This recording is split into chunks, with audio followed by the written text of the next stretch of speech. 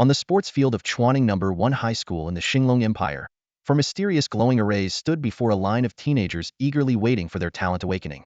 It was the annual awakening day for Imperial Beast Tamers, a pivotal moment for these 16-year-olds, as their awakened talents would determine the course of their future. Among the students of Class 8, Lin Han clenched his fists tightly, his gaze fixed on the awakening array not far away. As a transmigrator, he had been waiting for this day for 16 long years. This world, plagued by the emergence of dimensional rifts, was fraught with danger. Ferocious beasts roamed freely, and humanity relied on the power of awakening stones to gain talents, ushering in the age of beast tamers. When Lin Han stepped into the awakening array, the shimmering image of a multicolored awakening stone materialized before him. As he absorbed its energy, a crisp voice echoed in his mind, announcing the activation of the unlimited pay-to-win doubling system. With it, everything talents, beasts, skills could be doubled. As long as he kept spending, the system immediately granted him a starter gift pack, bestowing 100 points of doubling energy. Under the influence of this mysterious force, Lin Han not only awakened an 11-level talent, Stone Body, but also evolved it into the S-level Steel Body. Soon after, he awakened another S-level talent, Insightful Eye, which further advanced into the unprecedented Mythical Creation Eye. At that moment, a chill emanated from another awakening array, as Meng Xiao awakened her 11-level Ice talent. This academic prodigy, who consistently dominated the school rankings, instantly became the target of recruitment by major powers. Ultimately, she chose Betrayal Academy, which promised her a diamond-tier mentor and a gold-tier beast cub. As Lin Han's girlfriend of 3 years, Meng Xiao walked toward him, her beauty radiant in her red school uniform. Lin Han's heart swelled with joy, eager to share the news of his own talent awakening. But to his shock, before he could speak, Meng Xiao's crisp voice cut through the air. Lin Han, let's break up. The setting sun cast long shadows of 2 figures across the school field. Lin Han stared at Meng Xiao in disbelief, his voice trembling slightly. Why? Have you forgotten the promises we made? His mind drifted back to that starry night when they lay on this very field, vowing to become a pair of gifted beast tamers together. And now, the girl he had spent the last 3 years with was breaking up with him. Lin Han, you need to understand, Meng Xiao said, her tone carrying a hint of pity. I'm the only 11-level talent this school has seen in over a decade. That's a level you'll never reach. If you stay with me, you'll only hold me back and become a target of ridicule. Breaking up is actually for your own good. Her face wore an expression of concern, but deep in her eyes was a glimmer of condescension towards someone weaker. That's your reason? Lin Han froze, stunned. She had been the one who pursued him in the first place. When she had no money to live on, she never mentioned any kind of gap. And all the help I gave your family over these 3 years, does that mean nothing to you? His brows furrowed deeply. Something about this didn't add up. Why are you being so unreasonable? Meng Xiao's patience finally snapped. Being my first love was already the best compensation you could ask for. I'm an 11-level talent. Do you know how rare that is in this school's history? With my talent and looks, I'm destined to be with someone exceptional. And you? Other than your wealthy background, you're just an ordinary guy. Lin Han let out a bitter laugh. So, you're finally being honest. Turns out the person I've supported for 3 years is nothing but an ungrateful traitor. He turned to leave every second in her presence now felt nauseating. I've already found someone better, Meng Xiao said, a mocking smile playing at her lips. Lin Han froze mid-step. What did you just say? A week ago, I started dating Zhou Tong. The words hit him like a thunderbolt. A week ago? Weren't you on a trip to the imperial capital?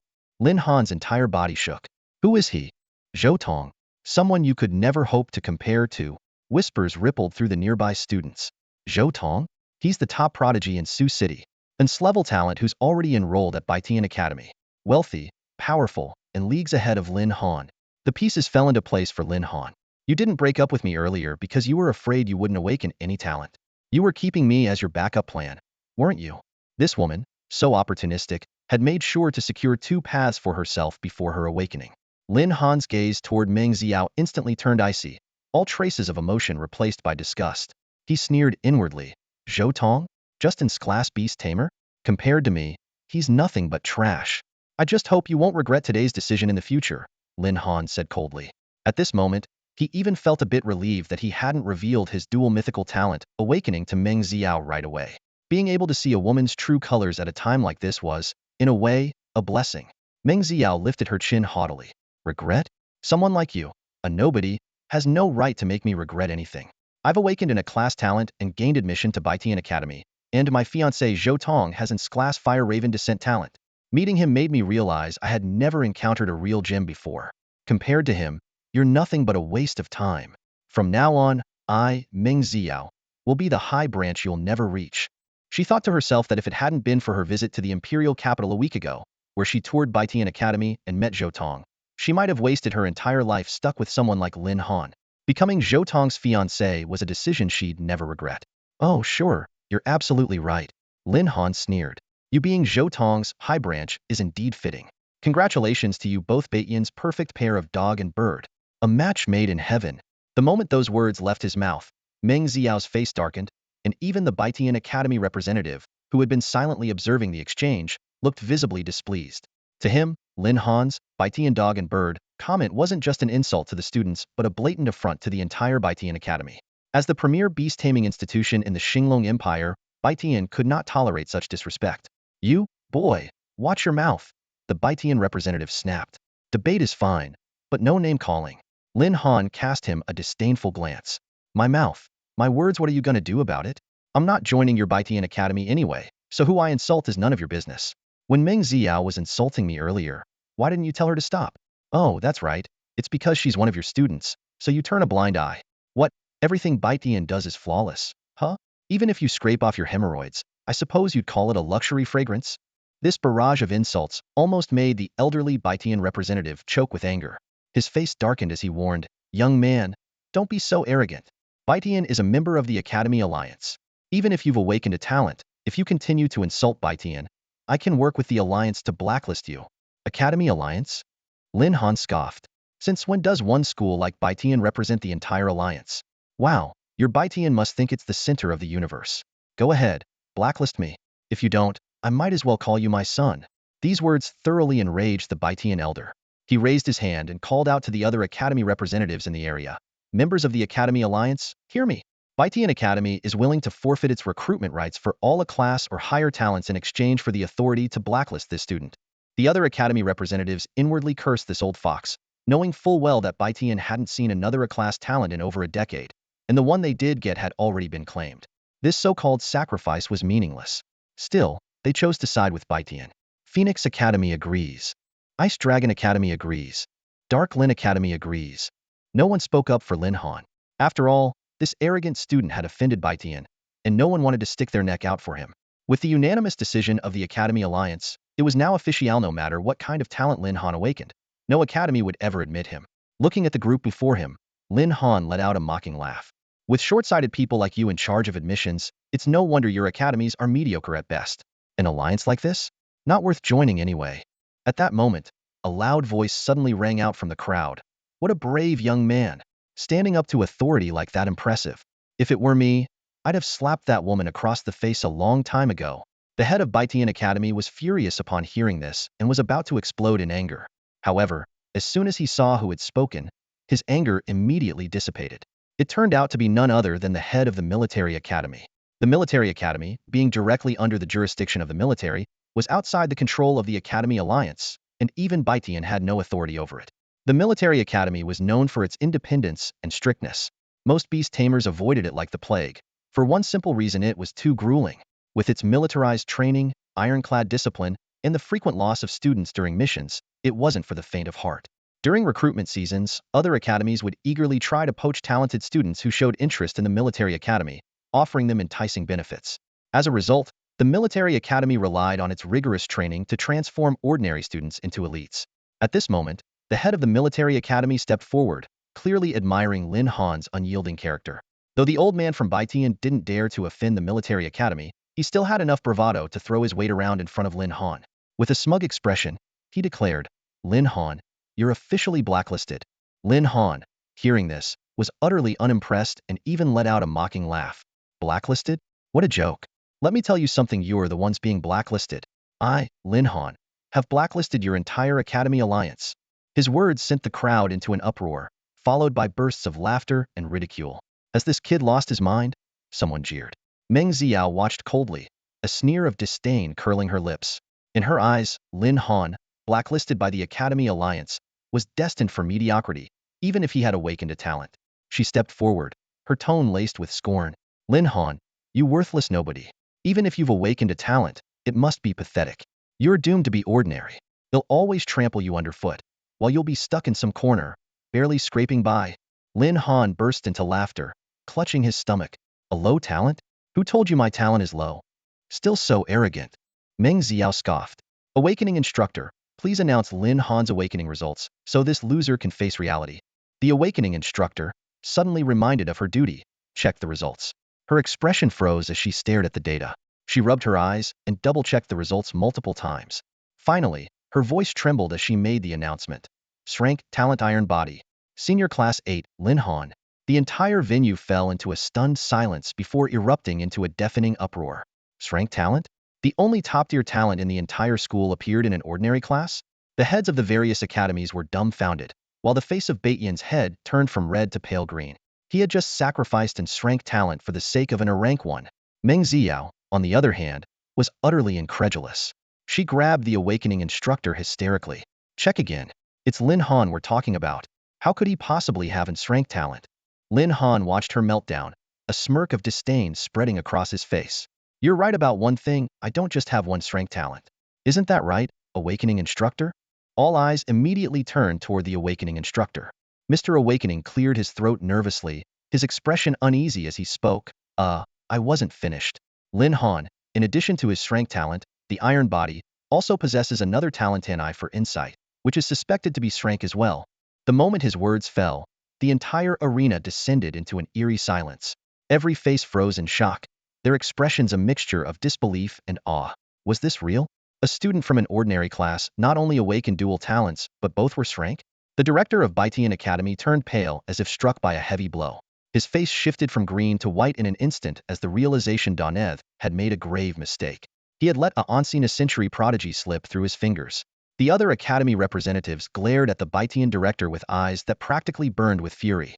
If not for him, how could they have missed out on such an extraordinary genius? And to make matters worse, they hadn't just missed out, they had offended him.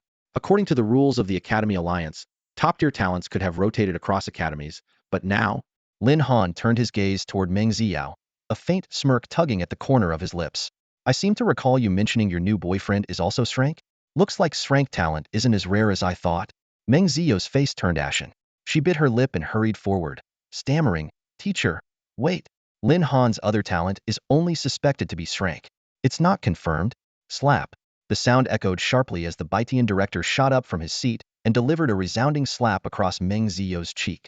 You dare speak? Even if it's only suspected, it's still dual talents. And one of them is a confirmed rank iron body.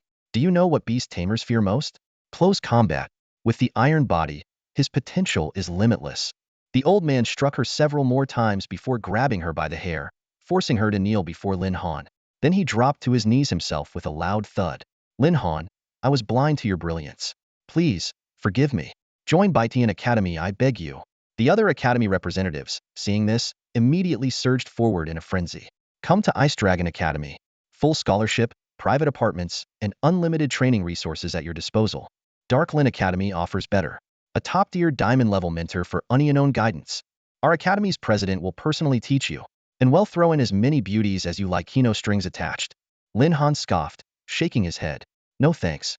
A mediocre, dual talent student like me wouldn't dare aim so high as to join your prestigious academy alliance. It was then that the principal of First High finally snapped out of his daze. A dual rank prodigy had emerged from their school, something unprecedented in the entire Xinglong Empire. He quickly pushed through the crowd with a beaming smile. Now, what's all this commotion? You're all suffocating our dear Lin Han. The academy leaders retreated with defeated expressions. The principal of Yizhong stepped forward from the crowd, pulling Lin Han aside. The latter immediately asked, Principal, after my talent awakens, can I go to the incubation center tomorrow to select a beast? Yes, the principal quickly replied. I'll make arrangements with the incubation center in advance, so you can choose freely. As he spoke, he pulled out a vial of beast bonding elixir from his pocket, his wrinkled face lighting up with a smile. Lin Han, this is a specially crafted elixir from an alchemist. It enhances compatibility with beasts, making it easier to form a bond. Lin Han nodded and accepted the elixir. Without sparing a glance at Meng Xiao, who was kneeling disheveled in the plaza, he turned and left. Back at his modest apartment in Sioux City, Lin Han lay on his bed and opened his status panel. Host, Lin Han. Age, 16. Level, 0. Strength, 60. Agility, 40. Spirit, 120. Constitution, 70. Beast, none. Talents, Iron Body Strength, Eye of Heaven Mythical. Assets, 2.2 M. Premium points, 0. Energy multiplier, 0. The 2.2 million displayed on the panel didn't surprise Lin Han. Ever since his parents mysteriously disappeared 10 years ago, over 300,000 yuan had been deposited into his bank account annually. To him, this money felt more like compensation, and he had always been reluctant to spend it. Now, with the activation of his pay-to-win system, the funds finally had a purpose. After some thought, Lin Han decided to use the money to develop his beast space. While his iron body talent already granted him steel-like physical strength, it was sufficient for his current level and didn't require immediate improvement.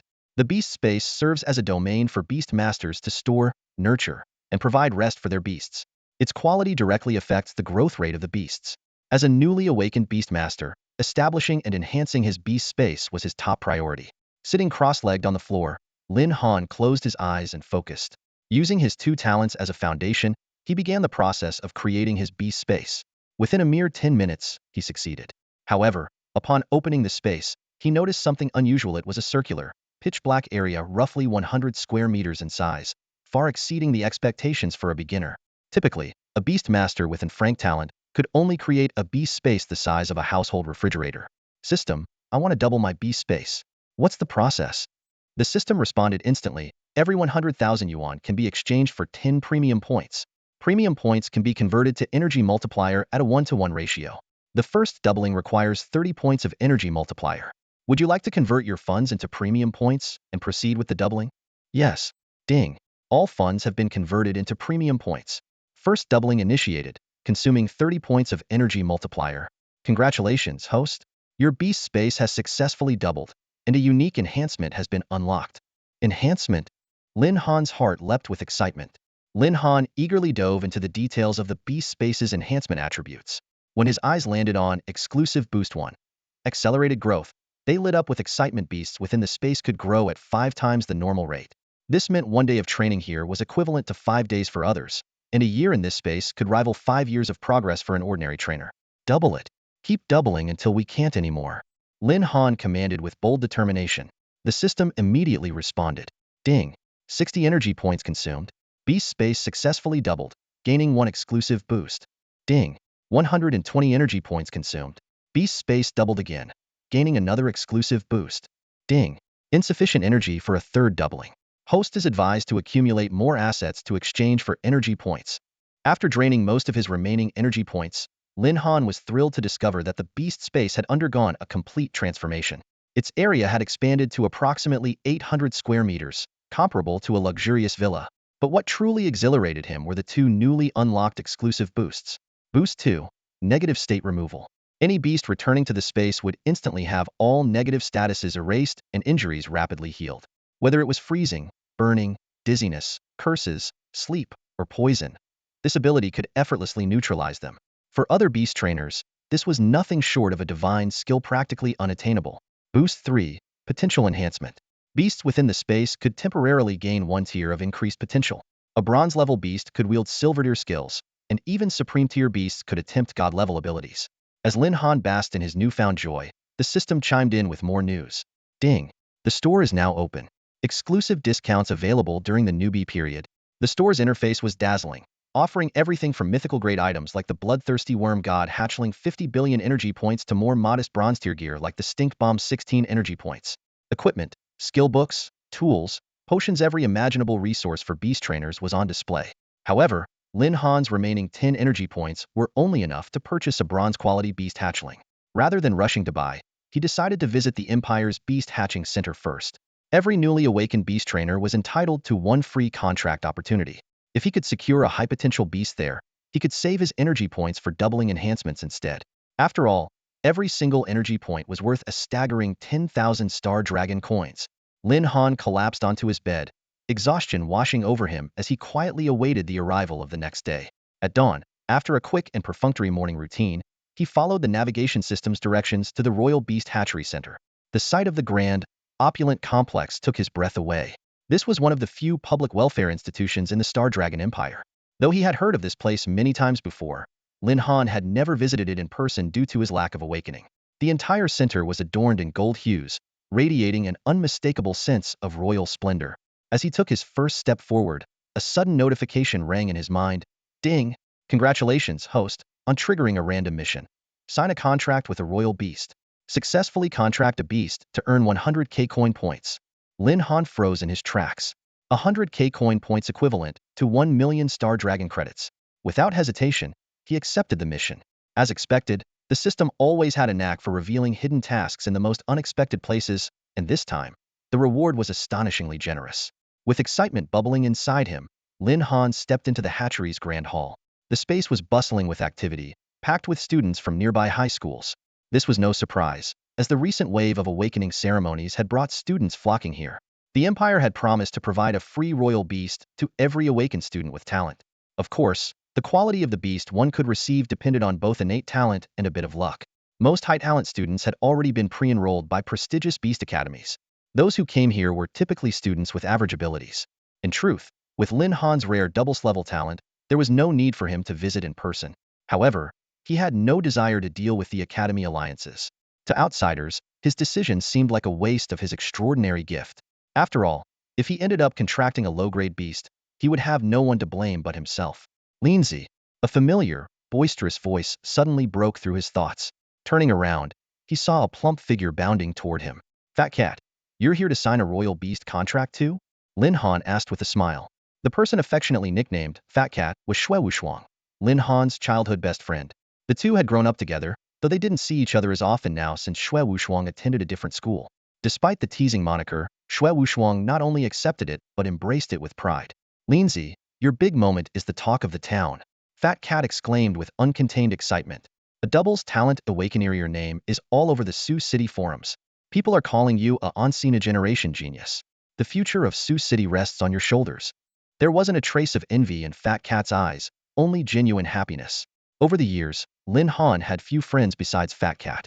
He once thought Meng Xiao would be the one to stand by him for life, but the events of yesterday shattered that illusion. At least he still had a friend like Fat Cat, someone who would stand with him against the world. With my talent, being a doubles is no big deal, Lin Han said, his tone lighthearted.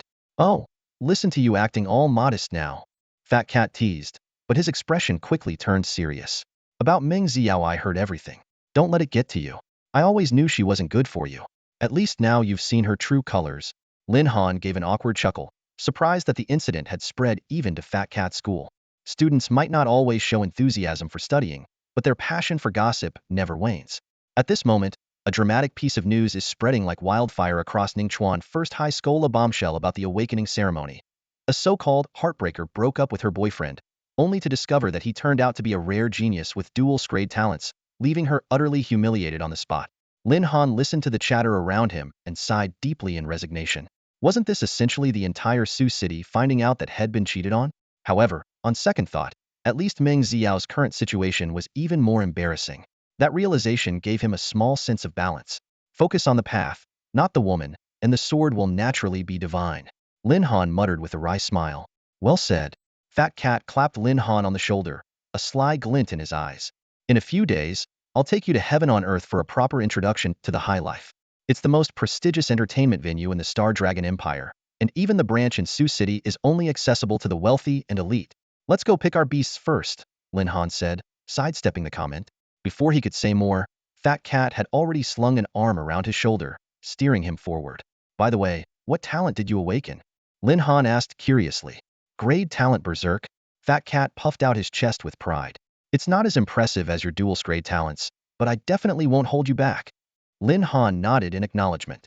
While Berserk was classified as a grade talent, it was undoubtedly among the top tier within its grade, practically a half step into a grade.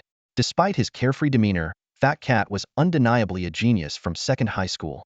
After all, the number of people in all of Sioux City awakening grade talents could be counted on one hand. The two bantered as they made their way to the registration room, only to find a row of self-service registration machines inside. Following the simplified procedures set by the Empire, they began registering their identities, the first step to obtaining their beast eggs. Fat Cat completed his registration first, and his information was immediately displayed on the large screen outside, drawing the attention of many students. In this world, a grade talent was already considered exceptional, as talent grades were directly linked to future potential. Next, Lin Han placed his identity card on the machine to complete his registration. The system instantly displayed his information. Name, Lin Han. School, Ningchuan First High School. Talents, Iron body grade, insightful ice grade. In that moment, the entire hatching center erupted into chaos. There must be a glitch in the system. Someone slapped me my dreaming? Dual grade talents? How is that even possible? I don't believe it. Why would someone awaken dual grade talents? Shocked voices filled the room as everyone's eyes locked onto the glowing screen that showcased Lin Han's information. What the heck? There must be an issue with the system. A startled exclamation shattered the usual calm of the Beast Incubation Center's main hall. The crowd erupted into a flurry of chatter. Double strength talent? That's impossible. The entire Beast Incubation Center was instantly thrown into chaos. Staff members gathered around the display screen, their eyes glued to the astonishing data. Inner rank talent was already a rarity, and strength talents were so scarce they could be counted on one hand across the entire Xinglong Empire. But now, the system was showing the existence of someone with a double strength talent. In the office of the Beast Incubation Center, the commotion was no less intense. At a desk in the far corner, a well-built manager Ting of the center frowned and asked, "What's all the noise about?" Manager Tong, "The system just registered a student with a double strength talent," a staff member reported anxiously. "Ridiculous. Our system is the most advanced in the entire empire. How could it possibly make a mistake?" Manager Tong strode to the workstation and began reviewing the information. The moment the name Lin Han appeared on the screen, his expression changed dramatically. Lin Han? Wait. The principal from Chuaning Number 1 High School mentioned this exceptionally gifted student yesterday. Manager Tong muttered, slapping his forehead. That old man didn't even bother to clarify just how extraordinary this kid's talent was. If I'd known, I would have gone to greet him personally. Meanwhile, Lin Han and his plump cat companion stood frozen in place, suddenly the center of everyone's attention. As the pair struggled to process what was happening, a team of security guards rushed out and formed a protective ring around them. Manager Teng arrived just in time, stepping up beside Lin Han. "Lin Han, I'm Teng Jibua, the manager of the Beast Incubation Center. Please follow me through the VIP passageway to ensure your beast incubation process goes smoothly." "But I'm not a VIP," Lin Han said, looking genuinely confused. Manager Teng suppressed his exasperation. "That doesn't matter. If I say you're a VIP, then you are. Leave the rest to me. Are you sure I won't cause any trouble for you?" Lin Han asked innocently. Manager Teng sighed deeply, forcing a smile. "For heaven's sake, just come with me already. If we delay any longer, there'll really be trouble." "All right then, but my friend has to come too." Lin Han gestured toward the plump cat at his side. He had already guessed that Manager Teng was eager to build a connection with him, and he wasn't about to let the opportunity slip away. It was only then that Manager Teng noticed the cat. After a brief moment of consideration, he nodded decisively. "If Lin Han's friend is involved, then they're my friend too. They'll receive the same treatment." "Thank you, Manager Teng." Lin Han and the cat chimed in unison. "Enough with the thanks, let's just get moving," Manager Teng urged, weariness creeping into his voice. An ordinary person would have left with the other party long ago, but Lin Han, this little rascal, clearly doesn't play by the rules. He cheerfully followed Manager Teng into a meticulously decorated VIP lounge. Manager Teng placed a platter of fresh fruit on the coffee table, his face brimming with a warm smile. "Lin, you really live up to your reputation, charming and sharp-looking, just as they say." Lin Han casually bit into an apple, raising an eyebrow as he asked, "Oh, and what exactly do they say about me?" The question caught Ting Jibua off guard. He had intended to throw out a casual compliment, but Lin Han had unexpectedly taken the bait and run with it. If it weren't for Lin Han's dual steer abilities, who would pay attention to a high schooler? But since the words were already out, he had no choice but to press on, awkwardly improvising. "They say you're striking, full of charisma, with an air of confidence, and, those big, expressive eyes." Watching Manager Teng struggle to string together compliments, Lin Han nodded in satisfaction. Just as Manager Teng thought he could finally relax, the chubby cat lounging nearby suddenly chimed in. "I'm Lin Han's best buddy. Has Manager Teng heard any rumors about me?" Manager Teng's composure nearly crumbled. Who would bother spreading rumors about this unassuming fellow? But seeing Lin Han's expectant gaze, he had no choice but to carry on, forcing a smile. "Of course I've heard. They say you're also striking, full of charisma." He practically recycled every adjective head just used for Lin Han. At last, Lin Han took pity on the poor man and shifted the subject. "It seems Manager Teng holds us in high regard." Of course, Manager Teng responded with visible relief, eager to escape further awkwardness. He quickly switched gears. "Lin Han, this must be your first visit to the Beast Incubation Center, right? Allow me to give you a proper introduction." Receiving Lin Han's nod of approval, Manager Teng launched into his explanation. The Beast Incubation Center is directly overseen by the capital of the Xinglong Empire. It's divided into primary and advanced incubation zones. Our main responsibility is to assist awakened high school seniors like yourself as they prepare for graduation. This rewritten version retains all essential plot elements while enhancing readability with vivid descriptions and a smoother narrative flow. The dialogue and character actions are crafted to bring the personalities to life and keep the reader engaged. Manager Tung smiled and slowly revealed the unspoken rules of the advanced zone. He explained that while the Beast Hatchery Center publicly claimed to be free and open to all, the advanced zone actually had certain entry requirements. Generally, the basic zone was designed for students with average talent or less privileged backgrounds. Lin Han understood this perfectly and did not argue with Manager Tung. After all, the Empire's resources were limited and had to be focused on individuals with real potential. A person's talent largely determined their future potential, so prioritizing top-tier resources for highly talented individuals was a widely accepted consensus across the Empire. Seeing Lin Han's understanding expression, Manager Tung continued, with your double steer talent, you'll naturally have no issues selecting a beast in the advanced hatchery zone. Then, Manager Tung shifted his tone slightly. However, Lin, you might not know this: many influential families, even if their heirs have mediocre talent, will pull strings to get them into the advanced hatchery zone. Do you know why? Why? Lin Han asked, puzzled. Luck. Manager Ting explained with a smile. If they're lucky, these heirs might bond with a rare or even legendary grade beast cub, which could significantly enhance their abilities. There have been cases in history where people succeeded because of this. Lin Han suddenly understood. As a newcomer who had just awakened his profession, he wasn't familiar with these industry secrets. Manager Ting added, of course, this all depends on luck, and I can't guarantee you'll hatch a height-tier beast. If the results aren't ideal, it's not something we can be held accountable for. Lin Han grasped the implication: if he managed to hatch a powerful beast, it would create a sense of obligation. If he gained nothing, then neither party owed anything to the other. He found this unspoken rule reasonable. Afterward, Manager Tung led Lin Han through several corridors before arriving at an impressive room. Along both sides were neatly arranged beast eggs of various kinds, each with a detailed label in front of it. This is the advanced beast egg section. You can look at the labels and choose one. Let me know when you've made your decision, Manager Ting said. Lin Han nodded in agreement, but in the next moment, his eyes suddenly experienced a sharp pain. To his astonishment, he realized he could see information about each beast egg that went far beyond what was written on the labels. Species: flame fox. Element: fire. Grade: bronze. Skill: flame roar basic. Description: a common fox species, known for living in groups and possessing innate fire control abilities. Lin Han carefully observed the beast egg in front of him, and the ability of the creation eye immediately revealed its astonishing insight. The information about the first beast egg was clearly displayed before him. Flame fox, fire element, bronze level aptitude. This seemingly ordinary fire element fox had an incredible evolutionary path with double the potential. Is this the true power of the creation eye? Lin Han's eyes widened in disbelief as he stared at the information floating before him. Through its double evolution, the flame fox could ascend to blazing fox at silver level, then explosive flame fox at gold level, and finally, due to species limitations, it could evolve up to explosive flame fox at platinum level, completing 3 evolutions in total. Shaken but intrigued, Lin Han quickly shifted his gaze to another beast egg.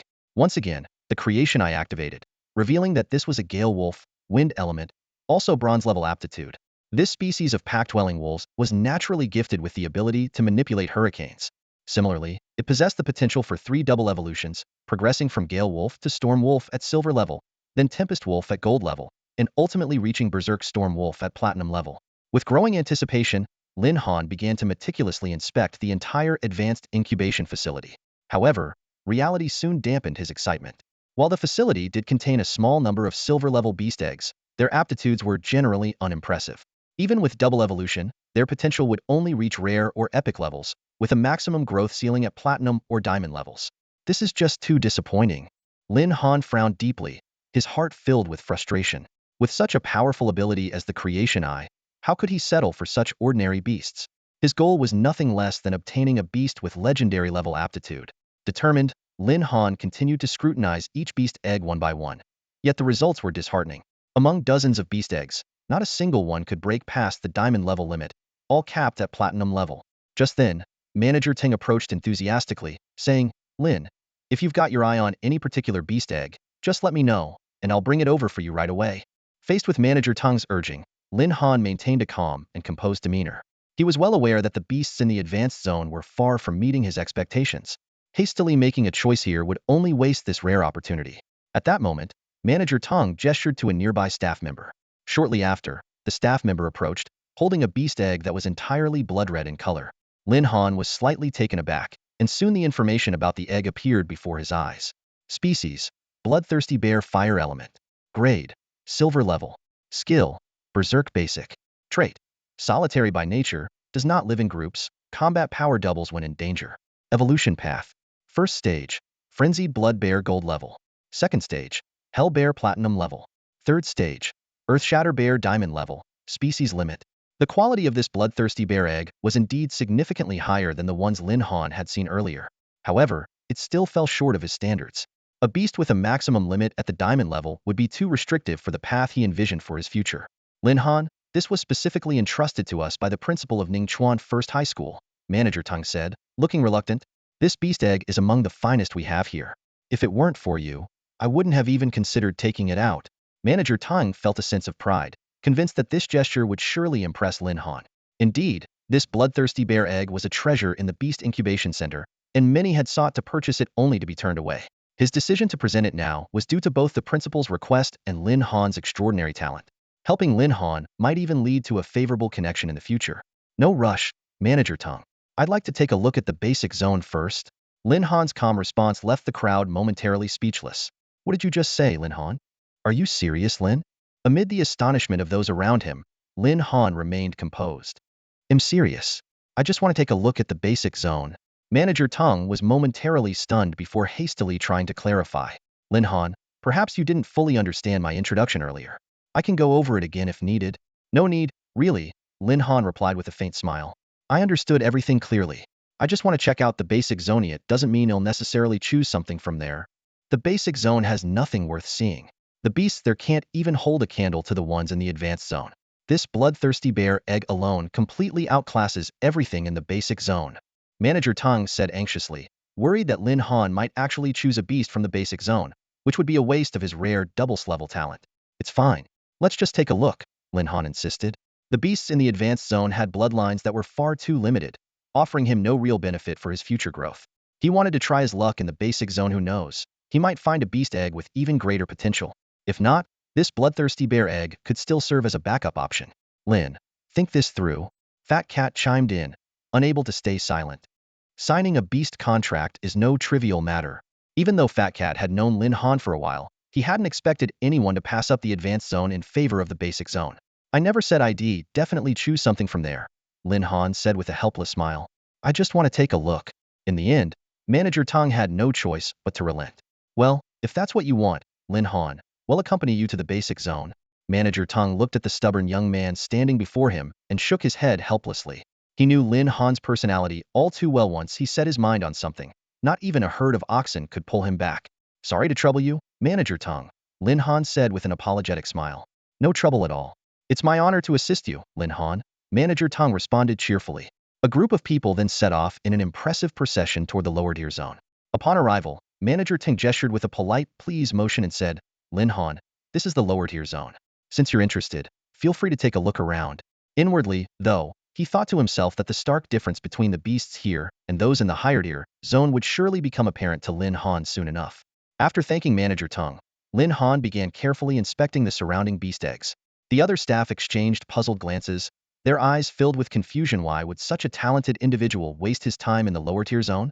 Unbothered by their gazes, Lin Han focused intently on examining the information for each beast egg. The first one, black armor ant, earth element, bronze level potential. While this common ant species was known for its strong social structure and innate building abilities, it was limited by its species traits and could only evolve through triple upgrades into platinum tier armor ant. This won't do, Lin Han muttered, shaking his head and moving on. The second one, black wind bug, fire element, also with bronze level potential. This solitary insect species had a natural ability for high-speed movement, but its evolution cap was similarly restricted to platinum tier golden beetle. This one doesn't meet the standard either, Lin Han frowned. He continued examining dozens of beast eggs, yet none of them seemed satisfactory. The beast eggs in this area were indeed all of bronze level quality, highlighting the significant gap compared to those in the higher tier zone. Lin Han carefully examined the beast eggs in the low-level section, his eyes gradually lighting up with excitement. After passing rows of seemingly ordinary eggs, he unexpectedly discovered a few with exceptional potential, some even surpassing the quality of those in the high-level section. His mood instantly lifted. Not far away, a staff member whispered to Manager Tang, Manager, look at Lin Han's expression. Do you think he's interested in one of the eggs from the low-level section? Manager Tang was taken aback. Don't be ridiculous. Lin Han isn't foolish. Who would ignore the high-level section and pick something from the low-level section? But Lin Han's way of thinking is quite unconventional. The staff member chuckled helplessly. At that moment, Lin Han suddenly stopped in front of a beast egg labeled as Xianfeng turtle. According to the Beast Hatchery Center's assessment, it was nothing more than an ordinary egg. However, through Lin Han's eye of fortune, a completely different set of information was revealed. Species: Zhu turtle, water type, rock type. Potential: legendary. Skill: triple water arrow burst. Trait: contains a trace of Xuanwu bloodline, naturally mastering water and rock abilities. Evolution path: first stage, Xuanwu, king level. Second stage, dark Xuanwu, supreme level. Third stage, devouring Xuanwu, saint level. Fourth stage, Xuanwu ancestor emperor, mythical level. Lin Han's breathing grew rapid, and he could barely contain his excitement. A legendary beast capable of evolving to mythical level had been misclassified as an ordinary Xianfeng turtle. This was an unbelievable stroke of luck. Manager Tong, Lin Han called out. Manager Tong approached with a bright smile, assuming Lin Han was ready to return to the high-level section. However, Lin Han's next words struck him like lightning. I want to bond with this Xianfeng turtle egg. Wait, Lin Han, are you sure about this? Manager Ting asked in disbelief. You're really choosing this Xianfeng turtle? Yes, this is the one. Lin Han replied with unwavering determination. As soon as he said this, all the staff gathered around, trying to dissuade him. Lin Han, with your double-level talent, this Xianfeng turtle isn't worthy of you. Exactly. It's a waste of your potential. Why don't we go back to the high-level section? There are plenty of better options there. Even Shui Wushuang, standing nearby, looked puzzled. Lin, are you serious? This Xianfeng turtle seems so ordinary. Manager Tong felt his frustration boiling over. As a double-steer genius from Miss City, Lin Han wasn't just the city's pride, but also the future star of the entire Xinglong Empire. Yet here he was, choosing a low-level, seemingly mundane beast egg. If Lin Han weren't standing right in front of him, Manager Tong might have screamed out loud at the absurdity of this decision. Lin Han shook his head with a faint smile, a determined glint flashing in his eyes. This beast egg resonates with me deeply. Perhaps it holds unexpected surprises. The chubby cat felt a tinge of regret for Lin Han but respected his decision. After all, Lin Han had always been resolute and independent in his choices, and this one was surely no exception. Lin, why don't we check out the advanced zone again? That bloodthirsty bear is far stronger than this gale wind turtle, Manager Tong suggested, still trying to persuade him. Manager Tong, I appreciate your kindness, but my decision is final, Lin Han replied firmly. Manager Tong was momentarily at a loss for words. This young man was unbelievably stubborn. Didn't he understand that a beast tamer could only bond with one beast per stage? Breaking the bond was not only costly but also incredibly challenging. For someone with a doubles rank talent to choose a bronze-grade gale wind turtle at the first stage, it was practically gambling away his future. Faced with another round of persuasion, Lin Han merely responded with a calm smile and chose not to speak further. Seeing this, Manager Tong could only sigh in resignation and say, well, since you've made up your mind, there's nothing more we can say. Thank you for understanding, Manager Tong. Lin Han replied with a warm smile. He then carefully cradled the gale wind turtle beast egg in his arms, as if it were a priceless treasure. He couldn't afford to let it out of his sight, not even for a moment. Losing it would be a regret he could never live down. Watching this scene, Manager Ting muttered inwardly, just how obsessed is this kid with that damn turtle? Under Lin Han's firm stance, Manager Tong ultimately had no choice but to relent. After all, the decision of which beast companion to choose rested entirely in Lin Han's hands. While Manager Tong wished to provide assistance, he couldn't force the matter. The two of them swiftly completed the remaining procedures. Lin Han, from this moment on, this beast egg is officially yours, Manager Ting said, his face betraying a hint of disappointment. Internally, he couldn't help but feel frustrated. Why couldn't someone with such extraordinary talent be himself? Lin Han beamed with gratitude. Thank you so much, Manager Ting. Without your help today, who knows when I would have succeeded? Manager Tong's expression turned sullen, and he made no effort to respond. Before leaving, Lin Han pulled Fat Cat aside and spoke in a low voice. Fat Cat, I know you want to choose a feline-type beast companion, but I suggest you go to the low-level section and pick the Sacred Light Grass beast egg. Sacred Light Grass? What's that? Fat Cat asked, looking puzzled. Don't worry about what it is. Trust me, his is for your future. Choose that egg, and you won't regret it, Lin Han urged repeatedly. Although still confused, Fat Cat nodded in agreement. After bidding farewell, Lin Han carried the beast egg, actually a Xianfeng turtle, which was secretly a candle turtle, and jogged home. Today is my lucky day, Lin Han thought, grinning as he looked at the beast egg in his hands. Wasting no time, He took out the beast-taming potion that the principal had given him the day before and drank it. Moments later, cracks began to form on the surface of the egg. As time passed, the shell started breaking apart, with a piece at the top falling off. Lin Han held his breath as he watched a tiny claw emerge, followed by a second claw. The two claws worked together to push aside the broken shell, and soon, a small, adorable head popped out. The creature appeared to smile at Lin Han. Did the heavens I make a mistake? How can a legendary beast companion look this cute? Lin Han was momentarily baffled. The candle turtle fully emerged from its shell, climbing along his arm and onto his shoulder. It stretched its neck and affectionately nuzzled his cheek. All right, that tickles. Despite his lingering doubts, Lin Han accepted reality. Following the methods he'd learned, he began the process of forming a contract with the candle turtle. The final step required physical contact with the beast companion. Nervously, Lin Han placed his hand on the candle turtle. Instantly, a warm current spread through his body, filling him with an indescribable sense of comfort, as though he had been reborn. It felt as if an invisible chain now connected him to the candle turtle. Soon after, his professional interface updated with the candle turtle's information. Legendary species, Thin Xuanwu bloodline. Level, 0. Strength, 542.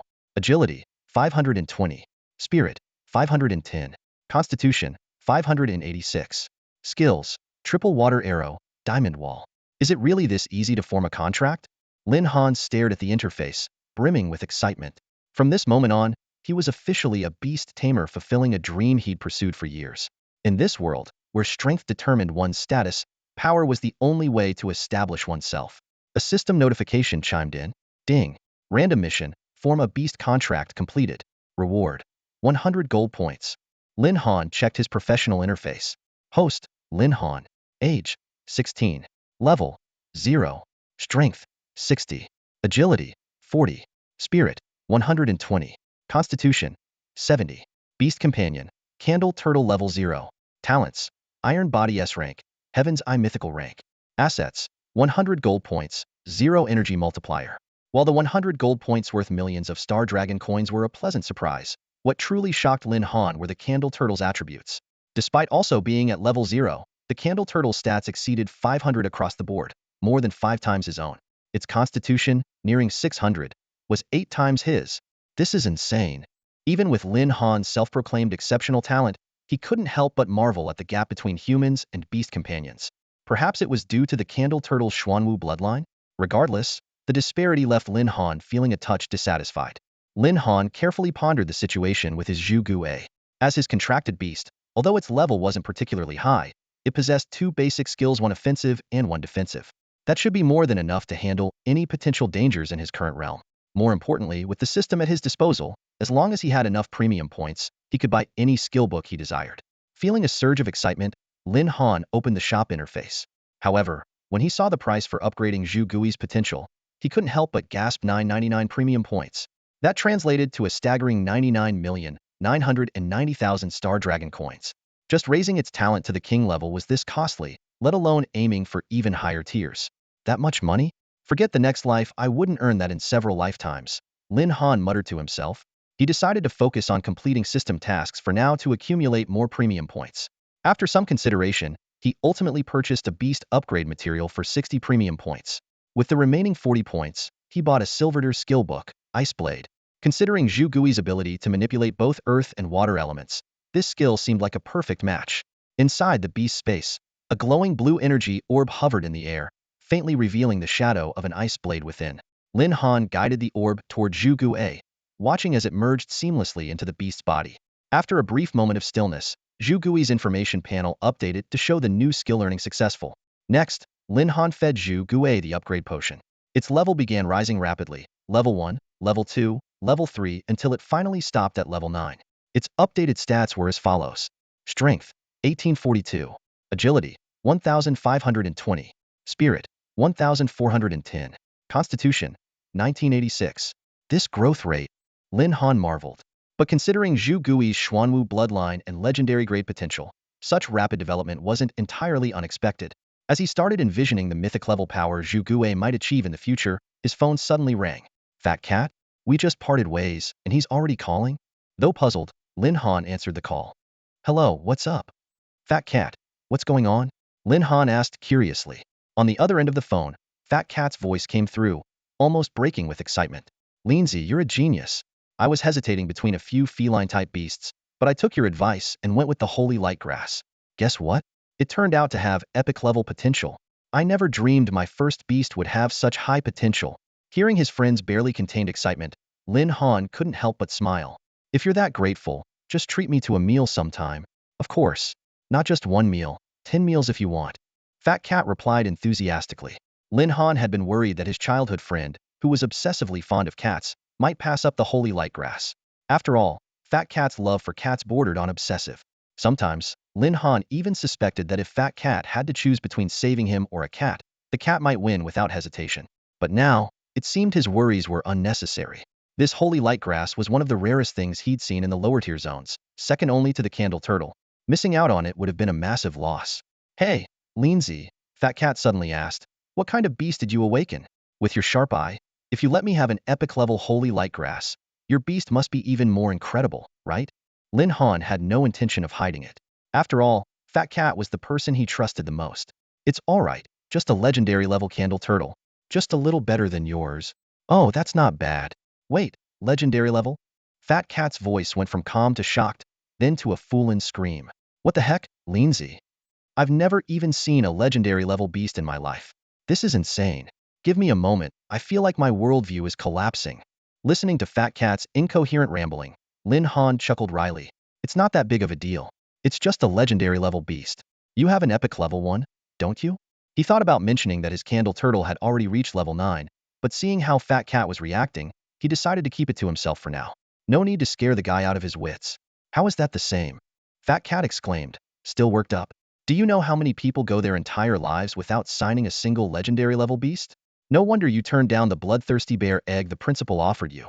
With a beast like that, who would even look at that garbage? Well, it's not that big of a deal, Lin Han said helplessly. If he'd known this would be the reaction, he might have kept quiet. Lindsay, with your double steer talent and a legendary level beast, you're going to dominate all of Sioux City. That 3 million reward is as good as yours. 3 million? What 3 million? Lin Han asked, completely confused. Seriously, has your house been cut off from the internet? Fat Cat sighed in exasperation. Then again, I guess it makes sense. Not many people know about this yet. I just thought the school would have told you in advance because of your double steer talent. The city of Sioux has garnered unprecedented attention from the Empire due to the emergence of a genius with a double strength talent and Meng Xiao, who possesses an rank talent. In response, the Empire has introduced an unprecedented reward policy. The top scorer in the upcoming Unified Recruitment exam will receive a reward of 30 million Star Dragon coins, along with other generous prizes. When Lin Han heard this news, he was completely stunned. 30 million Star Dragon coins, equivalent to 3,000 premium currency points, represented a fortune that could help him achieve numerous goals, enhancing the aptitude of his Zhu Gui, purchasing various items, and even upgrading his Beastmaster space. It was a prospect that left him struggling to stay composed. Are you sure this is true? Lin Han asked urgently, seeking confirmation from Fat Cat on the other end of the call. Of course it's true. Don't you trust me? Fat Cat replied confidently, patting his chest. Known for his cautious nature and reluctance to make unverified claims, his assurance only strengthened Lin Han's belief in the news. The so-called Unified Recruitment exam is a competition held a week after students awaken their talents. Typically, students with high-level talents are immediately recruited by prestigious academies on the day of their awakening. However, the Unified Recruitment offers an opportunity for those with lower-level talents to prove their strength by forming contracts with high-grade beasts, thereby earning a chance to enroll in these academies. Additionally, some ordinary academies specifically rely on this exam to select students. Lindsay, with rewards this lucrative, it's not just the lower-tier talent folks who participate. Even students who've already been specially recruited are planning to return and compete, Fat Cat added. The allure of 30 million Star Dragon coins is just too strong. That Meng Xiao will definitely show up for the Unified Recruitment as well. Don't worry, I'll make sure to teach that ungrateful witch a lesson. Fat Cat exclaimed with visible excitement, his eyes burning with anger. I've been annoyed with her for a long time, and now I finally have a chance. But she's got an A-level talent. Aren't you afraid? Lin Han asked with a calm smile. Afraid? What would I be afraid of? Fat Cat scoffed dismissively. I'm a genius who has signed an epic-level beast contract. An A-level talent is nothing to me. Just wait and see how I take her down. Lin Han nodded in agreement. You're right. At lower levels, talent is important, but the strength of one's contracted beasts is the real deciding factor. Right now, everyone is still unfamiliar with their skills and lacks combat experience. so talent gaps aren't as obvious. In fact, the advantage of a stronger beast can outweigh talent at this stage. Although Fat Cat's level berserk talent fell short of Meng Xiao's level talent, his epic beast contract gave him an edge, leaving him with no fear of her. As for Lin Han, Meng Xiao wasn't even a concern in his eyes. You don't have to step in for this. I'll deal with her myself, Lin Han said, a glint of cold determination flashing in his eyes. Memories of the elder from Baitian Academy's disdain and the collective rejection of his enrollment by major academies surfaced in his mind, fueling his desire for revenge. He was already envisioning the scene at the entrance exam trials, dominating the competition, claiming the prize money, and refusing to join their institutions. The thought thrilled him even more than the prospect of contracting a legendary beast. Since you want to handle it personally, I'll leave it to you, Fat Cat said confidently. Just focus on syncing with your beast. With your abilities, you're bound to shine in the entrance trials.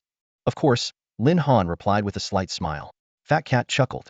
I was planning to take first place myself, but considering your talent and beast, I guess I'll settle for second. After exchanging a few more words, the two ended the call. Lin Han immediately began drafting a detailed plan for the week ahead. He had to level up before the entrance trials. Knowing Meng Xiao had the resources of Baitian Academy backing her, he couldn't afford to slack off. Just as he finished his planning, a system notification chimed in. Ding. System task triggered. Task name: defeat a higher-level enemy. Task objective: defeat a silver-tier beast. Task reward: 150 gold points. Perfect timing. Lin Han's grin widened as he grabbed his gear and headed towards the training zone. He chose a nearby mage training area, which was better suited for elemental talent users like himself. Although his contracted beast, the Zhu Gui, already possessed silver-tier strength, he knew to remain cautious for its first real battle. As the Zhu Gui emerged from its beast space, it affectionately brushed against Lin Han's leg. The two began their ascent up the mountain path, but their progress was abruptly halted by a spiderweb blocking the way. From above, a grotesque spider with a human facia level 3, human-faced demon spider descended to confront them. Lin Han instinctively stepped back, but the Zhu Gui stood unfazed, exuding confidence. It quickly formed several water projectiles in its mouth, the first of which struck the spider square in its abdomen. Green ichor oozed down the web as the system notification sounded. Successfully defeated, human-faced demon spider. Gained 100 EXP. The battle ended as swiftly as it began. Without hesitation, the Zhu Gui launched 2 more water projectiles, eliminating 2 shadowy figures lurking nearby. The system notifications came in rapid succession, and Lin Han's level shot up to 1. Before he could fully process the situation, the Zhu Gui had already torn through the spiderweb, charging forward to decimate an entire nest of human-faced demon spiders. The notifications continued to flood in, and Lin Han's level soared all the way to 5. In an instant, chaos unfolded before Lin Han. In just a matter of minutes, the Zhu Gui had effortlessly annihilated the entire nest of human-faced demon spiders, clean and efficient without a hint of hesitation. This display of innate combat talent left Lin Han marveling at the natural prowess of a mythical-grade beast companion. Through this battle, Lin Han successfully advanced to level 5. Having been fully absorbed in observing Zhu Gui's fight, he only now noticed the changes in his own stats. Host: Lin Han. Age: 16. Level: 5. Strength: 410. Agility: 390. Spirit: 470. Constitution: 420. Beast Companion: Zhu Gui level 9. Talents: Iron Bodies grade, Eye of Providence mythical grade. Assets: 0k coins, 0 double points. Although level-ups usually come with restrictions, jumping 5 levels at once had increased his attributes by a total of 350 points, far exceeding his expectations. Typically, a beast tamer's stats remain under 1,000 before level 10, with even the most gifted ones capping at around 800. At this rate of growth, Lin Han was confident he could break the 1,000 point threshold by level 10. This validated the advantage of combining double-grade talents with a mythical-grade beast companion, allowing him to start pulling ahead of others in terms of stats. Lin Han couldn't help but wonder. If Zhu Gui were a mythical-grade beast companion, could his stats potentially skyrocket to 2,000? A powerful beast companion naturally benefits its tamer through a phenomenon known as feedback. This is one of the reasons the Empire organizes centralized recruitment.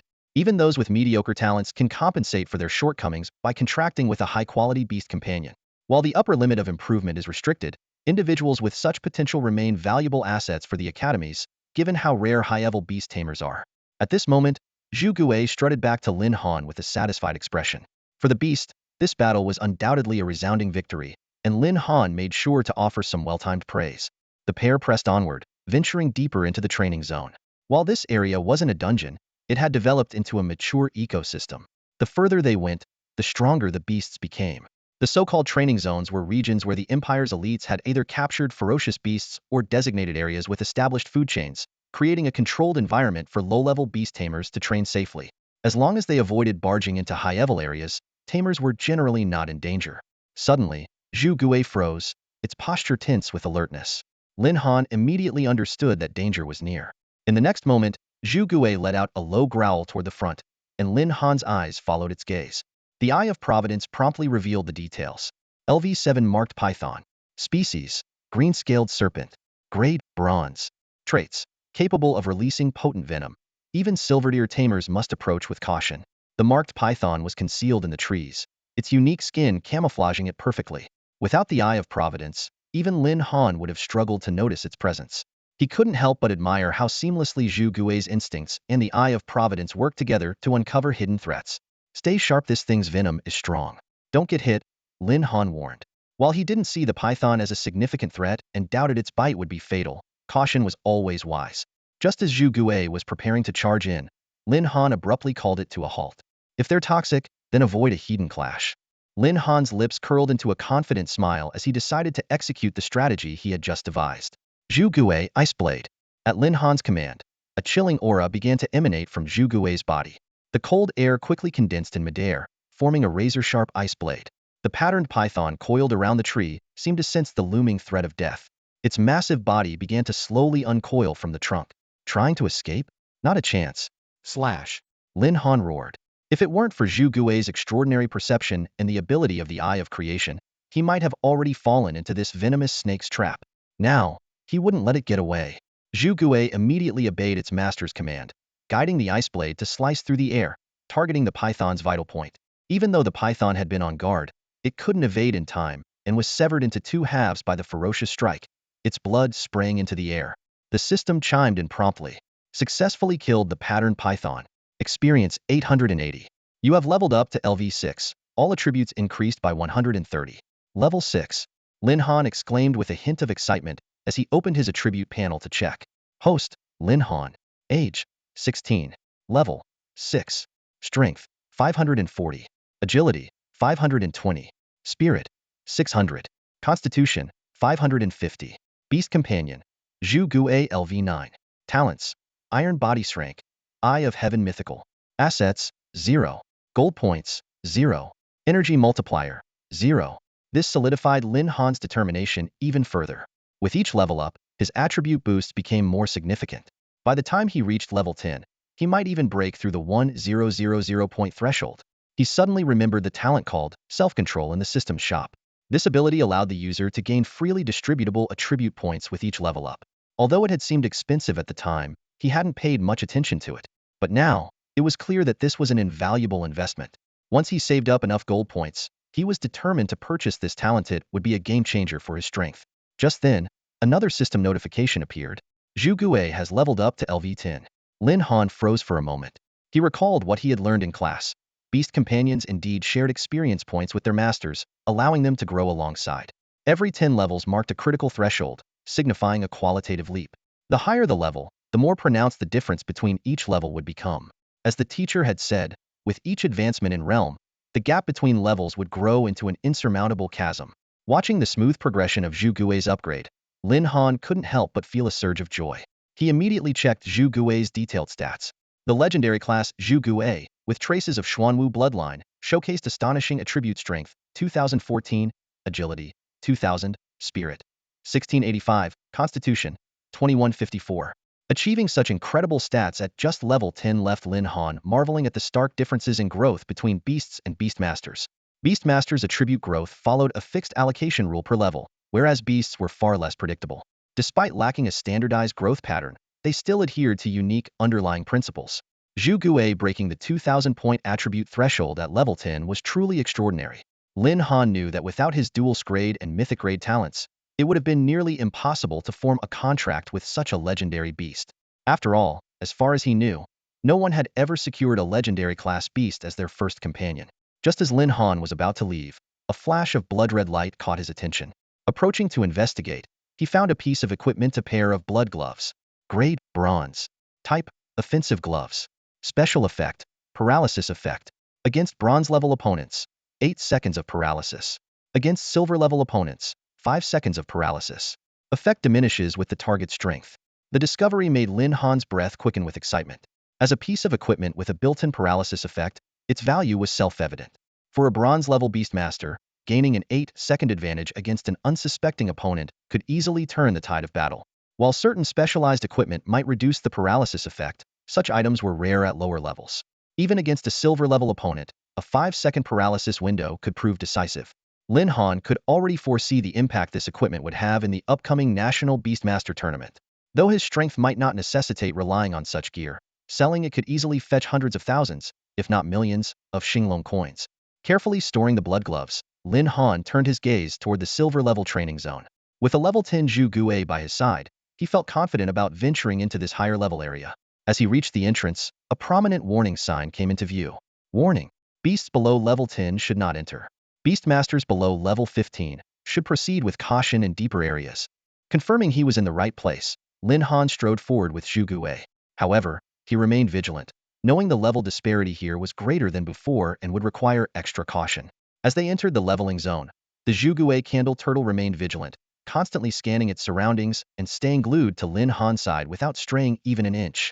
They had barely advanced 100 meters when a blue figure suddenly darted past them, its speed astonishingly fast. Although Lin Han couldn't clearly see the creature's appearance, his creation eye had already locked onto the target. LV-11 Lightning Ming, a member of the blue-striped Ming clan, silver-tier traits. Extremely fast, its body crackles with lightning energy. Engaging in close combat without strong defensive capabilities is highly inadvisable. Level 11 was the threshold of the silver tier. This majoriented leveling zone lived up to its reputation. Every beast encountered so far was unsuitable for close combat, making it a perfect training ground for majoriented beast tamers. In comparison, those with magical aptitude had a clear advantage here. Despite the Lightning Mink's impressive power, the Zhu Gui was only one level away from reaching the silver tier itself. Confidently, Lin Han gave the order, "Zhu Gui, take it down." The Zhu Gui immediately launched its attack, firing 3 consecutive water projectiles with a deafening roar. However, the nimble Lightning Mink dodged each one with ease. This was no ordinary leveling zone. The strength of the beasts here was on a completely different level. Lin Han frowned deeply. Whether in terms of intelligence or speed, this Lightning Mink far surpassed the previous foes he had encountered, like the human-faced spider and the python.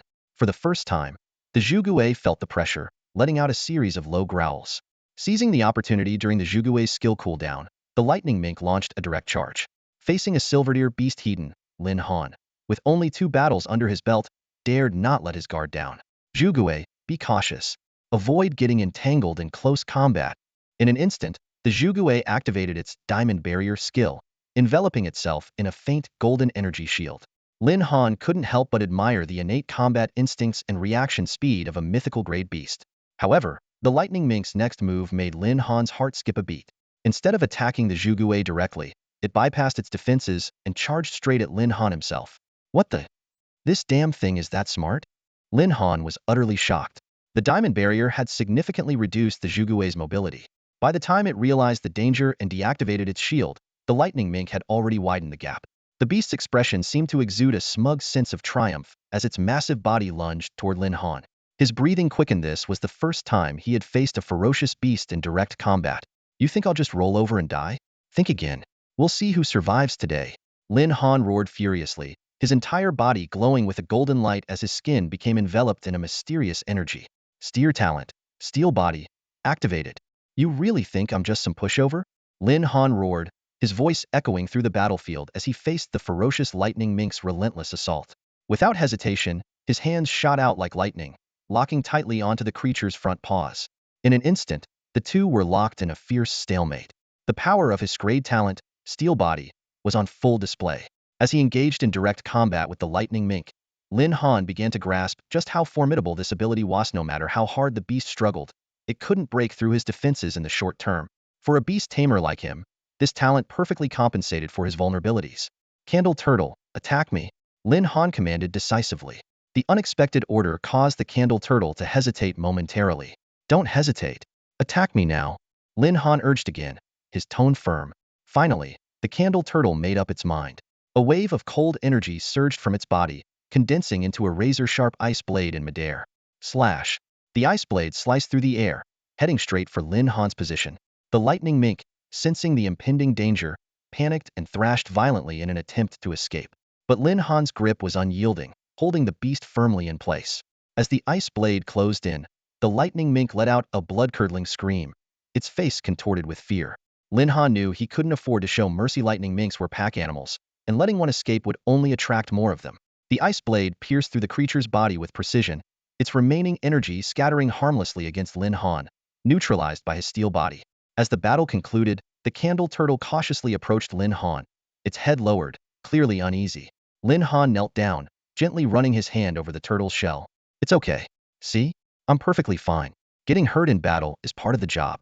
We're partners who share life and death, and there are even greater challenges ahead of us. Didn't we work together really well this time? Hearing his words, the candle turtle slowly lifted its head and affectionately nudged Lin Han's pant leg. This battle had taught Lin Han an important lesson.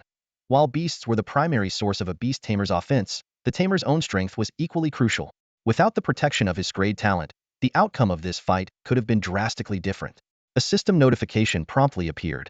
Lightning Mink successfully defeated. Gained 1854 experience points. You have leveled up to LV7. All attributes increased by 150. System mission, defeat a higher level enemy completed. Reward, 150 premium credits. In just a few hours, Lin Han had advanced to level 7, while the candle turtle had broken through to level 11, officially stepping into the ranks of silver grade beasts. The system displayed the candle turtle's updated stats. Legendary species, faint Xuanwu bloodline. Level, 11. Strength, 2,756. Agility, 2,684. Spirit, 2,458. Constitution, 2,980. After advancing to the silver rank, Lin Han stared at the numbers displayed before him, his mind overwhelmed with shock. What truly left him speechless was the nearly 3,000 points in the physique category. A terrifying figure. Just at level 10, he had been quite proud of breaking past 1,000 points, but now, compared to Zhu Gue, his achievement seemed utterly insignificant. Initially, he thought reaching 1,800 or 2,000 points upon advancing to silver rank would be the upper limit. Little did he expect Zhu Gue to shatter his understanding entirely. Man, comparing myself to a turtle is just infuriating. Lin Han couldn't help but sigh inwardly.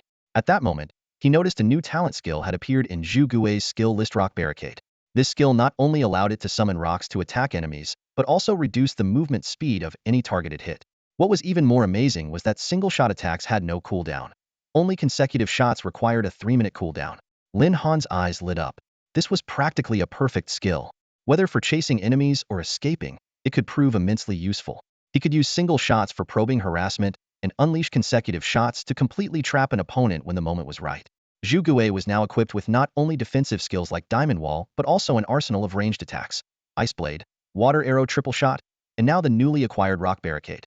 This training zone seemed almost tailor-made for Zhu Gue. With these thoughts, Lin Han's fighting spirit surged. Sensing his excitement, Zhu Gue let out a few responsive cries. What? You're saying it would be even better if you could grow bigger? Lin Han chuckled. Not a bad idea. If I could ride you. Even though you're a turtle, it would still look pretty cool. Zhu Gue? Lin Han and Zhu Gue, one man and one beast, pressed forward with high spirits. As they ventured deeper into the leveling zone, they encountered 3 level 11 thorn scorpions. These ferocious creatures were massive, each only slightly smaller than Zhu Gue, a stark contrast to the tiny scorpions of Lin Han's previous life. However, Zhu Gue had already advanced to silver tier. Facing these 3 thorn scorpions of the same level, Lin Han wore a confident smile. Take them down. Watch out for their venom and focus on ranged attacks. Lin Han reminded Zhu Gue before stepping aside to observe.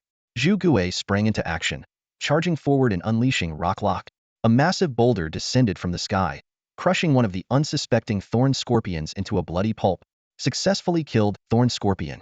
Gained 1,454 EXP. The remaining 2 thorn scorpions, enraged, lashed their stingers toward Zhu Gue. Zhu Gue reacted swiftly, summoning a diamond wall to block the attack. The thorn scorpions, undeterred, relentlessly struck the barrier with their stingers.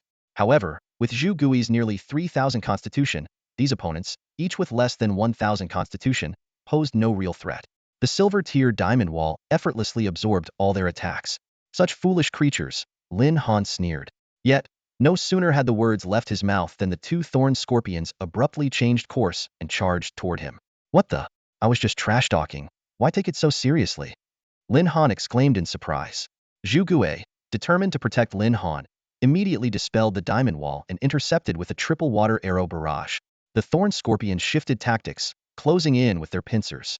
During the cooldown of the water arrow, Zhu Gui unleashed an ice blade, slicing one of the thorn scorpions cleanly in half. Successfully killed thorn scorpion. Gained 1,454 EXP. The last thorn scorpion emitted an angry buzz and launched itself at Zhu Gui in a desperate charge. As a legendary grade beast with Xuanwu bloodline, Zhu Gui faced it heat-en without hesitation. For the first time, Lin Han witnessed Zhu Gui engaging in melee combat against a silver-tier beast, and his blood boiled with excitement. He knew that with Zhu Gui's overwhelming stats, victory was assured. But at that moment, a sound of earth breaking came from behind Lin Han. Turning around, he saw the thorn scorpion's stinger emerging from the ground. It turned out that its heat-en clash with Zhu Gui was just a feint, and its true intention was to launch a stealth attack on Lin Han by burrowing its stinger underground. The stinger was already inches from Lin Han's chest. Zhu Gui roared in fury, flinging the thorn scorpion aside and rushing to Lin Han's aid. However, when it reached him, it saw Lin Han standing firm, gripping the thorn scorpion's stinger with ease. Relax, there's no way I'd fall for such a brainless trick, Lin Han reassured Zhu Gui, glancing at the thorn scorpion with disdain. Steer talent. Iron body. You've really gone to great lengths, Lin Han said with a light chuckle, a glint of sharpness flashing in his eyes. If I hadn't known beforehand that your tail stinger could extend so far, that move would have been quite difficult to dodge. In fact, from the moment he first laid eyes on the thorn scorpion, the Eye of Creation had already presented all of its information to Lin Han. It was precisely because of this foresight that he had prepared a countermeasure. During the intense battle between the candle turtle and the thorn scorpion, his gaze never left that dangerous tail stinger, not daring to let his guard down for even a moment. The instant the thorn scorpion's tail stinger plunged into the ground, Lin Han's instincts were already on high alert. The only uncertainty was whether this lethal strike was aimed at the candle turtle or at himself. If it targeted the candle turtle, the damage would be negligible, but if it was directed at him, it could leave him gravely injured, teetering on the brink of death or even kill him outright. It was this cautiousness that kept him maintaining his state of iron body, fully prepared for such a critical moment. And sure enough, the thorn scorpion unleashed its deadly strike. Candle turtle, finish it off, Lin Han commanded without hesitation. Although Lin Han emerged unscathed, the thorn scorpion's attempt at a sneak attack had thoroughly enraged the candle turtle. Without a moment's delay, it charged forward. The thorn scorpion, realizing the danger, tried to flee, but Lin Han firmly held onto its tail stinger. While the stinger could extend, it had its limits, and the distance between Lin Han and the scorpion was precisely at that limit. The candle turtle showed no mercy, crushing the last thorn scorpion into pieces. A system notification immediately followed. Thorn scorpion successfully slain. Experience points 1454. You have leveled up to LV8. All attribute stats increased by 170. Ah, that's satisfying. Level 8 already, Lin Han said, tossing aside the tail stinger and stretching lazily. Now, he was just 3 levels away from silver rank. Judging by the speed of his progress, it wouldn't be long before he reached it. Lin Han focused intently as he examined his stats panel. The attributes displayed before him were impressive. Strength 860, Agility 840, Spirit 920, and Constitution 870. Such rapid growth left him quite satisfied. At this rate, he estimated that all his attributes would exceed the 1,000 mark when breaking through to level 9, far surpassing his previous expectations. By the time he reached level 10, his overall stats could approach 1,300. This realization filled him with an uncontrollable sense of excitement. Just as he was reveling in the joy of his impending breakthrough, a sudden, intense buzzing noise reached his ears. The sound was overwhelming, like a swarm of locusts descending. Turning toward the source, Lin Han broke into a cold sweat. Dozens of level 10 bloodthirsty mosquitoes were swarming toward him in a menacing formation. The system promptly displayed detailed information about the bloodthirsty mosquitoes, a bronze-tier species known for their swarm behavior and their diet of blood. Even silver-tier beasts often fell victim when faced with their sheer numbers. Lin Han quickly realized that this swarm had likely been attracted by the scent of blood from the thorn scorpion he had slain earlier. Just my damn luck, Lin Han cursed under his breath. While the individual strength of each mosquito wasn't particularly threatening, their overwhelming numbers were truly terrifying.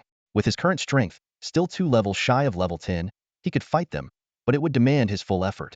This time, he couldn't afford to sit back and observe from the sidelines. He would have to fight alongside Zhu Gui to stand a chance. Zhu Gui, we're in this together, Lin Han commanded decisively. At his words, Zhu Gui immediately perked up, brimming with energy and ready for battle. As the bloodthirsty mosquitoes swarmed in, Lin Han activated his strength talent, Iron Body. He knew that allowing these creatures to drain his blood would put him at a severe disadvantage in the fight ahead. With a powerful punch, he pierced through an incoming mosquito, his 860 strength leaving no room for resistance. Bloodthirsty mosquito killed. Experience points 912. The system notifications flashed repeatedly. In the thick of battle, Zhu Gui also displayed remarkable combat prowess, even unleashing its rock lockdown skill. 3 massive boulders slammed into the ground, creating an effective barrier that limited the mosquito's movements. Man and beast worked together seamlessly, but the overwhelming number of mosquitoes kept them on high alert. For Lin Han, this battle was not only a life-or-death challenge but also a rare opportunity to hone his combat skills. As the fight continued, his experience points rapidly accumulated, with the numbers on his system panel climbing at an astonishing pace. The moment Lin Han successfully struck down the bloodthirsty mosquito, a warm surge coursed through his entire body. The system notification sounded immediately, indicating an experience gain of 912 points, pushing him straight to level 9. All his attributes increased by 190 points as a result. Breaking through yet again in such a short time reignited Lin Han's fighting spirit. His eyes gleamed as he scanned the battlefield, calculating inwardly. If he could wipe out this entire swarm of bloodthirsty mosquitoes, he might just push straight to level 10. However, just as he prepared to unleash a massacre, the scene before him made him freeze in shock.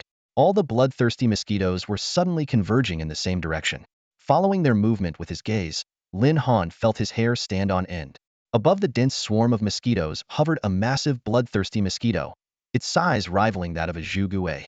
Its wings vibrated at an incredible speed, emitting an unsettling droning sound. Its proboscis, as thick as a water pipe, quivered with its body, while its 3 pairs of elongated legs stretched menacingly in midair. Just looking at it was enough to send chills down his spine. The system immediately displayed Level 17 Bloodthirsty Mosquito King. A mission prompt followed. Defeat the Bloodthirsty Mosquito King to earn 200 premium currency points. For the first time, Lin Han hesitated about taking on a mission, but only for a few seconds. He accepted the challenge, but refrained from attacking recklessly. Instead, he quickly issued a retreat command to Zhu Gui. Zhu Gui run. The mission could wait, but his life was irreplaceable. A level 17 Mosquito King was terrifying enough, let alone with an entire swarm under its command. Lin Han knew all too well that taking it down would require a better opportunity. Without hesitation, Zhu Gui obeyed its master's command and turned to flee. Thus began their frantic escape. Man and Tortoise dashing away at full speed, terrified that the monstrous Mosquito King might catch up to them. Lin Han and Zhu Gui fled at full speed, paying no attention to the noise they made. Though the 200k gold points were tempting, survival was their top priority. After several intense battles, both man and turtle were utterly exhausted. They needed to find a place to recover before doing anything else. Before long, they discovered a secluded cave and slipped inside to rest. Lin Han glanced at Zhu Gui and, panting heavily, said, "You know, if only you were bigger. I'm dead tired carrying you around. Imagine if I could ride you." Zhu Gui shook his head in resignation at the thought. It was then Lin Han noticed remnants of mosquito proboscises still embedded in Zhu Gui's shell from their earlier fight with the bloodthirsty mosquitoes. Carefully, he began removing them one by one. Zhu Gui's expression instantly relaxed as the discomfort eased. "Man, I've never seen mosquitoes that big in my life," Lin Han muttered under his breath. Even as a beast tamer, the sight of human-sized mosquitoes left his heart racing with fear. It was akin to how someone naturally afraid of ghosts, even after mastering spells, would still tremble at the mere sight of one. After a brief rest, Lin Han started strategizing on how to handle the level 17 bloodthirsty Mosquito King. Given his and Zhu Gui's current strength, a hidden confrontation was clearly unwise. They needed a different approach. Just then, a piercing cry echoed across the sky. A massive level 17 frosthawk was gliding low before ascending toward higher altitudes. Lin Han's eyes lit up. That hawk's flying so close to the ground it must have just taken off to hunt. It won't return to its nest anytime soon. Zhu Gui, how about we rest in its nest instead? Who knows, we might even stumble upon something valuable. Though hesitant about intruding into the nest of a level 17 frosthawk, Zhu Gui reluctantly followed Lin Han's determined lead. They quickly tracked the hawk's flight path and found its nest. As they stepped inside, a refreshing chill enveloped them, instantly revitalizing Lin Han. No wonder this is a frost hawk's nest. This place is like a natural air-conditioned hideout. As he marveled at the icy ambience, a faint bluish glow caught his eye. Approaching cautiously, Lin Han's face lit up with excitement. There, nestled safely, were 2 frost hawk eggs. The system immediately provided detailed information. Species: Frost Hawk Ice Element. Grade: Silver Tier. Skill: Frosted Terrain Basic. Trait: members of the Frost Hawk lineage are solitary by nature and possess innate control over ice. Evolution path: 1. First evolution: Iceburst Hawk Gold Tier. 2. Second evolution: Frostbound Hawk Platinum Tier. 3. Third evolution: Skyfrost Hawk Diamond Tier. Staring at the two valuable silver tier beast eggs, an idea suddenly struck Lin Han. He retrieved the mosquito proboscises he had earlier removed from Zhu Gui's shell and scattered them strategically around the nest. Then, carefully, he stowed the two beast eggs away. Simply wrecking the nest might not be enough to provoke a fight between the Frost Hawk and the Mosquito King. But if its eggs go missing, and these proboscises are left behind, Lin Han's lips curled into a sly grin as he visualized the impending clash between the two ferocious beasts. With the setup complete, Lin Han carried the beast eggs and returned to their original cave with Zhu Gui. The cave was not only well hidden, but also offered a clear view of the Frost Hawk's movements. It wasn't long before the hawk returned with prey in its talons. A furious screech erupted from the nest as it discovered the theft. In an instant, the blue figure shot skyward, moving at a speed far greater than before. "It's starting," Lin Han exclaimed, nudging Zhu Gui awake. "Wake up. We've got more work to do. Let's head back and finish this." Though still groggy and confused, Zhu Gui faithfully followed Lin Han's lead once again. Lin Han followed the trail of the Ice Eagle, tracking it all the way to the battlefield. The sight before him made him hold his breath. The Ice Eagle was locked in a fierce battle with the bloodthirsty Mosquito King. The Ice Eagle's strength lived up to its reputation. It was holding its own against the entire swarm of bloodthirsty mosquitoes, a testament to its rightful place in the silver tier leveling zone. The Mosquito King, however, was no pushover. Frustrated from letting Lin Han escape earlier and now provoked by this uninvited challenger, its fighting spirit burned even brighter. Finding a concealed spot, Lin Han watched the battle unfold. This evenly matched clash between formidable beasts was far more thrilling than the one-sided domination of the Candle Turtle. But he wasn't just there for entertainment, was carefully studying the Mosquito King's combat style, searching for weaknesses. After all, to complete the system's task, he had to deliver the final blow himself. The intense battle raged on for a full hour. The bloodthirsty mosquito swarm suffered heavy casualties, with only a few survivors remaining. The Mosquito King was riddled with wounds, its wings torn in multiple places. The Ice Eagle, too, was battered. Its body was pierced in several spots by the mosquito's proboscises, paying a steep price for taking on so many foes alone. Suddenly, the Mosquito King staggered and crashed to the ground. The remaining mosquitoes swarmed forward, shielding their king from further attacks. Lin Han's eyes lit up as he seized the opportunity and gave the command: "Candle Turtle, Rock Seal, Triple Water Arrows." The Candle Turtle, poised and ready, unleashed its dual abilities in an instant. The unsuspecting Mosquito King barely recognized Lin Han's presence before being struck by a massive boulder, followed by a barrage of water arrows. In its heavily injured state, it had no chance to evade the fatal strikes. The system notification chimed immediately. "Bloodthirsty Mosquito King successfully slain. EXP 6685. Level up. You've reached LV10. All attribute stats increased by 220. System task: Hunt the Bloodthirsty Mosquito King, completed.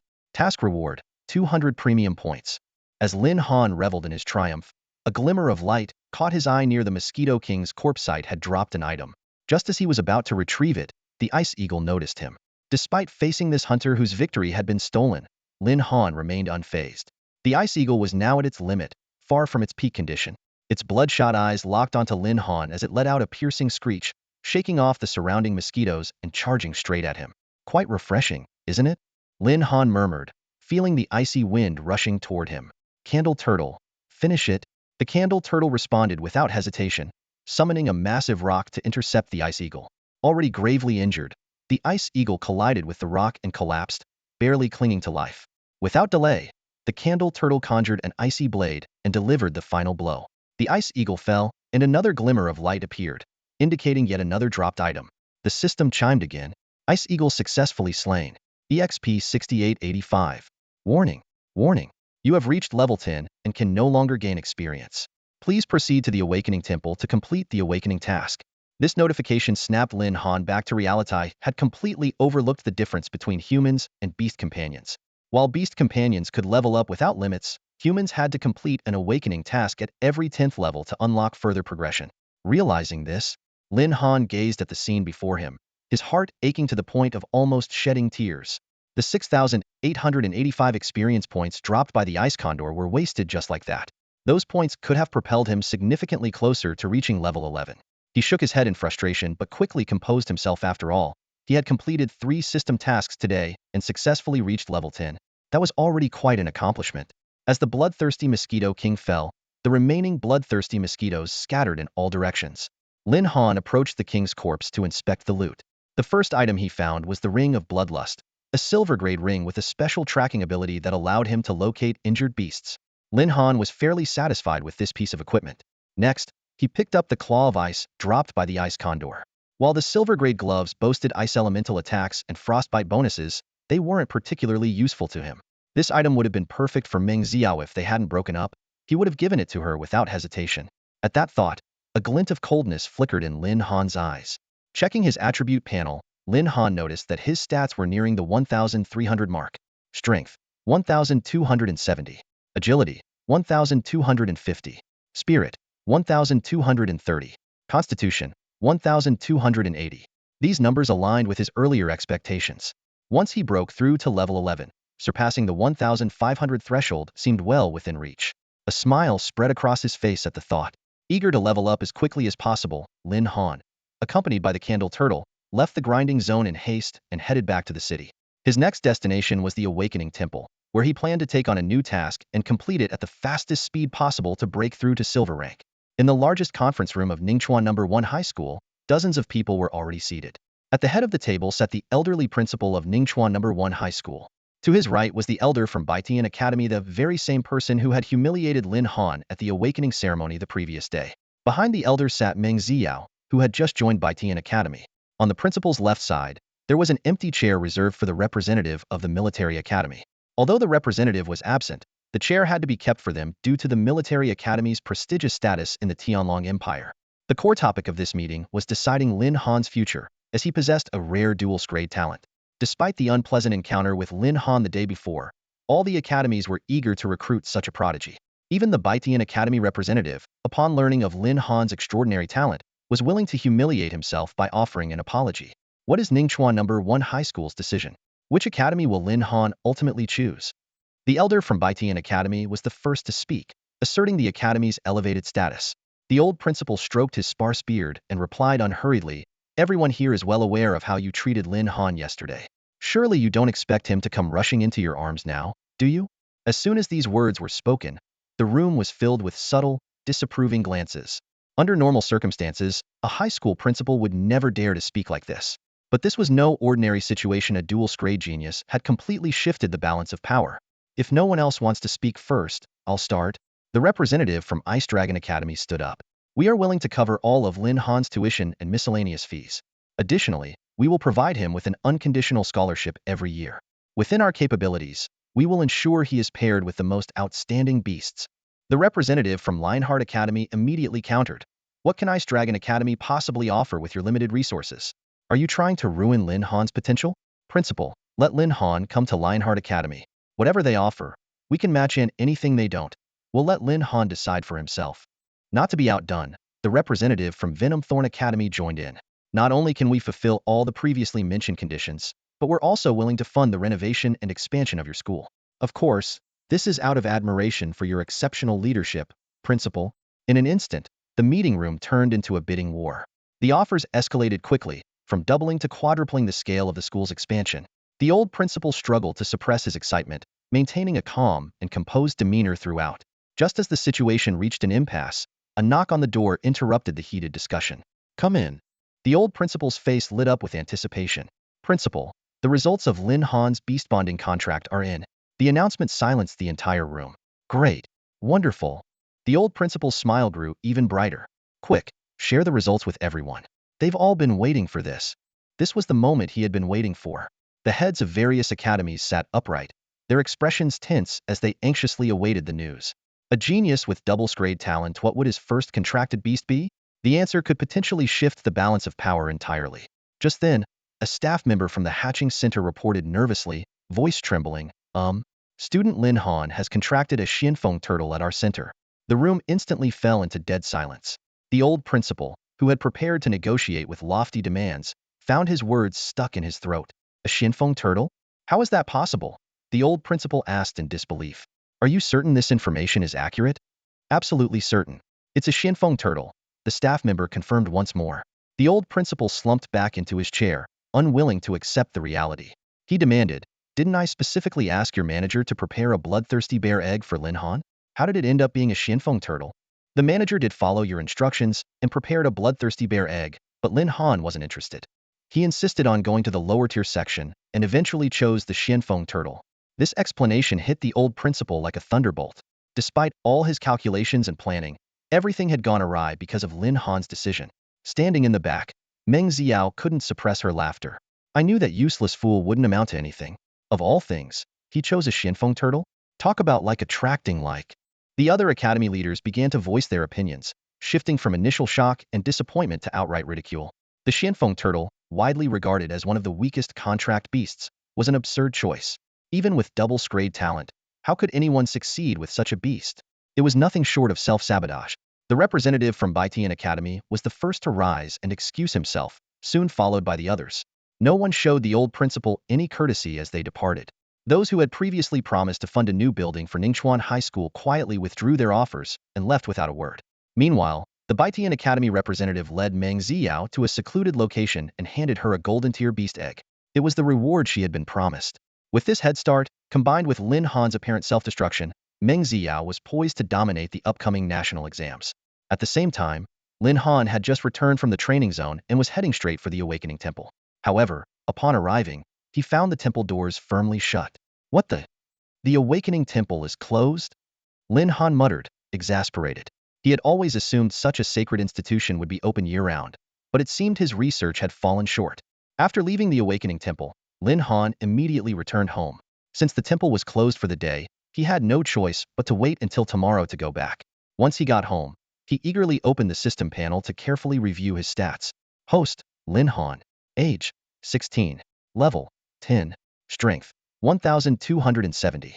Agility, 1,250. Spirit, 1,230. Constitution, 1,280. Beast Companion, Zhu Gui Candle Turtle. Talents, Iron Body S-Class. Eye of the Heavenly Tao Mythic Level. Assets, 0. Gold points, 460. Double Energy, 0. Seeing the 460 gold points displayed on the panel, Lin Han was overwhelmed with excitement. This was the cumulative reward from completing 3 tasks. Based on the system's task progression, a new awakening task would be triggered every 10 levels, and completing it would allow him to contract a new beast companion. These were basic concepts he had learned from his studies. Lin Han quickly did the math. The first double enhancement for Zhu Gui would require 999 gold points, while unlocking the stat allocation skill for awakening would cost 800. With only 460 points on hand, he was still short by 340. At his current task completion rate, he figured he could earn enough by completing 2 more missions. Moreover, the upcoming national recruitment competition promised a minimum reward of 30 million Star Dragon coins for first place, a prize he already considered as good as his. Opening the equipment recycling system, Lin Han's eyes lit up. The prices displayed by the system were pleasantly surprising. Blood Gauntlets, 800,000. Ice Claw, 1.2 million. Bloodthirsty Ring, 1.5 million. Ice Falcon Egg, 2.1 million each. With 2 Ice Falcon Eggs and 3 pieces of equipment, the total value reached 7.7 million Star Dragon coins. However, Lin Han quickly realized that with it being the awakening season, the market price for beast eggs might be even higher. He decided to check the trading market first, knowing the system's prices were just a baseline. After a night of rest, Lin Han headed straight to the Awakening Temple early the next morning. The temple, with its striking golden-grid architecture, exuded a grandeur that surpassed even the beast companion hatchery. Inside, the hall was relatively quiet, as it was rare for newcomers to reach level 10 so quickly. After registering at the front desk, a staff member escorted him to Awakening Room 385 and carefully explained the rules. All he had to do was touch the Awakening Stone to connect to the profession panel. If he met the requirements, he would receive a task, and completing it would allow him to awaken. However, she emphasized one critical point: the Awakening Stone was a national treasure of the Star Dragon Empire, and any damage to it would result in severe consequences. After listening to the instructions, Lin Han pushed the door open and stepped into the Awakening Room. It was finally time to begin. The moment Lin Han stepped into the Awakening Chamber, the receptionist closed the door behind him, plunging the room into complete darkness. He reached forward cautiously, his fingers brushing against the soft texture of fabric. The entire space was tightly draped in cloth, which left him feeling slightly perplexed. Although he had studied the basics of the awakening stone before, the textbooks merely mentioned it as a tool to aid the awakening process, leaving much of its nature shrouded in mystery. Even now, Lin Han couldn't deny the nervousness brewing inside him. Taking a deep breath, he decisively pulled aside the fabric in front of him. In an instant, a dazzling golden light pierced through the gap in the cloth, so intense that it momentarily stunned him. This light was unlike any ordinary illumination. If sunlight was a protective shield, then this light was a sharp spear, seemingly capable of piercing everything in its path. Under this radiant glow, Lin Han felt as though he were completely exposed, stripped bare before the awakening stone. It was an unprecedented sensation, as though the gaze of creation itself was fixed upon him, leaving no place to hide. He swallowed hard, the overwhelming feeling of being utterly seen filling him with discomfort, as if he were being scrutinized by a godlike presence from above.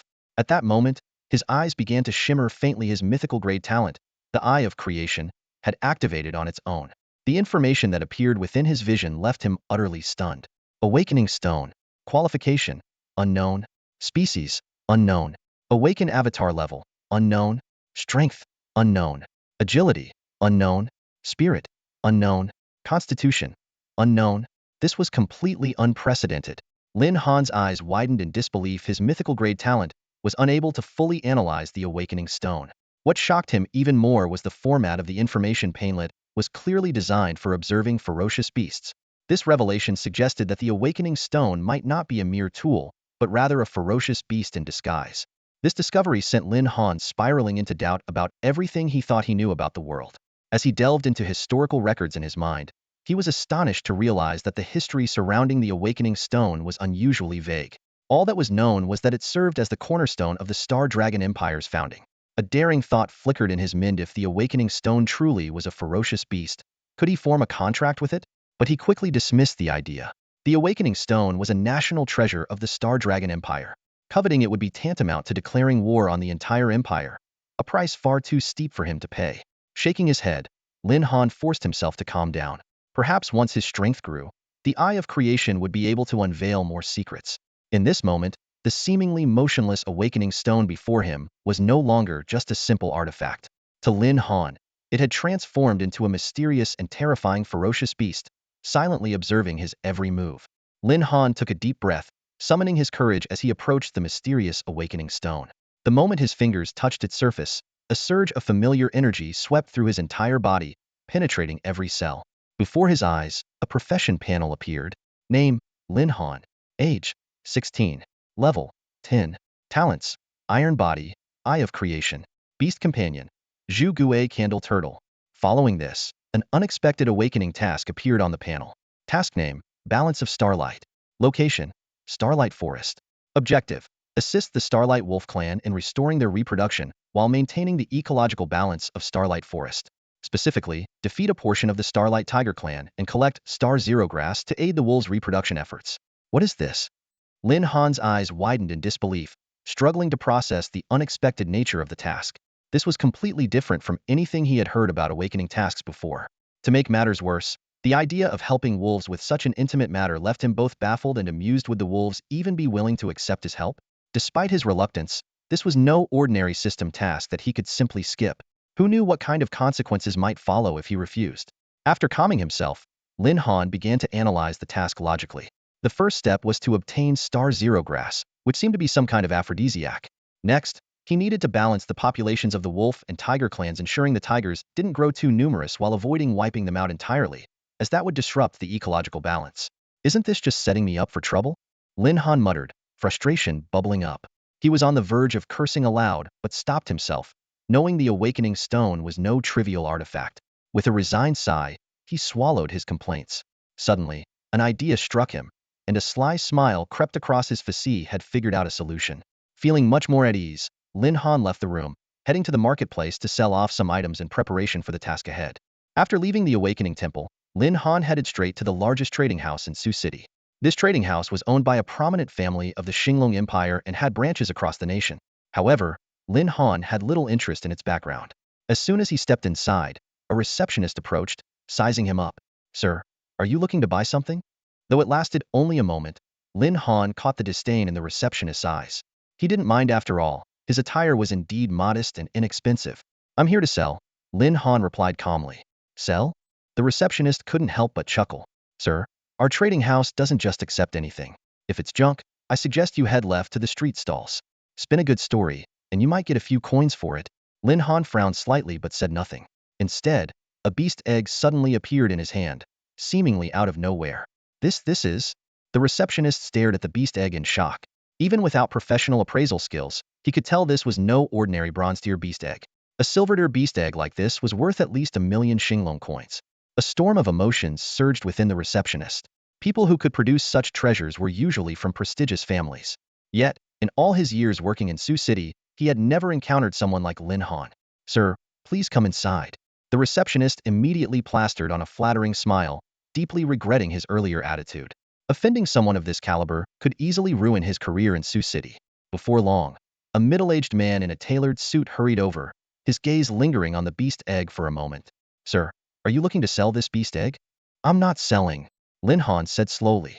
Manager Zhang's expression stiffened, and just as he was about to speak, Lin Han continued, why would I be here if I weren't selling? Relieved, Manager Zhang quickly gestured for Lin Han to proceed further inside. As Lin Han walked past the receptionist, he murmured softly, they'll remember you. In the VIP room, Manager Zhang carefully examined the beast egg. An ice-type beast egg. Judging by the patterns, it looks like it's from an ice condor. There's only one ice condor in the Silverdeer Mage training area near Sioux City, and it just so happens to be egg-laying season now. I found it by the roadside, Lin Han said with a faint smile. Manager Zhang nearly choked but managed to keep his composure. Mr. Lin, you're very lucky.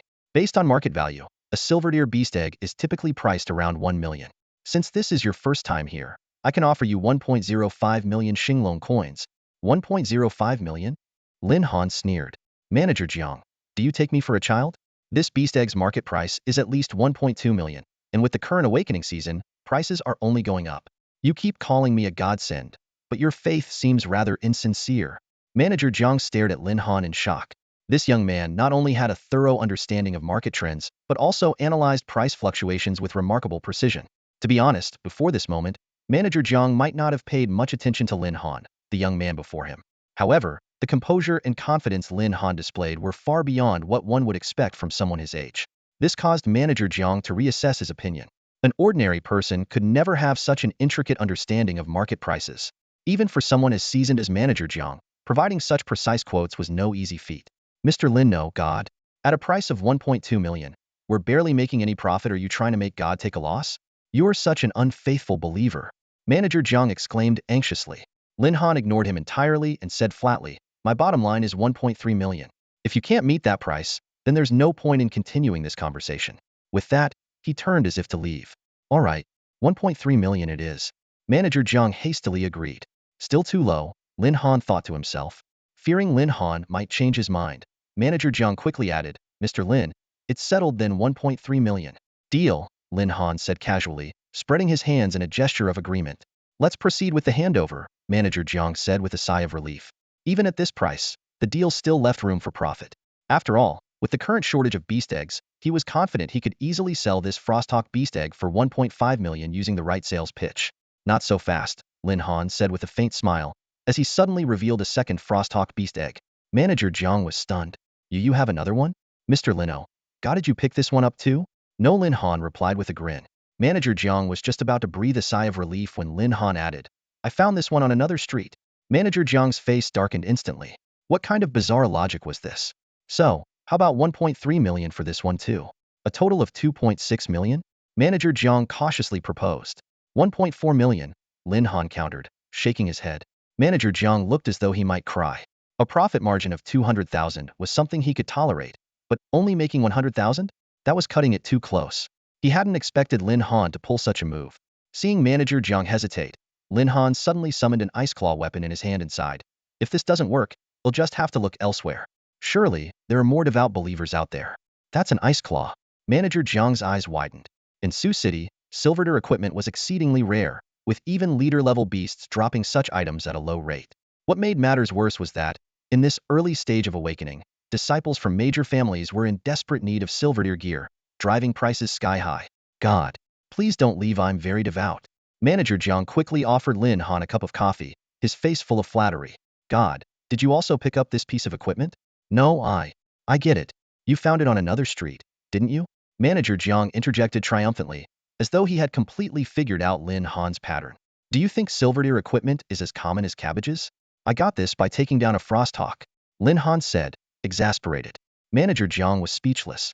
If he didn't still need to purchase the equipment, he might have started crying on the spot. So, Mr. Lin, how much are you asking for this piece? 1.5 million. 1.5 million? Mr. Lin, are you serious? Manager Jiang's smile froze. At that price, his profit margin would be razor thin. While it was true that silverware weapons were fetching high prices, the Ice Claw wasn't considered a top-tier item within its category. Why don't you make an offer? Lin Han said calmly. 1.2 million. Manager Jiang initially intended to haggle, but recalling Lin Han's deep understanding of the market, he quickly abandoned the idea. It was clear this young man was an expert. Better to conduct a straightforward transaction. 1.2 million. Lin Han pretended to hesitate. Mr. Lin, I really can't go any higher if I do. There's no profit left for me, Manager Jiang pleaded, his face filled with despair. One price 1.3 million. If you can buy it, I'll make the deal and leave. If not, I'll find another buyer. Lin Han's gaze was firm, his tone resolute, leaving no room for negotiation. He knew full well that the other party could easily afford this price and still make a substantial profit. Manager Jiang furrowed his brows, deliberated for a moment, and then reluctantly agreed. Just as he gave his answer, Lin Han suddenly produced a ring. Is that another piece of silverware equipment? Manager Jiang's sharp eyes instantly recognized the item's grade. He was secretly delighted. Although the young man's asking price was steep, acquiring 2 beast eggs and 2 pieces of equipment in one go would still yield considerable overall profits.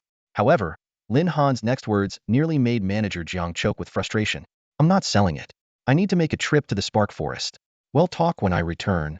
Clearly, Lin Han was playing hard to get, deliberately keeping Manager Jiang on edge. Spark Forest. At that moment, Manager Jiang reevaluated Lin Han's strength and status. The Spark Forest wasn't just an ordinary Silverdeer Beastmaster training R8, was a genuine dungeon zone. The Silverdeer equipment that came from there was exceedingly rare and highly coveted. This young man is worth establishing a long-term partnership with, Manager Jiang thought to himself. For now, let's settle this transaction, Lin Han said calmly. Of course, of course. Manager Jiang readily agreed. After carefully inspecting the equipment to ensure everything was in order, he temporarily left the room. Moments later, he returned, holding a black card in his hand. Mr. Lin, this is our trading house's VIP card. From now on, you'll enjoy discounts on all purchases made here. Please accept it. Lin Han took the black card without hesitation. He recalled that Xue Wushuang had once mentioned how some trading houses offered special privileges to powerful beastmasters, with black cards being one of the most common forms of recognition. Thank you. Mr. Lin, the 2 Ice Falcon eggs come to 2.6 million, and the Ice Claw is 1.3 million, for a total of 3.9 million. The amount has been deposited into your account. Got it. Lin Han nodded, satisfied with the outcome of the transaction. As he had anticipated, the system's pricing was fair, neither inflated due to real-world factors nor undervalued. This assured him that he could rely on steady and significant returns in the future. Lin Han glanced at his earnings and couldn't help but feel a surge of satisfaction. Though he had only made an extra few $100,000, the thrill of exploiting a loophole in the system was priceless.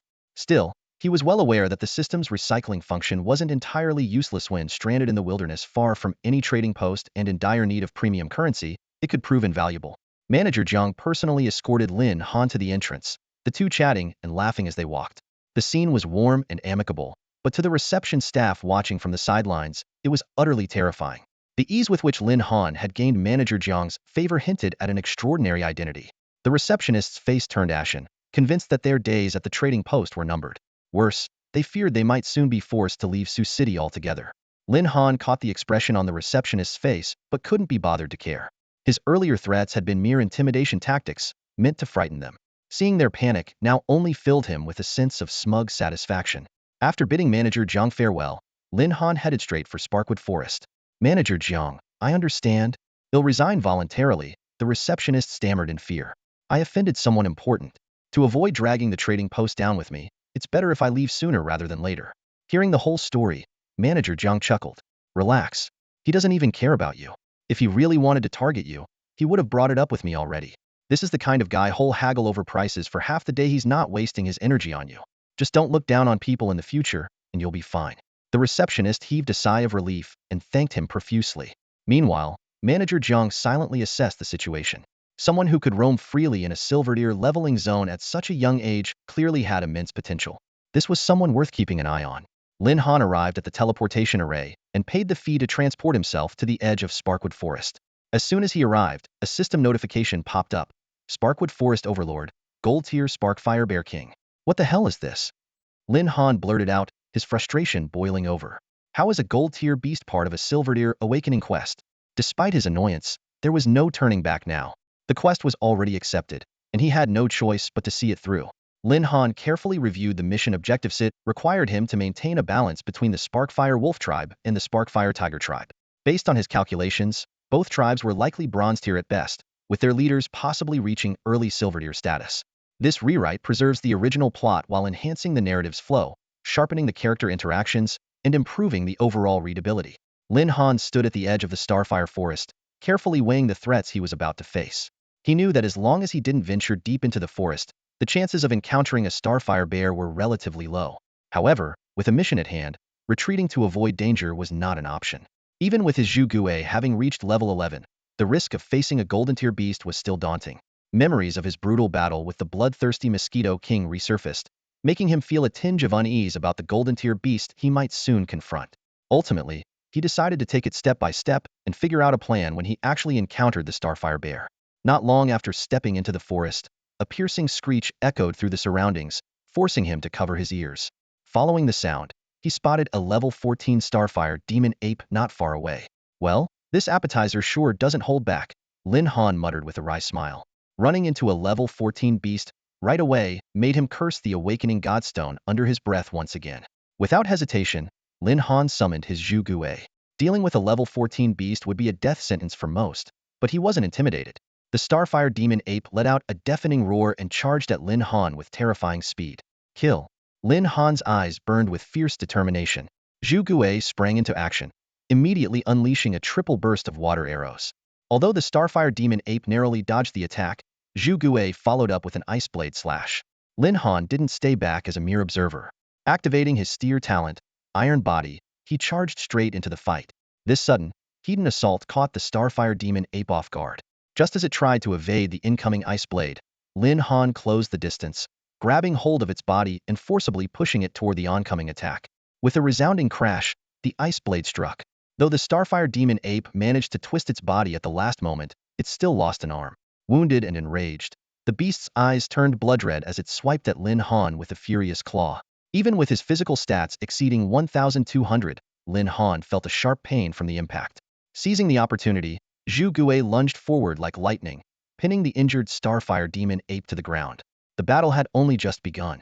The Starfire demon ape struggled desperately, but the massive body of the Candle Turtle pinned it down with overwhelming force. The difference in strength was glaringly obvious. Enraged, the Candle Turtle sank its teeth into the demon ape's chest, tearing away a chunk of flesh. The demon ape let out a harrowing scream, but the Candle Turtle showed no mercy, biting repeatedly until the ape showed no signs of life. A system notification promptly echoed. Experience points 6,485. Warning. You have reached level 10 and can no longer level up. Please proceed to the Awakening Temple to complete the Awakening quest.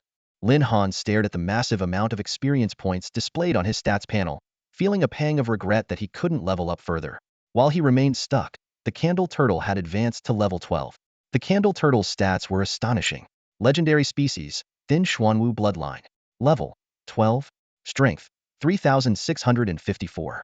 Agility, 3,548. Spirit, 3,488. Constitution, 4,102. Looking at these staggering numbers, Lin Han couldn't help but smile wryly. He never thought he'd one day envy a turtle, but that constitution of over 4,000 was undeniably impressive. If he could possess such a physique, combined with his steel body skill, he was confident he could take on Silver Tier beasts in close combat. Unfortunately, his current stats were only a third of the Candle Turtle's. However, remembering that the Candle Turtle was his contracted beast, his spirits lifted. Just as Lin Han was about to leave with the Candle Turtle, the turtle suddenly became alert and fixed its gaze in a particular direction. Lin Han also felt the faint tremors in the ground. The two quickly concealed themselves, and moments later, a group of Starfire tigers appeared at the spot where they had just been. Lin Han's eyes lit up. This was the target of his mission. But what truly shocked him was the sight of an 18-level Starfire Tiger King at the center of the group, flanked by 3 level 15 Starfire Tigers. Even the weakest among them were at level 10. Lin Han had never encountered a species group of such strength before. Thinking back to when he had opted for caution against the lower-level bloodthirsty mosquito swarm, Lin Han knew he needed to be even more careful now against this formidable tiger pack. Cursing the damned awakening stone under his breath, he decided to observe the situation before taking any action. At that moment, the system unexpectedly issued a new mission. Mission name: Starfire Tiger King. Mission objective: eliminate the Starfire Tiger King. Mission reward: 250 gold points. The sudden mission left Lin Han momentarily stunned. He had initially planned to find an alternative way to complete his task, but the enticing reward of 250 gold points convinced him otherwise had to find a way to kill the Tiger King. However, with his and the Candle Turtle's current strength, a direct confrontation would be suicidal. Careful planning was essential. As Lin Han racked his brain for strategies, rustling sounds came from another part of the forest. Clearly, something else was approaching. Already stressed, Lin Han's frown deepened further. Lin Han was crouched in the bushes, observing intently, when a series of eerie wolf howls suddenly echoed through the forest. From the sound alone, he could tell that a significant number of wolves were approaching. Sure enough, as time passed, a large pack of LV-15 Spark wolves emerged near the Spark Tiger group. Seeing this, Lin Han's pupils contracted sharply. The unexpected encounter of these two species filled him with both alarm and concern. Although his mission targets were now in plain sight, such a situation was bound to erupt into a fierce battle. What made matters worse was the state of the Spark wolf pack. Not only were they outnumbered, but they also lacked a pack leader. The strongest among them were merely 3 LV-15 wolves. It was a completely one-sided confrontation. Damn that awakening stone! Lin Han cursed under his breath. He vividly remembered the requirements of his awakening mission. He had to obtain the Star Spirit Grass and deliver it to the Spark Wolf clan to aid their survival. Though he had yet to pinpoint the exact location of the grass, the mission hint strongly suggested it was within the Spark Tiger's territory. If the Spark Wolf pack was annihilated here, his awakening mission would be doomed. The priority now was to find a way to separate the two groups. Lin Han frowned deeply, racking his brain for a solution. To turn the tide, the most effective strategy would be to eliminate the Spark Tiger King. Only with the Tiger King's downfall would the Spark Wolves stand a chance of survival. With this thought, Lin Han took a deep breath and decisively stepped out of the bushes. "You damn Spark Tigers! I've had enough of you oversized striped cats," he shouted boldly. The forest fell into an eerie silence. Even the nearby Candle Turtle widened its eyes as if to say, "Master, are you trying to get yourself killed?" Before the words had fully left his mouth, Lin Han turned and bolted, not giving the Spark Tigers a moment to react. The Candle Turtle quickly followed, thinking to itself that it had better adapt to its master's unpredictable ways as soon as possible. Roar! The Spark Tiger King finally snapped out of its shock and let out a deafening roar. The entire tiger pack immediately abandoned their confrontation with the Spark Wolves and instead turned their attention to the audacious beast tamer. Sensing the opportunity, the Spark Wolf pack swiftly retreated. While they were not afraid to fight, staying in the area and waiting for the tigers to return was clearly unwise. Deep within the Spark Forest, Lin Han sprinted with all his might, the Candle Turtle struggling to keep up. He carefully memorized his escape route to avoid getting lost. Realizing that the Candle Turtle's large size could easily give away their position, not to mention the tiger's inherently superior vision, Lin Han made a quick decision. Candle Turtle, return to the beast taming space. With that, Lin Han activated his creation eye to search for a suitable hiding spot. Eventually, he found a concealed area. By now, he had managed to put significant distance between himself and the tiger pack, giving him ample time to hide and avoid being discovered. Lin Han crouched in a concealed spot, holding his breath as he carefully observed the commotion outside. He knew all too well that being discovered by the Starfire Tigers would lead to disastrous consequences. It wasn't until the tiger pack failed to find anything and began to retreat that he cautiously emerged from his hiding place, letting out a long sigh of relief. The next step in his plan was straightforward: track the Starfire Tigers and locate their lair. With the Starfire Wolf pack temporarily out of immediate danger, it was time to search for the Starfire Grass. However, it was hunting time for the tigers, and they might not return to their den right away. Lin Han wasn't in a hurry. There was plenty of time to wait patiently. Thanks to the power of his creation eye, Lin Han maintained a safe distance from the tiger pack, making tracking them a simple task. Yet just as everything seemed to be going smoothly, a thunderous roar shattered the tranquility. Roar! A level 24 Starfire Bear King suddenly appeared at the flank of the tiger pack. Lin Han cursed inwardly. This had to be some kind of cruel joke. This was the outer edge of the Starfire Forest. How could a forest overlord-level creature show up here? Wasn't the Starfire Bear King's territory supposed to be deeper in the forest? Having just helped the Starfire Wolves escape danger, Lin Han now found himself facing the predicament of the Starfire Tigers being in jeopardy. Though his mission was to maintain the balance between the two species, If the tiger pack suffered heavy losses here, especially if the Starfire Tiger King were to die, the entire balance could collapse. Would he then have to weaken the wolf pack to restore equilibrium? Before Lin Han could sort out his thoughts, the Starfire Bear King charged into the tiger pack like an unstoppable force. Within moments, the tigers scattered in disarray.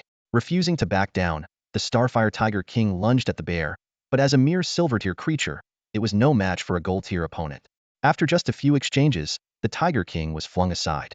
Despite the other tigers attacking relentlessly in waves, they were no match for the overwhelming strength of the gold-tier bear. Many of them were severely injured and lay incapacitated. Seeing the situation spiraling toward mutual destruction, Lin Han's brows furrowed in frustration. He had no choice but to intervene. With a swift motion, the candle turtle emerged from his beast space and immediately cast rock lockdown. 3 massive boulders descended from the sky, not to attack directly, but to divide the battlefield, isolating the Starfire Tiger King within the rocks. Now's the time, Lin Han decisively commanded. Candle turtle, triple water arrows. Ice blade. The water arrows shot out with a sharp whistle, followed closely by the piercing ice blade. The Starfire Tiger King attempted to leap out of the rocky enclosure but was struck midair, crashing heavily to the ground with a pained roar. Even as a level 18 creature, taking 2 powerful hits in succession was too much to bear. Candle turtle, join the fight. We must take down the Starfire Tiger King. Lin Han's urgency was palpable. This was the perfect opportunity, risky, but one he couldn't afford to miss. The 250 premium points were tantalizingly within reach. Hesitating now would mean the Starfire Tiger King might be killed by the Starfire Bear King, rendering all his efforts futile. Without hesitation, the Candle Turtle charged into the fray, disappearing into the rocky battlefield. Lin Han launched his final attack on the severely injured Starfire Tiger King without hesitation. Just then, the Starfire Bear King, enraged by the interruption of its battle, slammed its massive arms against the stone wall, creating a deafening roar. The situation turned dire, leaving Lin Han with no other choice. He immediately activated his strength ability, Iron Body, and his mythic level ability, Eye of Creation, pushing both powers to their limits before rejoining the battle. Seeing this, the Starfire Bear King abandoned its assault on the stone wall and charged at Lin Han like a falling meteor. Using the Eye of Creation, Lin Han precisely tracked the bear's attack trajectory and quickly crossed his arms in front of him to defend. Boom! The Starfire Bear King's claws struck Lin Han's arms with immense force. Blood splattered as a crimson claw mark appeared instantly. That strength is no joke, Lin Han muttered grimly, his expression dark. The blow had penetrated his iron body defense. Without it, his arm would likely have been shattered. The gap in strength at the gold rank was far greater than he had anticipated. The Starfire Bear King seemed surprised that Lin Han had managed to withstand the attack. Without hesitation, it prepared for another strike. Lin Han retreated rapidly, fully aware that the next attack might target his vital points. Sorry about this, Lin Han muttered as he decisively changed tactics, sprinting toward the Starfire Tiger Pack. Rather than face the Starfire Bear King unknown, his best chance was to carve a path through the Tiger Pack. The tigers panicked and scattered, their plan to rescue their leader completely thrown into disarray. At that moment, the system notification sounded. Successfully killed the Starfire Tiger King. Experience points 9885. Warning. You have reached level 10 and cannot continue leveling up. Please proceed to the Awakening Temple to complete your awakening mission. System mission, Hunt the Starfire Tiger King completed. Mission reward, 250k coins. Got it. Lin Han felt a surge of joy and immediately turned to deliver a kick to the Starfire Bear King. Though the attack did little damage, it successfully confused the opponent. Zhu Gui run, Lin Han shouted, retreating without hesitation. The Starfire Bear King roared furiously and gave chase. Its speed was astonishing, surpassing that of the Tiger Pack, and the gap between it and Lin Han rapidly closed. Meanwhile, the Tiger Pack, now leaderless, scattered in all directions. Zhu Gui remained loyally by Lin Han's side, and this time, he did not recall it to the beast space. He knew all too well that relying on speed alone would never allow him to escape this colossal beast. Their levels were simply worlds apart. Lin Han was sprinting ahead, with the Starfire Bear King hot on his heels. This relentless game of chase had been going on for what felt like an eternity. Stop chasing me. I've barely got enough meat on me for a single bite. Lin Han cursed loudly as he ran, but his taunts only seemed to fuel the Bear King's determination to catch him. As he ran, Lin Han carefully studied the terrain around him. By now, he had successfully widened the gap between himself, the Starfire Tiger Clan, and the Bear King to a relatively safe distance. Damn it, do you really think I'm scared of you? Suddenly, Lin Han came to an abrupt halt and spun around, one hand hidden behind his back as he struck a commanding and defiant stance. This unexpected move startled the Starfire Bear King for a brief moment, but as the apex predator it was, it quickly regained its composure and lunged at Lin Han with its massive jaws wide open. Seeing this, the Zhuguei turtle immediately stepped in front of Lin Han, preparing to activate its Diamond Wall ability for protection. "Stand down," Lin Han ordered in a deep, commanding tone. The Zhuguei hesitated, knowing full well that if this attack landed on Lin Han, the consequences would be fatal. "Stand down," Lin Han roared again, his voice filled with urgency. Reluctantly, the Zhuguei obeyed the command, stepping aside. Lin Han immediately activated his S-class ability, Iron Body, his chest heaving as he prepared to face the charging Starfire Bear King Hedon. As the Bear King closed the distance to less than a meter, Lin Han couldn't help but swallow hard. But his hand, hidden behind his back, was ready. In a swift motion, he flung his arm forward, sending 3 small pink pills flying straight into the gaping maw of the Starfire Bear King. The sudden and unexpected move disrupted the Bear King's attack trajectory. Lin Han seized the opportunity to dodge, but he wasn't quick enough to escape unscathed. The Bear King's claws raked across his body, leaving deep, bloody gashes. Gritting his teeth, Lin Han endured the searing pain. Lin Han quickly created some distance between himself and the threat, while Zhu Guei immediately stepped in front of him, acting as a shield. The Starfire Bear King, having missed its attack, swiftly turned around, its eyes blazing with unbridled fury. "Hurry up and take effect," Lin Han thought anxiously, sweat dripping from his forehead. The enraged Starfire Bear King launched another ferocious assault, prompting Zhu Guei to activate its Diamond Wall ability to defend. Just as the Starfire Bear King closed the gap to less than 3 meters, it suddenly froze in its tracks. The tension on Lin Han's face finally gave way to a smile.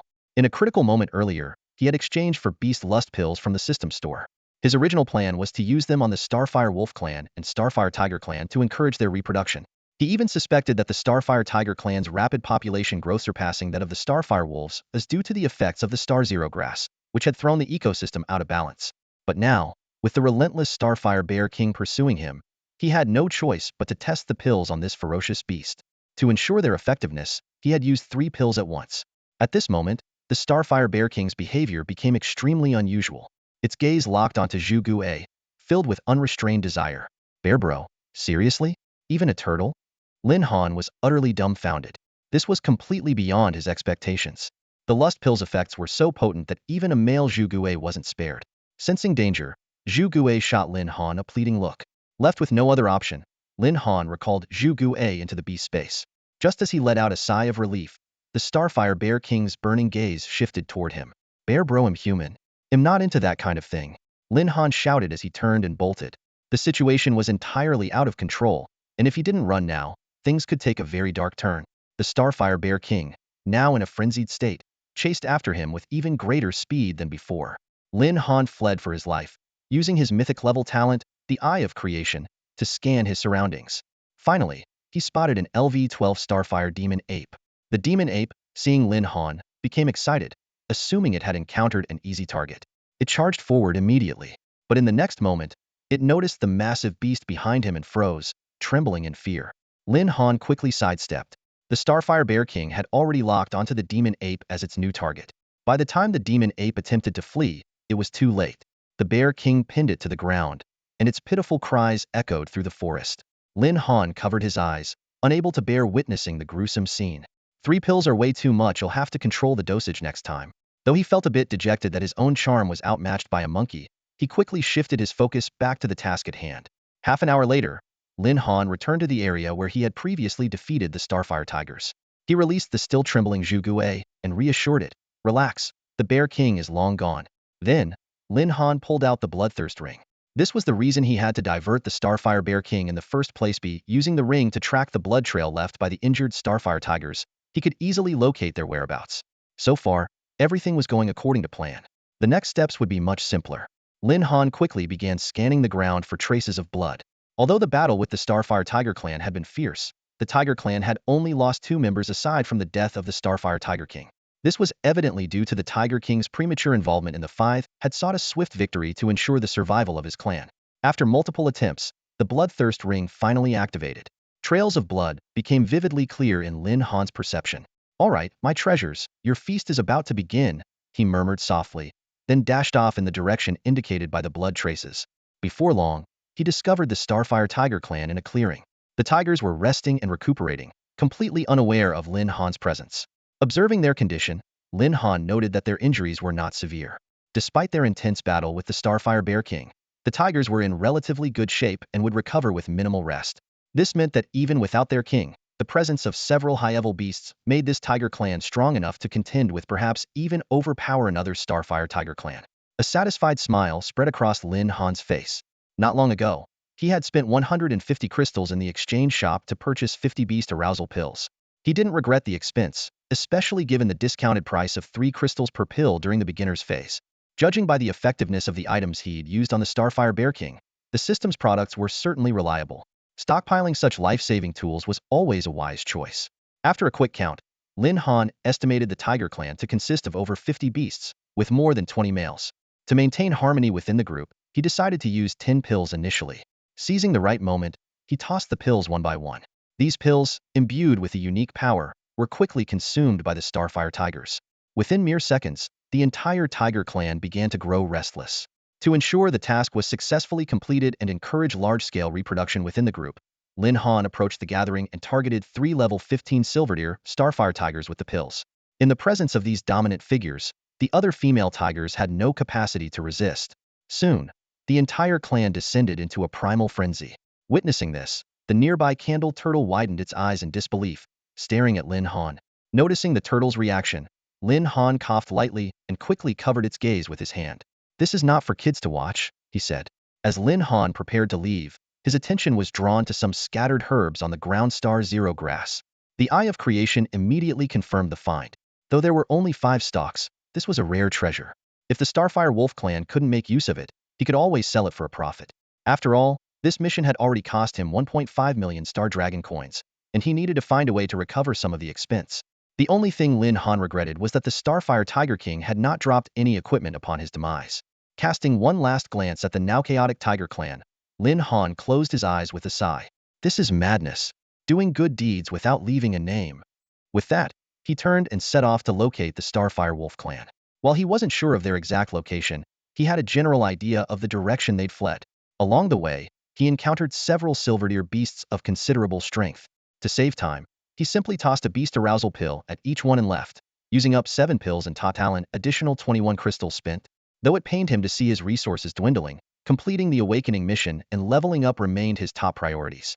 By evening, Lin Han finally discovered the Starfire Wolf clan gathered near a stream. Although the wolves hadn't clashed with the tigers and held significant sway in the outskirts of the Starfire forest, Lin Han observed that their numbers were noticeably smaller than the tiger clan.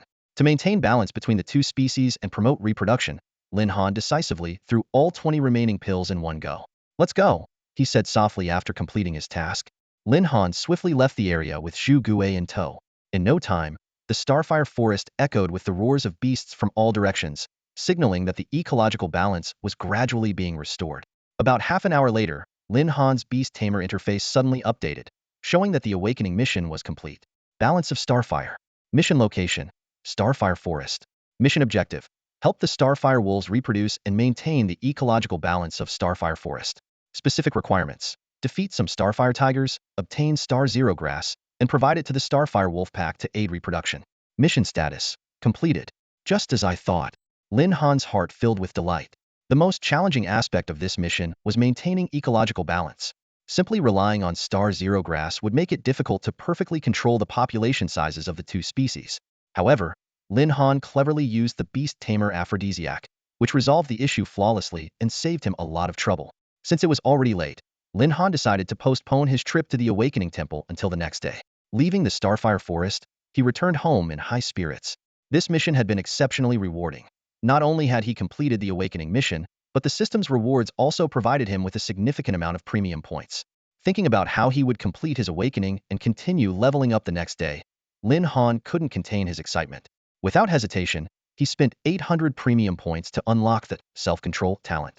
This talent would grant him additional attribute points with every level up and, more importantly, allow him to focus on a specific attribute. Lin Han decided to prioritize enhancing his strength attribute. Combined with his iron body skill, this would address 2 major weaknesses of beast tamers: lack of physical strength and poor defense. Once these aspects were improved, not only would it become harder for enemies to harm him, but they might also struggle to withstand a single punch from him. However, As powerful as this self-control talent was, it came with limitations. The talent had 10 levels, and while higher levels granted more attributes, the cost in premium points increased exponentially. The first upgrade required 800 points, but the second shot up to 1,999 points, prompting Lin Han to marvel at the system's greed. Bringing his thoughts back to reality, Lin Han realized there were too many expenses he needed to cover. He had to purchase skills, talents, items, and beast supplies before the beginner's discount in the shop expired.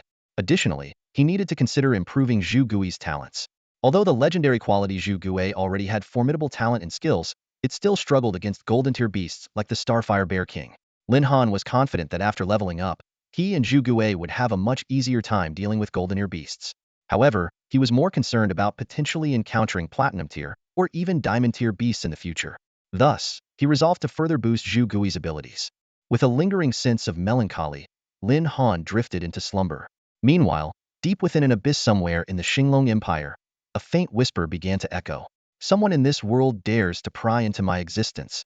The voice was deep, tinged with surprise. This method doesn't seem to belong to Genesis or their kind. It feels like a far more enigmatic power at work. The voice sounded slightly perplexed. Interesting. Even with my abilities, I cannot trace it back. This world is indeed becoming more intriguing. The next morning, Lin Han arrived early at the Awakening Temple. It was his second visit, and he moved with the ease of someone familiar with the place. Mr. Lin Han, you're here. The receptionist greeted him politely. My awakening task is complete, Lin Han stated directly. The receptionist was momentarily stunned, but quickly regained her composure. While it was rare for someone to complete the task in just one day, it wasn't entirely unheard of. She began checking for available rooms, only to find that all were currently occupied. Please wait a moment, she said apologetically. Lin Han nodded in agreement. As he waited, someone from the gathering crowd in the hall struck up a conversation with him. You've completed your task? Where did you do it? Stellarfire Forest, Lin Han replied truthfully. It wasn't something he needed to keep secret. What? Stellarfire Forest? The person exclaimed in shock. Don't you know? Yesterday, the beasts there went completely berserk. They say even the golden-tier Stellarfire Bear King. The man made a suggestive gesture. Lin Han's heart skipped a beat. He hadn't expected the news to spread so quickly. Feigning ignorance, he replied. It seemed fine when I was there. Didn't encounter anything dangerous. The other person eagerly continued embellishing the story, describing how a team had been chased by the Stellarfire Bear King and how the other beasts had gone wild. Lin Han stood there, feeling slightly awkward. After all, he was the one responsible for it all. In an attempt to steer the conversation away, Lin Han speculated that the chaos might have been caused by the rare shingling grass. But the other person immediately dismissed the idea. Impossible. Shingling grass is too rare to cause such a massive disturbance. At that moment, the receptionist returned just in time to rescue him. Mr. Lin, the room is ready. Please follow me. Relieved, Lin Han followed her to the familiar awakening chamber. Standing before the awakening stone, he couldn't help but curse inwardly. How could anyone complete such a task without the help of a system? Taking a deep breath, Lin Han reached out and touched the awakening stone. The familiar sensation surged through him, and this time, a connection between him and the stone began to form. Lin Han stood silently in the heart of the Starfire Forest, his gaze fixed on the task notification before him. He had just completed a challenging mission to restore balance, aiding the Starfire Wolf clan in reviving their population and preserving the forest's delicate ecosystem.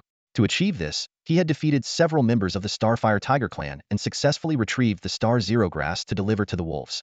Would you like to initiate the second awakening? Yes, Lin Han thought resolutely.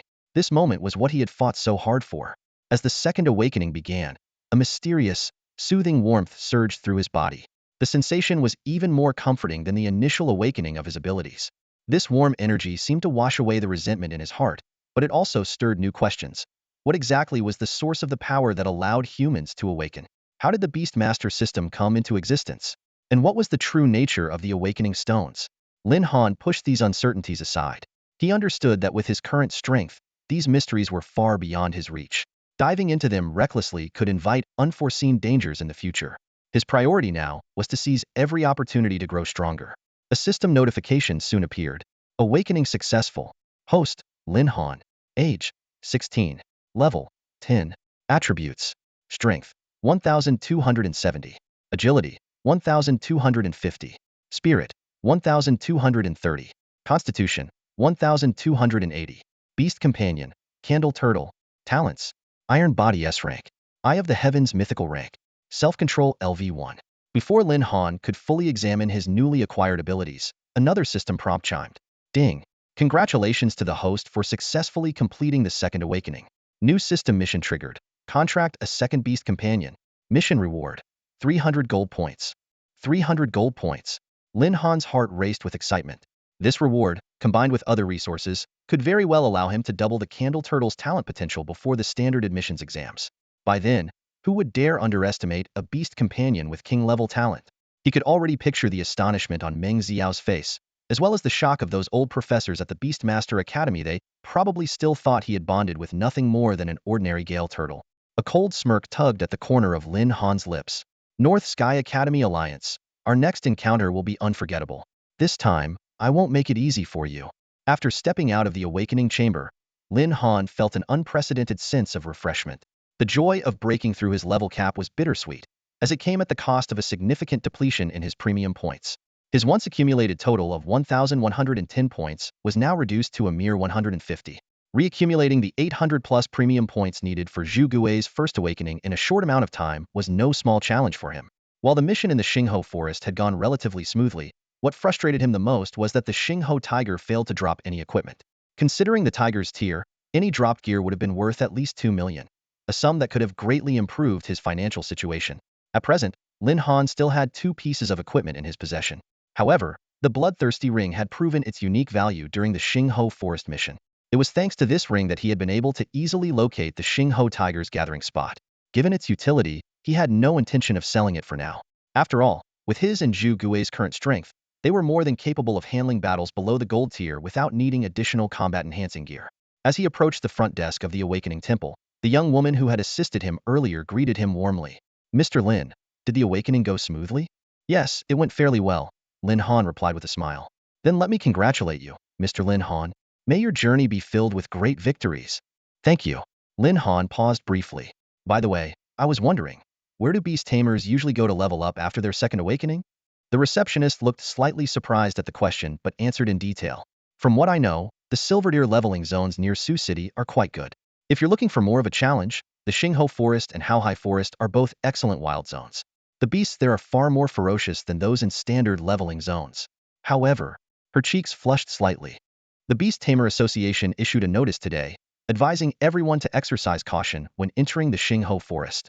It seems the beasts there are currently experiencing some unusual behavior. Lin Han immediately understood. He hadn't expected the few aphrodisiac pills he had used to have such a dramatic effect. While he had indeed given the Xingho Bear King a larger dose, it shouldn't have caused such widespread disruption. So, it seems Haohai Forest will be the better choice for now? Lin Han quietly made a mental note of the location. Yes, the receptionist confirmed with a nod. Thank you. By the way, regarding the situation in the Xingho Forest, are there any concrete leads? Do we know who or what caused it? Or if something unusual happened among the beasts? Well, the receptionist hesitated, looking a bit troubled. It's said that the Beast Tamer Association doesn't have much information at the moment. All they know is that someone reportedly saw a person and a turtle from a distance while completing a mission yesterday. One was entering the forest, and the other was leaving, but there isn't much more to go on. Lin Han quietly let out a sigh of relief. As long as no one knew it was his doing, it wouldn't be an issue. After all, this wasn't the kind of incident he wanted to be associated with. After leaving the Awakening Temple, Lin Han stood outside the entrance and exhaled deeply. The situation in the Xingho Forest had escalated far beyond his expectations, even drawing the attention of the Beast Tamer Association. He pondered to himself, hoping that no one would be foolish enough to provoke the Xingho Bear King and its kind in their current state. If someone strong enough tried, it might still be manageable, but if they couldn't handle it, Lin Han didn't dare to imagine the potential consequences. Lin Han stood outside the teleportation array, still shaken as he recalled the horrifying scenes he had witnessed the previous night in the Starfire Forest. The tragic fate of the Starfire demon ape lingered in his mind, leaving him deeply unsettled. If humans were to face a similar fate, the consequences would be even more unimaginable. This harrowing experience had left a lasting psychological scar on him, completely extinguishing his original plan to return to the Starfire Forest for leveling up. After careful consideration, he decided to change his leveling location to the Haohai Forest. As the only other training area available in Sioux City, it was his best option at the moment. According to the rules, silver-level beast tamers were only allowed to operate on the outskirts of the forest, but Lin Han had already completed his second awakening and possessed the steer talent, Iron Body, as his trump card. It was this strength that had allowed him to escape the Starfire Forest unscathed the day before. Given his improved power today, he was confident that he could handle the challenges of the Hao-Si Forest with ease. Having made up his mind, Lin Han headed straight for the teleportation array in Sioux City. After the familiar sensation of teleportation, he found himself standing in the midst of a forest. Beneath his feet was a meticulously constructed six-pointed star formation, the teleportation endpoint. This time, Lin Han was particularly cautious. Unlike his previous venture, he refrained from recklessly charging into the depths of the forest and instead carefully observed his surroundings. From what he knew, the Beast Tamers Association had officially labeled the Starfire Forest as a danger zone, prompting many silver-level beast tamers to shift their focus to the Hao-Si Forest. Although there were multiple entrances to the forest, the likelihood of encountering other beast tamers was still quite high. Under these circumstances, Lin Han resolved to keep his trump cards hidden as much as possible. While society generally advocated for kindness and mutual assistance, in the dungeon world, where witnesses were scarce, disputes over resources that escalated into deadly conflicts often went unresolved. It was precisely because of this that many mercenary groups had seized the opportunity to flood into the area, seeking to capitalize on the demand for their services. As Lin Han stepped into the Hao-Hai Forest, a faint sense of unease crept into his heart. Unlike his reckless approach a few days ago when he first entered the Xinghe Forest, this time he had no choice but to tread carefully. After all, encountering bandits was no trivial matter. The moment he entered, a wave of damp, stifling heat enveloped him, starkly contrasting with the environment of the Xinghe Forest. Lin Han frowned slightly. Such a tropical-like climate was highly unusual for the northern city of Sioux. He recalled consulting various records, yet none mentioned this peculiar weather in Hao-Hai Forest. As he pondered, a shadow suddenly darted out from the side. Relying on the instinctive reflexes of his shrank ability, Iron Body, Lin Han swiftly flipped backward to evade. Even so, a sharp claw managed to graze his chest. It was a level 14 blue-striped cat. Thanks to the enhancements his Iron Body and Fortune Eye received after his second-class advancement, Lin Han was able to react in time. He chuckled lightly, extended his hands, and summoned his companion, Zhu Gui. With a fierce roar, the Zhu Gui emerged from a complex magic array, charging straight for the blue-striped cat's critical point. By the time the cat attempted to escape, it was already too late. Successfully killed blue-striped cat. Gained 5,462 experience points. Seeing the experience points roll in, Lin Han felt a surge of satisfaction. The Zhu Gui affectionately nudged his pant leg, prompting him to give it a pat on the head. Good job. Today, we're going to unleash chaos in this Hao-Hai Forest. And so, the duo embarked on an efficient hunting spree. Crescent wolves, blue-striped cats, and crimson ants fell one after another, and the experience points kept piling up. Before long, Lin Han reached level 11, earning 300 attribute points to freely allocate. This allowed him to push one of his stats up to 1/800 feet, almost unheard of at his level. Although his stats were still far from matching those of the Zhu Gui, the Star Dragon Empire's Beastmaster system was specifically designed to compensate for human limitations. As for whether the other three great empires employed similar Beastmaster systems, that was not a concern for Lin Han at the moment. The hunt continued, and both Lin Han and the Zhu Gui climbed the ranks rapidly. Soon, Lin Han reached level 14, while the Zhu Gui advanced to level 15. Gazing at the Zhu Gui's astonishing stat strength, 6,854, agility, 6,598, spirit, 6,488, constitution, 7,102, Lin Han couldn't help but marvel. Those numbers are truly out of reach. Even so, today's progress left him deeply satisfied. The sky was growing darker as Lin Han stood still, ready to conclude his exploration for the day. The wilderness at night often became a haven for ferocious beasts. Even with the blessing of the Eye of Creation, the dangers were no small challenge for him. Satisfied with his gains for the day, he saw no reason to risk venturing further into the perilous night. Just as he turned to leave, he suddenly heard an unfamiliar voice behind him. "Hey there, friend. Here to level up?" Startled, Lin Han spun around to find 5 people standing behind him, 4 men and 1 woman, all dressed identically in black. He hadn't noticed their approach at all. The unexpected encounter sent a chill down his spine, and a bold suspicion crossed his mind. Mercenaries? The matching outfits, the eerie silence in their movements, and their sudden appearance were far from typical for a casual leveling party. Lin Han's nerves immediately tightened. This was exactly the kind of situation he had hoped to avoid. While remaining on high alert, he quickly opened the system shop, scanning for any useful items. His premium currency reserves were running low, but thankfully, many items in the beginner phase were offered at half price, leaving him with a decent selection to choose from. Given the possibility that his opponents could be at the silver tier, or worse, the gold tier of the second realm, his preparations were absolutely necessary. If they were silver tier, he and his companion, the Zhu Turtle, might still stand a chance. But if they turned out to be gold tier, the situation could become dangerously overwhelming. Relax, friend. We're not bad people, the leader of the Black Lad group said, seemingly noticing Lin Han's tension. His calm tone, however, did nothing to ease Lin Han's wariness. If anything, it only heightened his vigilance. What do you want? Lin Han asked coldly, his fingers never leaving the system shop interface. The leader of the group stepped forward, his voice still measured and calm. Are you a local from Sioux City? We're from out of town, just passing through to level up. Lin Han immediately noticed the distinct regional accent in the first words spoken by the stranger, which piqued his suspicion. Logically, even mercenaries wouldn't travel across districts to come here. The How High Forest was an ordinary dungeon, hardly worth the trouble for beast masters from other regions unless they had a specific mission. Yet these people claimed they were here to level up, a casual excuse that often reveals the true intent behind one's actions. You traveled all the way to Sioux City just to level up? Lin Han asked, taking a cautious step back as he spoke. Not entirely, the leader replied, but before he could finish, the woman beside him interrupted. The woman was alluring, her slender fingers brushing lightly against her crimson lips. Narrowing her eyes, she said with a teasing tone, "Little brother, we actually have another purpose for being here." And what purpose would that be? Lin Han asked, his wariness growing. We've received word that a legendary grade artifact was once discovered deep within the How High Forest, she answered, her voice smooth and enticing. We want to explore the area further, but the number of fierce beasts there is far beyond what we expected. So, we're looking for someone to help us out. Judging by how effortlessly you're handling yourself here, I'd say you're quite capable. Care to join us? If we find the artifact, we can sell it and split the profits evenly. Lin Han furrowed his brows at her words. A legendary grade artifact? In the hierarchy of equipment quality, the rankings from lowest to highest were bronze, silver, gold, rare, epic, legendary, king, ultimate, sacred, and divine.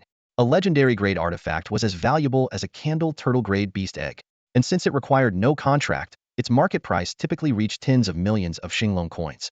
The sheer value was enough to stir Lin Han's interest. Though he remained doubtful about these people's true identities, he couldn't immediately discern their intentions. Regardless, he had already made up his mind to join the expedition. As for splitting the profits evenly? Ha! Lin Han scoffed inwardly, plan to keep the artifact for himself. What if you're lying to me? Lin Han asked, feigning hesitation. If you find the artifact but refuse to share it, I wouldn't stand a chance against the five of you. Wouldn't I be at a huge loss?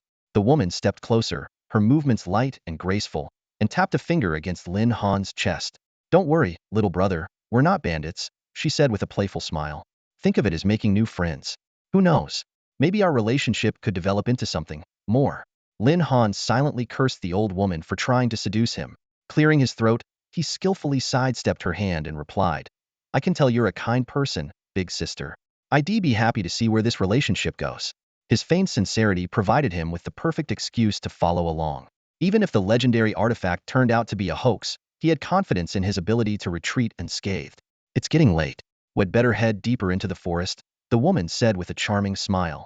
Wouldn't want someone else to get there first. After joining the group, the woman stuck close to Lin Han, engaging him in casual conversation. What's your name, little brother? Go Bewley, Lin Han replied, casually inventing a fake name. And what about you, big sister? Lingran Keiko. Just call me Keiko, she said with a laugh. So, you're a local from Sioux City? Yeah, born and raised, Lin Han answered, keeping up the small talk while discreetly observing the others. Throughout their interactions, he had yet to see any of them summon their beasts, leaving him unable to gauge their true strength. Seizing the moment before tensions could escalate, Lin Han quietly observed the five-member team that dared to venture deep into the How High Forest. Their strength was undoubtedly formidable. If all of them were capable of rivaling the Starfire Bear King, things could get extremely tricky. However, as long as he could obtain the legendary equipment, escaping shouldn't be too difficult. As he was lost in thought, a massive serpent suddenly lunged out from the nearby bushes. Its fangs gleamed menacingly, and its eyes radiated a fierce, murderous intent. It was a level 17 dark venom python. The opportunity had arrived. Feigning panic, Lin Han stumbled back a couple of steps and hid behind the group, his voice trembling deliberately. Miss Keiko, sisters, you can handle this kind of beast, right? Seeing his pathetic act, Rinrin Keiko couldn't help but twitch at the corner of her eye.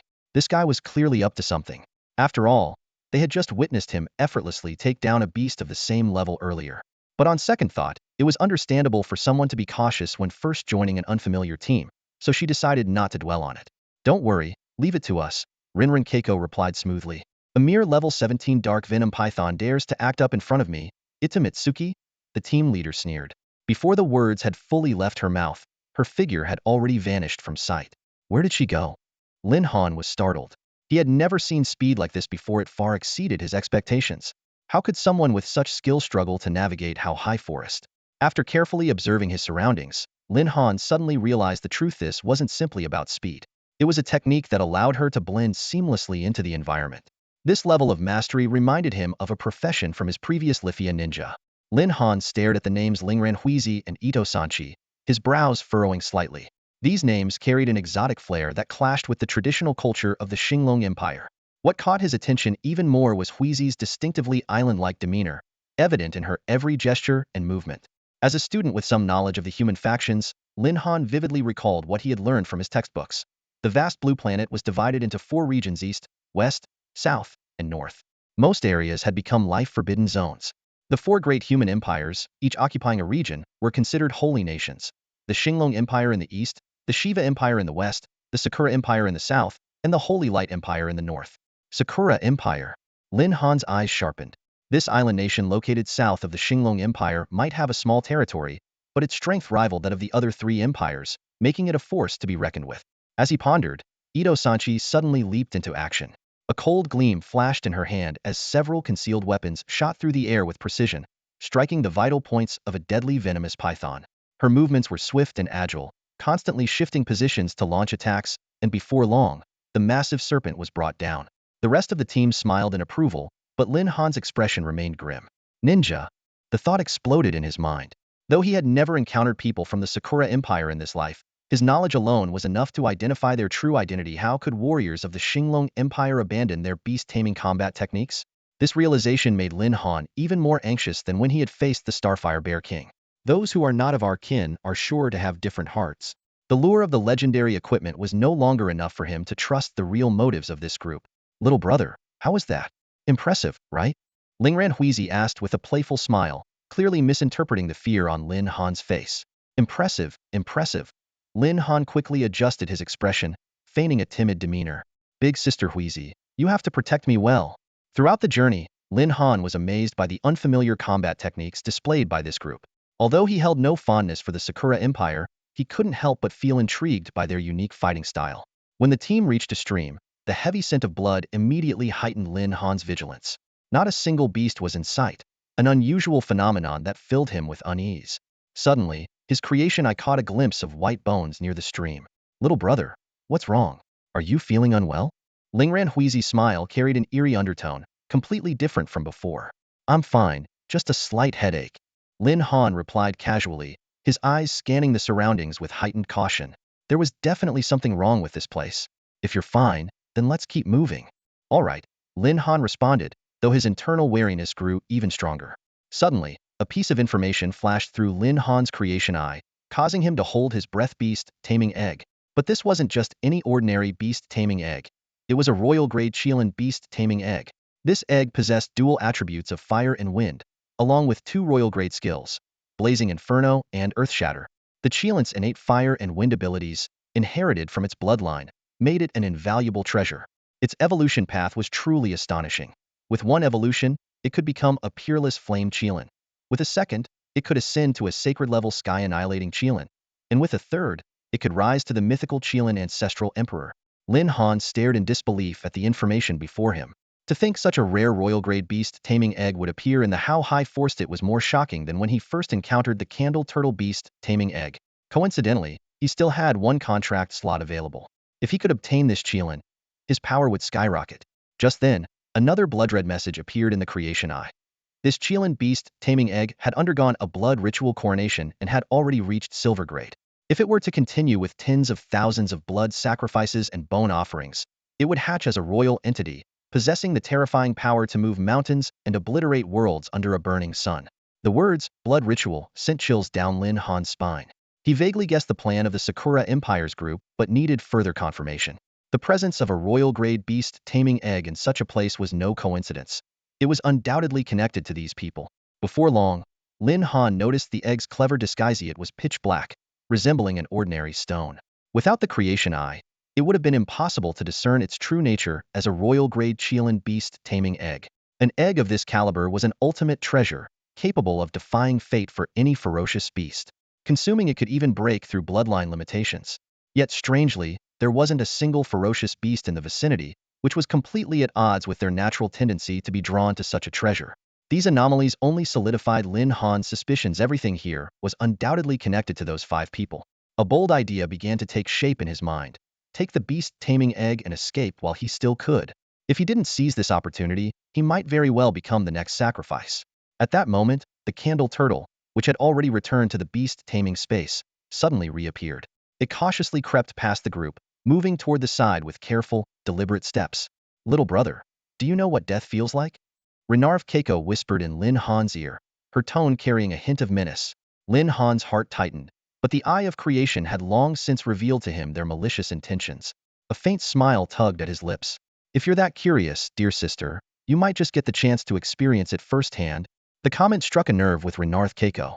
Even someone as composed as her couldn't suppress the anger that flared within. This boy dared to curse her? "Don't be upset, sister. I was merely joking," Lin Han said lightly, as if it were nothing. "Though who knows? The 5 of you might get to experience it together. Of course, such things don't really interest me. Maybe you should go ahead and try it out for us," Renarv Keiko retorted coldly. "Not likely. I'm still young, after all," Lin Han replied with a casual chuckle. He quickly changed the subject. "By the way, sister, where is that legendary equipment you mentioned? It's getting late, and the How High Forest is dangerous at night. Perhaps we should come back in the morning? Though you're all quite skilled, accidents do happen."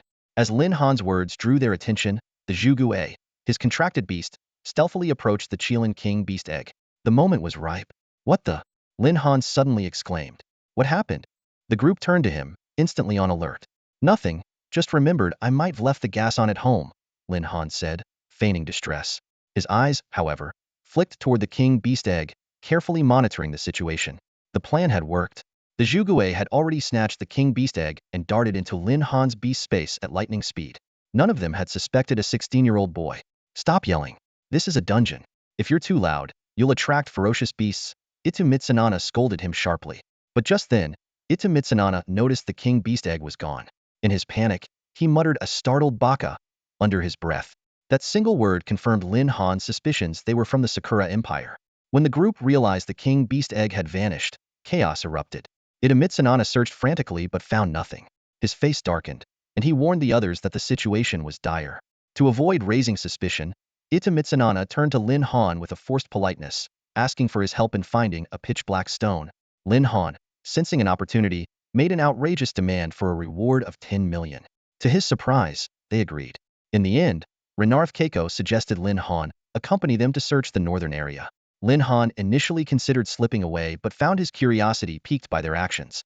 What could these agents of the Sakura Empire be after in the Star Dragon Empire? Deciding to stay, Lin Han resolved to uncover their true purpose. "All right, then I'll team up with Sister Huizi," Lin Han said eagerly. Ryas Huizi was equally anxious. This was, after all, a life-and-death mission. Without wasting another moment, the two set off, heading north to begin their search. Since they had come from the south, the remaining directions north, east, and west were divided among the search parties, with 2 people assigned to each direction. This arrangement ensured both efficiency and safety. "Sister, what exactly are you looking for? Are there any distinguishing features I should know about?" Lin Han asked as he carefully scanned their surroundings. "It's something that looks like a stone," Ryas Huizi replied honestly. Lin Han was momentarily speechless. If he hadn't already known it was a royal beast egg, such a vague description would have been utterly useless. "Sister Huizi, there are stones everywhere here. I'll need more specific details to work with. The surface of this stone has patterns resembling fish scales. If you examine it closely, you'll notice it's different from ordinary rocks," Ryas Huizi explained briefly, clearly too preoccupied to elaborate further. "Scales, you say?" Lin Han feigned sudden understanding. "Since I've already taken the million-star dragon coins, leave it to me. I promise I'll find it for you." Just as Ryas Huizi was about to continue searching, Lin Han suddenly called out to her. Though she was reluctant to waste time, his insistence made her turn back. In the next instant, her eyes widened in shock. Lin Han was holding the royal beast egg in his hand. As she reached out to retrieve the egg, Lin Han swiftly stored it in his beast space and, without hesitation, summoned a torch turtle to pin her to the ground. The boy who had seemed harmless just moments ago now revealed his true colors, his smile carrying a hint of mockery. "Sister, if your boss is willing to pay 1,000,000 star dragon coins for this, its real value must far exceed my expectations. Instead of handing it over to you, I think I'd rather sell it myself for a better price. Ryerson Huizi was stunned by his words. Only now did she realize that the seemingly innocent young man before her was, in fact, a shrewd and calculating individual. What unsettled her even more was his ability to see through their carefully disguised royal beast egg an insight that even a throne-level powerhouse might not possess. As Lin Han's hand tightened around her throat, a wave of fear surged through Ryerson Huizi. She couldn't comprehend how their meticulously planned mission had been completely unraveled by this boy who called himself Go Bewley. Lingran Huizi stared at Lin Han in terror, her neck firmly gripped by his hand while a massive turtle beast pressed down on her. Despite her confidence in being stronger than him, she found herself utterly powerless in this moment. From now on, you answer my questions, Lin Han said with a calm, almost playful smile. Hesitate for even a second, and I'll tighten my grip. Without waiting for her to respond, he asked directly, which empire are you from? Huizi glared at him, gritting her teeth. Lin Han immediately increased the pressure on her neck. I'll ask again, what empire are you from? The Holy Light Empire. No, no, stop. It's Sakura Empire. She finally confessed, gasping for air. As I thought, Lin Han murmured, his suspicions confirmed. If you'd been honest from the start, I wouldn't have had to resort to this. Now, where did you get the king beast egg? We bought it at an auction, she stammered. And what's your objective? Speak. Lin Han's eyes burned with fury. He knew all too well the catastrophic consequences of a king beast's birth. Such a creature could bring about apocalyptic destruction. Even if Sioux City managed to survive, the casualties would be devastating. We're agents from the Sakura Empire, planted here years ago. After the king beast hatches, we don't know what happens next, Huizi admitted through clenched teeth, her voice filled with pain. Hearing this, Lin Han unconsciously tightened his grip further. Stop, please. I swear I don't know anything else. Ask Itasanki knows more than I do. He's the one with closer ties to the organization. One last question, Lin Han said coldly. Are there only 5 of you infiltrating the Xinglong Empire? I don't know, she cried. With a sickening crack, her life came to an end. It was the first time Lin Han had ever killed a fellow human, but he felt no remorse. This was no ordinary conflict, it was a matter of war. If he hadn't encountered this team today, Sioux City could have been completely destroyed because of them. Countless innocent lives had likely already been lost at their hands. People like this deserved no mercy. His priority now was to locate the others. None of them could be allowed to escape. If they managed to leave Sioux City unscathed, it would not only endanger the city's residents, but also leave him vulnerable to future threats. However, tracking them down would be no easy task. They were scattered, and if they regrouped, taking them out would become exponentially harder. Suddenly, Lin Han remembered the bloodlust ring. He immediately activated his creation eye to examine its properties. Name, bloodlust ring. Type, functional. Slot, ring. Description, can track targets through their blood. Upgrade path, can evolve through multiple upgrades, ultimately becoming a god-tier artifact. Lin Han decided to spend 100 karmic points to upgrade it to rare quality. Once upgraded, the ring would allow him to track someone's location using any object they had touched. At god-tier, it could even locate someone just by visualizing their appearance, and it would unlock a temporary teleportation array. However, upgrading the ring to god-tier would require an astronomical number of karmic points, an unattainable goal for now. Even reaching rare quality had drained all his remaining points, but in this critical moment, he couldn't afford to hesitate. Lin Han was well aware that the current situation could not be resolved with just a little over 100 premium points. Acting decisively, he took out the king beast egg and lightly touched its surface with the bloodthirsty ring. In an instant, images of the Sakura Empire squad members appeared in his mind except for the lone female team member. This discovery gave him a new understanding of the ring's mechanism. It seemed incapable of tracking the corpses of the deceased. Using the ring's senses, Lin Han determined that the 2 squads were located in different directions. After careful consideration, he decided to temporarily let Ito Sanchi go and focus on the other 2 members first. Without hesitation, he abandoned Keiko Lingren's corpse and sprinted toward his new targets. Meanwhile, elsewhere, 2 members of the Sakura Empire squad were anxiously searching. The king beast egg doesn't have legs, and we've already cleared out all the nearby beasts. How could it possibly go missing? One of them asked, puzzled. Who knows? The other replied. Could someone have discovered our plan? Highly unlikely. We smuggled ourselves in under the protection of one of the Empire's elites. You know how powerful they are. It's not like just anyone could figure it out, unless someone from the Star Dragon Empire somehow picked up on our trail. Or maybe a wild beast really did carry it off. As they were discussing, one of them suddenly stopped in his tracks, turning sharply to look behind him. Wait a second. What is it? Someone's here. What? The other immediately tensed, scanning the surroundings warily. Who's there? Show yourself, they barked. If you don't come out, Don't blame us for being ruthless. It's me. It's me. Don't attack. Lin Han called out, mimicking Go Buli's voice as he stepped into view. Go Buli? Weren't you with Keiko? What are you doing here? Where's Keiko? One of them asked suspiciously. Lin Han smiled, pulling out the king beast egg and pretending to be at ease. We found it already. Sister Keiko asked me to come find you too, while she went to look for Ito Sanchi. The king beast egg in Lin Han's hand left the two members of the Sakura Empire squad utterly stunned. Their expressions quickly turned into ones of excitement. This was the black object Keiko had specifically instructed them to safeguard at all costs. Lin Han, however, casually tossed the king beast egg into the air without a hint of concern. Don't throw it. The two squad members shouted in alarm. Such a priceless item was something they wouldn't even dare touch, let alone treat so carelessly. Though the king beast egg was known for its exceptional durability and was unlikely to break under normal circumstances, the importance of their mission left no room for error. Instinctively, the two lunged forward to catch the egg, but just as they reached for it, a streak of blood splattered in the air. They turned to Lin Han, disbelief etched across their faces. Apologies, but this king beast egg belongs to me now, Lin Han said coldly. Don't worry, Ita Sanji will be joining you soon enough. It turned out that while their attention was entirely focused on the egg, a Zhuge had already launched a sneak attack. Lin Han swiftly followed up to finish the job. Against opponents stronger than himself, he opted for the safest approach, an ambush. The two squad members collapsed to the ground, lifeless. Lin Han, expressionless, picked up the king beast egg and turned to the Zhuge. Let's go, he commanded. Guided by the bloodthirsty ring, Lin Han set his sights on the next target, Ito Sanji, who was just 2 kilometers away. Within minutes, Lin Han had located him. He needed to figure out why the Sakura Empire had chosen to act in Sioux City, a location deep in the Star Dragon Empire's territory. The decision seemed not only illogical but also likely to provoke the wrath of the Star Dragon Empire. At that moment, a system notification abruptly appeared. Mission triggered. Mission name: annihilate the Xiao Snake Squad.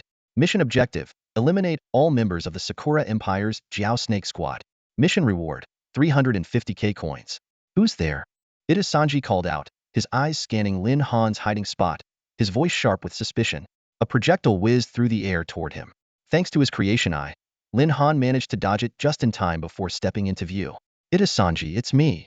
Lin Han feigned panic, his voice trembling. Something terrible has happened. The Star Dragon Empire's forces are attacking. Keiko and the others, they're all dead. We have to retreat immediately, or we won't make it. The king beast egg that Sister Keiko and the others gave their lives to secure, we need to get it out of here now.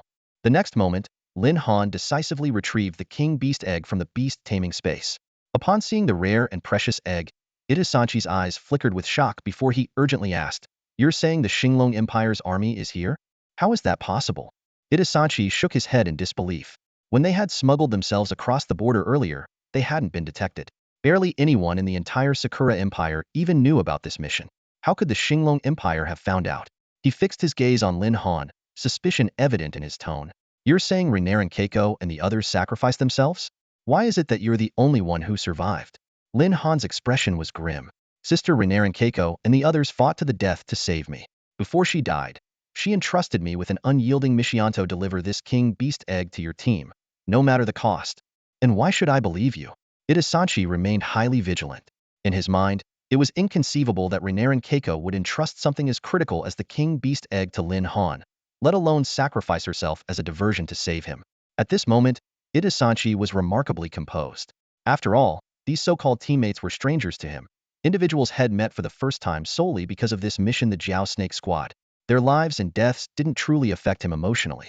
However, the information Lin Han had revealed left him deeply perplexed. Hand over the king beast egg. Ita Sanchi stopped debating the truth of Lin Han's words. The priority now was to ensure the egg's safety. As long as he had the king beast egg, replenishing the squad with new members wouldn't be an issue, and the mission could still proceed. Otherwise, the Empire would never let them off the hook. Fine, but isn't the most important thing right now to retreat first? Lin Han stepped closer to Ita Sanchi. Retreat? Why would we retreat? If the army is here, they must be searching for something. We have no reason to run. Ita Sanchi reached out to grab the king beast egg, only for Lin Han to skillfully evade his grasp. Not so fast, Lin Han said in a steady voice. For now, it's best if I hold on to the king beast egg. You don't have legal identities in the Xinglong Empire. Only I can withstand any potential investigation. Handing the egg over to you would be unwise. Ita Sanchi's expression darkened. What are you trying to say? He detected something unusual in Lin Han's words and began to suspect that Renair and Keiko might have leaked their organization's plans to this young man. Yet, this theory didn't seem to make sense either. Since things have come to this, I see no point in hiding the truth any longer, Lin Han said, meeting Itasanchi's gaze directly. Everything it's all for the revival of the Sakura Empire. The Jiao Snake Squad. Ito Mitsuki's eyes widened in disbelief as she stared at the man before her. Jiao Snake Squad, a codename known only to a select few within the organization, had just been uttered by this stranger. Even among squad members, the term was rarely mentioned. My identity is not something for you to know, Lin Han said with a faint, cold smile. Ito Mitsuki, captain of the Jiao Snake Squad, listen to my orders. Awaiting your command. Ito Mitsuki instinctively bowed. Although she couldn't confirm Lin Han's true identity, the information he possessed was enough to leave her stunned. Effective immediately, the bloodlust ritual is to be suspended. Ling Ran, Keiko, and Deng Ran have fallen in battle. We must prepare for an immediate evacuation. Do you understand? These words completely shattered Ito Mitsuki's composure. The bloodlust ritual involving the king beast egg was a secret known only to her, as the rest of the team was stationed in the Hao High Forest, unaware of the ritual's existence. May I ask for your identity, sir? Despite her shock, Ito Mitsuki felt compelled to confirm his authority. This mission was far too critical to allow for any oversight. Lin Han's brow furrowed. Ito Mitsuki, are you questioning my orders? The Special Ops Squad of the Xinglong Empire is actively hunting us. Every one of them is at least diamond ranked. If it weren't for my orders to ensure your safe retreat, I would have already left with the king beast egg. Why has the Xinglong Empire made such a sudden move? Ito Mitsuki asked, her confusion evident. Lin Han gestured for her to come closer and lowered his voice. Someone tipped off the Xinglong military. Impossible. Ito Mitsuki exclaimed. Ling Ran, Keiko, and the others are loyal warriors. They would never betray the organization. Besides, this operation was initiated by our informant within the Xinglong military. Lin Han's expression grew grim as he explained. I had initially planned to infiltrate your team this way to investigate the traitor. But the Xinglong Empire's response exceeded my expectations. It was my miscalculation. Once we're back in the organization, they'll accept full responsibility. Right now, the priority is to evacuate the Hao High Forest. Our contact in Sioux City is already in position. They'll take the king beast egg back to Sakura Empire and use the Empire's resources to complete the ritual. As he finished speaking, a twisted smile crept across Lin Han's face. When the time comes, Sioux City will be turned upside down. Internally, Lin Han thought to himself, damn it, pretending to be a villain for the first time really feels awkward. Lin Han silently pondered his own deductions as he observed Ito Sanchi, who didn't seem particularly sharp. He concluded that this person likely wouldn't suspect anything. Just then, Ito Sanchi suddenly performed a precise military salute and shouted loudly, "Long live the Empire." This unexpected action startled Lin Han, but he quickly composed himself. Mimicking the gesture, he also saluted and echoed, "Long live the Empire." Leader, before we meet the contact, I have one more matter to attend to, Ito Sanchi declared, his gaze suddenly firm and resolute. At this moment, he was fully convinced of Lin Han's identity in his eyes. Someone so knowledgeable about the mission could only have been sent by the Empire. With a grim expression, Ito Sanchi turned toward a man standing nearby. Sensing the shift in atmosphere, the man instinctively took a few steps back and asked nervously, "Captain, what are you planning to do?" "What am I planning to do?" Ito Sanchi sneered. "You heard the officer earlier. One of the 5 of us is a traitor." "Captain, are you suspecting me?" The man stammered, panicked. "I've always been loyal to the organization. How could I possibly betray the Empire? You know May would never." Ito Sanchi cut him off. "Now that Renara Keiko and the others have already sacrificed their lives for the Empire, are you trying to tarnish their names?" "Captain, I didn't mean that." The man quickly tried to shift the focus, pointing at Lin Han. "Keiko and the others would never betray the Empire. I'm saying it's him. He suddenly claims to be an Imperial officer. How can we trust that? For all we know, he's an outsider trying to deceive us.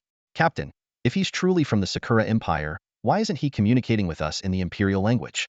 Lin Han's heart skipped a beat, but he kept his composure. Years of watching Japanese films and TV dramas had finally paid off. Without hesitation, he barked in fluent Japanese, "Kyuso. Bakayaro." This display further solidified Ito Sanchi's belief in Lin Han's identity. Turning back to the man, Ito Sanchi roared, "What else do you have to say now? Betraying the organization. Selling out for personal gain. How could the Empire produce someone as disgraceful as you? You're a shame to us all." "Captain, I swear I'm innocent." The man knelt on the ground, his voice tinged with desperation. Lin Han secretly breathed a sigh of relief, thinking to himself how close he had come to giving himself away. In that split second, He had mentally flipped through every Japanese movie line he had ever heard, finally landing on these crucial words. While most of the phrases in his mind were far from appropriate, thankfully, Itasanchi, being the gullible fool he was, chose to believe him. It was only thanks to the system's task prompt and the insights provided by the Eye of Providence that Lin Han managed to sell his story. Otherwise, convincing this simpleton would have been nearly impossible. Itasanchi's eyes burned with fury as he glared at the subordinate kneeling before him. The Empire's meticulously planned operation had been completely ruined, costing the lives of so many loyal warriors. This was not just a loss for the organization but a significant blow to the Empire itself. For a traitor who betrayed comrades and jeopardized the Empire, there would be no mercy. Today, I will deliver justice and avenge Rina Keiko and the others. Itasanchi roared as he drew his long blade in an instant, thrusting it toward the man. Realizing that Itasanchi truly intended to kill him, the subordinate quickly drew his own weapon, parrying the attack. I never betrayed the Empire, Captain. He's trying to drive a wedge between us.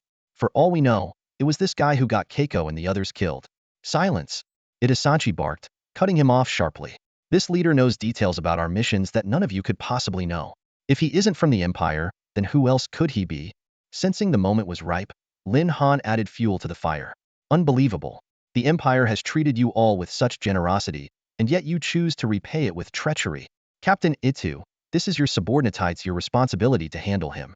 I will report everything that happened here today to Lord Zimming. After this, you will be lauded as a hero who purged a traitor from our ranks. Lowering his voice, he added, make it quick. Support teams from the Empire could arrive at any moment. A spark of excitement flashed in Itasanchi's eyes as he nodded solemnly. Rest assured, leader. Since this traitor comes from my squad, I will personally deal with him. This won't take long. Fool. Itasanchi, you're really going through with this? The subordinate's anger boiled over, and his attacks became increasingly ferocious. If you're going to be heartless, don't blame me for being ruthless. You've been planning this for a long time, haven't you? Where did you find this actor? You just want to claim all the credit for yourself. Well, I won't let you succeed. The fight between the two escalated rapidly, with every move aimed to kill. Lin Han watched from the sidelines, his heart pounding in his chest. Both of them were undoubtedly at the level of bona fide gold-ranked warriors. Lin Han silently assessed his opponent's strength, a chill running through his heart. If not for the deliberate concealment, the other's abilities were likely approaching the platinum level. What troubled him even more was that these enemies didn't seem to follow the typical Beastmaster system. Still, events were unfolding just as he had planned. To his surprise, Itasanchi had so easily fallen into the trap. Their battle grew fiercer, leaving both with fresh wounds. Moments later, Itasanchi ended the informant's life with a swift slash to the throat. This is the fate of a traitor, Itasanchi said coldly. Your family will suffer for your betrayal as well. Impressive. Truly worthy of Captain Ito's reputation. Such remarkable skill. Lin Han clapped his hands, his tone full of praise. Itasanchi smirked with pride. It's just my duty. Anyone who betrays the Empire deserves this punishment. Captain Ito is absolutely right. Only someone like you is fit for such an important role. Lin Han continued to flatter him. Though somewhat intoxicated by the compliments, Itasanchi didn't forget the urgency of their situation. Leader, we need to leave immediately. If we're discovered by the Xinglong Empire, we'll be in trouble. Leave? To where? Lin Han asked, his gaze playful. Didn't you say we were to rendezvous with the people stationed in Sioux City? Oh, I did say that. Lin Han nodded, but made no move to leave. Then let's go quickly. Itasanchi urged, growing increasingly anxious about lingering too long. I'm afraid Captain Ito won't be leaving today. Lin Han's tone suddenly turned icy. What? Alarm bells rang in Itasanchi's mind. Today, Captain Ito will meet his end here for the Empire. Before Itasanchi could react, a hidden Zhugue sprang into action, firing 3 water arrows in rapid succession. Though Itasanchi managed to dodge the first 2, his exhaustion from the earlier fight left him vulnerable, and he was struck by the third. Leader, what is the meaning of this? Itasanchi demanded, clutching his wound. The meaning? Lin Han sneered. It's simple. I'm sending you to meet your end. You, soldiers of the Sakura Empire, dared to invade the territory of the Xinglong Empire and plot such schemes. Today, I will take your life to avenge the citizens of Sioux City who perished. There was no longer any need for Lin Han to hide his true self. Though his opponent was indeed formidable, his Eye of Creation confirmed a platinum-level power. Itasanchi's injuries and exhaustion gave Lin Han the upper hand. Victory was within reach. Itasanchi finally realized the truth. Clenching his teeth against the pain, he steadied himself. You're not from the Empire, are you? You're with the Xinglong Empire. Bingo, Lin Han replied with a faint smile. Then what about Rina and Keiko and the others? Were they all killed by you? Ito Sanchi asked through gritted teeth. Correct. I dealt with them all. You're the last group. I was wondering how to handle you. But it seems you saved me the trouble by turning on each other first. Mitsuki Ito stared at the lifeless body of his fallen comrade on the ground, a surge of indescribable rage welling up inside him. He glared at Lin Han with gritted teeth and spat. It's all because of you. You killed him. Lin Han smirked coldly. And what if I did? I might have considered holding back against you before, but as you are now, you're no match for me. If you surrender now, you might still have a slim chance to live. Mitsuki Ito knew his injuries were severe, and he had to seize the opportunity to deliver a fatal blow. He had already suspected Lin Han's true identity despite using the Star Dragon Empire's beast-taming techniques. It wasn't unheard of for someone from the Sakura Empire to have studied those methods in the Star Dragon Empire. Yet, he hadn't anticipated being deceived like this. If the two of them had worked together earlier, they could have easily subdued Lin Han. But now, with his injuries worsening, the situation had become dire. I'm just a passerby, an ordinary person. Lin Han chuckled lightly. At this point, he and his beast, the Zhu Gui, had completely encircled Mitsuki Ito, leaving him no chance to escape. Mitsuki's mind raced. When he first saw Lin Han dealing with other ferocious beasts, he had judged his strength to be no higher than the gold rank. But now, he could no longer be certain of Lin Han's true capabilities. If he delayed any longer, his injuries would only worsen. I have to end this quickly, Mitsuki thought to himself. A beast tamer's weakness lies in their physical vulnerability. If he could take down the tamer, the beast would become irrelevant. With that thought, Mitsuki made his move without hesitation. Lin Han, however, had already anticipated his actions through the eye of creation and did not bother to dodge. Instead, he silently activated his shrank ability, Iron Body, Clang. Mitsuki's palm struck Lin Han's body, but it felt as though he had hit solid steel. How? How is this possible? Mitsuki was utterly shocked. Even though he had lost most of his strength, how could he fail to harm a mere silver-rank beast tamer? Lin Han let out a soft chuckle and, in a flash, grabbed Mitsuki's arms, immobilizing him. What are you doing? Even someone as seasoned as Mitsuki, who had completed countless missions, couldn't suppress the fear rising in his heart. Sending you to your death, of course. Do you think I'd let a tiger return to the mountain? Lin Han replied coldly. Zhu Gui, use Ice Blade. This time, without hesitation, Zhu Gui formed an ice blade and drove it straight into Mitsuki's chest. I never thought I would fall to a silver-rank beast tamer. How pathetic. Mitsuki muttered, blood spilling from his mouth as he collapsed to the ground, his eyes filled with unwillingness. Lin Han's expression remained stoic as he tightened his grip around Mitsuki's throat. With a sharp crack, he ended his life completely. He couldn't risk leaving Mitsuki alive, as it would undoubtedly invite retaliation from the Sakura Empire's elite. As the system notification chimed, mission, annihilate the Xiao Snake Squad completed. Reward, 350 gold points. Lin Han finally exhaled in relief. Turning to Zhu Gui beside him, he murmured, that was way too close. Lin Han carefully examined the bodies on the ground, confirming that Ito Sanchi and his companions were completely dead. He didn't leave right away but instead began meticulously searching the corpses for any useful items. On Ito Sanchi's body, he discovered an unexpected treasuria perception mirror. This was a special gold-tier item, and its functionality was incredibly practical. It could reveal the exact location of all living creatures within a 3-kilometer radius, up to 3 times per day. Great find, Lin Han thought with excitement. Although this functional item was only gold tier, its value far surpassed that of platinum tier combat gear. Just like the bloodthirst ring he was wearing, functional equipment like this was often more precious than combat-focused gear of the same tier due to its versatility and practicality. Now, Lin Han finally understood how Ito Sanchi had been able to so effortlessly monitor the surrounding area and protect the king beast egg. This mirror not only provided excellent defense against ambushes, but was also incredibly useful for tracking targets. After a quick review of its upgrade path, Lin Han realized that as the mirror leveled up, its detection range could expand to 10 kilometers, dozens of kilometers, or even hundreds of kilometers. At its highest level, this mirror alone could monitor all life forms in an entire city, a truly formidable power. After safely storing the mirror and the king beast egg, Lin Han couldn't help but feel a sense of gratitude toward the Xiao Snake Squad. If it weren't for them, he wouldn't have acquired such valuable items. Once he returned and signed a contract with the Qilin, he would gain 300k coins, which, combined with his current balance, would bring him to a total of 650. With this, his goal of evolving the Zhu turtle into the king-tier Xuanwu was finally within reach. Thinking about the future, when he would possess 2 king-tier beasts with unparalleled potential during the official recruitment phase, a confident smile spread across Lin Han's face. Others wouldn't stand a chance against him. It would be a complete domination. This thought filled him with joy as he decided to head straight back to Sioux City. Although he had initially planned to lure these people to the city's guard unit, their self-destruction had provided him with the perfect opportunity to deal with them here. This outcome was far more efficient and secure. Lin Han quickly shook his head, abandoning the idea of handing these individuals over to the Sioux City Guard. While the guards might be able to extract more information, it would undoubtedly cause him significant trouble. Even though Itasanchi and the others didn't know his real name, they had surely memorized his appearance. If the guards launched an investigation, he would find it nearly impossible to extricate himself. The night had grown late by the time Lin Han returned to his home in Sioux City. As soon as he stepped inside, he eagerly took out the beast egg he had acquired. This wasn't just any beast egg, it was a Qianlin beast egg. Just staring at it made his heartbeat quicken. A beast with a royal-level aptitude far surpassed his current companion, the Zhu Gui. What excited him even more was that, according to his Heaven's Eye ability, the beast would hatch at the silver rank right from the start. However, alongside his joy, Lin Han couldn't help but feel a twinge of worry. The higher the grade of a beast egg, the more difficult it was to form a contract with its owner. His teacher had once told him that some high-tier beasts would rather perish than lower themselves to bond with a weak human. This Qianlin, not only born at the silver rank but also having undergone numerous rituals, was bound to have a proud and unyielding nature.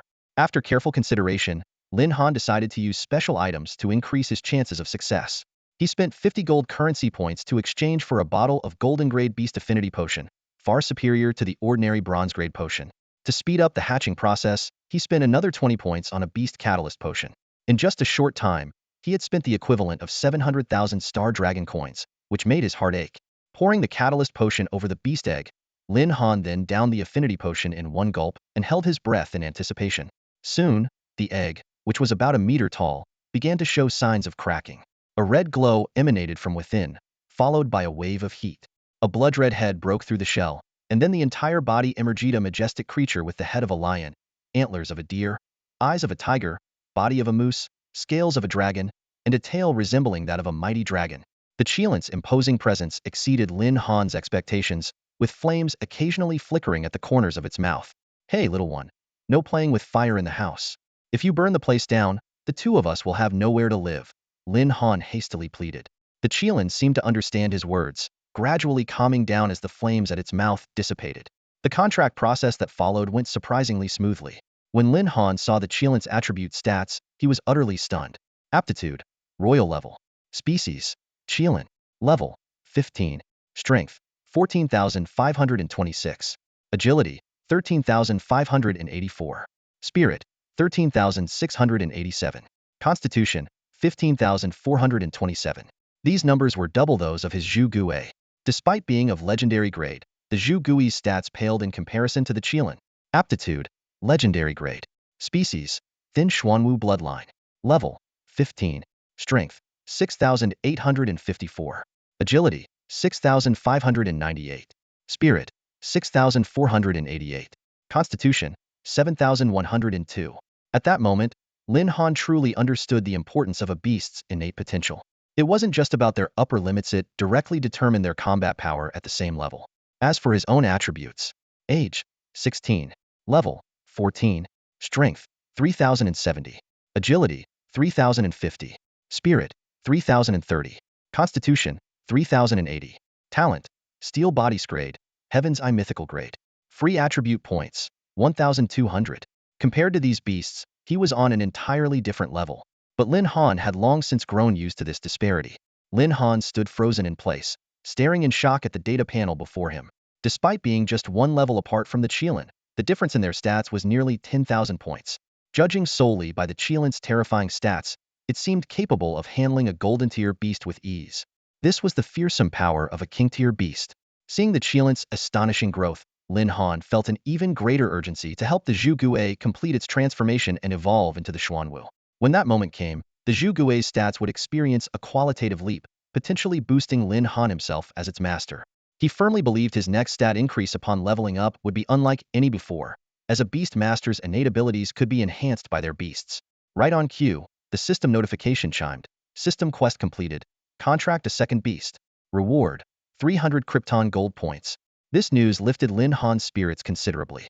He now had a total of 580 Krypton gold points, already more than halfway to the amount needed to double the Zhu Gui's innate talent. Just one more quest, and he'd be close. Moreover, he had confiscated some gear from Itasanchi and his group, which could be sold for additional resources. Lin Han decided to keep the perception mirror and sold the rest of the equipment through the system. Most of the items were of average quality, likely obtained from hunting nearby beasts. Although the perception mirror was relatively valuable, he opted to save it for future use. In the end, the batch of equipment fetched 2.8 million Star Dragon coins, equivalent to 280 Krypton gold points. Including his previous balance, Lin Han now had 880 Krypton gold points, just over 100 points shy of the amount needed to upgrade the Zhu Gui. Based on his current quest progress, he estimated that he would be able to enhance the Zhu Gui to Xuanwu bloodline by tomorrow. The thought filled him with excitement.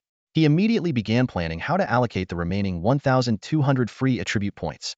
Since he already possessed the Scrade talent, Iron Body, his defense was exceptional. Most opponents couldn't even break through it.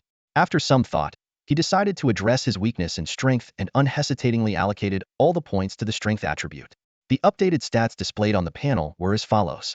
Host, Lin Han. Age, 16. Level, 14. Strength, 4,270. Agility, 3,050. Spirit, 3,030. Constitution, 3,080. Talents, Iron Body Grade, Eye of Heaven Mythical Grade. Free attribute points remaining, 0. Although there was still a significant gap between him and the Qilin, he now stood a better chance against his Zhu Gui in a direct contest. Of course, once the Zhu Gui ascended to a king-tier bloodline, the situation would change entirely. Lin Han couldn't help but smile. Why would he feel jealous of his own beast? What truly mattered was preparing to face external threats. The internal conflict within his family no longer occupied Lin Han's thoughts. He simply collapsed onto his bed and fell asleep. The next morning, when he opened his eyes, the sun was already high in the sky. Without the need to focus on awakening anymore, he allowed himself a rare moment of leisure.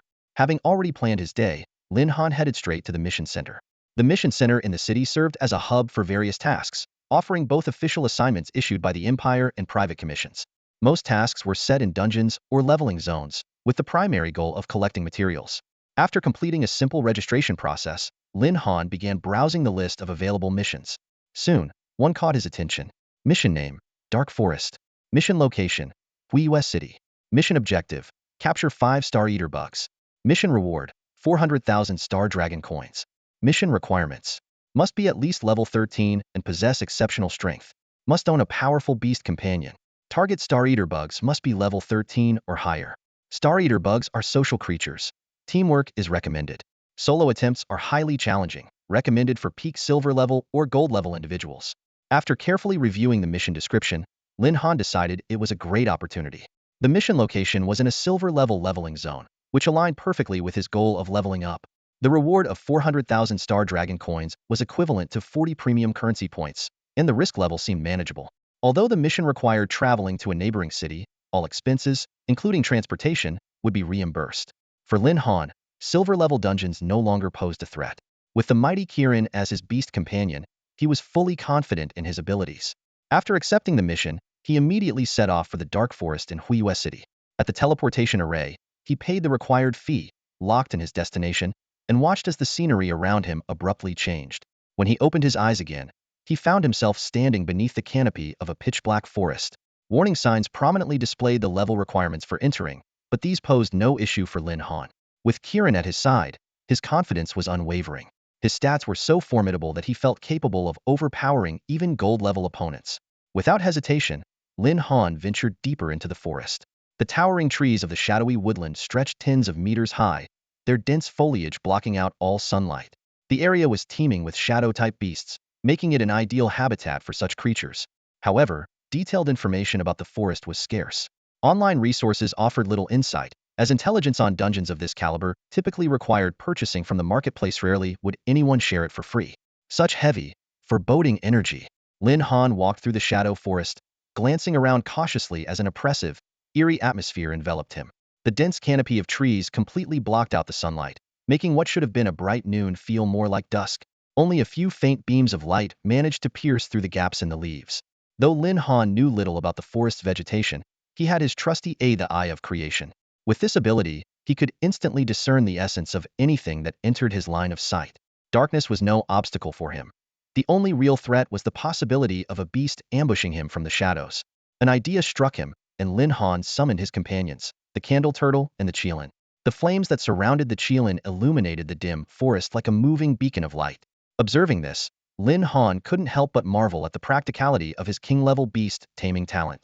The Qilin, however, rolled its eyes, seemingly displeased at being used as a mere light source. Lin Han simply chuckled. It was just a matter of making the best use of resources. As they continued forward, the sound of hurried footsteps suddenly echoed from the distance. Judging by the rhythm, it seemed like two creatures, one chasing the other. Lin Han's brow furrowed as he refrained from revealing himself.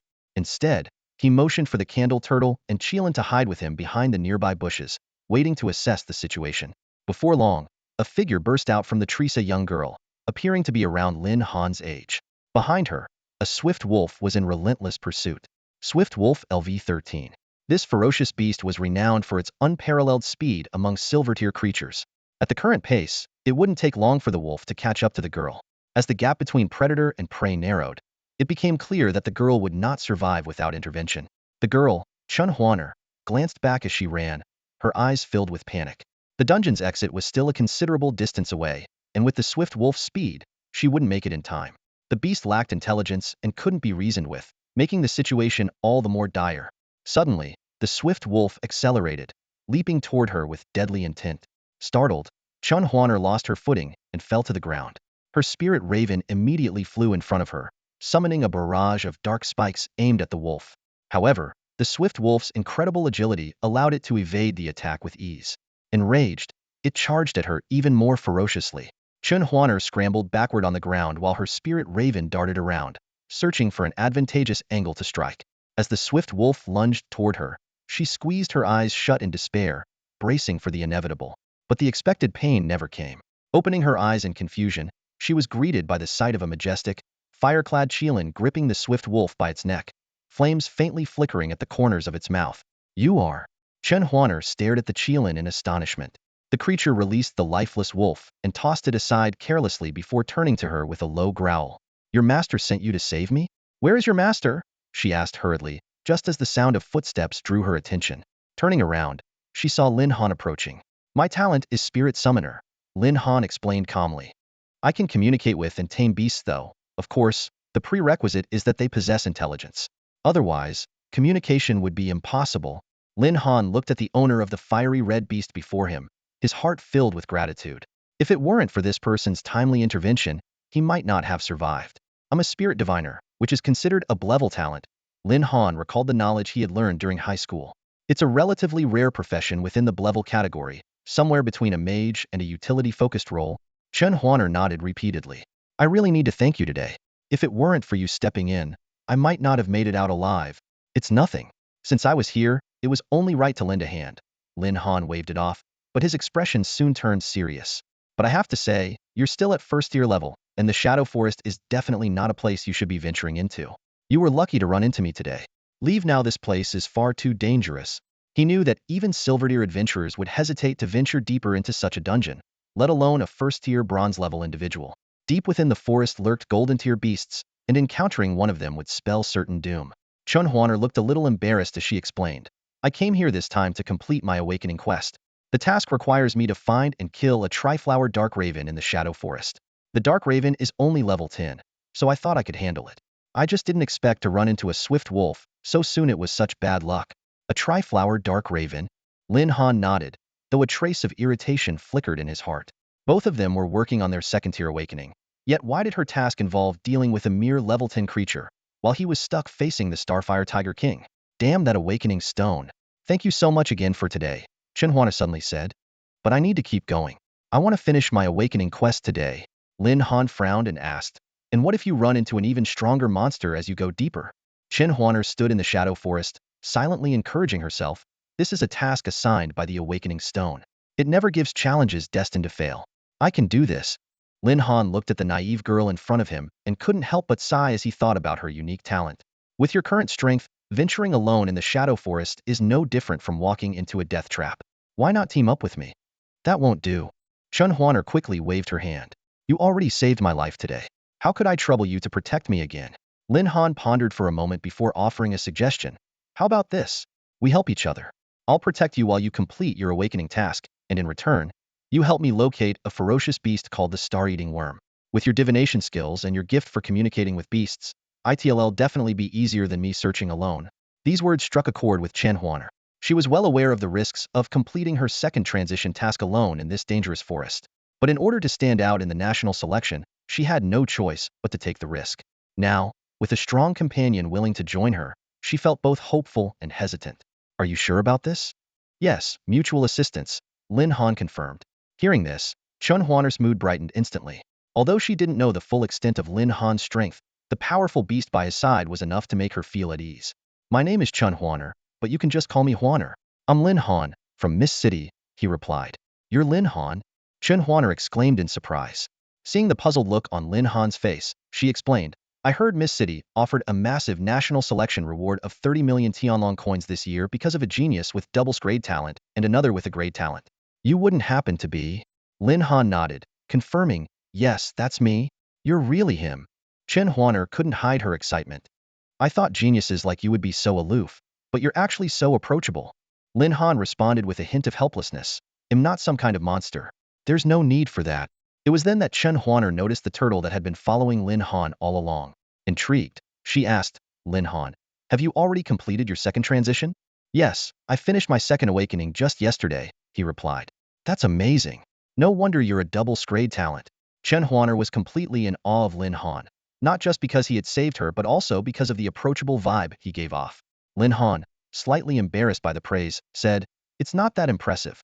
You're already working on your awakening task too, just a little behind me. And even with my double grade talent, I'm not that far ahead of you. Honestly, you're more impressive. Hang, you're too modest. Chun Huaner decided to affectionately call him Hang instead of just his name, feeling that it was more fitting now. Chen Huaner reminisced about the past and began recounting to Lin Han. Lingya and I were in the leveling zone when we happened to stumble upon a battle between two factions. To be honest, we waited until they were both severely weakened before stepping in to finish them off and gained a few kills. That's how I managed to level up so quickly. But of course, I'm still far behind you, Brother Han. She waved her hand dismissively, changing the subject. Enough about that. Let's keep moving. First, we need to deal with that Triflower-crowned dark absolute raven. The two continued their journey in sync, the atmosphere between them remarkably harmonious. This sense of harmony was largely thanks to Chen Huaner's innate ability to communicate with spirit beasts. Even the Qilin and the candle turtle instinctively gravitated toward her. Lin Han couldn't help but roll his eyes at the sight. These two ingrates. I'm still standing right here as their master, you know? If I were to leave them alone now, they'd probably run off with her in a heartbeat. Despite his frustration, he had to admit that having a spirit whisperer like Chen Huaner around made things much easier, especially when it came to communicating with spirit beasts. Suddenly, both the Qilin and the candle turtle halted in their tracks, letting out low warning growls in the same direction. Chen Huaner quickly interpreted for them. They're saying there's an enemy approaching. Although Lin Han couldn't directly communicate with the beasts, he immediately understood the gravity of the situation. Just then, the enemy revealed itself. Lin Han's creation eye instantly locked onto its information. It was a level 14 steel-striped tiger, charging straight at them. The Qilin and the candle turtle reacted in an instant, launching themselves forward to intercept the threat without giving it a chance to strike. The Qilin, with its incredible speed, subdued the steel-striped tiger and was just about to deliver a fatal bite to its neck when Chen Huaner shouted, Little Qilin, spare its life for now. The Qilin obeyed immediately, retracting its fangs. Lin Han, hearing her call it Little Qilin, shook his head in resignation but quickly guessed her intentions and chose not to intervene. A glowing six-pointed star materialized around Chen Huaner as she gazed down at the subdued steel-striped tiger. Her voice was calm but commanding as she asked, Steel-striped tiger, do you know where the Triflower-crowned dark absolute raven is? Lin Han's Eye of Creation truly lives up to its reputation as a mythical-level talent.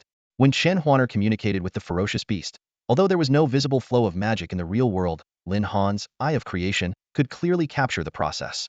Though his observations were still incomplete, this was only natural after all. The Eye of Creation was only at its second awakening stage, far from reaching its final form. The steel-striped tiger froze for a moment upon hearing Chen Huaner's voice, then let out a low growl in response. Chen Huaner quickly turned to Lin Han and said, There's a gathering of dark shadow crows in the southeast part of the forest. The three-flower convergence you mentioned should also be in that area. Your talent is really convenient, Lin Han remarked with genuine admiration. This ability was simply invaluable for locating objectives and instances. However, he also noticed the beads of sweat forming on Chen Huaner's forehead clearly. Communicating with a low-intelligence ferocious beast like this still consumed a significant amount of her energy. This was in stark contrast to how effortlessly she communicated with mythical creatures like the Qilin or the candle turtle, likely because of the lower level of the beast. Then let's head southeast, Chen Huaner said. ending her conversation with the steel-striped tiger. Are you sure the information is reliable? Lin Han asked again to confirm. Chen Huaner gave a wry smile. Not entirely, but given how little we know about the Shadow Forest, we have no choice but to trust its words for now.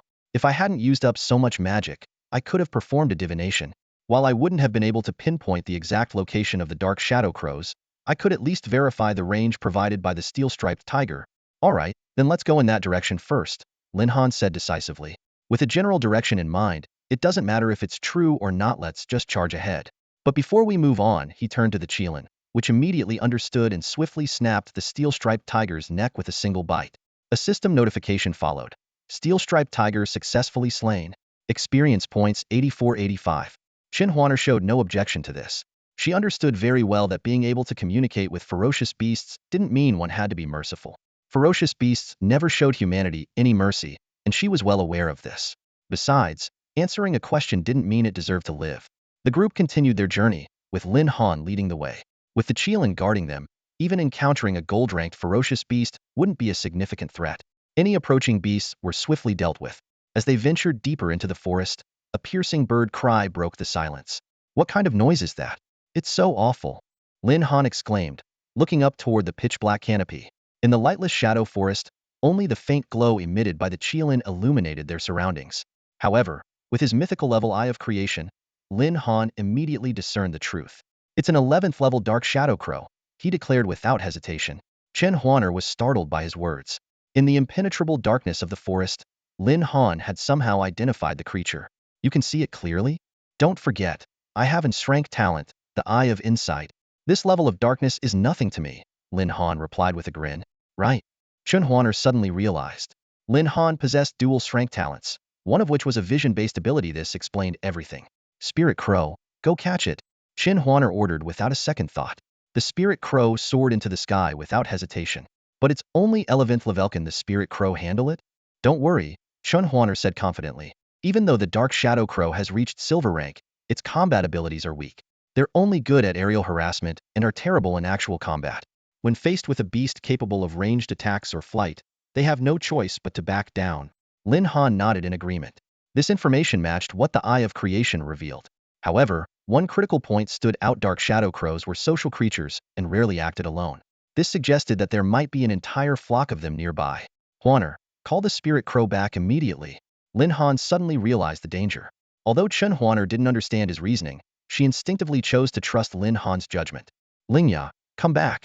The Spirit Crow, mid-flight, immediately turned around at Chen Huaner's call. Just as it was about to return to her side, the already dim sky grew even more ominous.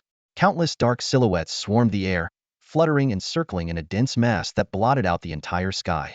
Chen Huaner gasped sharply, instinctively covering her mouth. She realized that if it weren't for Lin Han's timely warning, Lingya would have likely been torn to shreds by the swarm of shadow crows. Even though Lingya was formidable, there was no chance of surviving against such an overwhelming number. How did you notice them? Chen Huaner asked, still shaken. Lin Han's expression was grave. Shadow crows are pack creatures. They rarely act alone. More importantly, the area was completely silent when we arrived.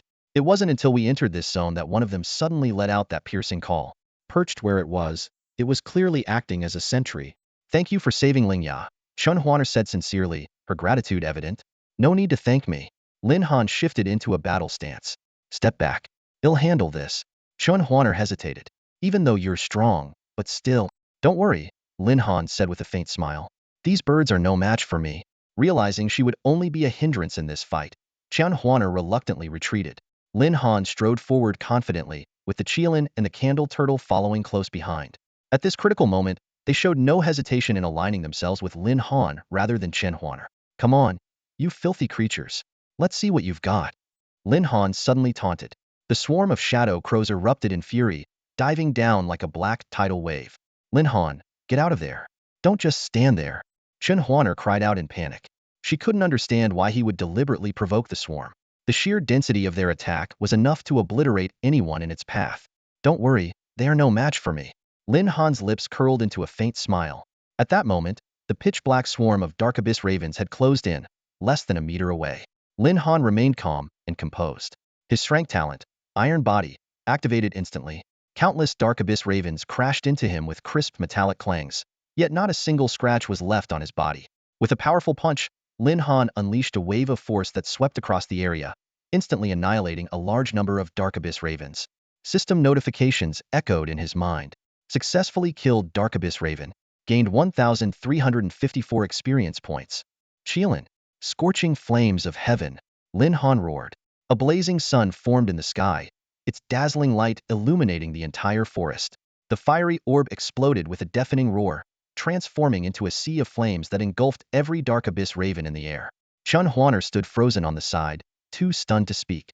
A rookie who had awakened his class only a few days ago was now displaying strength comparable to top-tier silver levels, even rivaling gold-level combatants. The system notifications continued to chime as Lin Han leveled up twice in quick succession, reaching level 16. His attribute panel showed an astonishing increase of 1,000 points across all stats, along with 300 freely allocatable points. Moments later, he advanced to levels 17 and 18, each breakthrough granting even more staggering attribute boosts. Lin Han checked his updated attribute panel. Host, Lin Han. Age, 16. Level, 18. Strength, 11,270. Agility, 10,050. Spirit, 10,030. Constitution, 10,080. Talents, Iron Body S rank, Eye of Heaven mythical rank. Freely allocatable points, 1,200. Attributes over 10,000. Lin Han's heart surged with excitement. With this level of power, he could now contend with early-stage gold-level beast tamers and their beasts. As long as their beasts weren't of legendary or king rank, victory was within his grasp. Suddenly, the candle turtle halted its attack, letting out a warning growl in a specific direction. Lin Han's eyes sharpened as he spotted a Dark Abyss Raven marked with a distinct three-flower insignia. Huaner, we found it. That Dark Abyss Raven with the three-flower mark on its head, it's the one. Chun Huaner finally snapped out of her daze. She had been completely captivated by Lin Han's extraordinary combat prowess, which was far beyond what someone his age should possess. Even with his dual strength talents, his displayed strength had exceeded all expectations.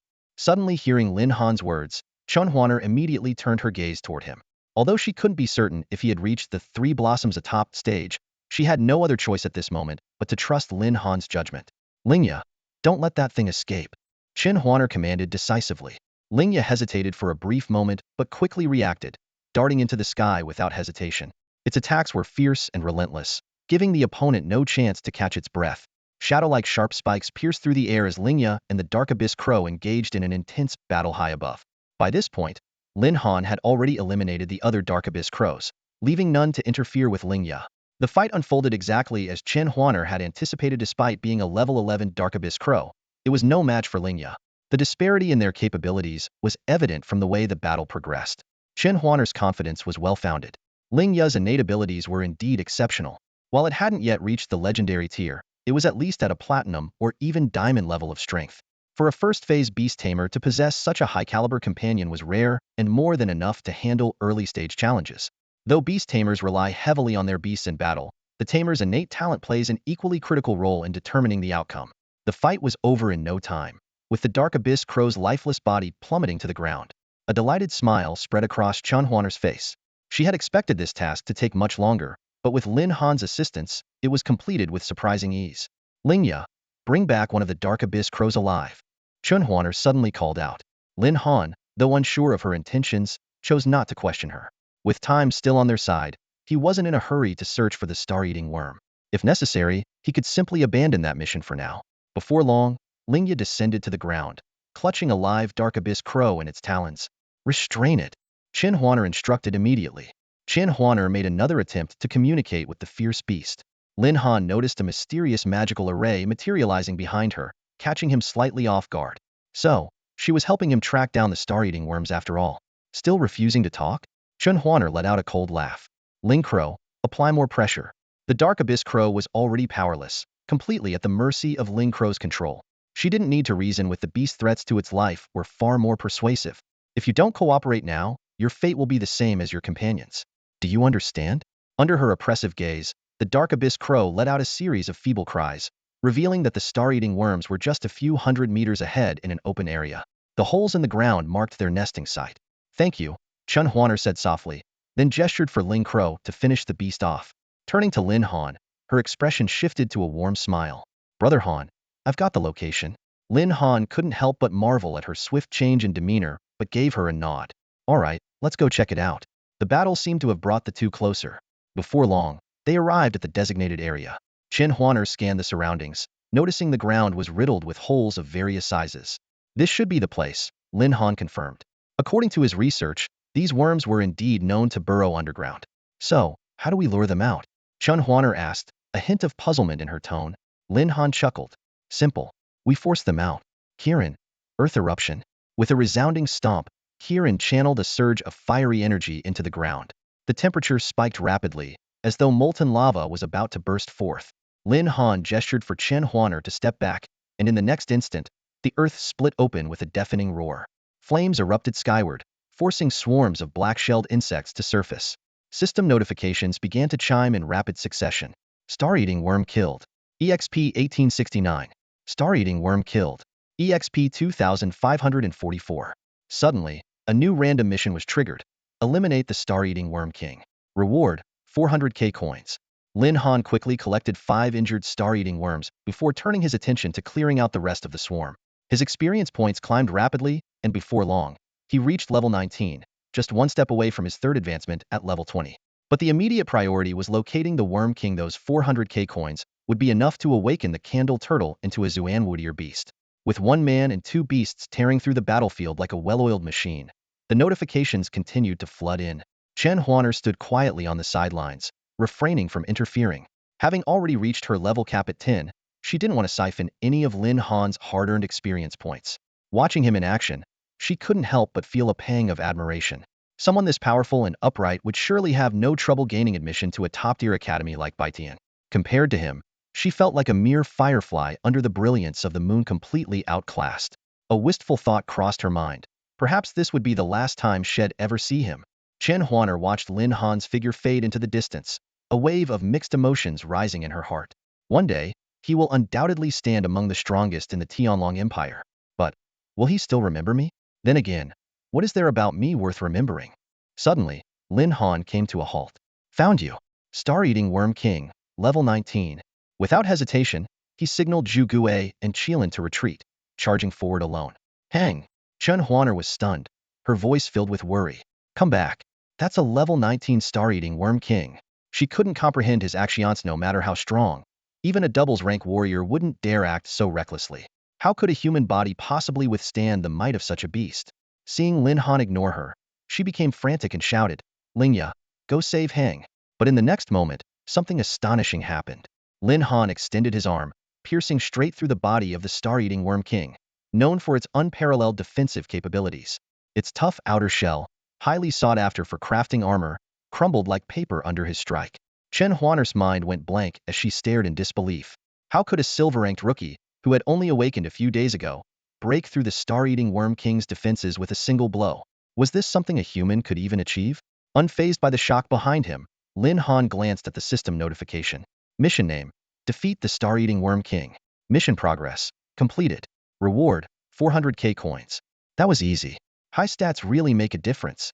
Lin Han smiled in satisfaction before finally noticing Chen Huaner seemed to be calling out to him. Were you saying something just now? I might been running too fast. Mind saying it again? Chen Huaner let out a helpless sigh, swallowing back the words she had intended to say. Suddenly, a system notification popped up. Successfully killed the Star-Eating Worm King. Experience points 9869. Immediately after, another message followed. You have successfully leveled up to LV20. All attributes increased by 400, with 300 attribute points available for free allocation. Already level 20? Lin Han was a bit surprised by how quickly he'd leveled up.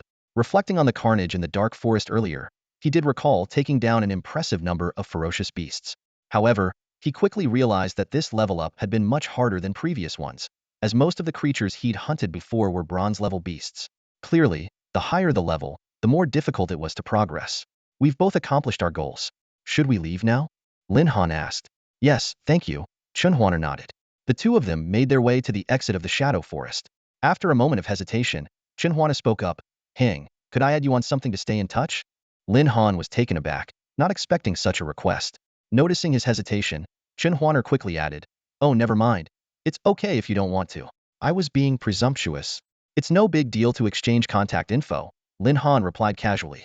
After exchanging details, Chen Huaner beamed with delight. Hang, if you ever visit Huiwei City again, feel free to reach out to me. You can also find me if you come to Sioux City. As Chen Huaner departed, Lin Han's companions, the Qilin and the Candle Turtle, let out low growls. Lin Han shot them a glare. If you two want to leave with her, go ahead. I won't stop you. The two beasts immediately shrank back obediently, prompting Lin Han to return them to his beast space. By now, night had fallen, and Lin Han decided to postpone the Awakening Temple task until the next day. He first headed to the mission hall, where he successfully claimed a reward of 400,000 Star Dragon coins. He briefly considered whether to take the Star-Eating Worm King's remains for a higher payout, but after recalling the 400 premium points offered by the mission reward, he figured that no merchant would pay the equivalent of 4 million for it. Sticking with the mission seemed more worthwhile. Back at home, Lin Han reviewed the day's gains with satisfaction. Reaching level 20, outstanding attribute upgrades, a hefty number of distributable points, and a solid increase in premium points. It had been a perfect day. Current attributes. Host, Lin Han. Age, 16. Level, 20. Strength, 18,270. Agility, 17,050. Spirit, 17,030. Constitution, 17,080. Talents, Steer Iron Body, Mythical Tier, Eye of the Heavenly Free Attribute Points, 1,800. Premium Points, 1,280. Lin Han looked at the results of the battle before him and couldn't help but burst into laughter. The incredible rewards from this fight were beyond his imagination. Not only him, but his two contracted beasts had also experienced astonishing advancements. The Zhu Gui had directly reached level 20, while the Qilin, originally at level 15, had leapt to level 20 as well. Lin Han examined the Qilin's attribute panel, and the numbers left him in awe. Qilin King level species. Level, 20. Strength, 29,003. Agility, 28,964. Spirit, 27,854. Constitution, 30,005. These stats made Lin Han draw a sharp breath. During the battle, he hadn't even noticed how powerful the Qilin truly was. He had naively thought he might surpass it, but reality hit him hard. It was an insurmountable gap. In comparison, the Zhu Gui's attributes seemed far less impressive. Zhu Gui legendary species, Thin Xuanwu bloodline. Level, 20. Strength, 12,424. Agility, 12,872. Spirit, 12,423. Constitution, 13,552. Although it couldn't compare to the Qilin, the Zhu Gui's growth rate as a legendary beast was still remarkable. At this point, Lin Han had finally accumulated enough premium points to awaken the Zhu Gui 999 points in total, equivalent to 99.99 million Star Dragon coins. This fortune could allow an ordinary person to live a comfortable life, but in pursuit of greater power, Lin Han gritted his teeth and clicked the awakening button. The system notification was brief and straightforward, merely confirming the success of the awakening, with no extravagant effects. Skeptical, Lin Han summoned the Zhu Gui, only to be utterly stunned by what appeared before him. It was no longer the Zhu Gui he once knew, but a majestic Xuanwu, a dragon-head beast with fearsome features, limbs as sturdy as heavenly pillars, piercing eyes, a back covered in black scales, and a tail entwined with a massive serpent. Its entire presence exuded an overwhelming sense of weight and authority, like a mountain pressing down. Xuanwu King level species. Level, 20. Strength, 29,854. Agility, 28,598. Spirit, 27,488. Constitution, 31,050. Seeing the dramatic increase in stats, Lin Han couldn't help but let out a bitter laugh. He had thought he was finally catching up to the Zhu Gui, but with this awakening, the gap had widened once more. However, he quickly adjusted his mindset. After all, he had already surpassed the Zhu Gui before its transformation into the Xuanwu. This was simply a new chapter. Lin Han was filled with confidence about the future. At the current rate of growth, surpassing both of his contracted beasts would only be a matter of time. Once he added a third contracted beast to his team, his strength would skyrocket. His own combat prowess alone would surpass countless powerful opponents, not to mention the support of these extraordinary beasts. After successfully awakening Zhu Gui, Lin Han returned to rest. The following morning, he went back to the Awakening Temple. With practiced ease, he found the front desk receptionist who had assisted him last time. Mr. Lin Han? The receptionist was visibly startled when she saw him. Is there something I can help you with today? She clearly remembered this young man, who had completed his second awakening just 2 days ago. I'm here for my third awakening, Lin Han said straightforwardly. Third awakening? The pin in the receptionist's hand slipped and fell onto the desk. She looked at him in disbelief. Mr. Lin Han, didn't you just complete your second awakening 2 days ago? A third awakening requires reaching level 20. Are you sure you're not mistaken? I'm not mistaken. I've already reached level 20, So I'm here to apply for the awakening, Lin Han replied calmly. You've already reached level 20?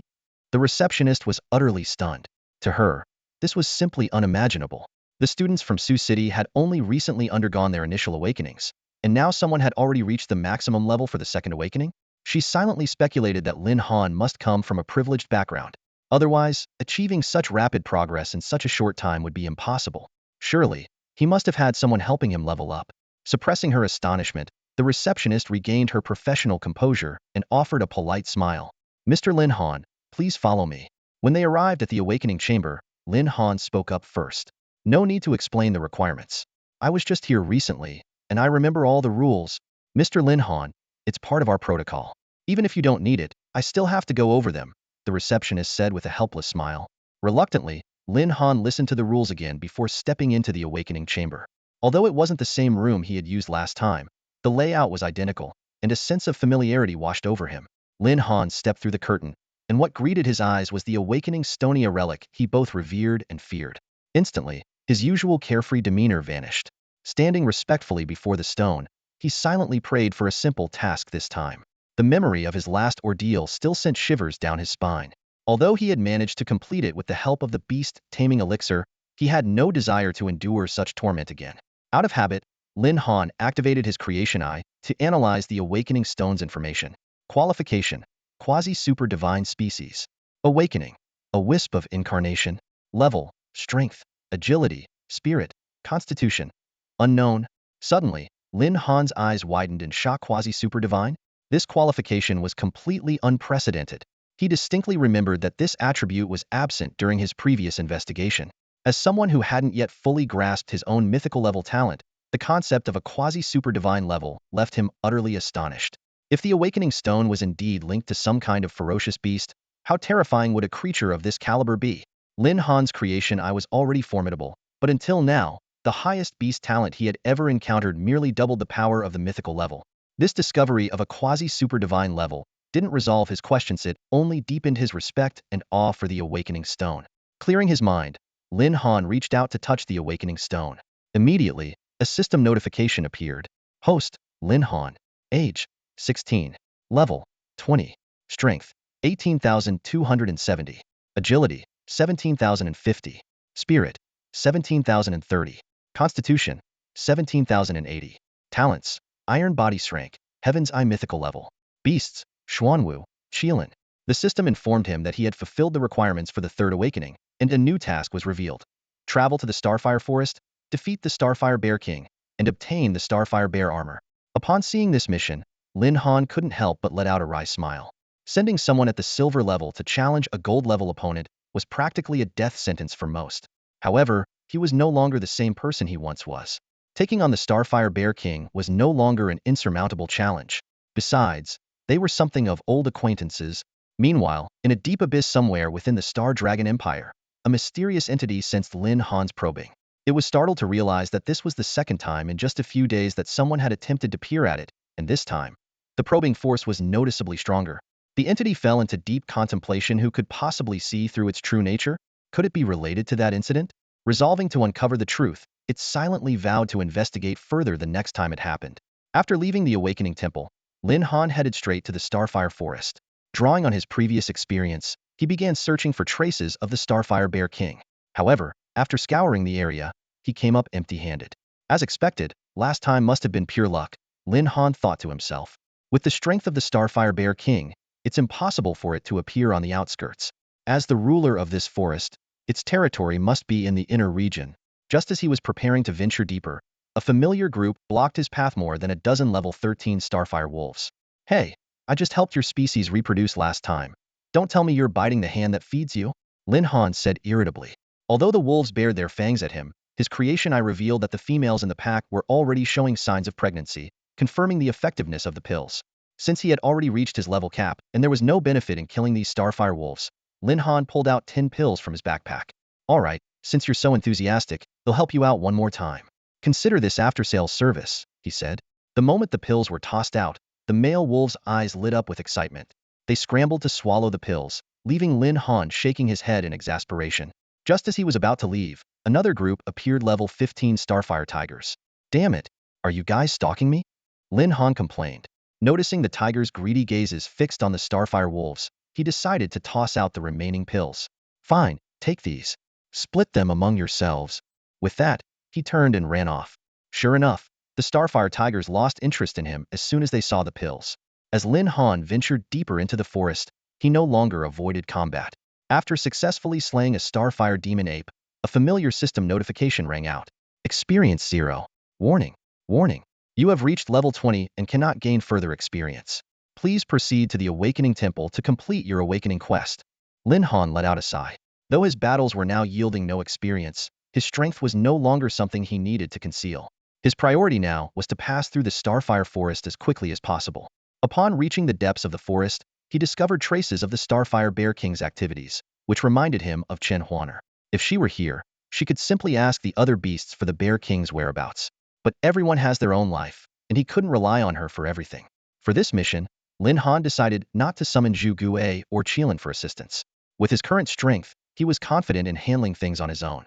He saw this as an opportunity to hone his combat skills, particularly in experimenting with converting the defensive power of his iron body talent into offensive capability. In the entire Starfire Forest, only the Starfire Bear King was tough enough to endure his tests. However, when he tracked the trail to a certain point, the signs of the Bear King's presence abruptly became faint. Lin Han frowned, falling into deep thought. Lin Han stood still, carefully analyzing the situation before him. There were typically only two possibilities in a scenario where tracks suddenly disappeared. Either the target had flown away, or it was hiding nearby. He let out a derisive laugh. How could the Starfire Bear King possibly fly? That was clearly absurd. Relying on the unique abilities of his creation eye, Lin Han began to meticulously scan the surroundings. It didn't take long before he noticed some subtle clues: several strands of fur shed by the Starfire Bear King lying quietly on the ground. Though these traces were minuscule, they couldn't escape the scrutiny of the creation eye. This time, let's see where you can run, Lin Han muttered under his breath. He recalled how the Starfire Bear King had chased him into a sorry state last time, and he was determined to settle the score. Following the trail, he soon spotted a thin figure up ahead. Lin Han froze. The creature leaning against the tree was that really the once mighty Starfire Bear King? If not for the confirmation provided by the creation eye, he wouldn't have believed his own eyes. The bear, which once weighed hundreds of pounds, now looked emaciated, as though it hadn't eaten in weeks. Exhaustion was written all over its face. Could it be the effect of those 3 aphrodisiac pills? Lin Han's eyes widened in shock as the thought struck him. He suddenly felt that taking action now would be somewhat dishonorable. At the same time, he silently vowed never to let his own beasts consume such substances. Who knew what the Starfire Bear King had been through over these past few days? Despite his pangs of guilt, the awakening task had to be completed. Lin Han quietly prayed for the bear's next life to be free of such pills, then stepped out to confront the Starfire Bear King. What Lin Han didn't expect was that instead of retreating, the Starfire Bear King's expression lit up with excitement upon seeing him. There was even a hint of pleading in its eyes. This sight completely infuriated Lin Han. Look at the state you're in, and you're still thinking about that? Have you no shame? All right, this is all on me, Lin Han said with a tinge of guilt in his voice. He explained that using the beast charm elixir last time was purely accidental, a desperate move to fend off a crazed bear's pursuit. However, the current situation was entirely different. Gazing at the Starfire Bear King before him, a cold glint flashed in his eyes. If it weren't for the 3rd stage mission requiring me to kill you, I'd gladly give you another charm elixir. But alas, today that won't be happening. Before the words had fully left his mouth, Lin Han had already darted forward. The Starfire Bear King barely had time to react before a fist the size of a boulder slammed into its face. With a deafening boom, the massive bear was sent flying several meters back. Lin Han was no longer the same person who once had to flee from the Starfire Bear King. His strength now far surpassed that of a gold-tier beast, and this time, it was the Bear King who found itself scrambling to escape. The Bear King was clearly stunned by the sudden blow. In just a few days, the strength of this human had grown to such an astonishing degree. Before it could regain its composure, Lin Han launched another attack. With his current power, Lin Han didn't even need to summon Xuanwu or Qilin to assist him. If he did, the fight would be a foregone conclusion. This, however, was the perfect opportunity to test and hone his own abilities. Goodbye, little bear. Lin Han chuckled lightly before delivering another powerful punch. The Starfire Bear King collapsed to the ground, motionless. A notification flashed. Experience 17,869. The entire Starfire forest fell into an eerie silence. Moments later, the system's voice broke the stillness. Level cap of 20 reached. Proceed to the Awakening Temple to complete your awakening mission. As expected, the Starfire Bear King dropped a piece of equipment as Starfire Bear armor. Lin Han picked it up with a satisfied smile. Whether the armor would be absorbed by an awakening stone or kept for himself was a decision for another time. Leaving the Starfire Forest behind, Lin Han made his way straight back to Sioux City, known to the older generation as Mist City. Without hesitation, he headed for the Awakening Temple, navigating the familiar halls until he reached the front desk where he'd been earlier that morning. The receptionist looked up, surprised to see him again so soon. "Mr. Lin, have you already completed your mission?" she asked instinctively, then immediately regretted her forwardness. But upon second thought, she realized that Lin Han had always been extraordinary. Completing the mission this quickly was hardly surprising. "Yes, I've finished the mission. I'm ready to awaken now," Lin Han replied with a warm smile. "What? You've completed it? You actually finished the third stage mission?" The receptionist gasped, her voice rising in disbelief. Realizing her outburst, she quickly covered her mouth and lowered her tone. "Yes, it's done. It wasn't too difficult, I suppose," Lin Han said calmly, as though it were just another day.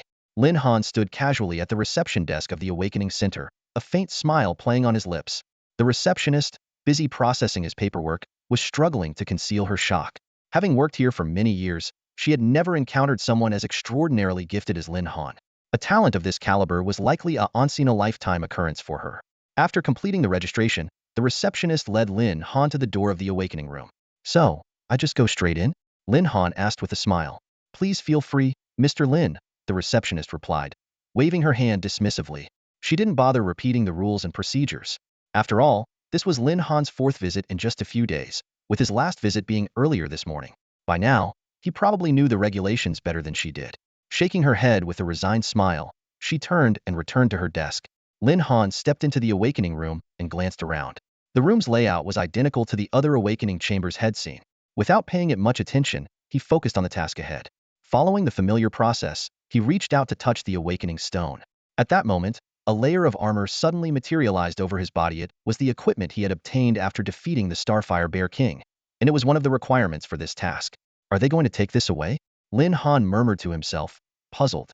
He had heard of certain awakening tasks requiring specific items, and during a previous awakening, he had even brought something out with him, which still sat untouched in his storage. But this was the first time he had encountered a scenario like this. His doubts were quickly resolved. The Awakening Stone showed no intention of taking the armor. It seemed the requirement to wear this equipment was simply to increase the challenge of the task. That made Sanshan Ultra Divine Awakening Stone, one so powerful that even the Eye of Creation couldn't fully decipher its attributes, wouldn't care about something as trivial as a Starfire Bear armor. Lin Han held his breath, focusing intently as the power of his third awakening surged through his body.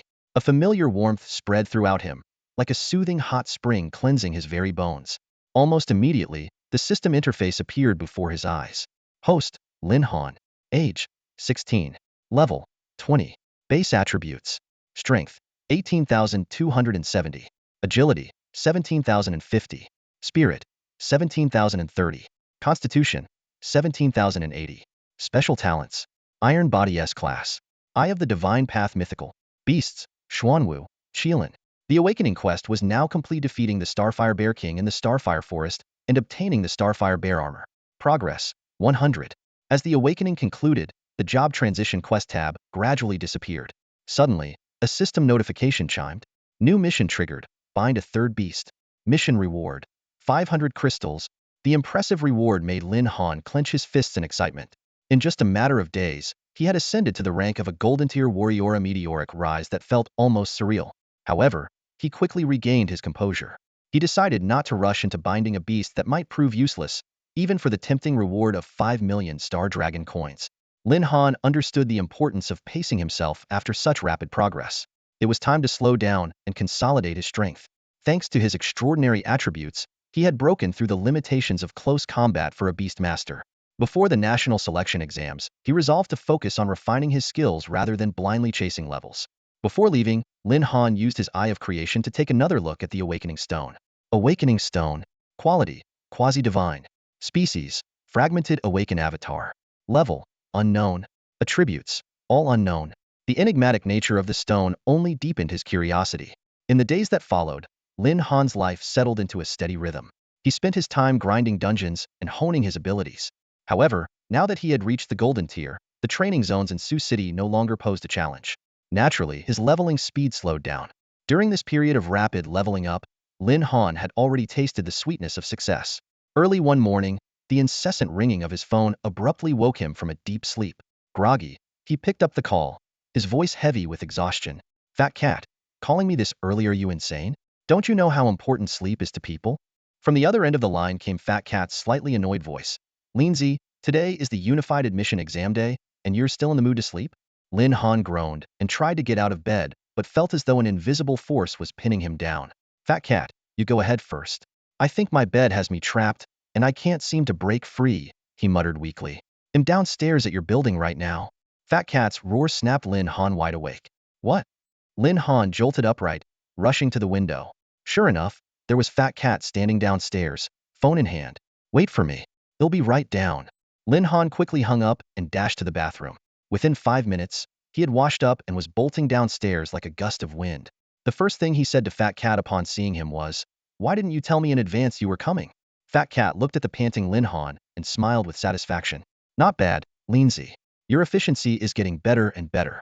I came on a whim, it's not far anyway, so I just came straight over. Though the distance between their homes wasn't massive, it certainly wasn't close either. Are we in the same test center? Lin Han asked. Fat Cat stared at him in disbelief. Dude, don't tell me you don't even know the location of the Unified Admission exam? I've been busy grinding levels these past few days and sort of forgot. Lin Han replied with an embarrassed laugh. All right, what else can I do with a brother like you? Fat Cat sighed. There's only one test center in Sioux City. It's at the sports arena near Sioux City High. If I hadn't come to get you, you'd probably have gone to your school, wouldn't you? My school? Yeah, I thought it'd be at each school, Lin Han admitted honestly. He had indeed assumed the exam would be held at individual schools. On second thought, though, a centralized exam made more sense after all. Fairness and transparency were key, especially with a 30 million yuan prize on the line. Lindsay, you're something else. I've never met anyone like you in my life. Fat Cat exclaimed with a mix of exasperation and admiration. Lin Han awkwardly broke free from Fat Cat's playful grip and rubbed his neck. He knew Fat Cat's personality all too well. If he didn't put an end to it quickly, Fat Cat would tease him about it endlessly. All right, it was just a one-time slip-up. Cut me some slack, will you? Lin Han said helplessly. Fat Cat chuckled and changed the subject. I heard this year's general admissions introduced some new equipment. Not sure what it's for, though. Normally, the competitions are held in the leveling zones, but it seems like there's something different this time. Lin Han wasn't particularly interested in the competition format. He was more curious about the rewards beyond the 30 million prize. If I could snag 2 platinum-grade pieces of equipment, that'd be perfect. You'll find out everything when we get to the admissions site, Fat Cat said proudly, puffing out his chest. Lindsay, I have to thank you for your help. I've already leveled up to 16. Pretty impressive, huh? 16? That fast? Lin Han raised an eyebrow in surprise. Among the newly awakened, reaching level 16 was indeed remarkable. Most people were stuck below level 10, let alone breaking into the gold tier. This achievement would definitely make Fat Cat stand out during the admissions process. Of course, Fat Cat continued smugly. I'm no ordinary guy. I've already had offers from several prestigious academies, but I held off on awakening. I figured if I'm going to participate in the general admissions, I might as well aim for an even better academy, ideally one where we can be together. Lindsay, what level are you at now, Lindsay? Fat Cat asked curiously. Well, Lin Han replied with a sly smile. You'll see during the admissions. Keeping secrets from me now, huh? Fat Cat teased, locking Lin Han's head under his arm. Spill it, or you're in for it. As the two of them were horsing around, an ear-piercing female voice suddenly cut in. I don't think he's keeping secrets. I think he's just too embarrassed to say. The smile on Lin Han's face froze instantly. Even without looking, he immediately recognized the owner of that voice, Meng Xiao. You conniving witch. How dare you show your face here? Believe me, I'll make you regret it. Fat Cat lashed out angrily. Oh, I was wondering who it was. A fat loser like you trying to lecture me? Meng Xiao sneered. In her mind, she had long since risen above their level and couldn't be bothered to argue with them. Fat Cat fired back without hesitation. Wow, you're acting tough now. What? Just because you latched onto an grade talent, you think you're all that? Let me tell you, my buddy Lindsay is a doubles grade. Honestly, you'd be better off cleaning yourself up and waiting for someone who actually matter. Laughter erupted among the students gathered at the admissions gate. Most of them had heard about the history between Meng Xiao and Lin Han, and seeing her humiliated like this, no one felt sorry for her. Enough. Meng Xiao finally lost her composure, shouting in frustration before turning to leave. The area fell silent in an instant. Meng Xiao cast a cold, disdainful glance at Lin Han, her lips curling into a sneer. A useless fatso like you? Why would I ever stake my future on someone so pathetic? Her voice was dripping with mockery. Don't even bring up your so-called double-strength talent. Giving that kind of gift to you is a complete waste. Your first contracted beast is just a Xianfeng turtle. That alone is enough to make people laugh their heads off. With this, your future is already sealed. Her words immediately sparked a wave of murmurs among those around them. Wait, Lin Han really only contracted a Xianfeng turtle? No way. With a double-strength talent, the least he could do is contract a gold-tier beast, right? Even I wouldn't consider a Xianfeng turtle. What was he thinking? Honestly, if I were this girl, I might say the same thing. Fat Cat couldn't hold it in anymore. Furious, he was about to shout, "You vile woman!" Lin Han's awakened talent Before he could finish, Lin Han stopped him with a firm grip. Enough. Don't waste your breath on people like her, he said coldly. His eyes locked onto Meng Xiao, his voice icy. Whatever grudge we had, it ended the day of the awakening ceremony. My abilities are not for you to judge. All you need to do is prepare yourself to be defeated by me during the official exams. As for whatever you and Zhou have going on, it's none of my business. If you're willing to be someone's lapdog, that's your choice. Just don't disgust me with it. Meng Xiao burst into laughter at his words. Lin Han, still putting on airs at a time like this? Do you honestly think you can beat my gold-tier beast with that ridiculous Xianfeng turtle of yours? Don't worry, I'll challenge you myself, just hope you don't end up hiding in your shell like your turtle. Fat Cat was about to explode with anger again, but Lin Han stopped him once more. This time, his tone was calm yet firm. Since you're so confident, why don't we make a bet? Do you dare to make a bet with me? Lin Han's voice had barely faded when Meng Xiao let out a mocking laugh. Interesting. If you lose, you'll kneel on the ground and bark like a dog 3 times. If I lose, you can do whatever you want with me. Meng Xiao challenged provocatively. Lin Han ignored her taunt and continued explaining his idea. Without hesitation, Meng Xiao agreed, a trace of disdain flashing in her eyes. Lin Han, you're just digging your own grave. When the time comes, don't blame me for making a fool of you. Don't worry. If I lose, I'll do whatever you say, Lin Han replied firmly. In front of all these classmates, I hope you'll stick to your word. Otherwise, there'll be no place for you in Sioux City, Meng Xiao said with a light laugh before turning and striding confidently into the main entrance of the admissions venue. The other students, realizing there was no more drama to watch, gradually dispersed. Once the crowd thinned out, Fat Cat chuckled and said, Lin, so the reason you didn't let me reveal your beast mastery was because you were setting a trap for Meng Xiao here.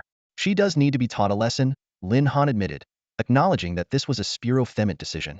If Meng Xiao had chosen to keep a low profile, he might have let the matter go, chalking it up to a loss of both feelings and money. But since she kept pushing her luck, he wasn't about to hold back. Lin, do you think Meng Xiao's jaw will hit the floor when she finds out your beast mastery is a legendary level talent? Fat Cat asked expectantly. Lin Han was also picturing the scene, though his thoughts were even bolder. As he had anticipated, everyone now believed he had awakened a mere Xianfeng turtle. Even someone as insignificant as Meng Xiao knew this, let alone someone like Bai Tian, a teacher of considerable stature. By now, the entire Academy Alliance likely regarded him as a failure. When they saw him not only surpass all competition but also take home the 30 million yuan prize, their reactions would surely be priceless. However, Lin Han found himself losing interest in these academies. With the system backing him, he no longer cared about enrolling in any particular institution. His focus now was on settling things with Meng Xiao and Bai Tian Academy. The two of them joked as they walked through the admissions gate. Rather than a traditional entrance, it was more like a large teleportation array. The moment they stepped inside, they were transported to an unfamiliar location. The area was vast and empty, with towering stone pillars scattered throughout. At the very top, rows of seats were arranged, clearly reserved for university professors and high school principals. After submitting their identification and passing verification, the two entered the inner area. So this is where the admissions test takes place? Lin Han asked, curiously surveying the surroundings. Knowing that Fat Cat had likely done his homework, Lin Han turned to him for answers. That's right, Fat Cat explained. Honestly, I have no idea where we are exactly. On normal days, the gate behind us leads to an ordinary street. But every year on this day, formation masters set up a teleportation array. This ensures the test location remains confidential and prevents cheating. To this day, no one knows the exact location. They can only confirm it's still within Sioux City. Some speculate we might be in a dungeon-like space. It just goes to show how much the Empire values education. Lin Han nodded thoughtfully, seemingly enlightened by the explanation. Lin Han stood at the scene, hearing for the first time about such a concept of unified recruitment. Despite having lived in Sioux City for many years, he had never heard of this place's existence. Clearly, The entire Sioux City administration maintained exceptionally tight control over this area, with hardly any information ever leaking out. However, Lin Han wasn't interested in this mysterious place. At this moment, his full attention was on the competition that was about to begin. In the distance, 10 devices resembling space capsules were neatly lined up at the front, each with a uniformed military officer standing beside it. Seeing these military personnel, Lin Han couldn't help but feel a trace of goodwill back when various academies united to oppose him. It was the military academy that stepped forward and spoke a few fair words in his defense. "Lindsay," said Fat Cat in a low voice as he scanned the surroundings. "Just as we expected, quite a few top talents from our generation have shown up this time. Aside from that a grade talent, Ming Xiao, there are also plenty of grade talents. As far as I know, all the grade talents have come. Looks like the 3 million star Dragon Coins prize has caught their attention." He added, "In the whole of Sioux City, there's only one person with a grade talent, Meng Xiao, but there are nearly 15 people with grade talent. These individuals have long been scouted by various academies, and no matter how they perform in the unified recruitment, the elite academies will always reserve a spot for them. Normally, they wouldn't even bother participating in this, fearing a loss to someone less talented might tarnish their reputation. But this time is different. 3 million star Dragon Coins is a temptation even wealthy families can't ignore. Because of this, the number of strong competitors in the unified recruitment has surged. Yet to Lin Han, these so-called geniuses were nothing more than ants. Today, he had only one goal. Fat Cat, who cares who they are? Lin Han said calmly. We have to win the championship. That 3 million star Dragon Coins? It's mine and mine alone. That's settled then. I'll take first place, and second place is good enough for you. No need for formalities between brothers. Fat Cat grinned smugly, as if he could already see himself standing on the top of the podium. In your dreams, first place is mine, Lin Han retorted, smacking the back of Fat Cat's head with a playful scold. Lindsay, that's just not fair. Fat Cat whined. As the two joked and tussled, the spectator stands on the high platform began to fill with people. Lin Han scanned the faces on the platform, recognizing many of them. They were the ones who had humiliated him during the awakening ceremony. Suddenly, his gaze landed on a figure he despised deeply, the head of Baitian. Their eyes locked in midair, and the Baitian official's gaze remained as condescending as ever. Unfazed, Lin Han raised a defiant middle finger in response. The gesture made the man's face flush with anger, but with so many eyes watching, he dared not retaliate excessively. Instead, he swallowed his fury. Seeing the man forced into silence, Lin Han smirked slightly. As time passed, more and more students gathered on the field. This year's unified admission test was different from previous years. Even students who had already been recruited by other academies returned to participate, making the venue noticeably crowded. Once the teleportation array was deactivated, the outskirts of Sioux City returned to its usual calm. Ahem, ahem. Two deliberate coughs silenced the noise, and the crowd quickly quieted down. A middle-aged man stood atop the platform to speak. It was Du Yuantian, the representative of Sioux City. Students, today marks our annual unified admission test, and the start of a new chapter in your lives. Today's competition focuses solely on rankings. Talent and beast mastery won't determine your success here. Even those with lower talent may catch the eye of prestigious institutions. Lin Han sneered internally at these lofty words. If talent truly didn't matter, why had he been mocked by numerous academies for not measuring up to Meng Xiao's great talent? To him, this so-called unified admission test was nothing more than a game of picking up leftovers. Lindsay, I almost believe that nonsense Du was spouting. Fat Cat chuckled beside him. Just listen and don't take it seriously, Lin Han replied indifferently. Every empire values strength above all else. Du Yuantian continued, explaining the competition rules. Today's test will consist of 2 rounds. The final rankings will be determined by the combined scores. The first place winner will receive a reward of 30 million Tianlong coins from the empire, with Sioux City offering an additional prize worth 10 million. The announcement sent a wave of excitement through the crowd. A reward of 40 million was enough to ignite everyone's enthusiasm, though it didn't take long for someone to point out the obvious. With Meng Xiao's a grade talent and Lin Han's double grade talent, ordinary participants stood no chance at the prize.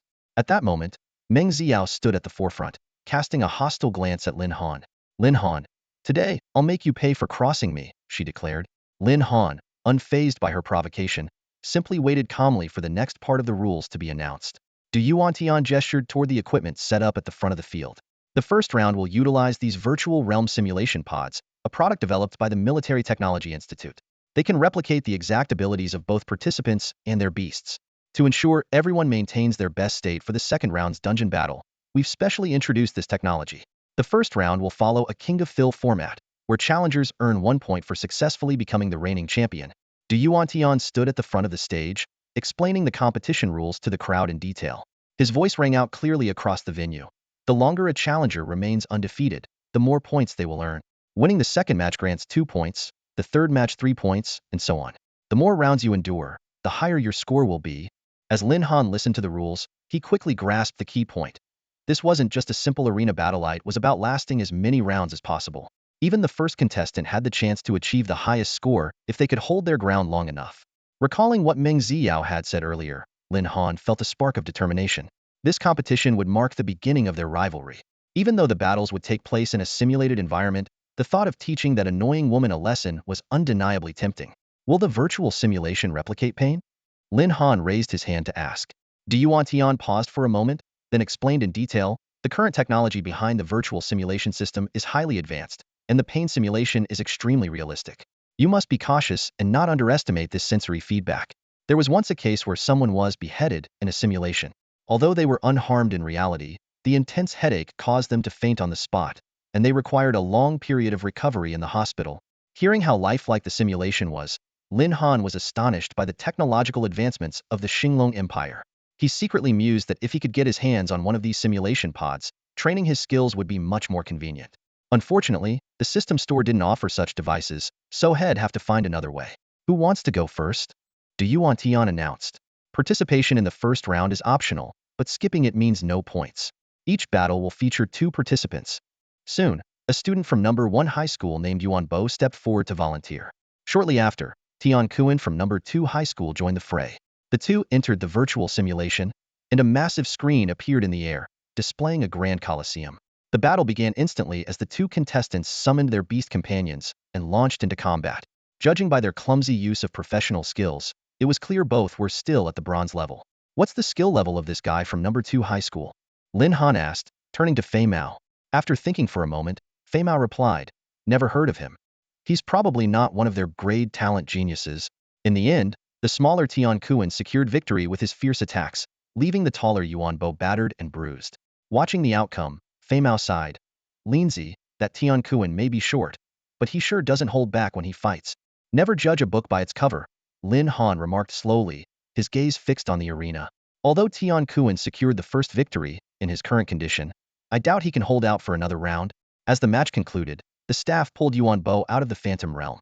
Lin Han noticed something intriguing. Yuan Bo, who had been covered in wounds within the Phantom Realm, appeared completely unharmed in reality. This piqued Lin Han's curiosity about the unique properties of the Phantom Realm. As expected, when the next contestant from second high took the stage, the exhausted Tian Kuan and his beast couldn't last more than a few rounds before succumbing to defeat. First high quickly sent up their own contestant, and what had initially been a standard competition was now turning into a head-to-head battle between first high and second high, with occasional appearances from students of other schools. I'll go. A shout suddenly rang out from the crowd. That's Dragon Fong from second high. Rank talent, Fat Cat introduced. Lin Han nodded in acknowledgement but didn't seem particularly concerned. There were still many participants waiting for their turn, but his focus remained solely on one person. Meng Xiao. Dragon Fong stepped forward and entered the Phantom Realm. His figure immediately appeared on the large screen. Without hesitation, he summoned his Biasta Frost Falcon. Lin Han's eyes lit up at the sight. It reminded him of the 2 Frost Falcon eggs he had picked up from the leveling zone. Fat Cat, what's Dragon Fong's family background like? Not bad, not super wealthy, but not poor either. I heard he recently acquired a Frost Falcon egg, which is probably why he dared to step up this early. The appearance of the Frost Falcon caused a stir among the crowd. Not only were the students abuzz, but even the teachers in the spectators section were nodding in approval. Although the Frost Falcon only had a silver-tier talent, once it underwent its first or even second evolution, it could become a formidable and highly practical beast. The principal of First High beamed and said, Old Yang, it seems your school has some promising students as well. Though his words were complimentary, the arrogance in his tone was unmistakable. No matter how good they are, they can't compare to your academy's dual strength talent, replied the principal of Second High with a shake of his head. I heard your dual strength student recently got their hands on a Xianfeng tortoise? The education at First High truly is impressive. At these words, the smile on the First High principal's face froze. Back in the arena, Dragon Fong began his assault. Vines erupted from the ground, binding his opponent tightly, while the Frost Falcon circled above, releasing a chilling frost that traveled along the vines and immobilized the opponent completely. Give up? Or take the beating? Dragon Fong sneered. While injuries in the Phantom Realm wouldn't carry over to reality, the pain was very real. I surrender. I surrender. his opponent cried out.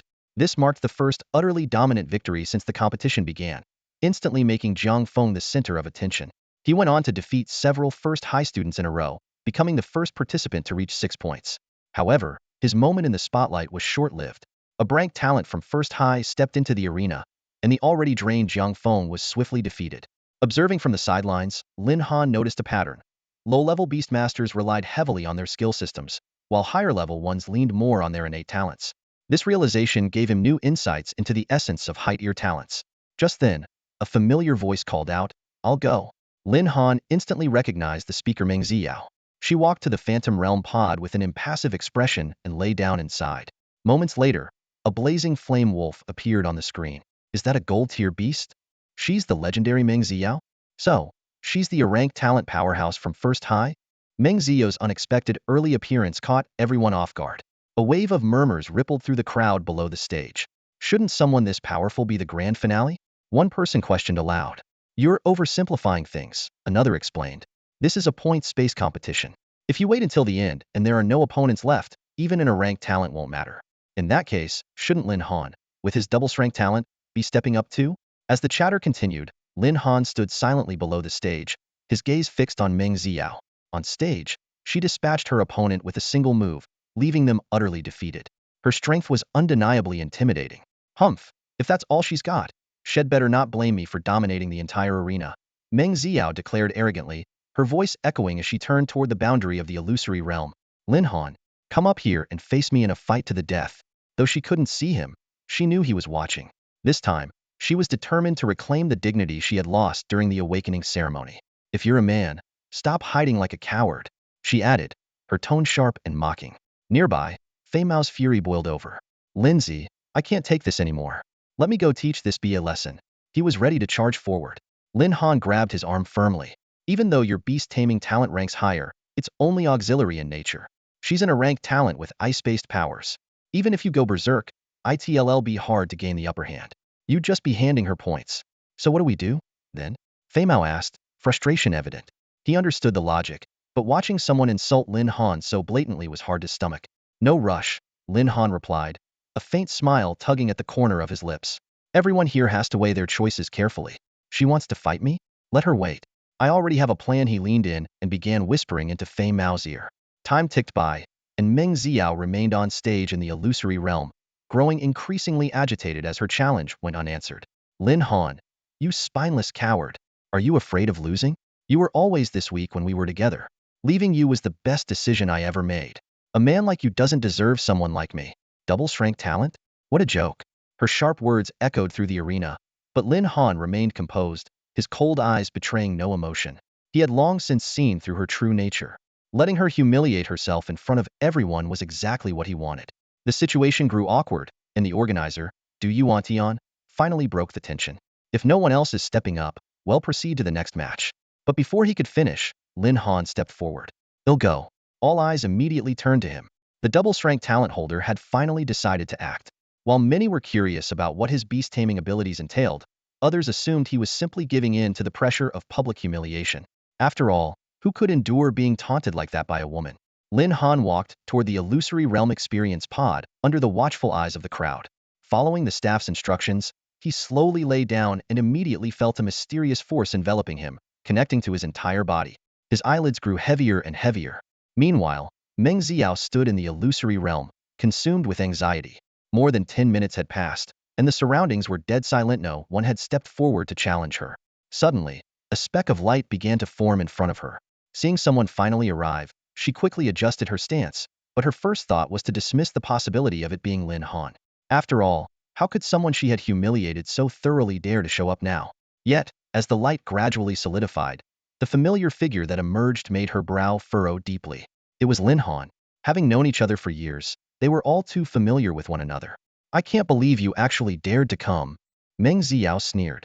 After trembling in fear for so long, hesitating endlessly, you've decided to show up just to meet your end? Lin Han let out a deep sigh. You really can't keep your mouth shut for even a moment, can you? Ever since they had parted ways, he had come to realize how much the once quiet girl in front of him now seemed like a stranger. The Meng Xiao who used to occasionally bicker with him, but always carried a gentle demeanor, had been hiding her true nature all along. And now you think you have the right to judge me? Meng Xiao shot back with a cold laugh. Don't forget our wager. If you win, I expect you to hold up your end of the deal. Don't worry, Lin Han said in a low voice. All these years, I've never lied to you. The real question is whether you'll keep your promise if you lose.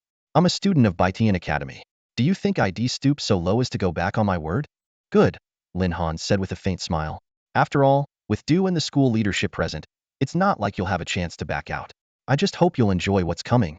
Enough with the nonsense. Meng Xiao snapped, cutting him off sharply. I know you're stalling for time, but it's pointless.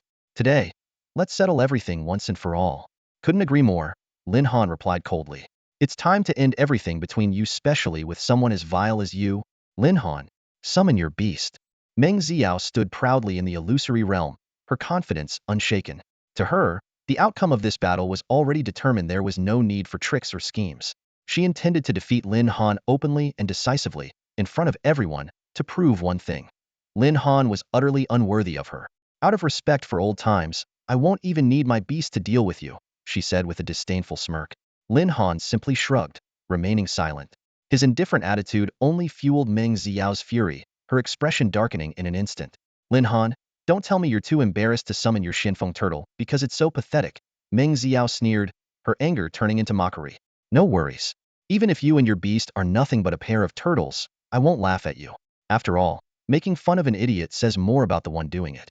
Come on, give everyone a good laugh. The crowd erupted in laughter. Are you serious? Lin Han's beast is actually a Xinfeng turtle? A doubles talent summoning a Xinfeng turtle? That's beyond ridiculous. Even picking blindfolded would have been better. Such a waste of talent. The audience buzzed with chatter, their voices filled with disbelief and mockery. The principal of number 1 high school stood on the sidelines, his face as dark as a storm cloud. He had hoped Lin Han would bring glory to their school, but instead, this match had turned into a perfect opportunity for teachers from other schools to ridicule him.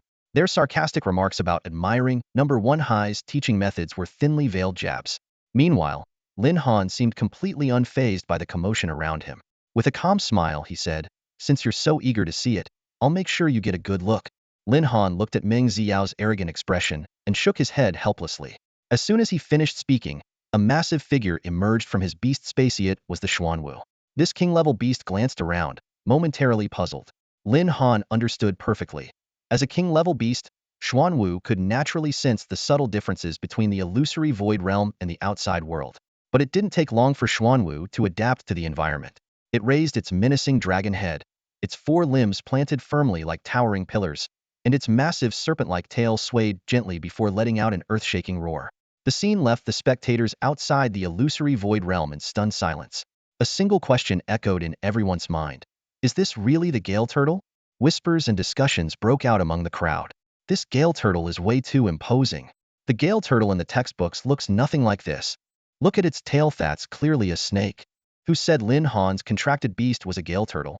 This intel is completely off. The brief silence was soon replaced by an uproar. Xue Wushuang nodded to himself with approval. As expected of my brother, this beast's aura even surpasses my holy light grass. Meanwhile, the fat cat wore an expression of smug understanding, exuding an air of superiority. The representatives from various schools were equally astounded.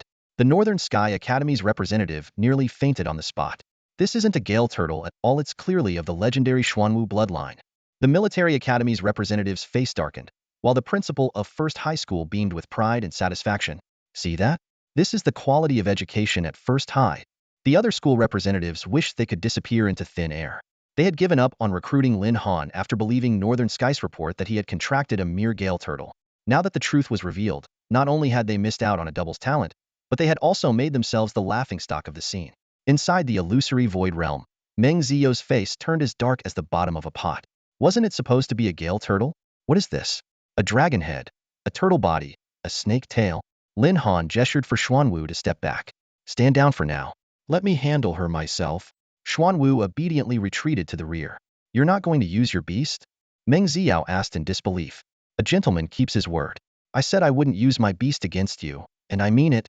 Lin Han smiled calmly. You're too arrogant. Do you really think you can defeat me relying only on your own abilities? You'll pay for this overconfidence. Meng Xiao sneered coldly as a wave of icy energy began to spread around her. Is that all? Lin Han chuckled softly as the Eye of Creation quickly scanned part of Meng Xiao's information. Level 19. The number made Lin Han sigh in admiration. As expected of a grade talent reaching level 19 in just 7 days, only a step away from the gold grade. He had thought that the chubby cat with the sacred light herb was already leveling up at an astonishing speed, but compared to Meng Xiao, it was on a completely different level. However, no matter how fast someone levels up, it cannot bridge the gap in strength between their beasts. To deal with Meng Xiao, Lin Han didn't even need to rely on his beasts. After all, he had easily handled the gold-grade Starfire Bear King before dealing with her was hardly a challenge. Facing Meng Xiao's offensive, Lin Han stood motionless. With his grade talent, iron body, and formidable base stats, his defense had reached an almost terrifying level. Meng Xiao's ice attacks felt like nothing more than gentle caresses against him. Meng Xiao, is that all you've got? Your attacks feel like a tickle. Should I give you a handicap? Lin Han sneered. He was already at level 26, just 4 levels away from the critical milestone of 30. While he couldn't see Meng Xiao's exact stats, he could sense that hers were at most in the low thousands, whereas his were dozens of times higher. Meng Xiao's face flushed with anger at Lin Han's nonchalant attitude. She had already used 60% of her power, yet she couldn't even scratch his defense. For a genius with a gold-grade beast, this was nothing short of humiliation. Lin Han. Meng Xiao roared. Blazing Fire Wolf, Rapid Flame Charge. The blazing fire wolf's body ignited with fiery energy as it charged at Lin Han in a flash.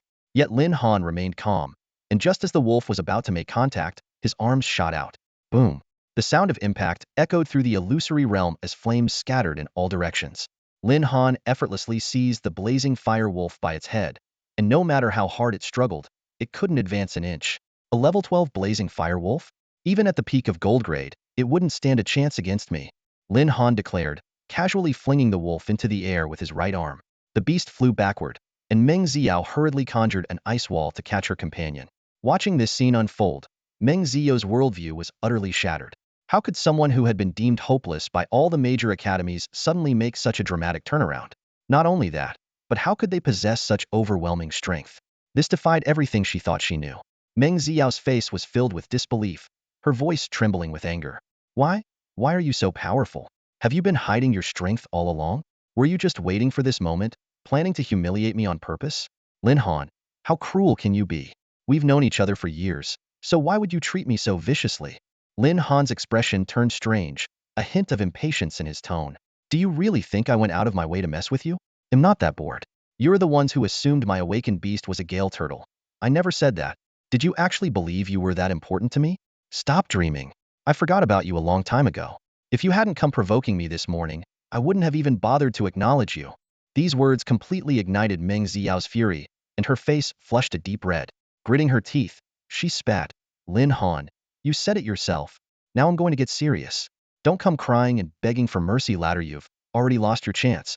Before her words had fully landed, Meng Xiao stepped forward, and one by one, magical pieces of equipment began to materialize around her.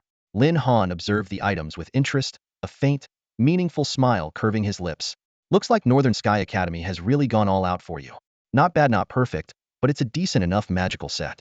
So, did Northern Sky Academy give you these? Or was it Zhou Tong? By now, Meng Xiao was equipped with 4 or 5 silver-tier magical items. Lin Han quietly assessed the situation. Back when he sold an ice claw, it fetched over 1 million, and the value of Meng Xiao's equipment was easily over 5 million, especially as a complete magical set it was worth even more. Quite the fortune, Lin Han thought to himself. He was well aware that Meng Xiao's family couldn't possibly afford such gear. Considering her connections, there were only 2 likely sources, and the answer was obvious. Noticing Lin Han's contemplative expression, Meng Xiao sneered coldly. What's the matter? Feeling scared now? Don't worry. I'll show you right here and now. The gap between us. Lin Han stood there, watching the scene unfold before him, shaking his head with a resigned sigh. Students from Northern Sky Academy could easily earn such generous rewards, while he had to battle tirelessly through dungeons, selling the items he obtained at high prices just to improve his strength. Comparing himself to them was truly disheartening. Well, how about we make a bet? A sly smile crept onto Lin Han's face. If I can defeat you without using my beast companion, that magic set will be mine. Deal? His words made Meng Xiao grit her teeth in frustration. This time, she didn't agree immediately. After all, the magic set was only lent to her by Northern Sky Academy. The Academy's intention was clear. They wanted her to secure first place in this competition and win the 30 million Tianlong coins prize. While silver-tier equipment was valuable, it paled in comparison to that massive reward. What's wrong? Lin Han noticed her hesitation and immediately seized the opportunity to provoke her. That old man from Northern Sky is so eager to have you join their academy, yet you don't even have full control over this equipment? Makes me wonder if they're really serious about recruiting you. Seeing her still wavering, he added. Or could it be, you're not confident you can beat me? You. Meng Ziyou's pride took a direct hit. Defeating you is no challenge at all. Fine, I'll take your bet. But if you lose, what will you wager? Lin Han's body was suddenly enveloped in a gleaming set of armor. How about this? Starfire Bear King's Starfire armor, gold-tier equipment. He then pulled out a ring. And if that's not enough, here's a Bloodthirst ring, also gold-tier. These two should more than match your magic set. Meng Ziyou's eyes lit up with desire. She hadn't expected Lin Han to possess items of such caliber. Sensing her hesitation, Lin Han quickly added, Don't worry, I won't wear these during our fight. I wouldn't take advantage of you like that. Deal. Meng Ziyou finally agreed, brimming with confidence. With her rank talent, combined with her equipment and beast companion support, there was no way she could lose to someone fighting barehanded.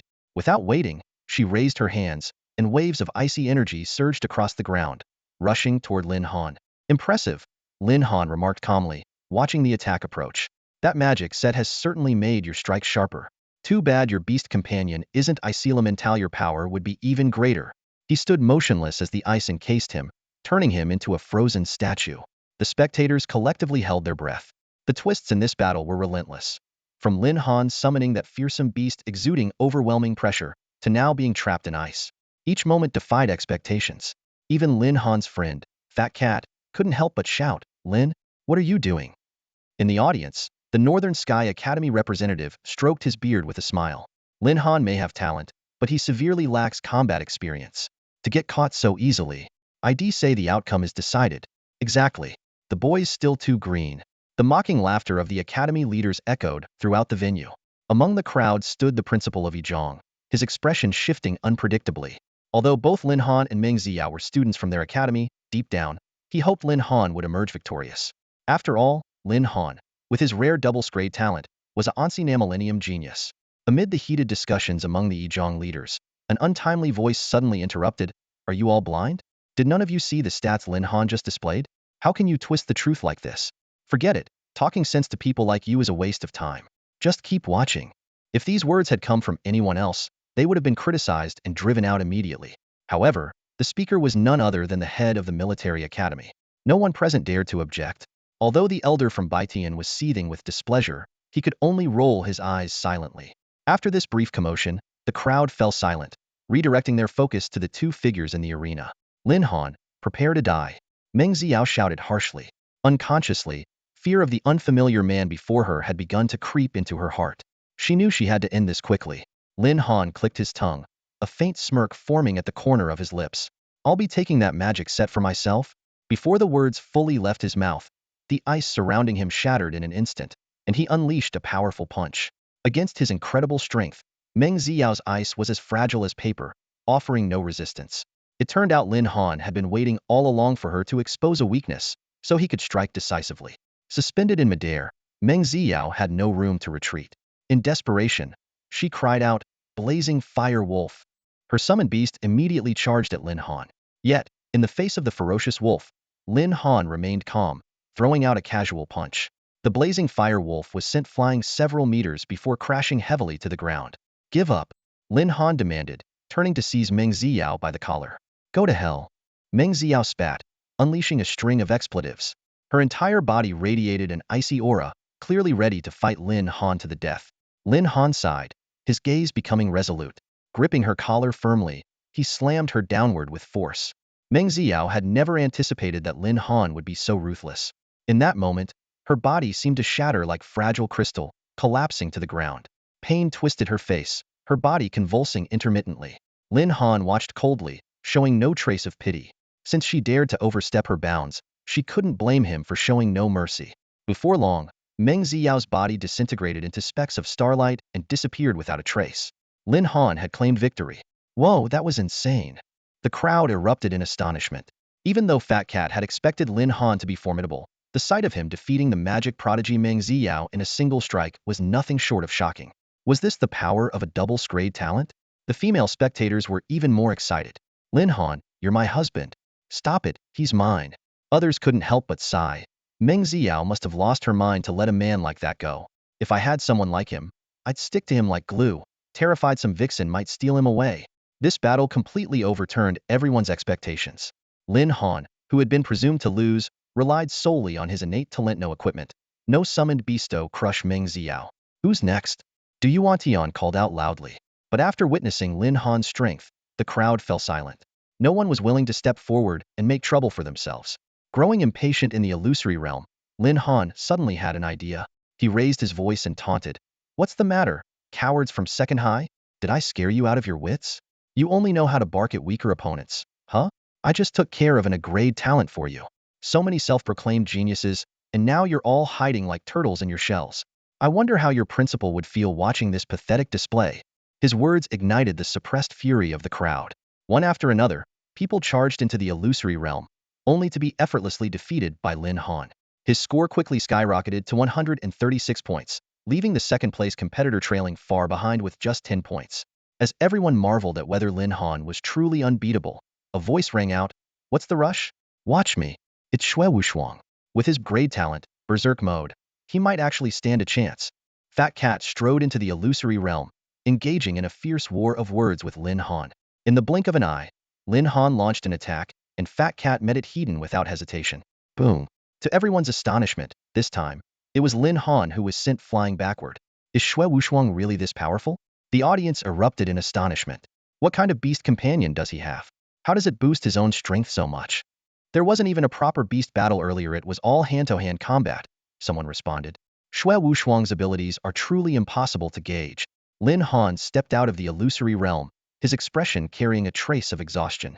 However, by the time he rejoined the crowd, his usual composure had returned. Everything that had just unfolded was part of a meticulously planned, leaderboard domination strategy he and Xue Wushuang had devised. By now, all the grade talent competitors had been eliminated by Lin Han, leaving Xue Wushuang as the sole contender at that level. This meant that from here on, he would only face opponents with lower grade talents. With Meng Xiao's defeat, no one remained capable of threatening the battle prowess of Fat Cat, Lin Han's beast companion. At this moment, Fat Cat began taunting in the illusory realm with unrestrained arrogance. So this is the best talent First High has to offer? Even double grade talent is nothing special. From now on, whenever you see someone from Second High, you better behave yourselves. These words instantly ignited the fury of First High students. Coupled with the morale boost Second High gained from Xue Wushuang's victory, the humiliation was unbearable for First High. One challenger after another began stepping forward to confront Xue Wushuang. Yet, with the dual advantage of his grade Berserk talent and his legendary grade support beast companion, Xue Wushuang crushed every opponent in his path. Is there really no one who can take this guy down? Murmured someone from First High, their morale wavering. Even Lin Han and Meng Xiao lost. What else can we do? At that moment, Lin Han raised his voice with determination. Don't give up, everyone. He's just one person. If one can't beat him, then two will. If two aren't enough, then three. Use a rotation of challengers if you have to, but don't let him think we'll back down. Let's show them that First High never surrenders. His words reignited the fighting spirit of First High students. It's just a grade talent. What's so special about that? They shouted in unison.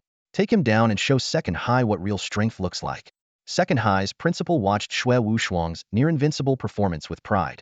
By this point, Xue Wushuang had soared to second place on the leaderboard, fending off wave after wave of challengers with increasing ferocity. It wasn't until his seventh match, when exhaustion finally caught up to him, that he was defeated. Yet even in defeat, his face radiated exhilaration. If not for Lin Han eliminating all the other grade talent competitors beforehand, Xue Wushuang might have only managed to handle 3 battles at most. But now, he had been able to rack up victory after victory with ease. Although First High students later launched a frenzied assault of challenges against Second High, the gap in strength was too vast, none of them lasted beyond 3 rounds. As time passed, no one dared to step onto the stage to challenge him anymore. And so, Lin Han and Xue Wushuang's plan concluded perfectly. The two brothers successfully claimed the top 2 spots on the leaderboard, solidifying their dominance. Alright everyone, that concludes the first round of the competition. The examiner's voice echoed across the arena as he announced the results of the points tally. Up next is the Secret Realm Trial, the examiner continued. The rules are simple. This is a gold tier leveling zone. Defeating beasts of different levels will earn you corresponding points. Bronze level beasts are worth 5 points, silver level 25 points, and gold level 50 points. The final scores will be the sum of this round and the first round. The participant with the highest score will receive a reward. After hearing the rules, Lin Han already had a plan in mind. Currently, he was far ahead at the top of the leaderboard, with Xue Wushuang in second place. Although the gap between Xue Wushuang and Lin Han was significant, he too had a comfortable lead over the third-place contestant. The points among the 3rd to 10th ranked participants were relatively close. These competitors, all with level talents, weren't aiming for admission but were instead vying for the top spot. As for Meng Xiao, whom Baitian Academy had high hopes for, she had only earned a single point, placing her last. Hanzi, do we have a plan for this round? Xue Wushuang asked. Lin Han smiled and replied, don't worry, just stick with me, and I guarantee you won't lose out. All right then, I'll just follow your lead. Fat Cat chimed in with a grin. Lin Han walked over to Meng Xiao, whose face darkened the moment she saw him. Meng Xiao, isn't it time to honor your promise? Lin Han asked directly. What are you talking about? The competition isn't over yet. Meng Xiao retorted immediately. Fat Cat couldn't help but interject. Do you have no shame? My buddy Hanzi has already beaten you this badly, and now you're trying to back out? Plenty of people witnessed the bet you made back then. Are you seriously thinking of going back on your word? You don't understand anything. Meng Xiao snapped. The bet isn't based on just one round. There's still the next round. Why are you in such a rush? Lin Han frowned, realizing that this woman was indeed trying to wriggle out of the bet. Even if he secured first place in the end, she'd likely come up with some excuse to avoid fulfilling her promise. He needed to think of a way to deal with this. Who's backing out? I'm just following the rules, Meng Xiao said with a sneer. What's the matter? If you're not happy with this, we can cancel the bet altogether. What do you say? All right, we'll do it your way. Lin Han chuckled softly, then turned to face the elevated platform. This sudden move caught Meng Xiao off guard. Before she could react, Lin Han cupped his hands around his mouth and shouted loudly toward the platform, Hey, you old fogies at Northern Sky Academy. Since Meng Xiao is one of yours, why not step up and be a witness to this bet?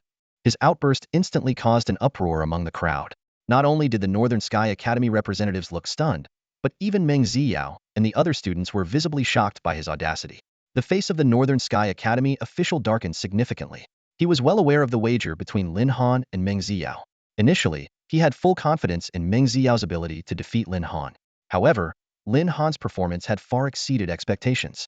Not only had he demonstrated extraordinary strength, but his points were now far ahead of anyone else's. Unless Meng Xiao could slay an overwhelming number of beasts in the next round, there was no way for her to catch up. Though he had already made arrangements to give Meng Xiao an advantage in the second stage, he now found himself in a difficult position.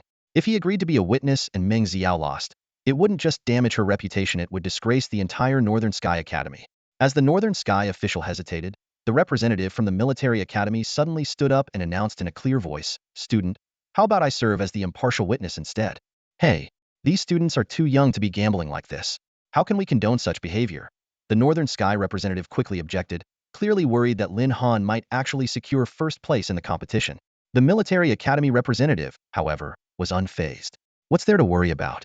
They're old enough to take responsibility for their actions. This isn't some shady casino. In our Xinglong Empire, we honor our word. If a wager has been made, it should be upheld. Otherwise, what does all your teaching about integrity even mean? These words left the Northern Sky representative speechless. If anyone else had said this, he might have been able to argue back. But this was the military academy's representative, a key figure directly tied to the Xinglong Empire's military. He couldn't afford to say another word out of line. Thank you, sir. Lin Han expressed his gratitude sincerely.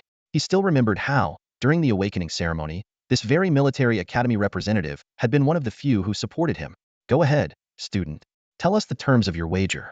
With so many witnesses here, including the people from Sioux City, there's no way she can back out now, the military academy official declared firmly. After Lin Han laid out the terms of the bet, the military academy representative burst into hearty laughter. Bold move. This is going to be fun to watch. He seemed genuinely entertained, clearly already envisioning the scene of Meng Xiao being forced to crawl and bark like a dog. Meng Xiao, now everyone knows about our wager, Lin Han said with a faint smile.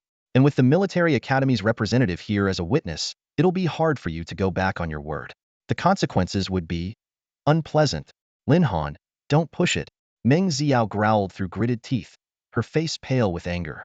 From the side, a plump cat-like figure immediately jumped to Lin Han's defense. Who's pushing it?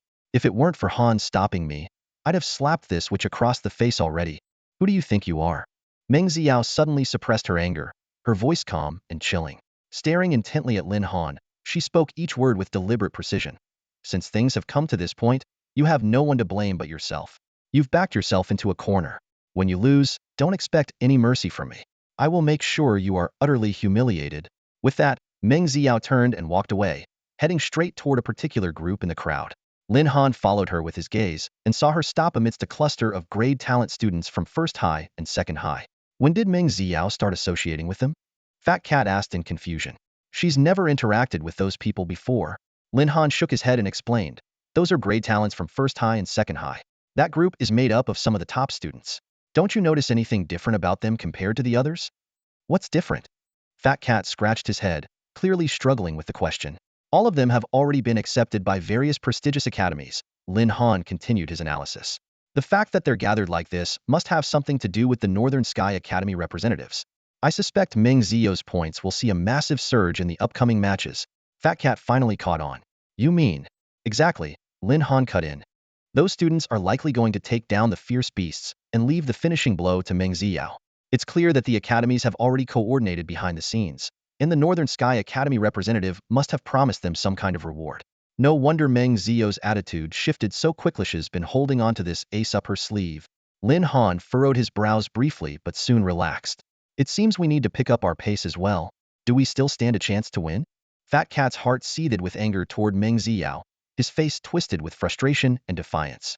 Why don't we report this right now? This is outright cheating. Totally unfair.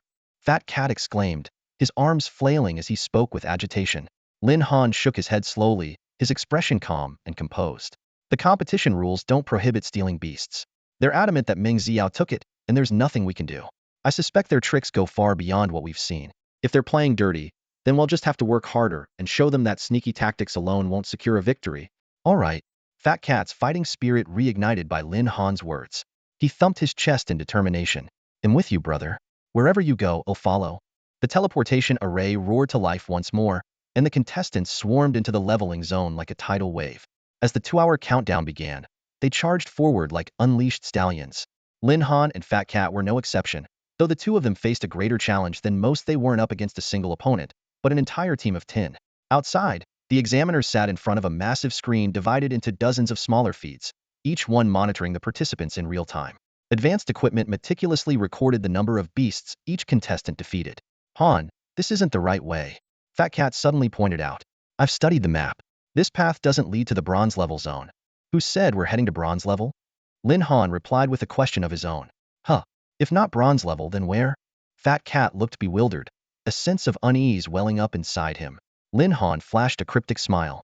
We're heading to the silver level zone first. What? Going straight for silver level beasts? Fat Cat, though capable of handling them, felt it was a waste of time. The numbers advantage of bronze level beasts seemed far more efficient. Yes. Well, spend some time in the silver level zone, then move straight to the gold level area, Lin Han stated calmly. That's not so. What? Fat Cat froze mid-step, his voice rising. Han, don't mess with me. Are you seriously planning to go to the gold level zone?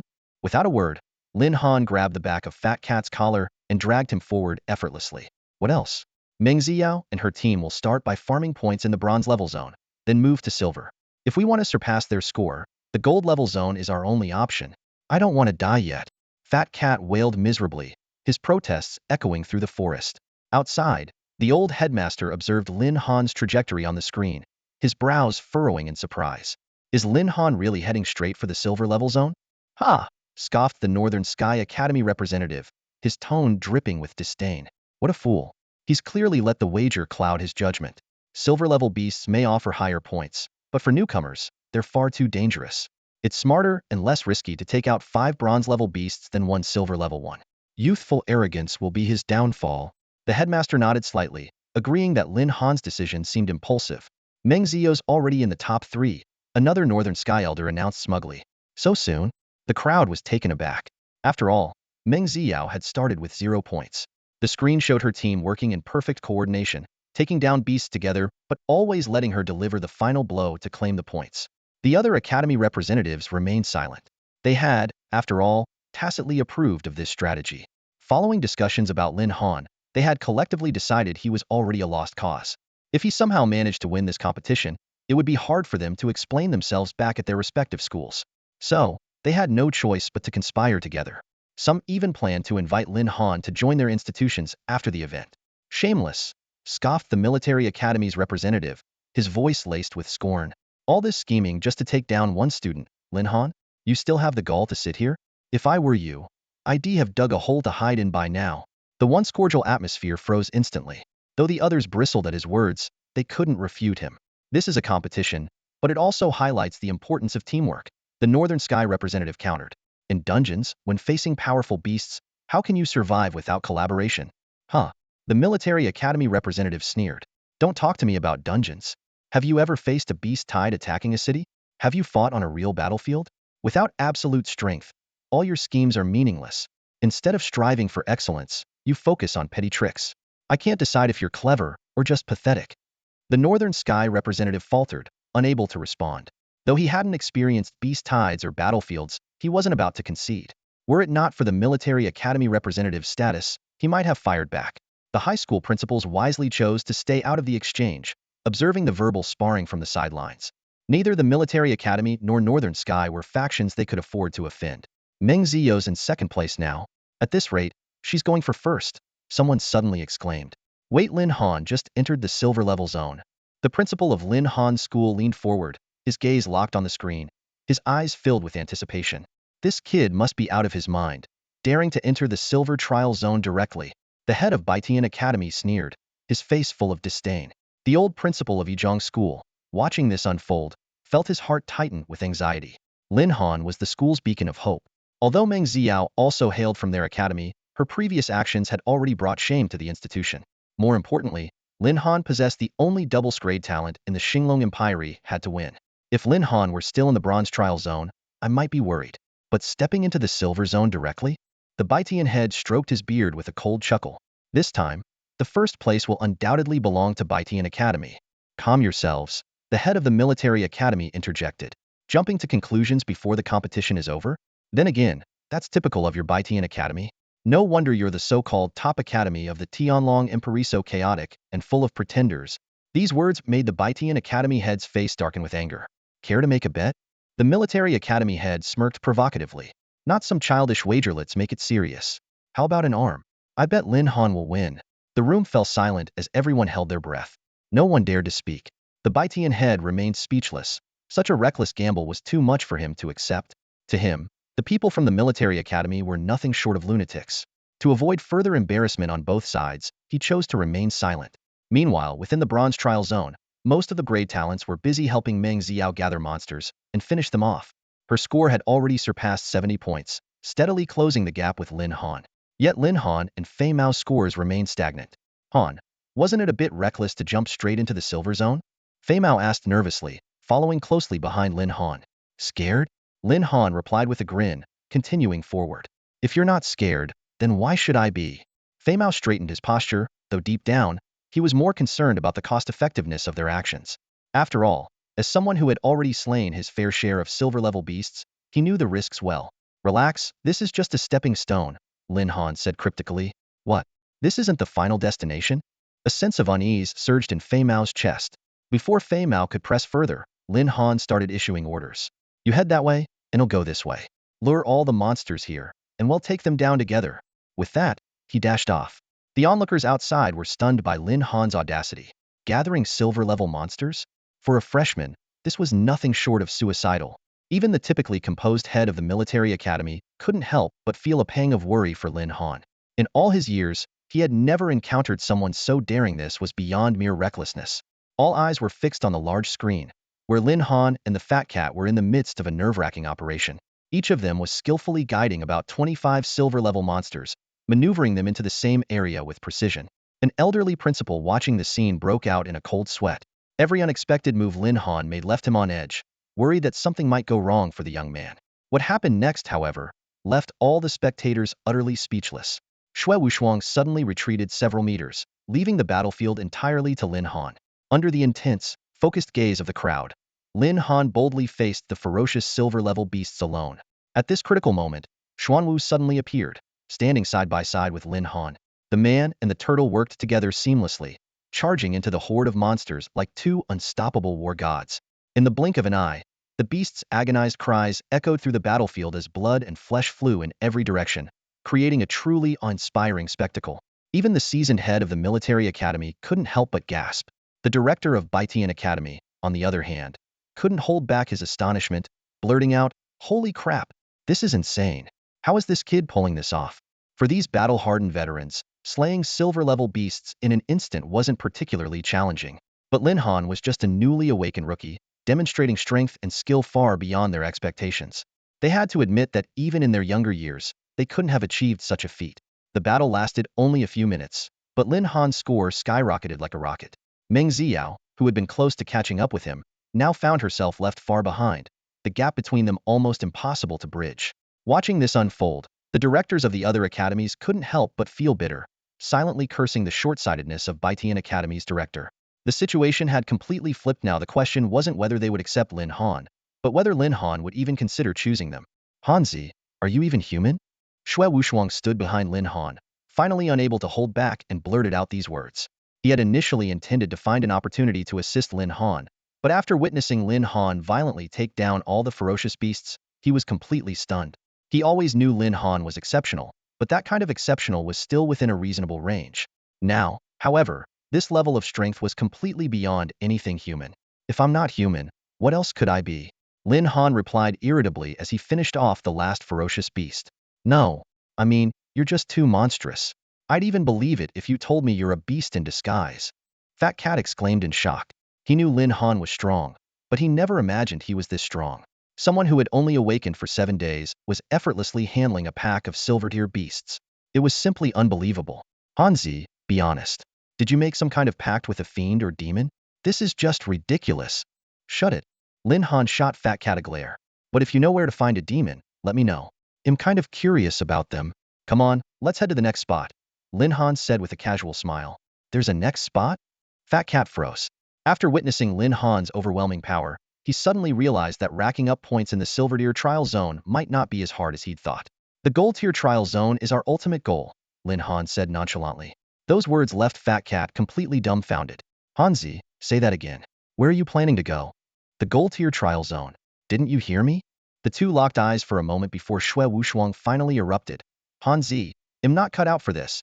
I barely survived the silver tier, and now you want to go to the gold tier? That's suicide. I'm still young. I don't want to meet my end so soon." "Relax, I'm here," Lin Han replied with a look of disdain. Meanwhile, outside the massive screens displaying the trial zones, the headmaster of First Academy was too shocked to speak. The distance, the speed. Was Lin Han really planning to head into the gold tier trial zone? The military academy's director's speculation caused an uproar, especially from the representative of Baitian Academy, whose face turned ashen. Lin Han's performance was nothing like that of a freshman. If anything, he seemed more like a battle-hardened veteran. Inside the trial zone, Fat Cat continued to plead, "Brother Han, can't we rethink this? The gold tier is too dangerous. Stop whining. If you keep it up, we'll throw you in there to toughen up." Lin Han joked. "Once we're in, you'll help me lure the monsters. I guarantee you'll secure second place." "Hanzi, I think you're setting me up, but I can't prove it. We're brothers for life. How could I ever set you up?" "I don't believe you." The next moment, the two had already stepped into the gold tier trial zone. The audience watching the screens erupted in gasps. They really went in. "This is insane." The North Division leader finally couldn't hold back his disdain, a sneer spreading across his face. Who does he think he is? Challenging a gold tier beast? He'd be lucky to take down a silver tier one. He recalled his own experience in the trials back in the day, where he hadn't even managed to enter the gold tier testing zone. The military academy representative, witnessing the scene, couldn't help but twitch uncontrollably. Is this even humanly possible? Even though he had always trusted Lin Han, this was pushing the limits of belief. Xue Wushuang's legs had gone weak with fear. "Han, no, Brother Han. I'm begging you, let's not do this." Fat Cat was trembling all over as well, trying to reason with him desperately. "Han, we've already got more than enough points. There's no need to take this risk. Going up against a gold-tier beast recklessly, that's a death sentence." Lin Han hesitated. They had just taken down a wave of silver-tier beasts, and their points were already far ahead. Even if Ming Xiao gave it her all, she wouldn't be able to catch up. Sensing a glimmer of hope, Fat Cat quickly added, "How about we head back to the silver tier zone and hunt a few more beasts there?" Just as Lin Han was about to agree, a system notification suddenly appeared. Random mission triggered.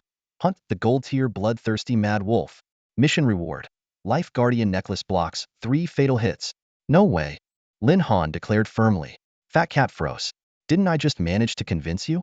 Lin Han's expression turned serious. "What's the matter? Scared of a gold-tier beast? What will you do if you face one for real in the future? You need to adapt, and this is the perfect chance. We're going.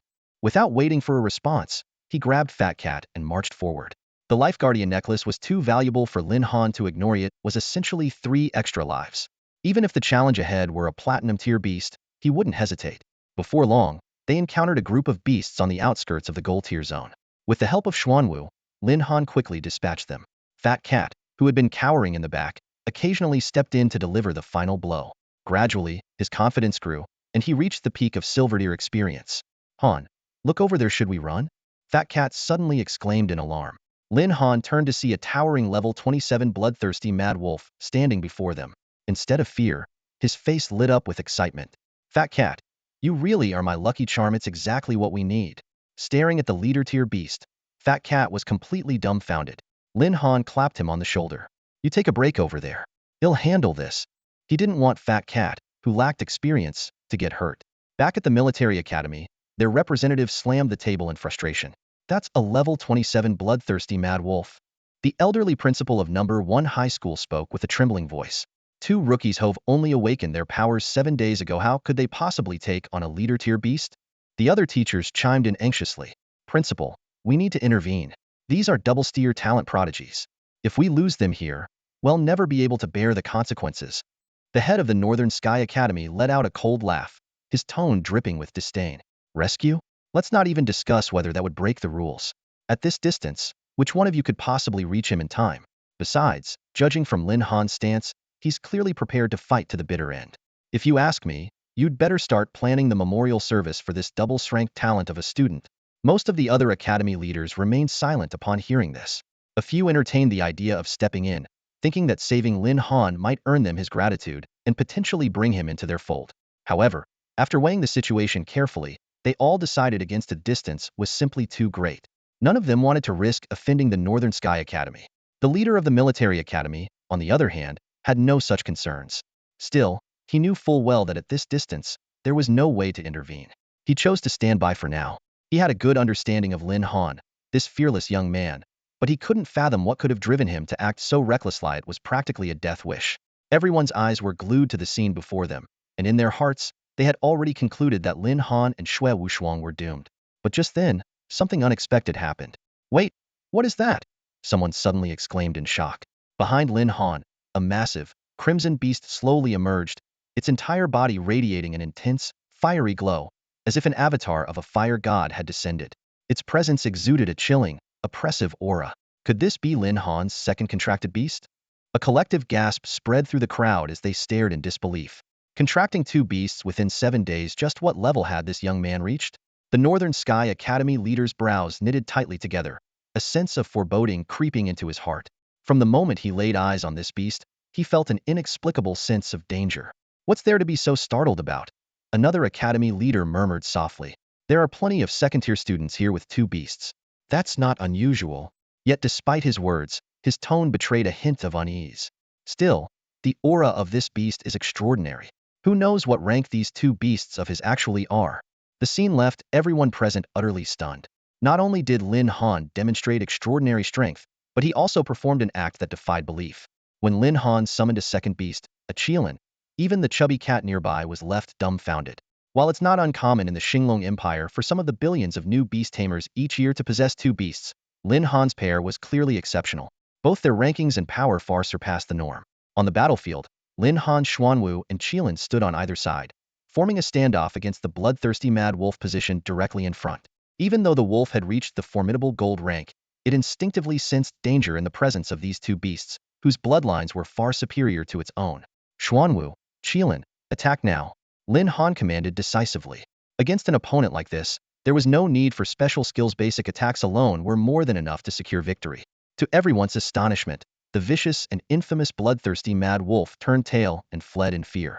Lin Han wasted no time and immediately pursued it with Xue Wushuang. After all, the wolf was the target of a mission to protect Livsit, couldn't be allowed to escape. This turn of events completely overturned everyone's expectations. A rookie beast tamer, who had awakened his abilities just 7 days prior, was now chasing down a gold-ranked feral beast. The spectators were left in utter shock, their mouths agape. Even the usually composed heads of the various academies were rendered speechless. The head of Baitian Academy was particularly disheartened, his faint hope now entirely shattered. The mocking glances from the other academy heads stung even more. If not for trusting that elder's judgment, they wouldn't have missed out on such a prodigy. Meanwhile, the principal of Yizhong Academy couldn't help but beam with pride. He had once worried that Lin Han's talent might go to waste, but now it was clear that Lin Han was exactly the kind of promising student their academy should nurture. By this point, the points leaderboard told the whole story. Lin Han stood firmly in first place with over 400 points, followed closely by Xue Wushuang with more than 300 points. In stark contrast, Meng Xiao, in third place, had barely over 100 points. The gap was undeniable, and it said everything that needed to be said. The group of ranked cultivators was working together to assist Meng Xiao. Even so, the fourth-ranked participant's score had yet to break 50. At this point, there was less than an hour left until the competition ended. Meng Xiao had just slain a ferocious beast. She wiped the sweat off her face with a raised hand and glanced at the scoreboard, where her points were steadily climbing. A satisfied smile crept onto her lips. That should do it. You're probably close to 150 points by now, right? The people standing beside her were already panting heavily, their clothes soaked with sweat. If it weren't for the promise made by the head of Baitian Academy, they would never have gone to such lengths to help her. Almost there, and the competition is about to end, Meng Xiao thought to herself. Even if Lin Han had 3 heads and 6 arms, there's no way he could beat me now. She was already relishing the thought of seeing the look on Lin Han's face when they met. After helping you, our scores have fallen way behind. Don't forget the promise you made earlier, someone reminded her. Meng Xiao responded dismissively, don't worry. Since the director has already agreed to it, there's no way he'll go back on his word. She didn't care much about the promises made to these people. It was the director's commitment, not hers. What mattered to her was defeating Lin Han. All right, let's head out. The competition is pretty much over, someone suggested. The group began to make their way toward the exit. It wasn't just them. Other participants, realizing that there wasn't enough time left to hunt more beasts, also started leaving the trial ground. Meanwhile, deep within the trial grounds, Lin Han stood atop the corpse of a bloodthirsty wolf, panting heavily. You sure know how to run. Almost killed me keeping up. What now? Get up and run some more? A system notification promptly sounded. Ding! Bloodthirsty wolf hunt completed. Reward, Life Guardian.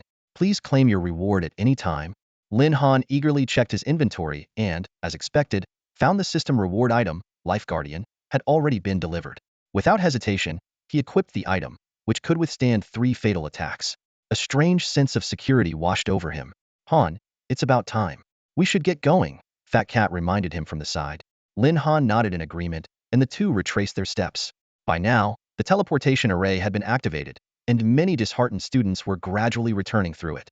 When they arrived at the main square where they first began, a large crowd had already gathered. As soon as Meng Xiao spotted Lin Han, she strode over with a mocking expression. Lin Han, are you ready to follow through on your promise? I'm always ready. Honestly, I thought you'd forgotten, Lin Han replied with a calm smile. Ha, still acting tough even when you're doomed, Meng Xiao sneered, brimming with confidence in her 176 points. This time, I'll make sure you lose all face. Haven't I already lost all face? Lin Han said, pretending to look pained. I felt that way the day you broke up with me. His words instantly deflated Meng Xiao's arrogance. She hadn't expected Lin Han to bring up their breakup so openly in front of everyone. The surrounding students immediately began whispering among themselves, their curiosity piqued. Enough! Meng Xiao shouted, her face flushed with embarrassment. Lin Han, you've completely infuriated me. My score is now 173 points, and it's all because of you. Ooh, I'm so scared, Lin Han replied in a deliberately frivolous tone before turning to Fat Cat. Is 173 even impressive? 173? Isn't that just beginner-level stuff? Fat Cat chimed in, seizing the opportunity to mock her. Some people sure love showing off mediocre scores. Despite the ridicule, Lin Han couldn't deny to himself that 173 points was indeed a respectable score. Soon, the official rankings began to be announced, starting from 10th place. Tian Qingyun with 46 points, Zhang Feng with 51 points. To everyone's surprise, Meng Xiao only ranked 3rd. The 2nd place went to Xue Wushuang from number 2 high school, with an impressive 342 points. Finally, the host revealed the top spot. Let's congratulate the 1st place winner, Lin Han from number 1 high school, with a staggering 463 points. The entire square fell into a stunned silence. Meng Xiao was even more shocked, unable to accept the result. She lost control and shouted, Impossible! This is absolutely impossible. How could he possibly score 463 points? This score is unbelievable. The classroom erupted in a wave of astonishment. Many senior students stood up, shouting in disbelief. 463 points? How is that possible? We demand a recheck. Lin Han stood calmly at the podium, his expression composed. He had anticipated such skepticism. As the person in question, he was fully aware that he hadn't used any special methods. Everything he did was within the rules. Amid the commotion, however, Lin Han keenly noticed a detail. Those shouting the loudest were all level gifted students closely associated with Meng Xiao. In contrast, students with lower talent levels seemed notably calm. This observation left him deep in thought. Earlier, Lin Han had already confirmed the rankings with Shui Wuxuang's performance of these level talents was unusually poor, even lagging behind many level or lower tier students. This anomaly sparked a sense of caution in Lin Han, and a bold hypothesis began to take shape in his mind. The school leaders exchanged uneasy glances, clearly unprepared for this kind of scene. Breaking the silence, the principal of number 1 high school spoke up first. I propose we release Lin Han's trial footage. As an outstanding student with double-level talent, it wouldn't hurt to let everyone witness true strength. It could also bring honor to Sioux City. This suggestion was immediately supported by Director Du. Exactly. Right now, Sioux City could use this kind of positive exposure. I suggest we broadcast the full footage from the Golden Trial Zone. It's the most convincing evidence. The other school representatives, though somewhat reluctant, had no grounds to oppose it. After all, this was an internal matter for Sioux City, and as long as Lin Han agreed, the release of the footage was inevitable. Lin Han, we've unanimously decided to release your trial footage. What's your opinion on this? Without hesitation, Lin Han nodded in agreement. For him, this was the perfect opportunity to prove himself. Lin Han was well aware that his strength could no longer be concealed. Besides, he only had 2 contracted beasts at the moment, and the choice for his third one was still undecided. In his view, even if others discovered that he had already reached the gold level, it wouldn't cause much of an impact. The staff quickly projected Lin Han's recorded footage. On the screen, Lin Han was seen relentlessly pursuing a bloodthirsty, frenzied wolf with his Xuanwu and Qilin. The breathtaking opening scene instantly left everyone present dumbfounded. Is that a bloodthirsty, frenzied wolf of gold-level commander rank? A knowledgeable student gasped in disbelief. No way. Didn't Lin Han awaken on the same day as us? Even with a doubles grade talent, it's impossible to be strong enough to go after a bloodthirsty, frenzied wolf like that. The room buzzed with shocked whispers. I just read about this in our textbooks the other day. There's no doubt it's a bloodthirsty, frenzied wolf. Wait, look at that terrifying creature next to Lin Han. What is that? Someone noticed an even more astonishing detail. Oh my god, could that be his second contracted beast? Impossible. He awakened just 7 days ago, and he's not from some top-tier family or organization, but a doubles grade talent is already unheard of. Nearby, Meng Zio's face went pale. She had been eagerly anticipating Lin Han's failure, but she never expected to witness such a shocking display. What on earth was that monstrous beast by his side? The elderly principal of the school could no longer contain his excitement. He stood up and announced, "You're all correct, this is indeed Lin Han's second contracted beast, and the creature they are pursuing is none other than a gold-level commander-ranked, bloodthirsty, frenzied wolf." The entire hall fell into a stunned silence. Everyone knew that, with the principal's status and reputation, there was no way he would fabricate such a claim in front of so many academy leaders. This is the power of a doubles grade talent? The murmurs of disbelief spread through the crowd. Meanwhile, Meng Xiao was completely overwhelmed. She muttered to herself repeatedly, "That's Lin Han's second contracted beast." In the end, her legs gave out, and she collapsed to the ground, unable to accept the reality before her. Lin Han unknowingly walked up to Meng Xiao, his eyes filled with anticipation. He had been waiting for this moment for a long time. "Lin Han, considering what we once had, can we just let this go?" Meng Xiao pleaded, her voice trembling. "I promise I won't bother you again. Please, just this once, let me go. I know I was wrong before." After becoming an A-level talent, Meng Xiao's life had reached its peak. Everyone flattered and fawned over her, and even Baitian Academy had invited her to join. But now, Lin Han had her completely at his mercy. "What's this? Now you want me to let you go? You call this sincerity? Beg me." Lin Han sneered coldly. "Please, I'm begging you. It was my fault. If you let me go, I'll do anything you ask." Meng Xiao said hurriedly. "Anything?" Lin Han's lips curled into a mocking smile. "You mean it? Anything." Meng Xiao gritted her teeth and agreed. Lin Han pretended to ponder for a moment before saying, "All right then, hayrase the deal. Get down on all fours and bark like a dog. If you do that, we'll call it even. How about it?" "Lin Han, you never intended to let me go." Meng Xiao screamed, her voice filled with anger and desperation. "When did I ever say I would let you go?" Lin Han replied with a chilling smirk.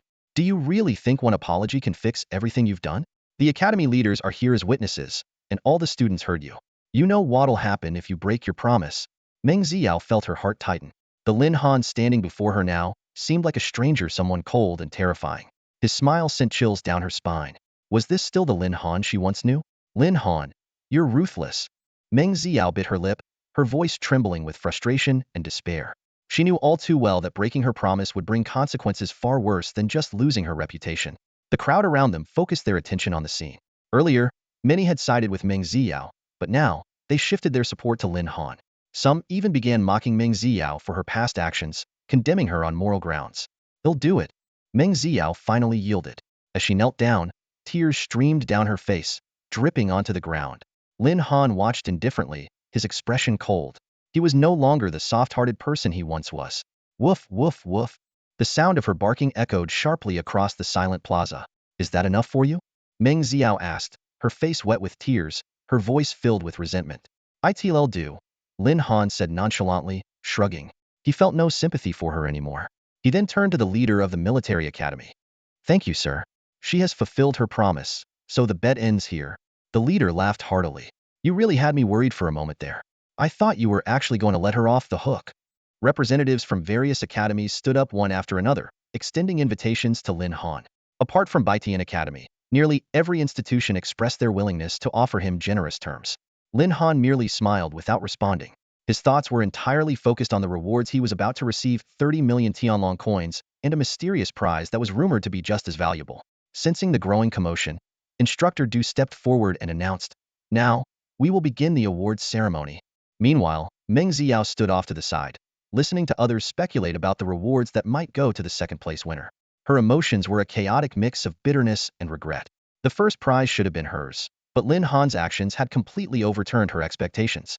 Lin Han stood next to the award podium, his face radiating a warm smile. As the first-place winner, he was just about to deliver his acceptance speech when he blurted out, "Can I get the money first?" Realizing the sudden shift in Du's expression, he quickly corrected himself. I mean, achieving this success wouldn't have been possible without the nurturing environment of the school. I want to especially thank the principal and our teachers for their guidance. And, of course, a special thanks to Du for maintaining Sioux City in such an orderly and prosperous state. Without your support. For the next 10 minutes, Lin Han eloquently expressed his gratitude without repeating a single word. Du watched the articulate young man with a mix of amusement and exasperation, his eyelid twitching involuntarily. Finally, he couldn't hold back and softly interjected, "All right, that's enough." Lin Han grinned and stepped aside. "If there's anything else you'd like to ask, just let me know. I'll be happy to answer." Du then turned to the second-place winner. "Shui Wushuang, do you have anything you'd like to say?" Shui Wushuang exchanged a knowing glance with Du before beginning his speech. "First, I must thank Du for his leadership. It is only because of your efforts that—" What followed was yet another round of prolonged praise. Struggling to suppress his laughter, Du responded politely, "Yes, it's thanks to everyone's hard work that Sioux City has become such a wonderful place." Internally, however, he was thinking, why are kids these days so good at flattery? Han, do you think Du looks a bit off? Did we say something wrong? Shui Wushuang whispered to Lin Han. "No, it's definitely because our compliments weren't refined enough," Lin Han replied with a serious expression. Standing nearby, Meng Xiao overheard everything. Just as Du opened his mouth to speak again, she seized the moment and said, "Du, your dedication to governing Sioux City has truly been tireless and admirable." "Wow, Han, this girl is a pro at this," Shui Wushuang muttered under his breath in astonishment. Lin Han, while outwardly dismissive with a casual "it's nothing special," silently committed her phrasing to memory for future use. "Enough. All of you, quiet." Du finally snapped, unable to take any more. "Now listen to me." Once the trio had fallen silent, Du announced the rewards. Lin Han, as the first-place winner, you will receive 30 million Tianlong coins and a villa in the city center. Second place gets 200,000 Tianlong coins, and third place gets 100,000 Tianlong coins.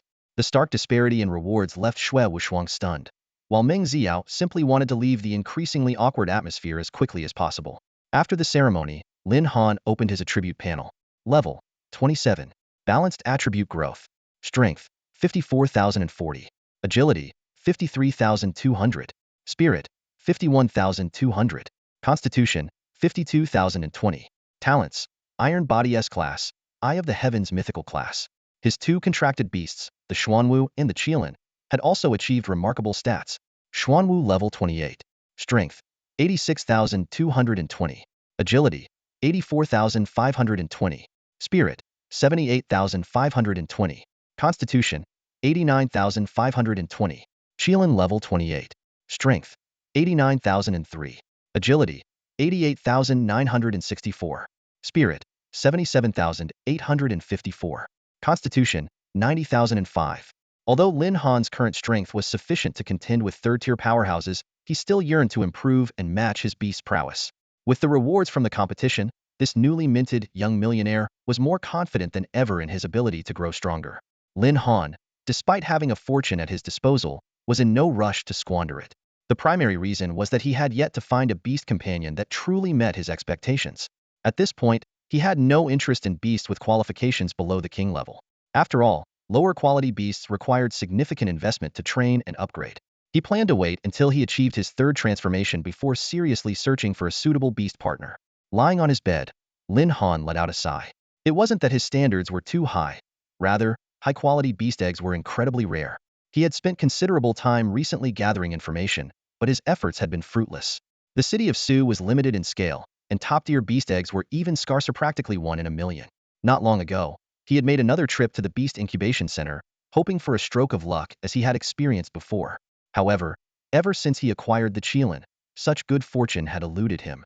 A beast egg with legendary level qualification, she had only ever found one, and that was back at the center. Just as Lin Han was about to rest, an ominous scene unfolded in a secluded corner of Su City. "Why did you summon me here at this hour?" a figure asked impatiently. "I need you to take care of someone.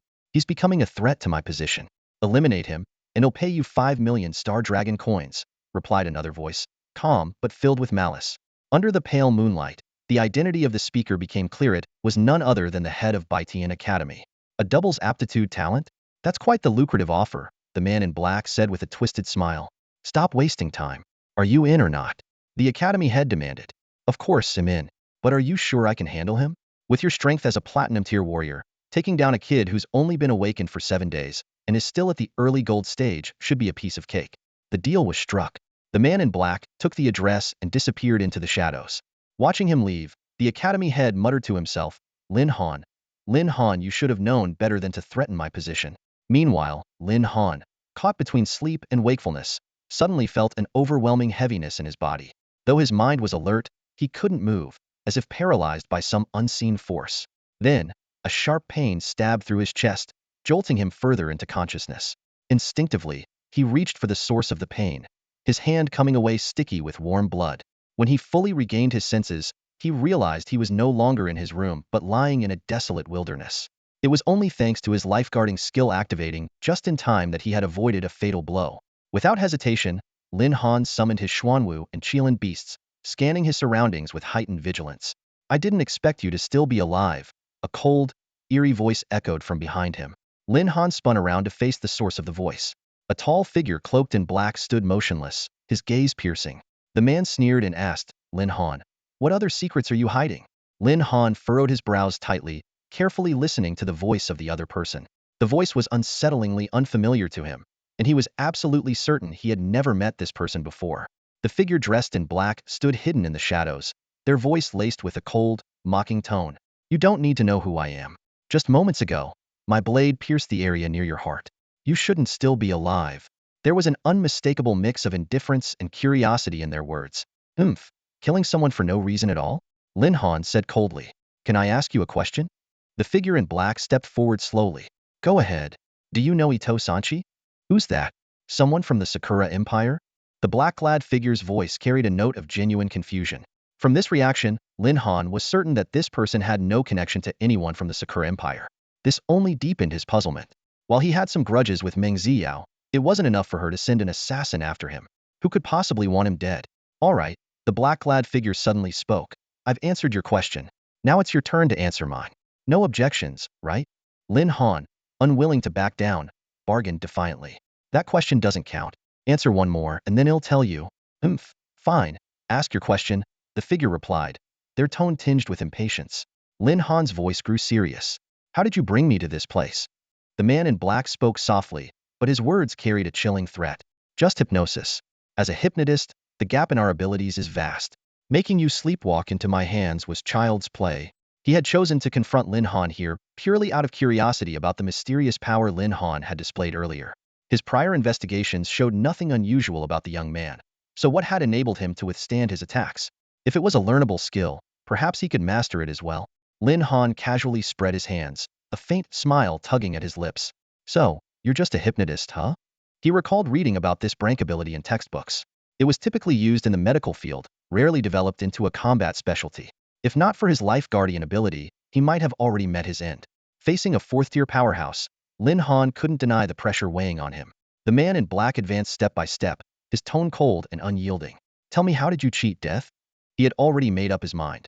Either Lin Han would give him the answer, or he would send him straight to the afterlife. After all, this was a $5 million contract, and he was confident Lin Han wouldn't escape. I'm not telling you. Lin Han's smirk deepened. Want to take another stab at me? By now, he had fully recovered, with his mythical beasts, Xuanwu and Qilin, summoned to his side. Confidence surged within him. This was his first battle against a platinum-tier opponent. Perhaps it was a rare opportunity to hone his skills. Interesting. Fine. Let's see if you can survive another strike. The man in black sneered, gripping his blood-stained dagger tightly as he lunged forward. Lin Han's gaze locked onto the weapon that had pierced his body moments ago. With unwavering resolve, he commanded, Xuanwu, kill an attack with everything you've got. The two beasts charged forward with unrestrained excitement. The man in black scoffed, his expression full of disdain. Let's see what your double-steer talent and golden-tier beasts can do against me. The battle erupted in an instant. Qilin struck first, lunging ferociously at the man in black. Although his reflexes were sharp, he clearly underestimated Qilin's immense power and was forced to dodge in haste. What kind of beast is this? How can it be so strong? The man in black was visibly shocked, his perception of Lin Han's capabilities growing increasingly uncertain. Lin Han's voice rose, laced with anger. If you want answers, then tell Muho sent you to kill me? He couldn't believe someone would go so far as to hire a hitman against him. Summoning a swirling mass of inky black mist, the man in black smirked. If you want to know, you'll have to defeat me first. Eye of Creation. Lin Han activated his ability, scrutinizing the ominous mist. Is this your beast? He had never encountered such a creature in any of his studies. That's right. This is my beast. The man in black admitted with a sinister grin. Your two beasts are indeed extraordinary golden tier, late stage, with even a hint of platinum tier strength. 5 million might not have been enough for this job. 5 million? Lin Han seized on the key detail. Who's paying that much for my head? In this line of work, confidentiality is everything. Once we take a job, we don't reveal our clients. The man in black chuckled. But after I kill you, they'll be raising the price to 8 million. Lin Han shook his head with a wry laugh. So, my life is worth that much now? Of course. A strong talent with double-steer abilities. And your growth rate is truly terrifying. The man in black's expression darkened as he unleashed a surge of black mist. Now, let me show you the power of my nightmare force.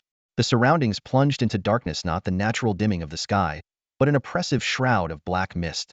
Lin Han's brow furrowed as he activated his Eye of Creation to investigate. What he saw chilled him, a ghostly beast known as the Black Nightmare Spectre, a creature specialized in devastating mental assaults. A spectral beast. Lin Han frowned deeply. As a beast master, this was his first time encountering such a type of beast. Although he had studied relevant knowledge in textbooks, his practical experience was non-existent. The creature before him, a black nightmare venom wraith, clearly belonged to a platinum-level master. If it were just an ordinary platinum-level opponent, it wouldn't trouble him this much. However, the most frustrating part was that he couldn't fully discern the enemy's abilities. Even with the divine power of the Eye of Creation, his current strength wasn't enough to completely unravel the intricacies of his opponent's skills. Ready, kid? A chilling voice echoed from all directions. The figure of a man in black had entirely merged into the dark mist, as if he and the fog had become one. Yet Lin Han could still determine that the black mist was the physical manifestation of the Black Nightmare Venom Wraith. This opponent was meticulous and exceptionally ruthless. Choosing to strike here instead of at Lin Han's home was clearly to avoid surveillance, making it look like an apparent suicide to outsiders.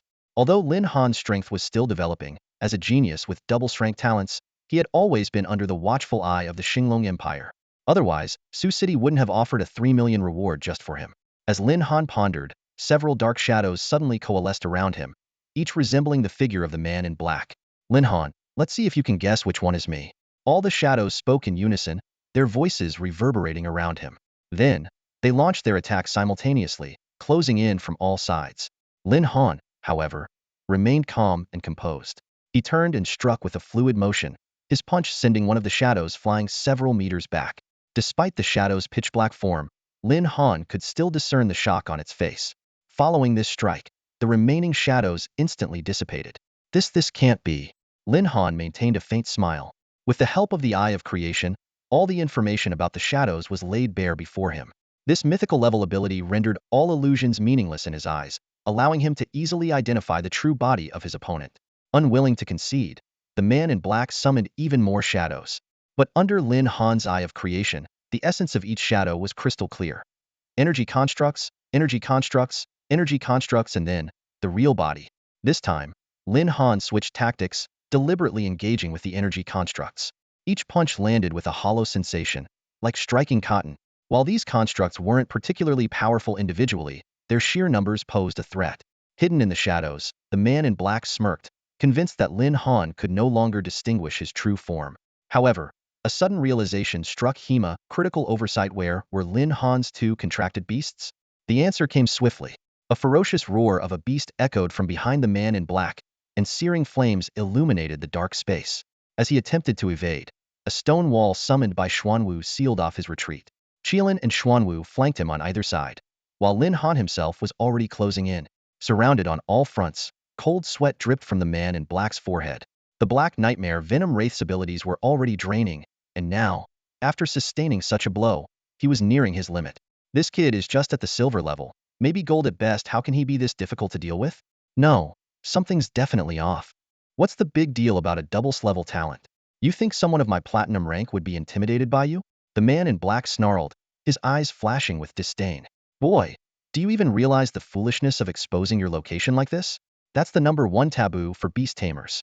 No matter how powerful your beasts are, once I kill you, they'll fall with you. Then come and try. Lin Han sneered coldly, showing no sign of retreat. This was exactly what he wanted. As the man in black lunged toward Lin Han, a thick black mist began to coalesce in his hand, forming a pitch-black longsword. The blade, surrounded by swirling black fog, exuded an aura of dread, like a nightmare come to life. Oh, so now you're pulling out a weapon? That's how you want to play. Lin Han quickly stepped back, activating his level talent Steel Body. Clang! A sharp metallic sound echoed through the air as the blade struck Lin Han. What kind of body is this? The man in black froze, momentarily stunned. He had known level talents were extraordinary, but he hadn't expected this kind of resilience. With his own level talent, he was utterly powerless against Lin Han. What's the matter? Can't get through? Well, my turn. Lin Han chuckled, spinning around and landing a powerful punch. The man in black stumbled backward, only to collide with Xuanwu's tail. The snake head of the beast lashed out, sinking its fangs into the man's arm. Qilin, finish him off. Lin Han surged forward, using the formidable defense of his steel body to pin the man in black in place. Let me go. The man in black screamed in terror, but Qilin was already closing in. With a single bite, it severed the man clean in half. The battle ended. Lin Han sat on the ground, panting heavily as he looked at the lifeless body of the man in black, lying in a pool of blood. Relief washed over him. The fight had turned out much easier than he anticipated, largely because his opponent underestimated him and wasted too much energy maintaining the black prison. By the end, the man in black was clearly running out of steam. If Lin Han had been an ordinary gold-level fighter, he might have struggled against such a tactic. But he wasn't just any fighter with level talent. He possessed a mythic-level talent, the Eye of Creation. This ability not only allowed him to see the evolutionary paths of beasts, but also made illusions and deceptions utterly ineffective against him. The moment Lin Han broke free from his restraints, the man in black's panic was evident. His attacks became increasingly erratic.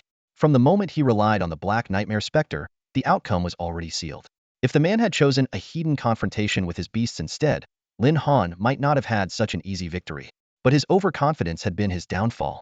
Lin Han stood up and was about to check the map when he realized he didn't have his phone on him. What kind of godforsaken place is this? He muttered, frustrated. He had no idea where he was. Clearly, the man in black had chosen a remote location to assassinate him. After rummaging through the man's belongings, Lin Han turned to Qilin. Hey, little Qilin, can you sniff out the direction of home? Qilin blinked at him, then gave him a look of disdain as if to say, do I look like a dog to you? Meanwhile, Xuanwu snickered quietly to itself, glad that for once, it wasn't the one being teased. Fortunately, Qilin begrudgingly helped Lin Han find his way back to the city. Once in familiar territory, Lin Han dismissed his two beasts and headed home. As he stepped through the door, he let out a long sigh of relief. The brush with death had left him shaken. If not for his life guardian ability, he might not have survived. With only 2 uses of Life Guardian left, he resolved to treasure them carefully. The next morning, Lin Han woke early. It was the last day to register for academies, and with most of them starting classes soon, this was the perfect time to solidify his strength and prepare for the challenges ahead. He needed to make a decision about his future. Just then, his phone rang. It was Fei Mao. "Lindsay, miss me yet?" came the familiar boisterous voice on the other end. "Shut up. Spit it out if you've got something to say." Lin Han snapped, though a smile tugged at his lips. Only with his close friends could he truly relax. "Today's the last day for academy registration. Have you decided where you're going yet?" Fei Mao asked with a chuckle. "Not yet. Still thinking about it," Lin Han replied, though in truth, his options were limited. Most of the academies had already been crossed off his list. Despite their apologies after yesterday's competition, he had lost interest in them. The only one that still intrigued him was the military academy. "With your results and talent, I bet every school is dying to have you. Just name your price, and they'll probably fight to the death for you." Fei Mao laughed. He knew exactly how the academies operated. Even he, with his decent talent, was being courted by many schools. But he wasn't interested in their offers. What mattered more to him was Lin Han's choice. After all, everyone knew Fei Mao's success was thanks to Lin Han. The schools courting him were just hoping to use him to lure Lin Han in. "What do you think about the military academy?" Lin Han asked after a moment of thought. "The military academy?" Fei Mao's tone shifted, surprised. "Lindsay, are you serious about that? Is there something wrong with the military academy?" Lin Han asked, puzzled. Fat Cat let out a sigh, his expression filled with resignation. "Do you really not know? Or are you just pretending?" "The military academy is nicknamed the Devil's Training Camp for a reason. It's not just a joke. The training there is incredibly harsh. They don't even treat students like people. Isn't that how all universities are? Aren't their courses strict too?" Lin Han still looked confused. "It's not the same at all," Fat Cat replied, a trace of despair in his tone. "Since the military academy was established, its graduation rate has dropped year after year.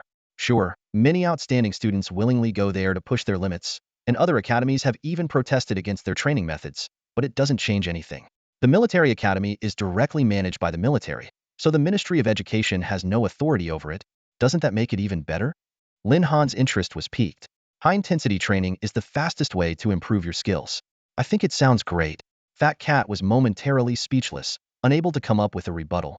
"Then I'll choose the military academy," Lin Han decided without hesitation.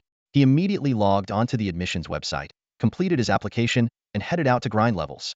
At this point, Lin Han had already reached level 27, just 3 levels away from his 4th rank. He anticipated receiving his acceptance letter that evening, and if admitted, classes would start in 3 days. His goal was to reach platinum rank before the term began. At his usual grinding spot, the golden tier beasts fell effortlessly before him. However, at his current level, the experience gained had slowed to a crawl. The resources in Sioux City could no longer support his leveling needs. After an entire day of relentless battles, Lin Han finally broke through to level 30 by dusk. Though there wasn't enough time to visit the Awakening Temple, he received his acceptance letter from the military academy was to report in 3 days. Meanwhile, in the principal's office of North Sky Academy in Tianya City, the central hub of Sioux Province, an elderly man with a long white beard was glaring furiously at Dragon Fong, the head of North Sky Academy's branch in Sioux City. "Explain yourself." The old man leaned back in his chair, his presence commanding and intimidating. "How did Lin Han, a student with doubles-ranked talent, not end up in our academy?" Dragon Fong stood there, fidgeting nervously but secretly pleased. He was confident that the person he sent yesterday had already taken care of Lin Han. After all, a dead man couldn't enroll anywhere. Not enrolled in any academy? The old principal's face darkened with rage. He slammed his palm onto the desk, and cracks spiderwebbed across its surface. The old principal's face was dark, his eyes flickering with flames of anger. Dragon Fong saw this and immediately realized that the principal was truly furious. Yet, even with the situation so dire, he dared not reveal the news of Lin Han's death. He could only lower his voice and argue. Lin Han would never join another academy. "Fine, then let me show you the truth," the old principal snorted coldly, pulling out a piece of paper from the side and slamming it in front of Dragon Fong. Startled, Dragon Fong bent down to pick it up. Written clearly on the paper were the words, "To all academies. Our institution has officially submitted an admission application for Lin Han of Sioux City. To prevent any unnecessary interference with our student from other academies, we hereby issue this notice as a warning to avoid any unpleasant incidents." What shocked Dragon Fong the most was the seal at the bottom of the document. It unmistakably bore the insignia of the military academy. This is real? Dragon Feng's heart skipped a beat. The wording and the style were undeniably characteristic of the military academy. But just yesterday, he had already sent someone to deal with Lin Han. How could this be possible? Could it be Lin Han was still alive? The old principal's tone grew even harsher. Jiang Feng, as I recall, I've taught you before, never be so certain about something unless you're absolutely sure. If Lin Han had joined another academy, I could still swallow my pride and fight to get the student back. But this is the military academy we're talking about. Those old bastards don't care about saving face for someone like me. This letter makes it abundantly clear they don't want us to even think about Lin Han. The old principal's fury intensified. Jiang Feng, you gave up a dual strength talent for the sake of an A-rank student. What on earth are you thinking? Have a few years as a department head completely rotted your brain? Panic overtook Jiang Feng. Lin Han was alive? How could this be? That was a platinum-level assassin. How could they fail to deal with a kid who had only awakened 7 days ago? No, wait. Ever since last night, the assassin hadn't contacted him at all. Could it be that they had already been? The mere thought sent a shiver down Jiang Feng's spine. He dared not think any further. Jiang Feng stood in the principal's office, his expression heavy with unease. The entire Baitian Academy was abuzz with rumors, questioning his qualifications to serve as the department head. Faced with such accusations, he had no defense because, truthfully, it was his fault. And at the heart of it all was Meng Xiao. But what truly unsettled him was the revelation that Lin Han was still alive. As someone well-versed in these matters, Jiang Feng knew all too well the power of that hypnotist. A formidable platinum-level expert, the hypnotist's methods were as uncanny as they were lethal, far beyond what Lin Han should have been able to handle. Ordinarily, if the hypnotist had succeeded, they would have reached out to claim their payment. Yet, there had been no word. This silence sent waves of turmoil through Jiang Feng's mind. Could it be that Lin Han had already gained the strength to contend with a platinum-level expert? No, that's impossible. He dismissed the terrifying thought. Lin Han only awakened recently. There must be a powerful figure secretly protecting him. Though this explanation offered some comfort, Jiang Feng had no time to dwell on Lin Han. His own position was hanging by a thread. Principal, I am willing to comply with any decision the academy makes regarding me, Jiang Feng said quietly. The elderly principal pondered for a moment before replying, take a temporary leave. Let things settle down for now. Keep a low profile during this time. As one of the principal's former students, Jiang Feng knew this was the most lenient course of action he could hope for. Anyone else in his position failing to recruit a double-strength genius and tarnishing the academy's reputation would have gotten off with just a suspension. Lin Han, I will make you pay for this. Jiang Feng vowed silently as he left the principal's office. The next morning, Lin Han arrived at the Awakening Temple. The receptionist greeted him with exceptional enthusiasm. After all, this was the double-strength genius who had claimed first place in the grand competition. His continued humility and courteous demeanor left a lasting impression on her. Inside the familiar awakening chamber, Lin Han focused his gaze on the mysterious awakening stone. Even with the power of the Eye of Creation, he couldn't discern the true nature of the stone, which only deepened his curiosity. Soon, the awakening information appeared. Name, Lin Han. Age, 16. Level, 30. Strength, 60,040. Agility, 63,500. Spirit, 60,070. Constitution, 64,050. A task prompt immediately followed. Hellhound from the Abyss. Objective: travel to the Abyss of Hell and slay the Cerberus. The Abyss of Hell? Lin Han murmured, puzzled by the unfamiliar location. Over the past weeks, he had thoroughly studied the dungeons around Sioux City, yet he had never encountered any mention of such a place. With the receptionist's assistance, he soon found the answer. The Abyss of Hell was located in Hueda City, near the Imperial Military Academy of the Xinglong Empire. With 2 days left before the start of the new semester, there was no rush to complete the task. After returning home, Lin Han began pondering his plans before the new semester started. He decided to take this time to fully clear the Abyss of Hell, so he could complete his 4th transition directly in Hueda City. The thought filled him with joy. After all, he'd been so busy lately that having a few days to focus on this goal seemed like a great idea. As soon as he got home, he eagerly picked up his phone and called his best friend, Fei Mao. With everyone about to go their separate ways, he was curious about his friend's plans. Fei Mao, which academy did you enroll in? Lin Han asked directly. The Military Academy. I've already received the acceptance notice, Fei Mao replied, leaving Lin Han momentarily stunned. You applied to the Military Academy too? Lin Han asked in surprise. He remembered Fei Mao once saying that the Military Academy was extremely tough, so he hadn't expected him to make such a choice. Fei Mao chuckled and explained, Hanzi, I think you have a bright future ahead of you, and sticking with you seems like a safe bet. Besides, the Military Academy is great. Who knows, I might even become a general someday. All right, don't worry. As long as I've got food to eat, you'll at least get to smell it. Lin Han joked. Come on, Hanzi, you're playing dirty now. Both of them burst into laughter, their familiar camaraderie making the moment even warmer. Shall we head there together? Let's do it. Lin Han agreed without hesitation. Having a childhood friend to embark on this journey with was undoubtedly the best scenario. What he thought would be a parting of ways turned out to be an opportunity to continue learning together, and this realization filled him with happiness. Looking at Fei Mao, who had already advanced to silver-level strength, Lin Han silently resolved to help his friend find his next battle beast. He decided to use the Eye of Creation to search carefully, had to find a beast with a high enough talent level to be worthy of his best friend. Over the past few days, Lin Han had been enjoying a leisurely and relaxed lifestyle, taking daily walks outdoors. Although this semi-retired pace of life temporarily distanced him from the chaos of battles, he was keenly aware that now was not the time for complacency. The appearance of that hypnotist served as a stark warning someone was already plotting against his life in secret, and he didn't even know who his enemy was. The only way to safeguard himself, and everything he cared about, was to keep improving his strength. A few days later, Lin Han and Fei Mao set off for the military academy in Hueda City to officially begin their enrollment. However, they quickly encountered their first challenge. No ordinary vehicles were allowed within a 10-kilometer radius of the academy. All students, whether freshmen or returning ones, were required to walk the entire distance on foot. Hanzi, I told you this military academy is insane. Fei Mao exclaimed in despair. Although he had mentally prepared himself, the reality of walking 10 kilometers was enough to shake his resolve. Lin Han finally understood Fei Mao's earlier complaints. For someone with his level of strength, 10 kilometers was nothing. But for those who had only recently awakened their abilities, particularly students with support-type specializations, this was indeed a grueling test. Such a rule could easily discourage many from even attempting to enter. As the two walked on, they passed several freshmen who were already exhausted, sprawled on the ground to rest. Even the girls, usually concerned about their appearance, had abandoned all pretense of elegance.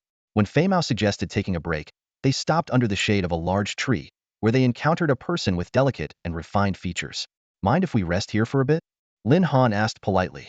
The person nodded and shifted to the side to make room.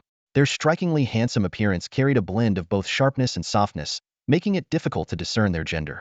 Hanzi, do you think that's a guy or a girl? Fei Mao blurted out, ignoring the awkwardness of the situation. So slender and pretty, it's gotta be a girl, right? I'm a guy, the person replied irritably. Thanks to Lin Han's quick intervention to smooth things over, they learned that the student's name was Qin Luoxi, and he was also a freshman. When the conversation turned to Lin Han's doubles rank talent, Qin Luoxi's gaze sharpened, as if he were assessing prey. If I'm not mistaken, I'm the person you're looking for, Lin Han admitted calmly. Not bad, Qin Luoxi said softly. Let's spar sometime. Don't worry, I'll go easy on you. While Fei Mao loudly boasted about Lin Han's gold tier strength, Qin Luoxi remained unimpressed. Gold tier? Is that supposed to be impressive? He said flatly. I'm gold tier too, and he'll reach platinum tier soon. That's why I'd like to spar with you before I get there. I don't want it to feel like bullying. Fat Cat was utterly stunned. He could hardly believe his eyes. The seemingly delicate and effeminate Qin Luoxi, standing before him, was already on the verge of reaching platinum rank. Considering that it had only been 10 days since the awakening of professional abilities across the entire Xinglong Empire, this was an absolutely mind-boggling pace. Even under Lin Han's guidance, and with his own decent natural talent, Fat Cat had only just managed to reach the peak of the second advancement. And Lin Han, endowed with dual scrade talents and an exceptional beastmaster ability, had a logical explanation for his rapid level progression. But Qin Luoxi's meteoric rise? That was beyond comprehension. It wasn't just Fat Cat. Even Lin Han, who was known for his lightning-fast leveling, was taken aback. He knew all too well that without the assistance of his system, reaching his current peak gold rank would have been nearly impossible. Although Qin Luoxi hadn't yet fully caught up to him, he was alarmingly close. Such talent was nothing short of extraordinary. Isn't leveling up just a simple matter? Qin Luoxi remarked nonchalantly. This single sentence plunged the other two into silence once again. Reaching gold rank in just half a month? Across the entire Xinglong Empire, how many could even dream of such a feat? Alright, if we get the chance, let's spar sometime, Lin Han said tactfully, sensing that Qin Luoxi didn't want to elaborate further. He wisely shifted the topic. Qin Luoxi merely nodded in agreement without saying much. Lin Han considered using his creation eye to assess Qin Luoxi's true capabilities, but unfortunately, the current version of the creation eye wasn't advanced enough to analyze humans, so he had to give up the idea. After a brief rest, the three of them set off together for the military academy.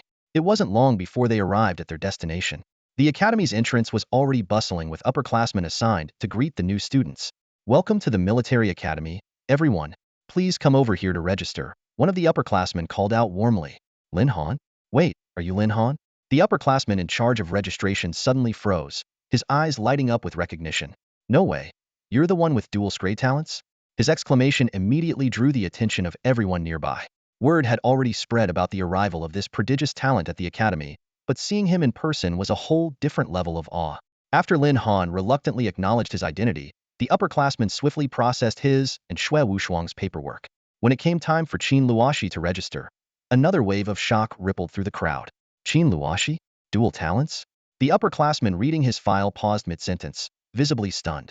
This revelation left both Lin Han and Xue Wushuang equally astonished.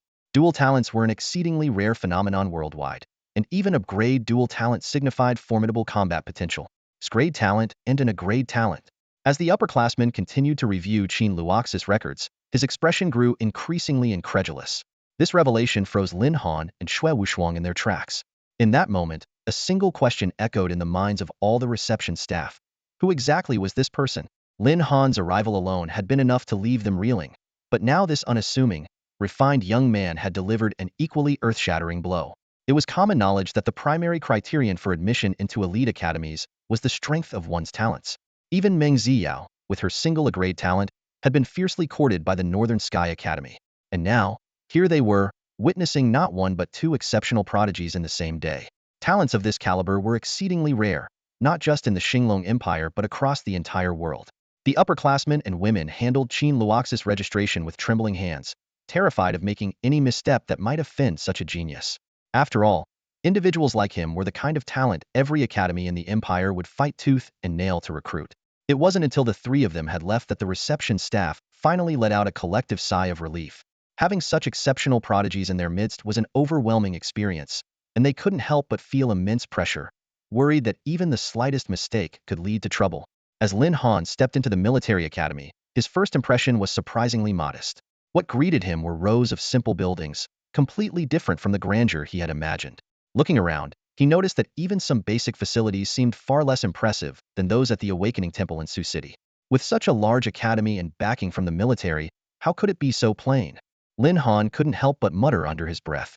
Before he could say more, Qin Luoxi turned around with a serious expression and explained, "The military academy is directly supported by the military, and yes, funding is ample. But we abide by one principle: spending money where it matters most. Instead of wasting resources on superficial decorations, we focus on cultivating our students. Do you want us to turn into something like Betrayal Academy, all show and no substance?" Qin Luoxi's sudden outburst left Lin Han momentarily stunned. His casual remark seemed to have struck a nerve. Especially when she mentioned Betrayal Academy, the clear disdain in her tone caught him off guard, but also felt oddly relatable. Didn't have a favorable opinion of Betrayal Academy either.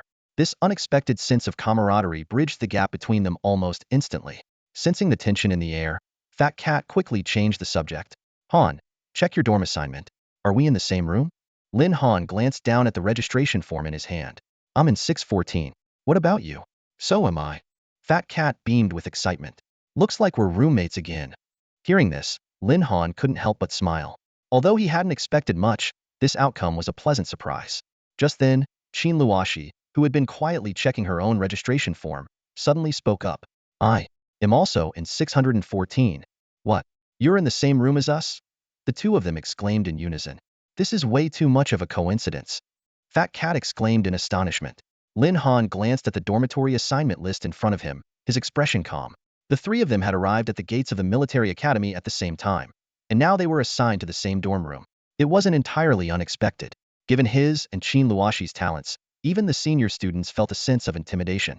Perhaps this arrangement was a deliberate decision by the academy after careful consideration. The dormitory environment at the military academy was surprisingly good. While the exterior was plain and unassuming, the interior was well equipped. Each person had their own bed, and it was far more comfortable than Lin Han's home back in Sioux City. Qin Luoxi simply requested the bed near the window, and neither of the others objected. "Do you guys have plans this afternoon? How about we grab a meal together and get to know each other?" Fat Cat suggested, trying to lighten the mood. While he didn't have much of a favorable impression of Qin Luoxi, they were going to be roommates, and it seemed reasonable to try to get along. "I have plans. Not interested," Qin Luoxi replied coldly. "We're all new here. What could you possibly have planned?" Fat Cat retorted, dissatisfied. "You're just looking down on us, aren't you?" Lin Han silently observed the exchange between the two. He could tell that Qin Luoxi probably just wasn't fond of socializing, but he didn't bother to explain. Not everyone wastes their time doing nothing like you," Qin Luoxi sneered. "You're such a sissy." Fat Cat mocked in return. "Forget it. We're clearly from completely different worlds. Who are you calling a sissy? Qin Luoshi snapped, his anger flaring instantly. Watching the two bicker non-stop since their first meeting, Lin Han couldn't help but feel a headache coming on. Just as he was about to step in and mediate, Qin Luoshi suddenly mentioned the abyss of hell. The name caught both Lin Han and Fat Cat off guard. To Fat Cat, it was an unfamiliar dungeon name. But to Lin Han, the abyss of hell was the location of his third-year advancement quest, where his target was the hellhound Cerberus. He hadn't expected Qin Luoshi to show interest in this place. Qin Luoshi then explained that the Abyss of Hell was an exclusive dungeon for the military academy, accessible only to freshmen. Furthermore, it had to be completed within 3 days of the start of the semester. This time constraint surprised Lin Han. He hadn't been aware of such a rule. The sudden sense of urgency made him furrow his brow. From Qin Luoshi's words, Lin Han keenly realized that the countdown had already begun on the day of enrollment. If he didn't count that day, he only had 2 days left to enter the Abyss. Once the deadline passed, he would lose the right to enter, and his class advancement mission would fail as a result. Even worse, unless the target was killed by someone else, the mission wouldn't reset. It's just a dungeon, so why set a time limit? Isn't that a bit unreasonable? Fat Cat asked, puzzled. Qin Luoshi shot Fat Cat a disdainful look, her tone laced with sarcasm. What do you know? There's a lord-level beast in the Hell Abyss called the Hellhound. Years ago, the military academy issued a rule. Any freshman who can slay the Hellhound is allowed to make one reasonable request. If you want a powerful mentor, your wish will most likely be granted. Fat Cat was stunned. That's a pretty generous reward. Lin Han, however, wasn't interested in the reward. He cared more about Qin Luoxi's intentions. So, your plan is to go to the Hell Abyss and kill the Hellhound? Yes, Qin Luoshi admitted without hesitation. Damn it. Lin Han cursed inwardly. If Qin Luoshi killed the Hellhound, his mission would be completely ruined. He couldn't let that happen. The Hellhound had to be his kill. I'm going too, Lin Han declared firmly. Huh. Fat Cat looked at him in shock. Han, isn't this putting way too much pressure on yourself? Lin Han smiled and explained. It's fine. I just want to challenge myself. Then he turned to Qin Luoshi. But don't blame me if I end up stealing the kill from you. Don't worry, Qin Luoshi said nonchalantly. If you can take the kill from me, that's your skill at work. I won't say a word. Thanks. Lin Han nodded. If it had been anyone else making such a claim, he wouldn't have believed it. But Qin Luoshi gave him a unique feeling just standing there. She seemed like she existed on a different plane of reality. Anything she promised felt genuine. It was an odd but undeniable sensation. All right, Fat Cat said with a sigh, looking at the two of them. Since I'm stuck with you two, I guess I'll tag along too. Great. Let's head to the Hell Abyss. The three of them quickly packed their belongings and bedding before setting off for the entrance to the Abyss of Hell. Upon arrival, they were greeted by the sight of an elderly man reclining in a rocking chair, leisurely fanning himself with a palm leaf fan. Greetings, Elder. We'd like to enter the Abyss of Hell. Could you grant us permission? Lin Han asked softly. He had no doubt that this relaxed figure at the entrance was the gatekeeper. The old man opened his silver eyes slightly and gave the group a once-over. Newcomers, he murmured, pausing briefly before adding, you certainly look unfamiliar. Go ahead, but remember, you have less than 3 days. If you encounter danger, shout for help, and he'll come to your aid. But heed my warning, never push yourselves too hard. With that, his eyes closed again, and he seemed to drift back into slumber. Let's go in, Lin Han said, keeping the elder's words firmly in mind. He figured that if things went south, they could always call for assistance, though he doubted they would need to. His real concern was that Qin Luoshi, with her formidable abilities, might eliminate the Hellhound before he even got a chance. If she snatched the mission target from under his nose, he'd be kicking himself for days. As they ventured deeper into the abyss, Fat Cat asked nervously, Han, what level is this Hellhound we're after? Are we even capable of taking it down? Platinum level, Lin Han and Qin Luoshi responded in unison. Platinum level, wait, platinum level? Fat Cat's exclamation echoed through the eerie silence of the abyss, startling a flock of birds. A murder of crows took to the air, circling ominously above the treetops. Keep your voice down, Qin Luoshi scolded, clearly annoyed. But are you two out of your minds? That's a platinum level, lord-tier beast. We're walking straight to our deaths. Fat Cat stammered, panic written all over his face. He had assumed their target would be a mere gold-level beast. This revelation was far beyond anything he had anticipated. Is platinum level really that strong? Qin Luoshi replied nonchalantly. Fat Cat turned to Lin Han in desperation, but Lin Han remained unfazed. It's manageable, he said calmly. You're both insane. Completely insane, Fat Cat muttered in despair. If it were up to him alone, he wouldn't have set foot in the Abyss of Hell at all. Suddenly, a massive centipede emerged from the shadows. A Hida level 24 ghost-faced centipede. Han Han, That's a gold-level ghost-faced centipede. Fat Cat stammered, retreating in fright. Lin Han was about to step forward, but Qin Luoxi darted ahead like an arrow loosed from a bow. From seemingly nowhere, she produced a dagger, her movements fluid and precise. The ghost-faced centipede opened its monstrous maw to strike, but Qin Luoxi was faster. Her agility was serpentine, her speed dazzling. The dagger in her hand danced like a living thing, and within mere moments, the creature lay slain. The display left Lin Han utterly stunned. He had intended to gauge Qin Luoxi's talents and her beast-taming skills, but she had taken down a gold-level beast with nothing but her physical prowess and expert technique. Such strength was far beyond the reach of ordinary folk. If Lin Han hadn't already possessed the stats to handle such a feat himself, he might have found it impossible to believe that anyone, even a gold-level combatant, could achieve this so effortlessly. There's no way he could finish the fight so flawlessly. Is it really over? The chubby catman stood frozen in place, his mouth agape as he stared in disbelief at the scene before him. Qin Luoxi gracefully collected the spoils of battle, his movements elegant and composed, before calmly returning to the group. Wow, that was insane. Lin Han almost blurted out a few colorful expletives, but quickly restrained himself. Still in shock, the catman's voice trembled as he stammered. Wait, are you even human? How did you pull off that move just now? Although he had always harbored some disdain for Qin Luoxi, whom he considered a bit effeminate, he had to admit at this moment that if they ever fought, he would be utterly crushed. Just basic skills, Qin Luoxi replied indifferently, completely unfazed by their admiration. Let's keep moving. The quicker we finish this, the better.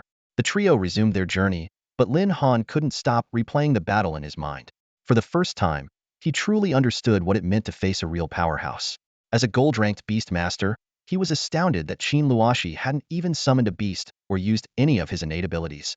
Lin Han was certain of this because with his creation eye, he could detect even the faintest trace of ability usage, and there had been none. A person of this caliber would be terrifying as an enemy.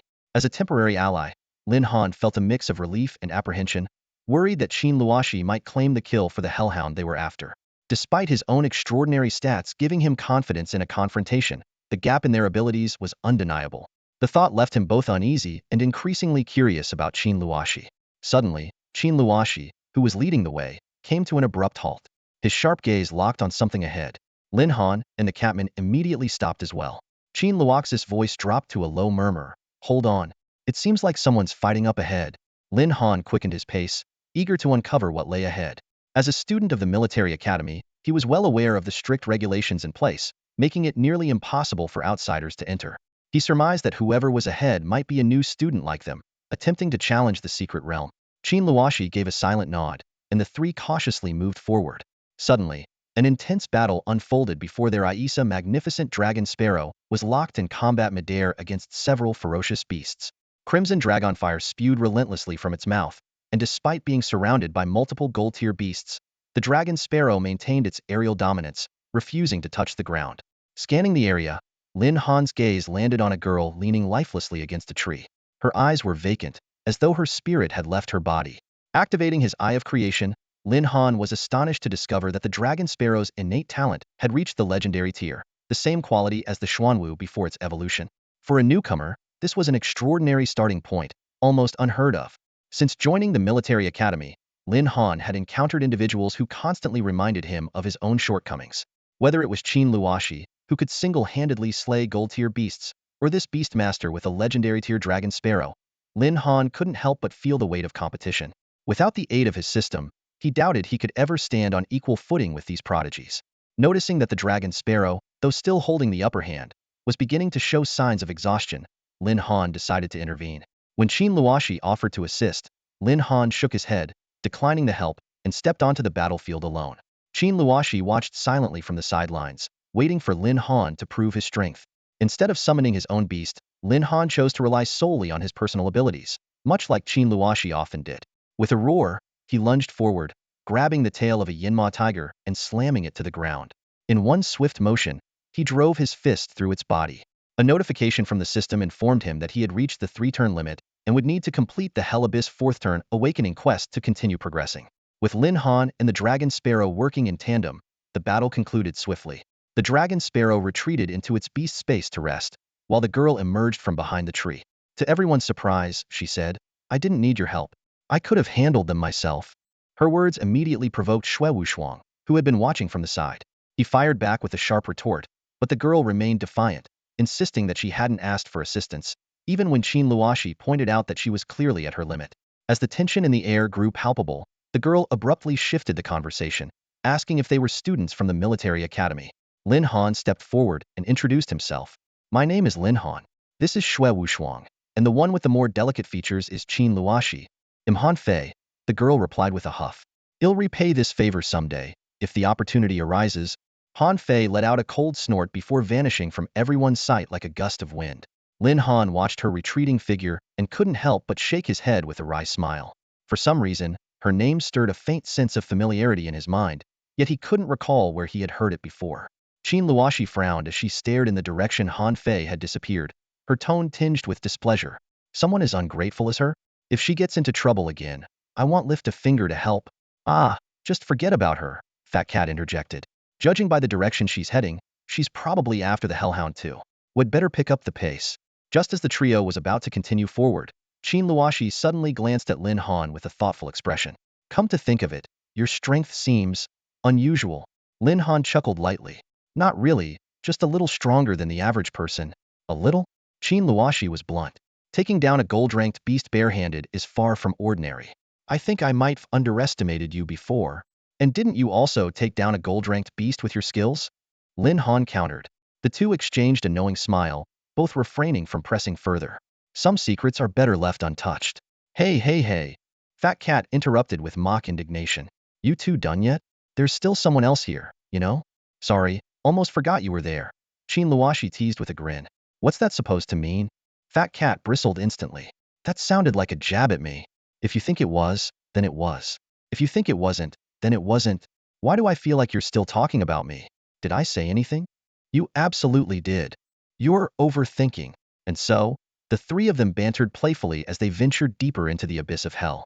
As they spent more time together, the barriers between them slowly dissolved, and their camaraderie grew stronger. The three of them stood at the edge of the abyss, staring into the seemingly endless darkness below. The plump cat couldn't help but shiver all over. Lin Han, though equipped with his Qilin mount, found it challenging to descend while carrying two people. Yet, leaving the fat cat alone at the top raised concerns about his safety. I can go down on my own. You don't have to worry about me, Qin Luoxi said flatly. Lin Han frowned slightly. He knew all too well that Qin Luoxi had been eyeing the hellhound Cerberus from the start. Although the group's relationship had somewhat eased along the journey, she was unlikely to abandon her goal. Even if she claimed she could head down alone, Lin Han was not confident he could outpace her while also taking care of Fat Cat. Unless, of course, he left Fat Cat behind, but Lin Han would never abandon his brother in a dangerous place. As the situation reached an impasse, a familiar voice broke the tension. I'll take you down. Consider it repayment for the help you gave me earlier. They turned to see Han Fei standing not far away, her expression proud and haughty. Don't look at me like that. I just don't like owing people favors. But once we're down there, whoever takes out the hellhound will depend on their own abilities. Deal. Lin Han agreed almost instantly. His primary concern was Fat Cat's safety, nothing else mattered as much. Since Han Fei was willing to repay her debt, there was no reason for him to refuse. Han Fei summoned her dragon sparrow mount, and Lin Han, along with Xue Wushuang, immediately climbed onto its back. However, Qin Luoxi remained standing where she was, unmoving. Aren't you coming? Han Fei asked with a puzzled look. No need. Before her words had fully settled, Qin Luoxi leaped directly into the abyss. She's not going to die, is she? Han Fei was stunned by what she had just seen. Don't worry, she'll be fine. Lin Han, though momentarily taken aback, felt reassured by Qin Luoxi's strength. She was unlikely to meet harm from a leap like that. Who ignores a mount and jumps into the abyss? What a lunatic. Han Fei shook her head in exasperation. As they descended deeper, the temperature rose sharply. Beads of sweat formed on Lin Han's forehead, and Fat Cat's clothes were drenched with sweat. Why is this place so unbearably hot? Fat Cat complained. Han Fei shot him a glare. Take a wild guess why it's called the Abyss of Hell. Her sarcastic tone only added to Fat Cat's irritation. How am I supposed to know? This is the mouth of a volcano, Han Fei explained. The hellhound Cerberus is the only creature here capable of moving freely through the magma. Many students from the military academy have come to challenge it in the past, but most couldn't even make it down here, let alone defeat it. But this time, I will be the one to slay it. Suit yourself. Either way, that hellhound is already as good as Lin Han's, Fat Cat said confidently, his faith in Lin Han unwavering. Lin Han glanced awkwardly at Han Fei, worried that her temper might flare, and she'd toss them off the dragon sparrow. Well, we'll see about that. Han Fei replied with a cold smirk. Despite the dragon sparrow's incredible speed, they flew for several minutes without reaching the bottom. They didn't even catch a glimpse of Qin Luoxi, a testament to her superior speed. At last, the glowing light of molten magma came into view. The bottom of the abyss was mostly covered in magma, with only a few precarious spots to stand on. Lin Han, is that Qin Luoxi? Fat Cat suddenly pointed into the distance, his tone filled with surprise. Lin Han squinted and confirmed it was indeed her. At that moment, Qin Luoxi was already locked in fierce combat with the hellhound Cerberus. However, her movements were clearly restricted by the limited footing. A beast that can command flames, huh? Lin Han remarked with a faint smile as he leapt off the dragon sparrow without hesitation. Are you insane? Han Fei shouted in alarm. With no solid ground nearby, jumping recklessly would only result in being consumed by the magma. Even if she wanted the dragon sparrow to save him, it would be too late. But to everyone's astonishment, a majestic king-tier Biasta Killen suddenly appeared and swiftly caught Lin Han, carrying him safely above the molten abyss. As the king of the flame beasts, the Qilin wielded absolute control over fire. A confident smile curved on Lin Han's lips. To it, flames are mere playthings. What's a bit of lava compared to that? Take down that mutt. At his command, the Qilin sprang into action, its massive form shooting toward the hellhound like an arrow unleashed. This scene left Han Fei utterly stunned. Even the dragonfinch beside her, a legendary dragon-type beast with extraordinary talents, began trembling slightly, a rare display of fear from such a proud creature. Lin Han, Lin Han, Han Fei murmured, the name stirring faint ripples in the depths of her memory. I feel like I've heard of him before. Who is he, really? On the other side of the battlefield, Qin Luoxi, locked in combat with the hellhound, noticed Lin Han's sudden involvement. Fearing that his hard-earned prey might be stolen, he gritted his teeth and unleashed his full strength. In an instant, black mist surged around him, his eyes turning crimson, and even his hair darkened to match. The dagger in his hand seemed to come alive, pulsating with writhing black energy. In the blink of an eye, Qin Luoxi transformed into a streak of black light, moving even faster than Lin Han as he lunged toward the hellhound. Witnessing this, Han Fei couldn't help but gasp inwardly. With her discerning eye, she could tell that Qin Luoxi's talent was at least grade A. Such a level of natural ability was exceedingly rare among new recruits, and she herself was one of the few who could claim it. It was this confidence that had allowed her to venture deep into the abyss of hell. Yet, she never imagined she would encounter two individuals with such monstrous power along the way. Her gaze inadvertently landed on the chubby cat nearby, and for a brief moment, she felt a hint of relief. At least not everyone here was a terrifying powerhouse. Thankfully, there was still someone normal. Noticing her peculiar stare, the fat cat tilted its head in confusion. Why are you looking at me like that? I haven't done anything to you. Nothing, Han Fei replied, shaking her head as she prepared to leap into action. I'm going in too. Then, as if remembering something, she added, hold on tight. If you fall, I won't be coming back for you. Oh, and make sure to grab onto me properly. The fat cat hadn't even had time to process what the other person meant when Han Fei's body suddenly went limp. He quickly reached out to support her. At that moment, Long Ke let out a deafening roar, charging forward as if in defiance. In the blink of an eye, the three factions had surrounded the hellhound. Qin Luoxi, positioned at the front, used the momentum from earlier to leap high into the air, landing directly above the hellhound. With precision, his dagger slashed through the air and plunged into one of the beast's heads. Blood sprayed everywhere as the head fell into the churning magma below. In midair, Qin Luoxi twisted his body with agility, his blood-red eyes leaving a crimson trail. Just as he was about to strike at another head, the injured hellhound howled in agony and lunged at him with ferocious intent. Sensing the imminent danger, Qin Luoxi was forced to retreat swiftly. At this critical moment, Lin Han fearlessly leapt off the back of the Qilin, landing directly on the hellhound's back. Long Ke, now hovering above, had flames ready to erupt from its mouth, but hesitated due to Lin Han's sudden move. Lin Han's eyes glinted with a fierce light as he grabbed the hellhound's two remaining heads with both hands. S-class talent. Iron body, he growled. In an instant, immense power surged through his arms. With a thunderous boom, blood mist exploded in the air. A system notification immediately followed. Hellhound successfully slain. Experience points 0. Warning. You have reached the maximum level for your third transformation. To continue leveling up, complete the fourth transformation awakening quest, Abyss of Hell. This scene left everyone present utterly stunned. A platinum-level beast's head crushed barehanded? Only the fat cat remained unfazed, still trusting Lin Han completely. He thought to himself, back during the entrance trials, Hanzi's strength was even more unbelievable than this. Han Fei suddenly regained consciousness, startling the fat cat enough to let go of her arm. She stared at Lin Han intently, her voice trembling. Who is he? What's with that terrifying, unnatural power? He's Lin Han, my good buddy Hanzi, the fat cat stammered. As for how he got that kind of strength, I have no idea. By now, Qin Luoshi had returned to his normal state, his eyes and hair reverting to their original color.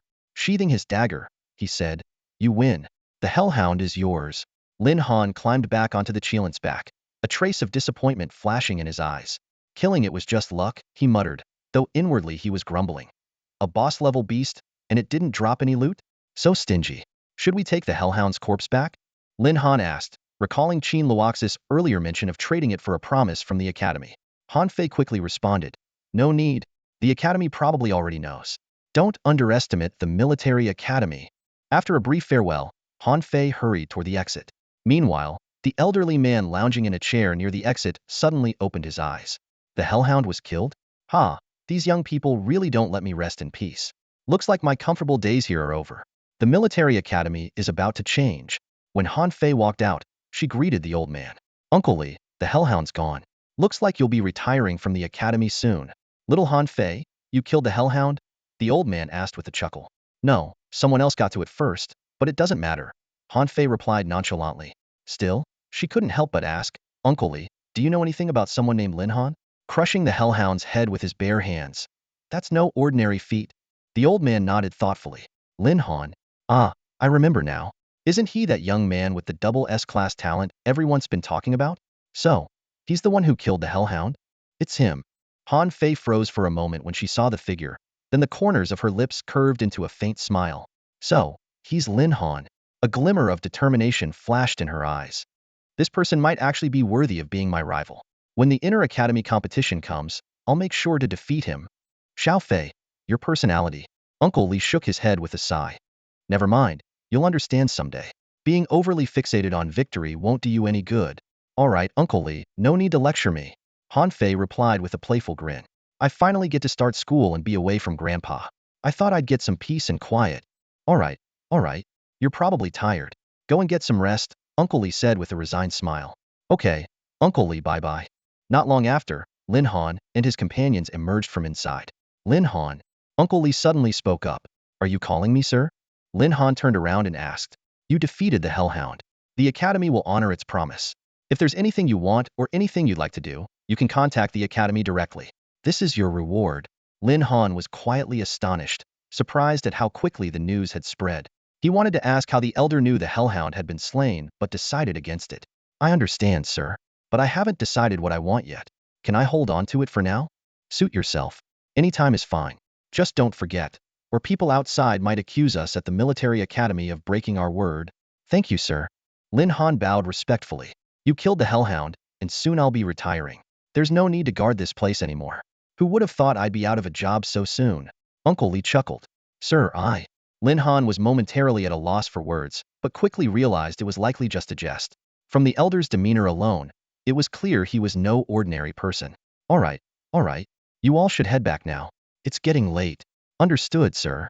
Please rest well. I'll make sure to visit you when I can." The three of them bid Uncle Li farewell and departed. Watching their figures fade into the distance, Uncle Li murmured to himself, "Lin Han. Polite and well-mannered, with good character. It's been a long time since the military academy has seen such a young talent, good character, great talent, exceptional strength. Young people these days are truly remarkable." Lin Han, Qin Luoshi, Han Fei. The future of the Xinglong Empire remains bright. Our military academy will surely have capable successors. After returning to their dormitory, Lin Han and his group quickly fell into a deep sleep. However, the senior meeting room of the military academy was brightly lit, filled with high-ranking officials. The hellhound has been defeated? That's right. After so many years, a freshman has finally managed to take it down. Who did it? Lin Han, the one from Sioux City with the dual-level talents. Interesting. This year's freshmen are truly extraordinary. Meanwhile, the military academy's forum was in an uproar. The topic, Hellhound First Kill, was trending at #1, with the comments section buzzing with activity. Flower blooming richly. Who is this Lin Han? Is it the Lin Han from Sioux City? One smile topple cities. Who else could it be? He made history on his first day. Incredible. I am invincible, you do. If I knew the rules, I would have taken it down first. Life with a smile. Why don't you drop your name? Let's have a match and see who's better. The next morning, after freshening up, Lin Han and his two companions made their way to the assembly square and casually found seats. Right on time, an elderly man stepped onto the stage. Good morning, everyone. I am Qin Gang, the principal of the military academy. You can call me principal or just Qin. The crowd erupted in murmurs of surprise, and even Lin Han was taken aback the principal himself had appeared. Truly worthy of being a military-affiliated academy, Fat Cat remarked in awe. Principal Chun sternly announced the academy's rules, a 5-year program, with 3 years on campus and 2 years of military service. When Lin Han expressed his surprise, Fat Cat and Qin Luoshi explained that all of this was clearly stated in the admissions brochure. The principal continued, starting today, you have 10 days to form a team of no more than 6 members and complete an academy task. 10 days from now, there will be an internal competition for all freshman teams, and participation is mandatory. Additionally, Chung Gang added, yesterday, Lin Han successfully defeated the Hellhound. The academy commends this achievement. As per the rules, you may request anything from the academy. That is all dismissed. After the meeting, Lin Han couldn't help but admire the principal's decisive and efficient manner, a stark contrast to the long-winded speeches of his high school principal. Just then, Fat Cat turned to him and asked, Han, what do you think about forming a team? Qin Luoshi, shall we form a team together? Lin Han glanced at his capable roommate. Although Qin's personality was somewhat aloof, he was undeniably a solid choice for a teammate. Sure, but I'm not interested in being the team leader. You guys can decide. Qin Luoshi responded decisively. In his opinion, Lin Han's abilities were up to par, and although Xue Wushuang was slightly less skilled, it wouldn't pose a major issue. Then let's have Hanzi be the leader. Xue Wushuang immediately suggested. Lin Han was caught off guard, not expecting to be appointed team leader so suddenly. However, he was pleasantly surprised that Qin Luoshi agreed to team up so readily. After all, being dormmates would make coordinating their actions much more convenient. We still need 3 more members for our team. Should we start looking for them? Fei Mao asked. Qin Luoshi shook his head. No need. With the 3 of us, our strength is already sufficient. If we come across suitable candidates later, we can invite them then. I agree. Lin Han nodded in support. Randomly recruiting someone with questionable character could end up being a liability for the team. Naturally, Xue Wushuang was fully on board with Lin Han's decision. He also felt that the current trio was a good setup. Just then, a familiar voice called out from behind them. Hongo, is that you? You're at the military academy too? Lin Han turned around to see a familiar figure running toward him. It was none other than Chen Huaner, the girl with the spirit diviner talent whom he had encountered in the Shadow Forest. No way. What are you doing here? Lin Han asked, pleasantly surprised. Chen Huaner beamed with excitement. Yep, I joined the military academy too. I've dreamed of joining the army since I was a kid. This place is the perfect starting point for my journey. Lin Han's eyes lit up with a trace of delight when he looked at Chen Huaner. Their seamless teamwork during a previous mission had left him with a favorable impression of her. Hang, you're joking. Compared to you, I'm nothing, Chen Huaner replied with a smile, her gaze shifting curiously to Lin Han's companions. Are these your friends, Hang? This sister and this big brother? I'm a guy. Qin Luoshi corrected her with an exasperated tone. Chen Huaner froze, her eyes widening as she took a closer look at the long-haired, slender-waisted, and delicate-featured person before her. It was hard to believe he was a man. Oh, I'm so sorry. I didn't mean to mistake you. Lin Han quickly stepped in to introduce them. This is Qin Luoshi, and this is Xue Wushuang. You can just call him Fat Cat. Luoxage, Fat Caj. Chen Huaner greeted them politely one by one. Fat Cat, however, looked utterly bewildered. As Lin Han's childhood friend, he couldn't believe Lin Han had kept quiet about meeting such a beautiful girl.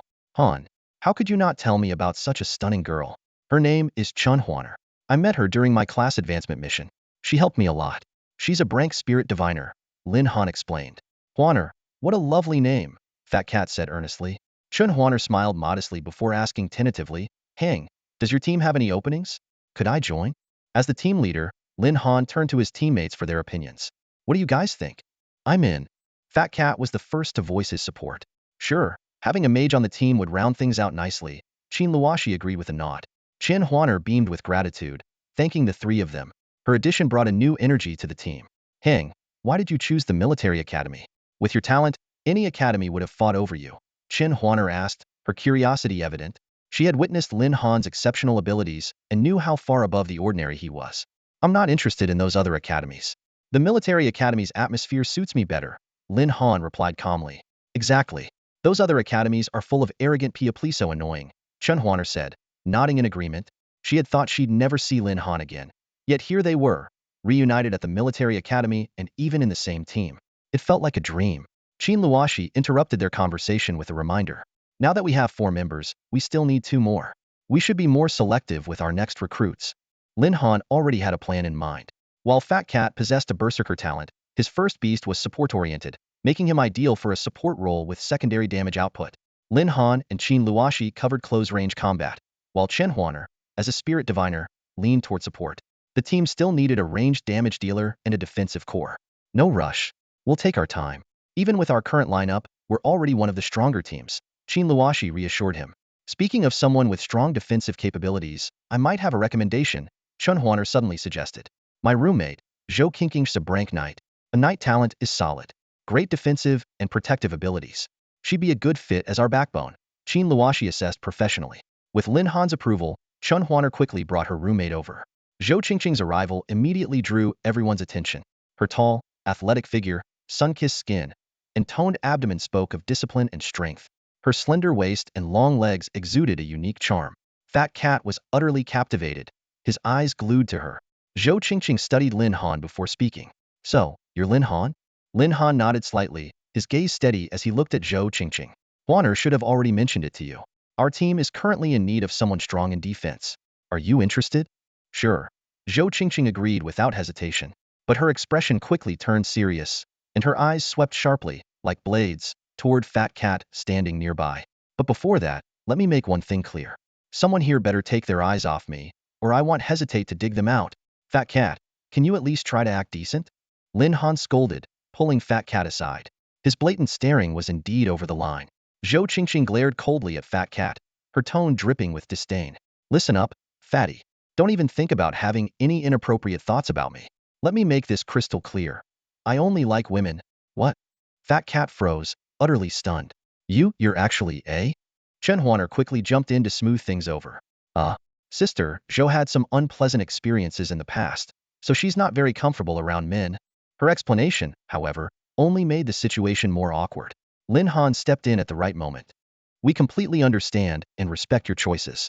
If anyone crosses the line, feel free to let me know. All right. Zhou Qingqing nodded, then asked, so there are just 5 of us in the team? We're planning to save the last spot for a high damage output role, but we haven't found the right person yet. No rush, Lin Han explained. Sounds good. Zhou Qingqing agreed, then suggested, it'd be great if we could find a girl for that spot. That way, we'd have 4 girls in the team. 4. Lin Han was momentarily confused. After a moment of thought, his eyes instinctively landed on Qin Luoshi. I'm a guy. Qin Luoshi gritted his teeth, emphasizing every word. What? Zhou Qingqing stared at him in disbelief. A guy? But you look so delicate, and you even have long hair. Sister Zhou, sorry, I forgot to mention earlier. Shiga is indeed a guy. Chen Huaner chimed in again, realizing the same misunderstanding had cropped up. Zhou Qingqing finally snapped out of her shock and asked curiously, how do you maintain your looks like that? It's natural, Qin Luoshi replied helplessly. I don't believe it. Believe it or not, I don't care. Lin Han quickly interrupted to change the subject. All right, let's not dwell on this. We still have another issue to discuss, our team's name. Does anyone have any suggestions? How about Sky Dragon Elite Squad? Fat Cat asked excitedly, his face brimming with pride as he awaited the group's reaction. However, the other 4 cast him unanimous looks of disdain. Han, that name's a bit tacky. Everyone exchanged glances, and for a moment, silence fell over the group. Han, you're the captain. Why don't you pick a name for us? Chen Huaner suggested, her eyes full of anticipation as she looked at Lin Han. The others quickly followed suit, turning their attention to him. As the strongest member and team leader, Lin Han's words naturally carried weight. Lin Han scanned the surroundings, his gaze settling on the towering statues of soldiers in the celebration square. As students of the Xinglong Empire's military academy, they were closely linked to the Empire's military forces. The army was revered because, in the face of alien invasions and beast tides, it transformed into the Empire's sharpest blade, striking at the throats of enemies and protecting its people. Let's call ourselves the Dragon Fong Squad, Lin Han said in a steady voice. With our strength, we'll become the Empire's sharpest fangs. Dragon Fong Squad, it has a nice ring to it. Qin Luoshi nodded in agreement. It does sound impressive, but my Sky Dragon Elite Squad wasn't that bad either. Fat Cat muttered under his breath. Give it a rest. Dragon Fong strikes fear into people, while yours just makes them laugh. Zhou Qingqing retorted mercilessly. With that, the group settled on their team name. The squad, originally intended to have 6 members, now had 5. Captain Lin Han, Fat Cat as both attacker and support, Qin Luoxi as the pure damage-dealing assassin, Zhou Qingqing as the defensive tank, and Chun Huaner as the mage. Though there was still one spot left to fill, no one was in a rush, knowing that finding a good teammate would take time. Before parting ways, Qin Luoxi took out several camouflage pattern tokens engraved with the military's insignia. These are communication tokens with a range of 10 kilometers. If you're in danger, just channel your beast-controlling power into it, and the rest of us will be able to pinpoint your location immediately. Wow, is this something the military issued? Fat Cat asked curiously, fiddling with the token. They're sold in the internal shop of the military academy. Each one costs over 10,000 Xinglong coins, Zhou Qingqing explained. After thanking Qin Luoxi and Zhou Qingqing, Chun Huaner left first. Intrigued by the shop, Lin Han decided to check it out. Qin Luoxi excused herself for other matters, while Fat Cat, still haunted by their experience in the abyss, chose to tag along to purchase some protective gear. The military had 7 different shops, with the largest located at the center. 2 soldiers stood at attention by the entrance, their eyes following the flow of people coming and going. Inside, the shop exuded an air of solemnity, devoid of any noise or chatter. As Qin Luoxi had mentioned earlier, while the shop wasn't luxurious, its inventory consisted of genuine treasures, including many rare items not found elsewhere. The connection between the military academy and the military system is deeply intertwined. Whenever the Xinglong Empire discovers a new secret realm, the military is always the first to dispatch personnel to explore and collect various valuable treasures. Lin Han stood in front of a shelf, his eyes scanning the dazzling array of items. The Eye of Heaven immediately displayed detailed information about each item. Grip of Destruction, a high-grade silver pair of gloves that not only boosts all attributes by 10, but also enhances strength and defense attributes by an impressive 30. Cloak of Mist, a high-grade silver cloak with the unique ability to summon a clone possessing 30 of the user's attributes. However, if the clone is damaged, it will take 3 days before it can be summoned again. Bloodcry Blade, a high-grade silver curved blade forged from the soul bone of a bloodthirsty waste wolf. It can paralyze enemies for 2 seconds and weaken their beast-controlling abilities with its toxin. The blood groove on the blade gives it the deadly characteristic of sealing the fate of anyone it cuts. Looking at this information, Lin Han was momentarily stunned. This military academy was practically a massive treasure trove. Any one of these items could cause a sensation in the outside world. At this moment, Fat Cat, having finished browsing the shelves, walked over to Lin Han with a troubled expression and sighed. So many things, and none of them catch my eye. Hansi, you've got a good eye. Help me find a defensive artifact, will you? I'm begging you. Seeing the earnest look in Fat Cat's eyes, Lin Han chuckled. Are you really that afraid of dying? Hansi, you know I've got an old father and mother to take care of back home. Before Fat Cat could finish, Lin Han waved him off. All right, they'll find something for you. Noticing Fat Cat's intentions, Lin Han immediately activated the Eye of the Heavenly Tao and carefully scanned the items on the shelves. Suddenly, a purple gold shield caught his attention. The shield was engraved with intricate and mysterious patterns, and after being appraised by the Eye of the Heavenly Tao, it turned out to be a rare treasure. Shield of Julie. Type: Shield. Grade: High Silver Incomplete. Category: Defensive. Attributes: This shield was once used by the ancient warrior tribe of Julie. Though incomplete, it still holds immense potential. After 1 enhancement, it can evolve into a gold grade, Complete Shield of Julie. After 2 enhancements, it can evolve into a platinum grade, Julie Battle Shield. After 3 enhancements, it can evolve into a diamond grade, Julie Diamond Shield. Lin Han's heart skipped a beat. The Julie tribe was one of the most formidable warrior clans of ancient times. Their battle songs were said to herald the onset of slaughter. Although the label on the shelf only described it as an ordinary purple gold shield, the Eye of the Heavenly Tao never lied. Fatty, this one's perfect for you, Lin Han said as he turned to Fat Cat. Fat Cat stared at the palm-sized, incomplete shield in disbelief. You've got to be kidding me. You expect me to use this to protect myself? Hansi, this joke isn't funny. Stop whining and just take it. When have I ever lied to you? Lin Han snapped impatiently, giving him a light kick before turning away to browse other items. Seeing Lin Han's unwavering confidence, Fat Cat felt slightly reassured. However, when his eyes landed on the price tag, he couldn't help but gasp. 1 million Star Dragon coins. For someone who only had 3 million as living expenses and an additional 300,000 from his second-place scholarship, this was an astronomical sum. Still, after gritting his teeth, he decided to purchase the shield. Meanwhile, Lin Han had already made up his mind to buy the misty veil that had caught his eye earlier. After surviving the assassination attempt by the black-clad men, he had come to understand a vital truth. Even the greatest talents need time to grow. The world wasn't short on prodigies, but most of them met an untimely end. Survival was paramount. The next morning, Fat Cat, still fast asleep, was dragged out of bed by Lin Han and the others. The military academy had just released its latest task requirements. A student's final score would consist of 2 parts, 30 from written exams and 70 from task completion points. New recruits would begin taking on tasks 3 days after enrollment, with points being tallied monthly. Failing to meet the required points for 3 consecutive months would result in expulsion. Dragon Fong's squad quickly assembled in the bustling task hall, where the wall-mounted mission board displayed hundreds of tasks. Escort to Qingyun Town, 30,000 star dragon coins, 30 points, silver deer. Infernal Fire Scorpion Hunt, 80,000 star dragon coins, 50 points, silver or gold tier. Mapping the White She Forest, 80,000 star dragon coins, 70 points, silver or gold tier. Bandit Suppression at Misty Tavern, 50,000 star dragon coins, 90 points, silver or gold tier. For these students, most of whom came from ordinary backgrounds, combat was the only way to catch up with the prodigies. It wasn't long before Xiao Ji took the lead and accepted the Misty Tavern mission. The Academy's task hall was bustling with activity as new students eagerly searched for missions that suited them. Suddenly, a figure caught everyone's attention. A young woman dressed in a pale yellow robe walked in gracefully. Her sharp, sword-like gaze exuded confidence and charisma. What truly stood out, however, was the long sword on her back, intricately inlaid with dragon patterns. This was Han Fei, and at the moment, she was standing in front of a platinum-level mission. Isn't that Han Fei? She's going for a platinum-level mission? Look at the sword on her back, that's at least a gold-tier weapon. She must be from some influential family. The students murmured among themselves but quickly dispersed, aware of her imposing presence. Lin Han and his group also noticed Han Fei, but knowing her proud and aloof nature, they decided not to approach her. Instead, they remained focused on selecting a suitable mission for their Dragon Fong team. Eventually, Lin Han stepped up to the counter. "Hello, would like to take this mission." The staff member glanced at the mission they had chosen and froze for a moment. "Are you sure you want to take on the Frozen Abyss dungeon?" The Frozen Abyss was a newly discovered special dungeon world linked to the Star Dragon continent through a rift. This space, formed tens of thousands of years ago, was entirely self-contained and perpetually maintained a bone-chilling temperature of -100 degrees Celsius.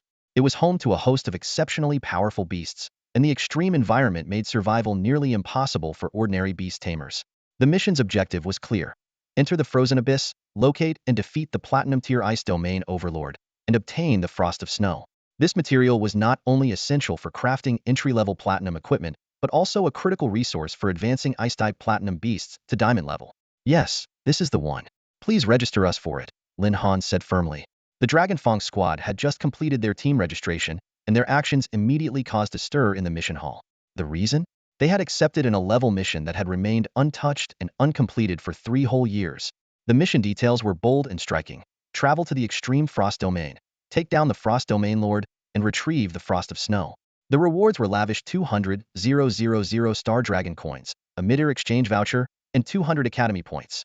The mid-air exchange voucher alone could offset 100,000 Star Dragon coins at the Academy's military department store, making the total value equivalent to 300,000 Star Dragon coins. Even more enticing were the 200 Academy points, enough to guarantee their grades for the entire semester. From a distance, Han Fei stood with clenched fists, watching Lin Han and his team leave. "Humph," she scoffed. "Taking on the Extreme Frost Domain mission? Let's see if you truly have what it takes. If you succeed, perhaps you'll be worthy of being my rival." Before long, Lin Han and his 4 teammates arrived at the spatial teleportation gate. This massive teleportation device was a unique feature of the Academy, specially constructed by career elites for secret realm missions. Since it was an Academy mission, they didn't have to pay the teleportation fee, significant perk, considering that a single teleportation in the outside world could cost tens of thousands of Star Dragon coins. Standing tall before the teleportation gate was an officer clad in gleaming silver armor, exuding an air of authority. "Wow, a silver guard. So cool." Fat Cat blurted out, unable to contain his admiration. The Silver Guard, equivalent in rank to a second lieutenant, were battle-hardened elites with countless victories under their belts. "Students, please stand to the left of the teleportation gate. The portal is about to activate," the Silver Guard instructed as he input the coordinates for the Extreme Frost Domain. His gaze lingered on Lin Han and his team with a hint of intrigue. It seems this year's batch of students is quite promising. A newly formed freshman team daring to challenge the Extreme Frost Domain. This academy just keeps getting more interesting. With a sweeping motion of his long sword, a surge of energy poured into the activation token. The ground rumbled as void energy erupted from the portal, and a colossal, starry gate unfolded before them. In an instant, the scorching heat of the academy grounds gave way to a world blanketed in white. When the group regained their senses, they found themselves standing before a frozen lake. Towering snow-capped mountains surrounded them, the lake radiating a biting chill, while the endless expanse of pale sky loomed above. So this is the extreme frost domain, Qin Luoshi remarked as she surveyed the surroundings. Although the freezing temperatures were rapidly sapping their body heat, their strength was more than enough to withstand the cold. This place is treacherous, Fat Cat muttered as he pulled his coat tighter. Zhou Qingqing seized the opportunity to tease him. Scared? Just hide behind me then. I'm the team's defensive specialist. You, as a healer, should let me protect you. Scared? Me? Don't be ridiculous. I was just making an observation. Fat Cat shot back indignantly. If anything, I should be the one protecting you. His retort earned a giggle from Chen Huaner, who couldn't help but laugh at their banter. Amid their light-hearted chatter, the group arrived at the base of a towering glacier. The icy mountain stood hundreds of meters tall, its smooth, sheer walls bristling with jagged ice spikes, making passage an arduous challenge. Damn it. How are we supposed to find the Frost Domain Lord without a map? Fat Cat grumbled before a sudden idea struck him. Wait, Huaner can talk to beasts, right? Why not catch a local creature and ask for directions? The suggestion was met with unanimous approval. After all, Chen Huaner, with her great talent as a spirit beast whisperer, could indeed communicate with wild beasts. But where are we supposed to find any beasts around here? Chen Huaner asked hesitantly. I can lure one out, Fat Cat offered, carefully scouting for a safe spot near the massive wall of ice spikes that stretched for hundreds of meters. Holy Light Herb. Use the power of Holy Light. With Fat Cat's summoning, a green beast appeared out of thin air. Its entire body emitted a soft glow, resembling a radiant and translucent blade of grass. The Holy Light Herb immediately activated its unique luring ability, releasing a faint halo of light. This glow had an irresistible allure for beasts, compelling any wild creature that saw it to launch an attack. Sure enough, a deep growl echoed through the icy mountain. Moments later, a sleek figure darted across the ground, charging straight at the Holy Light Herb. Perfect timing. Holy Light Herb, use your skill Holy Light Burn. Fat Cat ordered decisively. In an instant, a brilliant white light illuminated the entire area. Every part of the ice wall touched by the light erupted into blazing flames.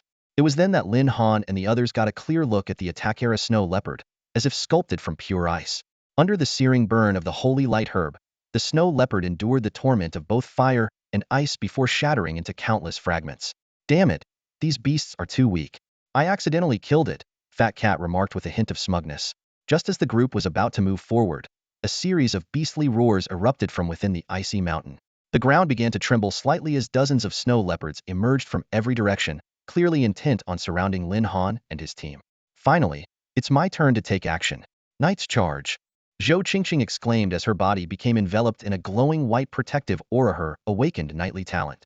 A massive spear, nearly 2 meters long, appeared in her hands. Without summoning her beast companion, she charged headlong into the pack of snow leopards alone.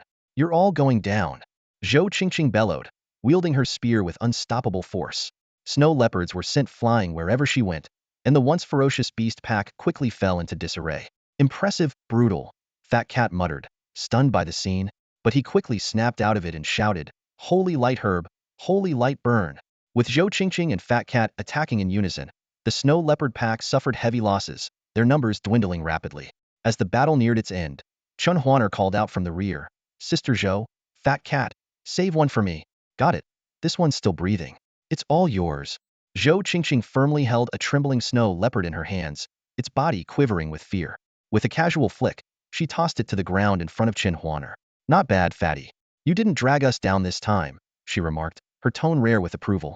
Indeed, despite being a healing-type beastmaster, Fat Cat had proven himself in the earlier battle.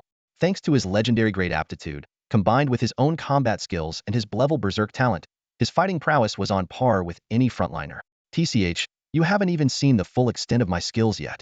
If it weren't for, Fat Cat started to boast but trailed off as Zhou Qingqing turned and walked away without a second glance. Hey, don't go. Qingqing, he called after her, flustered.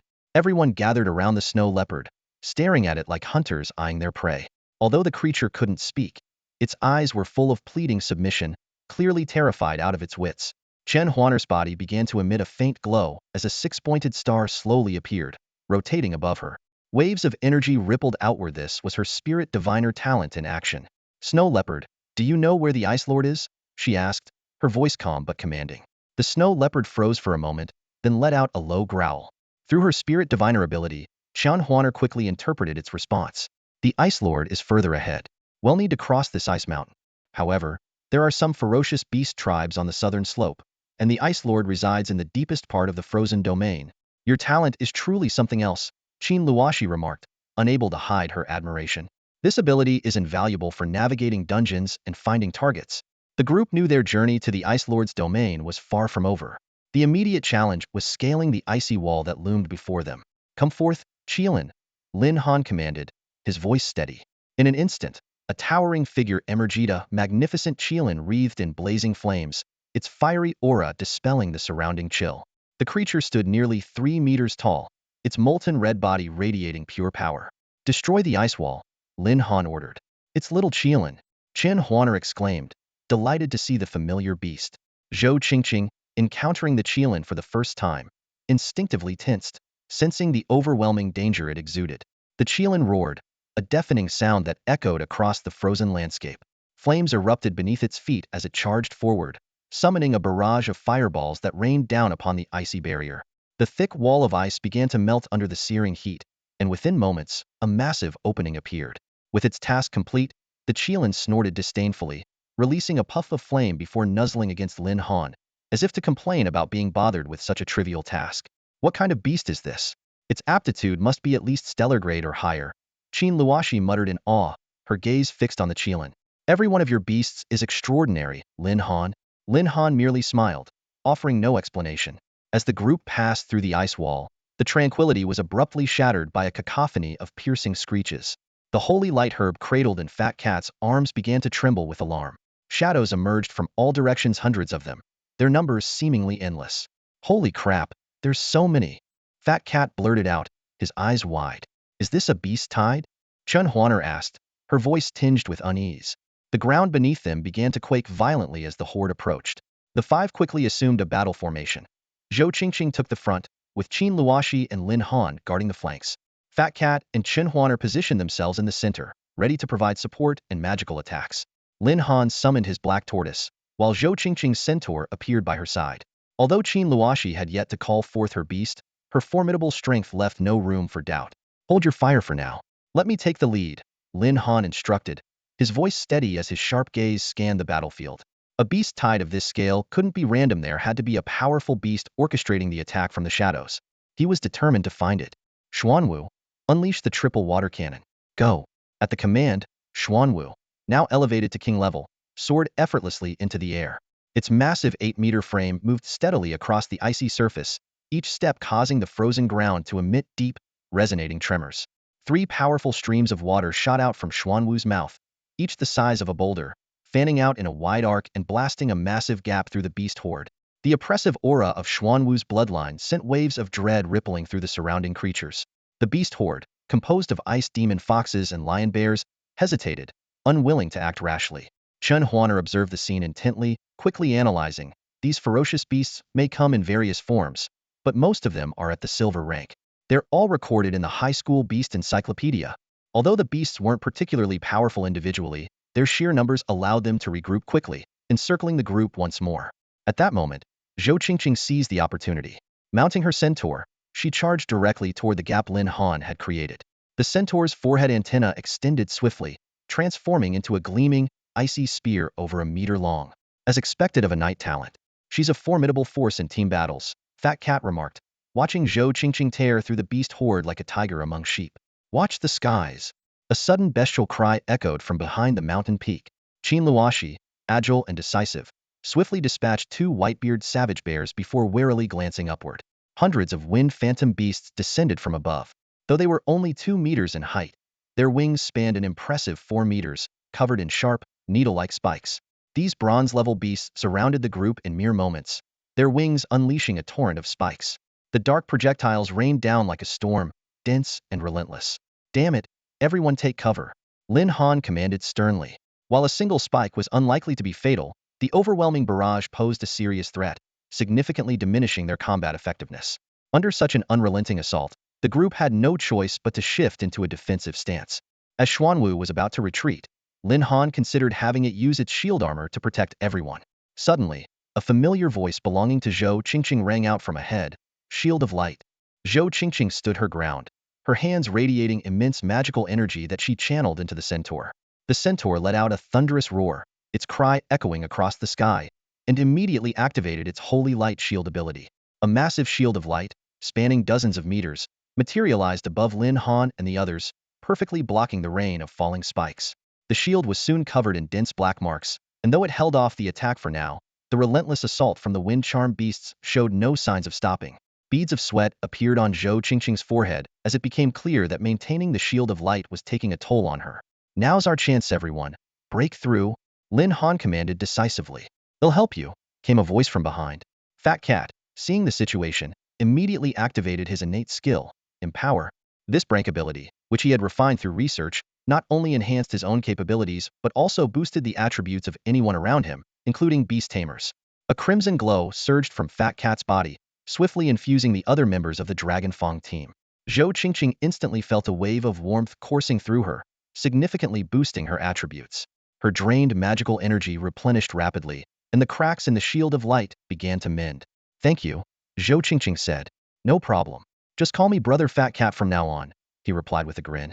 Despite his pale complexion from amplifying 5 individuals at once for the first time, his cheeky smile made Zhou Qingqing turn away, avoiding his somewhat mischievous expression. Lin Han opened his attribute panel and was stunned to see a remarkable increase. Strength 2,000, Agility 1,500, Spirit 1,500, Constitution 2,000. Incredible. Fat Cat's talent is terrifyingly powerful, Lin Han exclaimed, looking at him as if he were a walking, talking, mobile buff fountain. Up ahead, Qin Luoxi's combat prowess surged. Wielding a dagger, she moved with breathtaking speed and precision, her strikes tracing graceful arcs through the air. The wind-charmed beasts, caught off guard by the shield of light, were left defenseless as they fell into Qin Luoxi's attack range. One after another, their lifeless bodies plummeted from the sky, and within moments, over half of the 100-strong horde had been eliminated. Xuanwu, full power attack, Lin Han ordered. With Xuanwu's triple water arrow barrage providing support, the Dragon Fong team successfully wiped out the entire beast tide. System notifications chimed continuously as the team was rewarded with attribute upgrades for defeating various magical beasts. The group took a moment to rest. Zhou Qingqing gradually recovered under the healing effects of Fat Cat's sacred light grass. Meanwhile, Chen Huaner, who had experienced her first major battle, suddenly erupted with a radiant glow. Magical energy surged around her, flowing into her beast spirit, the Spirit Crow. It was a sign of breakthrough. Both Chen Huaner and the Spirit Crow had overcome their limits. The Spirit Crow's aptitude advanced to silver grade, and it mastered a new skill, Swift Wing, which allowed it to unleash powerful gusts of wind during combat. Lin Han, with the help of the Eye of the Heavenly Tao, clearly saw the evolutionary path of the Spirit-Eyed Raven. After the first doubling, it could evolve into the Spirit-Eyed Raven, Gold Tier. After the second doubling, it could become the Divine Wings, Platinum Tier, and after the third doubling, it would reach its ultimate form, Doomsday Wings, Diamond Tier. Due to racial limitations, the Spirit Raven could only double 3 times, with its final form being the Doomsday Wings, Diamond Tier. At that moment, Chen Huaner's beast companion was also approaching the threshold of the Gold Tier. Zhou Qingqing immediately noticed the change and asked excitedly, Huaner, are you about to break through? Yes, Chen Huaner replied, her face glowing with joy. After defeating a large number of beasts earlier, my magic power is now full. Once this mission is complete, it'll undergo my next awakening when we return. After dealing with the beast tide, the group followed the clues and pressed onward. Several hours later, the Dragon Fong squad stopped in front of a massive glacier. Before them lay a giant, bottomless nest. From the depths of the earth, a white mist mixed with piercing cold surged outward, enveloping the group. This must be the lair of the Ice Domain Lord, someone remarked. The system immediately triggered a mission prompt. Mission name, Frozen Domain. Mission objective, annihilate the Ice Domain Lord and obtain the Frost of Snow. Mission reward, 5,000 premium points. What? 5,000 premium points? Lin Han was instantly energized upon seeing the system reward. This Ice Domain Lord is as good as dead, he thought to himself, silently praising the system while firming his resolve. After all, 5,000 premium points were equivalent to 50 million Star Dragon coins, far surpassing the rewards issued by the military. Qin Luoxi stepped forward to inspect the cavern. It's incredibly deep, at least a few hundred meters, she observed. That deep? Let's not go in just yet, Lin Han said in a low, commanding voice. Since it's hiding in there, we'll force it out. Qilin, roast this nest for me. At Lin Han's command, a fiery figure materialized, its entire body engulfed in flames. The Qilin, obeying its master, flared up even more intensely, sending waves of scorching heat that even the others could feel as they swept over them. I get it now. Hansi, your plan is absolutely wicked. Fat Cat chuckled slyly, fully grasping Lin Han's intent. The Qilin began to unleash its first skill world-ending flame. Its front claws spread wide as the fur on its abdomen surged violently, channeling an intense heat that surged from its belly to its chest. The Qilin's body swelled, and the flames enveloping it grew even fiercer. With an earth-shaking roar, it unleashed a massive fireball, 5 meters in diameter, from its mouth, hurtling it toward the icy cavern below. The fireball expanded as it flew, ultimately triggering a violent explosion hundreds of meters underground. The resulting shockwave caused the entire mountain to tremble and quake. Heng is incredible, and the little Qilin is amazing too. Chun Huaner exclaimed from the rear, her eyes sparkling with admiration. They're coming, Qin Luoshi said in a low voice, her expression turning serious as the fireball's explosion subsided. Everyone immediately braced themselves for battle. The howling wind carried an icy chill over the frozen ground. From behind the glacier emerged a colossal ice-type beast, the Ice Domain Overlord, a massive serpent stretching dozens of meters in length. Its body was covered in thick, glimmering ice crystal scales that shimmered with an icy brilliance. Its deep-set eyes pulsed with energy, and scorch marks from the earlier flames marred its otherwise pristine form. With each breath, it exhaled a frosty mist that chilled the air. Level 39 Ice Domain Overlord. Hanzi, this is a platinum peak-tier monster. Fat Cat stammered, stumbling backward in fear. No wonder no one's ever completed this task before. This isn't something ordinary rookies can handle. The Ice Domain Overlord, seeing that the group held their ground, coiled its massive body and launched forward in a powerful charge. Each movement left deep fissures in the icy surface. Simultaneously, hordes of ice-type beasts began to swarm out of the underground cavern, clearly under the command of their sovereign, the Overlord. Don't waste time on the smaller ones. Take down the leader, or we'll never stop these beasts. Qin Luoshi commanded, summoning her own battle companiona Netherworld Violet Fox. This legendary-grade shadow-type beast radiated an ominous purple glow. Lin Han noticed the exceptional quality of Qin Luoxi's beast and couldn't help but wonder about her background. Without hesitation, he summoned his own companion Xuanwu in the Qilin. The presence of the two formidable beasts immediately matched the intimidating aura of the Ice Domain Overlord. The battle erupted in an instant. The Overlord let out a furious roar, conjuring countless razor-sharp ice spikes that rained down like a blizzard toward Qin Luoshi. In response, she deftly spun her dagger, creating a wall of defensive afterimages. Behind her, the Netherworld Violet Fox split into multiple shadowy forms, its tails transforming into whip-like appendages that shattered the incoming ice spikes. Qin Luoxi's eyes glimmered with a crimson hue, brimming with unyielding determination. Slaughter skill. Activate. In an instant, Qin Luoshi's power surged explosively. His strength increased by 3,500 points, agility by 3,500 points, and constitution by 1,500 points. This overwhelming energy caused both him and the nether purple-tailed fox beside him to vanish into thin air in the blink of an eye. The Frost Domain Overlord, seeing this, opened its massive jaws and unleashed a piercing blast of icy wind. The freezing current rapidly condensed midair, transforming into a colossal ice pillar over 100 meters long. Manipulating the pillar, it hurled it down with devastating force toward the flickering afterimages of Qin Luoshi and his beast companion. The ice pillar tore through the sky with a deafening screech, its power immense enough to instantly kill an ordinary gold-level beast tamer. Impressive, Frost Domain Overlord. But this won't be enough to stop me, Qin Luoshi said calmly. His movements synchronized seamlessly with the nether purple-tailed fox as they charged toward the Frost Domain Overlord at supersonic speed. Roar! The Frost Domain Overlord let out an enraged bellow, its thick, serpent-like tail whipping down with a thunderous crash aimed at Qin Luoshi. However, in the next moment, that imposing tail was severed cleanly, crashing heavily to the ground. When Qin Luoshi reappeared, his entire body was coated in a thin layer of frost, while blood trickled from the corner of the nether purple-tailed fox's mouth. It was evident that this attack had taken a significant toll on them. You okay? Just then, a wave of warmth enveloped Qin Luoshi. Lin Han, accompanied by his Qilin, had arrived on the battlefield. Leave this to me. Since you love ice so much, how about I give you a taste of fire and ice? This Frost Domain Overlord was one of the most formidable beasts Lin Han had ever encountered, second only to the assassin that had previously targeted him. The challenge ignited his fighting spirit. Come on, show me what you've got. Lin Han activated his strength ability, Iron Body, which not only amplified his physical durability but also granted him incredible speed. Together with his Qilin, he launched a ferocious charge toward the no-tailless Frost Domain Overlord.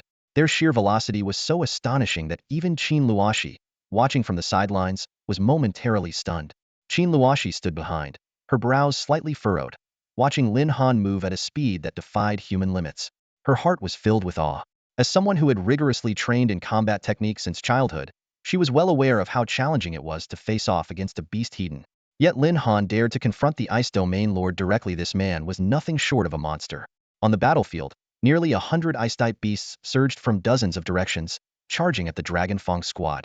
Ice crystal bears, frost serpents, snow wolf kings, frost wraiths, and snow licks, all formidable creatures at level 24, descended upon them. Stay sharp, everyone. Lin Han called out to his teammates while carefully observing the sheer number of these lower-level, yet overwhelming beasts. The beast tide bore down with terrifying force, testing the squad's teamwork. Zhou Qingqing, as the frontline fighter, stood like an unyielding fortress. Wielding her spear and mounted on her centaur steed, she charged ahead. You all better die for me. Her thunderous roar echoed across the battlefield. Fat Cat and Sacred Lightgrass flanked her from the left and right, using their enhanced abilities and attack skills to halt the advance of one beast after another. In the rear, Chen Huaner provided relentless support, while Ling Ye weaved through the air, harassing and finishing off foes with precision. Despite the overwhelming onslaught, the Dragon Fong squad managed to form an impenetrable defensive line. Meanwhile, Lin Han had already closed in on the Ice Domain Lord. This platinum-tier beast let out an earth-shaking roar, summoning countless snowflakes to swirl menacingly above Lin Han's head. But with the king-level Qilin by his side, Lin Han's eyes gleamed with excitement, devoid of any trace of fear. The time is now. Talent activation. Iron body shrank. Lin Han's physique instantly transformed, his body hardening like forged steel, each muscle radiating immense power.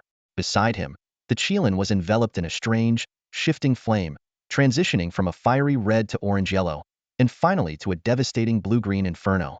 Using the Eye of the Heavenly Tao, Lin Han discerned the Ice Domain Lord's information. A rare variant of the giant race, evolved twice through mutation, with the innate ability to manipulate frost and ice. The battle erupted in an instant. The Qilin unleashed a torrent of flame from its mouth, resembling a fire dragon, which collided with the massive ice blocks summoned by the Ice Domain Lord. The ice shattered upon impact, and the fire dragon's residual force struck the Ice Domain Lord, leaving even this ruler of the frozen realm momentarily stunned. Seizing the opportunity, Lin Han darted behind the Ice Domain Lord with lightning speed and delivered a devastating punch to its back, creating a deep crater several meters wide. Enraged, the Ice Domain Lord summoned another wave of beasts for reinforcements, intensifying the already chaotic battlefield. Zhou Qingqing and the others faced mounting pressure, their armor stained with blood and their bodies drenched in sweat. Chen Huaner's expression grew grim, and Ling Ye had already sustained injuries. At this critical moment, Fat Cat activated its talent skill, Overload Enhancement, pushing its attributes to the absolute limit. A system notification displayed the results.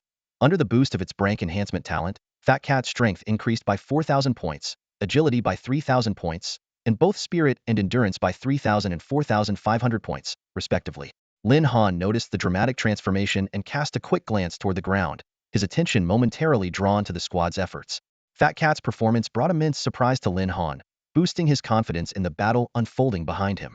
Facing such an overwhelming beast tide, even relentless slaughter would inevitably lead to exhaustion. The priority now was a swift victory. Defeating the Lord would naturally cause the beast tide to collapse. Man and beast worked in perfect harmony, flanking the Ice Domain Lord from both sides. In a critical moment, the Ice Domain King cloaked itself in a layer of impenetrable ice armor, impervious even to Lin Han's powerful punches. Soon after, a blizzard erupted from the Lord's position, swirling with icy shards and snowflakes, as the surrounding temperature plummeted. Frost quickly formed on Lin Han's body, and the system promptly alerted him that he was under attack by an ice element skill. He keenly felt his movement speed slowing down unnaturally, as though trapped in quicksand. Slowing down my speed and attack power, huh? Lin Han smirked disdainfully, seeing through the Lord's intentions. Qin Luoxi, who had been steadfastly guarding Lin Han, also felt the sudden chill. Clutching her dagger, connected by a slender lead wire, her gaze was sharp and resolute. Let the slaughter begin. Her figure flickered like a phantom, deftly dodging the falling ice shards from above. With precision and timing, she drove her dagger straight into the Ice Domain Lord's eye. Xuanwu, form a diamond wall and block its escape. Lin Han seized the opportunity and issued a command. Xuanwu immediately abandoned the nearby beasts and rushed to the battlefield. 3 massive earthen walls, each 10 meters in diameter, rose from the ground, forming a triangular enclosure that trapped the Ice Domain Lord. Qilin, bring the heat. Let's have a barbecue. Following Lin Han's orders, Qian ignited flames beneath its feet and leapt dozens of meters into the air, unleashing a torrent of scorching fire onto the trapped ice domain lord. The flames quickly spread, engulfing the lord entirely. As the ice domain lord struggled to break through the walls, Lin Han issued another command. Xuanwu, raining boulders. Instantly, a dozen massive rocks, each weighing several tons, plummeted from the sky, crashing down with devastating force onto the lord. The ice domain lord looked up at the descending stones and let out one final, mournful cry. The system notification followed promptly. Successfully killed ice domain lord. Gained 35,896 experience points. When the earthen walls dissipated, a charred, massive corpse lay motionless on the ground, the once mighty ruler of the frozen domain, a platinum-tier ice domain lord. The advancing beast tide abruptly halted, as if receiving some unseen command. Fear filled their eyes as they gazed at Lin Han and his team, before scattering in all directions. Zhou Qingqing and the others finally let out a sigh of relief. Fat Cat, having maintained its enhanced state for too long, was nearly drained of magic power. Zhou Qingqing, serving as the tank, looked pale, and the group bore numerous claw marks from the beasts. Although Chen Huaner was not seriously injured, her spirit raven had suffered severe damage. Good work, everyone. You all did great, Lin Han said, smiling warmly at his team. This was the first dungeon successfully cleared by the Dragon Fong squad. He walked up to the ice domain lord's corpse and delivered a powerful punch. The lord's body shattered into countless icy fragments, revealing a glowing, ice-blue gem frost of snow. The system chimed in. You have successfully killed ice domain lord LV36. Earned 5,000 premium points. As Lin Han grasped the frost of snow, a wave of icy energy coursed through his body. The system identified it as a high-grade silver evolution material, capable of advancing ice-type beasts to diamond tier. When Lin Han and Qin Luoxi returned, the rest of the team looked on in awe, particularly Zhou Qingqing, who was witnessing Lin Han's strength for the first time. Her respect for the seemingly gentle and harmless young man deepened. Lin Han merely gave a faint smile and tucked the frost of snow into his pouch. He knew this was only the beginning for the Dragon Fong squad. Countless challenges lay ahead. He exchanged a glance with Qin Luoxi, a silent acknowledgement and encouragement shared between them. Zhou Qingqing and Fat Cat began clearing the battlefield, gathering valuable beast materials. Qin Luoxi retrieved a spirit elixir from her bag and handed it to Chen Huaner to treat her injured spirit raven. Watching it all unfold, Lin Han felt a deep sense of satisfaction. This was the essence of teamwork. As the others collected their spoils, he silently vowed to lead the Dragon Fong squad to greater heights, ready to face even more formidable challenges. Item list remains unchanged, including the Beast Claw, Beast Soul Staff, Frost Giant Axe, Frost Crystal Bow, Ice Demon Sword, Frost Crystal Twin Halberds, and other gold-tier equipment. After the battle, Lin Han and his team counted their spoils, and the results were impressive. The Beast Tide had brought an unexpected windfall. The monsters were all high-tier golden level or above, and the dropped gear left them with abundant riches. Let's head back to the academy, Lin Han commanded, and the team set off without hesitation. Upon their return, they headed straight for the dungeon hall, where a senior student was on duty at the reception desk. Hello, we're here to claim our dungeon rewards, Lin Han said. Of course. Which dungeon are you referring to? The senior asked politely. The Frozen Abyss, Lin Han replied. The Frozen Abyss? The senior's expression changed dramatically as she confirmed in disbelief. Do you have proof of completion? Lin Han reached into his coat and produced a platinum-grade material, the Frost of Snow, handing it over to her. Alarmed, the senior quickly summoned the elder in charge of the dungeon, Halagaunt, gray-robed man with piercing eyes. The elder scrutinized both the Frost of Snow and Lin Han, his gaze lingering before he gave a slow, meaningful nod. Indeed, this is the Frost of Snow. Process their dungeon rewards, he instructed. The senior handed over 200,000 star dragon coins and a medium exchange voucher to Lin Han. News of their achievement spread like wildfire throughout the military academy. The name of the Dragon Fong squad echoed across campus, turning Lin Han, Qin Luoxi, Zhou Qingqing, Chen Huaner, and Fat Cat into living legends among the freshmen. Even late into the night, the freshman dormitories buzzed with excitement. Conversations filled the air. The Dragon Fong squad is incredible. They actually cleared the platinum-tier Frozen Abyss dungeon. I heard their captain is Lin Han, the top-ranked doubles talent from the admissions list. The next day, as the squad walked through the academy, they were greeted with looks of awe and admiration. They had earned an unprecedented title, the strongest freshman in history. Han, I've never had so many people look at me like this in my life. It feels amazing. Fat Cat exclaimed, basking in the attention. Don't get too excited, Lin Han replied with a grin. There will be plenty more chances in the future. The dungeon run had yielded a total of 300,000 star dragon coins, which Lin Han divided equally among his teammates. The Academy's leadership also took special notice of the Dragon Fong squad, even making an exception to let them keep the Frost of Snow. Following Lin Han's suggestion, they exchanged it for Academy points, benefiting every team member significantly. 3 days later, the Academy announced a mandatory assembly for all freshmen at the military training grounds, promising an important announcement. The training grounds, spanning several kilometers, were filled with tens of thousands of neatly assembled students. A tall, scar-faced soldier stepped onto the stage. This was General Wang Tianfeng, a diamond-tier powerhouse. Freshman, I am Wang Tianfeng, your commanding officer. From the moment you entered this academy, you became half-soldiers. If war breaks out, you will be the first to step onto the battlefield. Are you afraid? His voice boomed across the grounds. Not afraid. The collective response shook the air. Good. You are the pride of the Star Dragon Empire. Remember your words today. Now, I have a major announcement. The annual intra-academy trials are about to begin. The announcement sent ripples through the crowd. The trials were a pivotal event, determining every student's future. Outstanding performers could earn privileges or even attract the attention of powerful figures, while those who fell short risked being sent to the front lines or dismissed. Han Fei's gaze burned with determination. A prodigy since childhood, she turned her eyes toward the Dragon Fong squad, particularly Lin Han. Inwardly, she vowed, Lin Han, just wait. I will prove that I am the strongest talent among the freshmen. After the gathering ended, the 5 members of the Longya squad returned to their dorms to rest. After an intense battle, everyone looked utterly exhausted. I'm completely wiped out, Fei Mao exclaimed as he threw himself onto the bed the moment he entered. No wonder so many students at the military academy steer clear of these missions. This one was just absurd. Lin Han took off his shirt, revealing his toned physique, as he prepared to take a shower. Looks like I should stop calling you Fei Mao and start calling you Sick Cat. Zhou Qingqing, a young girl, held the tank position and is still training right now, while you, the support, are already lying here complaining. Hanzi, that's too harsh. I played an irreplaceable role, you know? Fei Mao retorted weakly, sprawled on the bed without much energy to argue. Lin Han shrugged helplessly.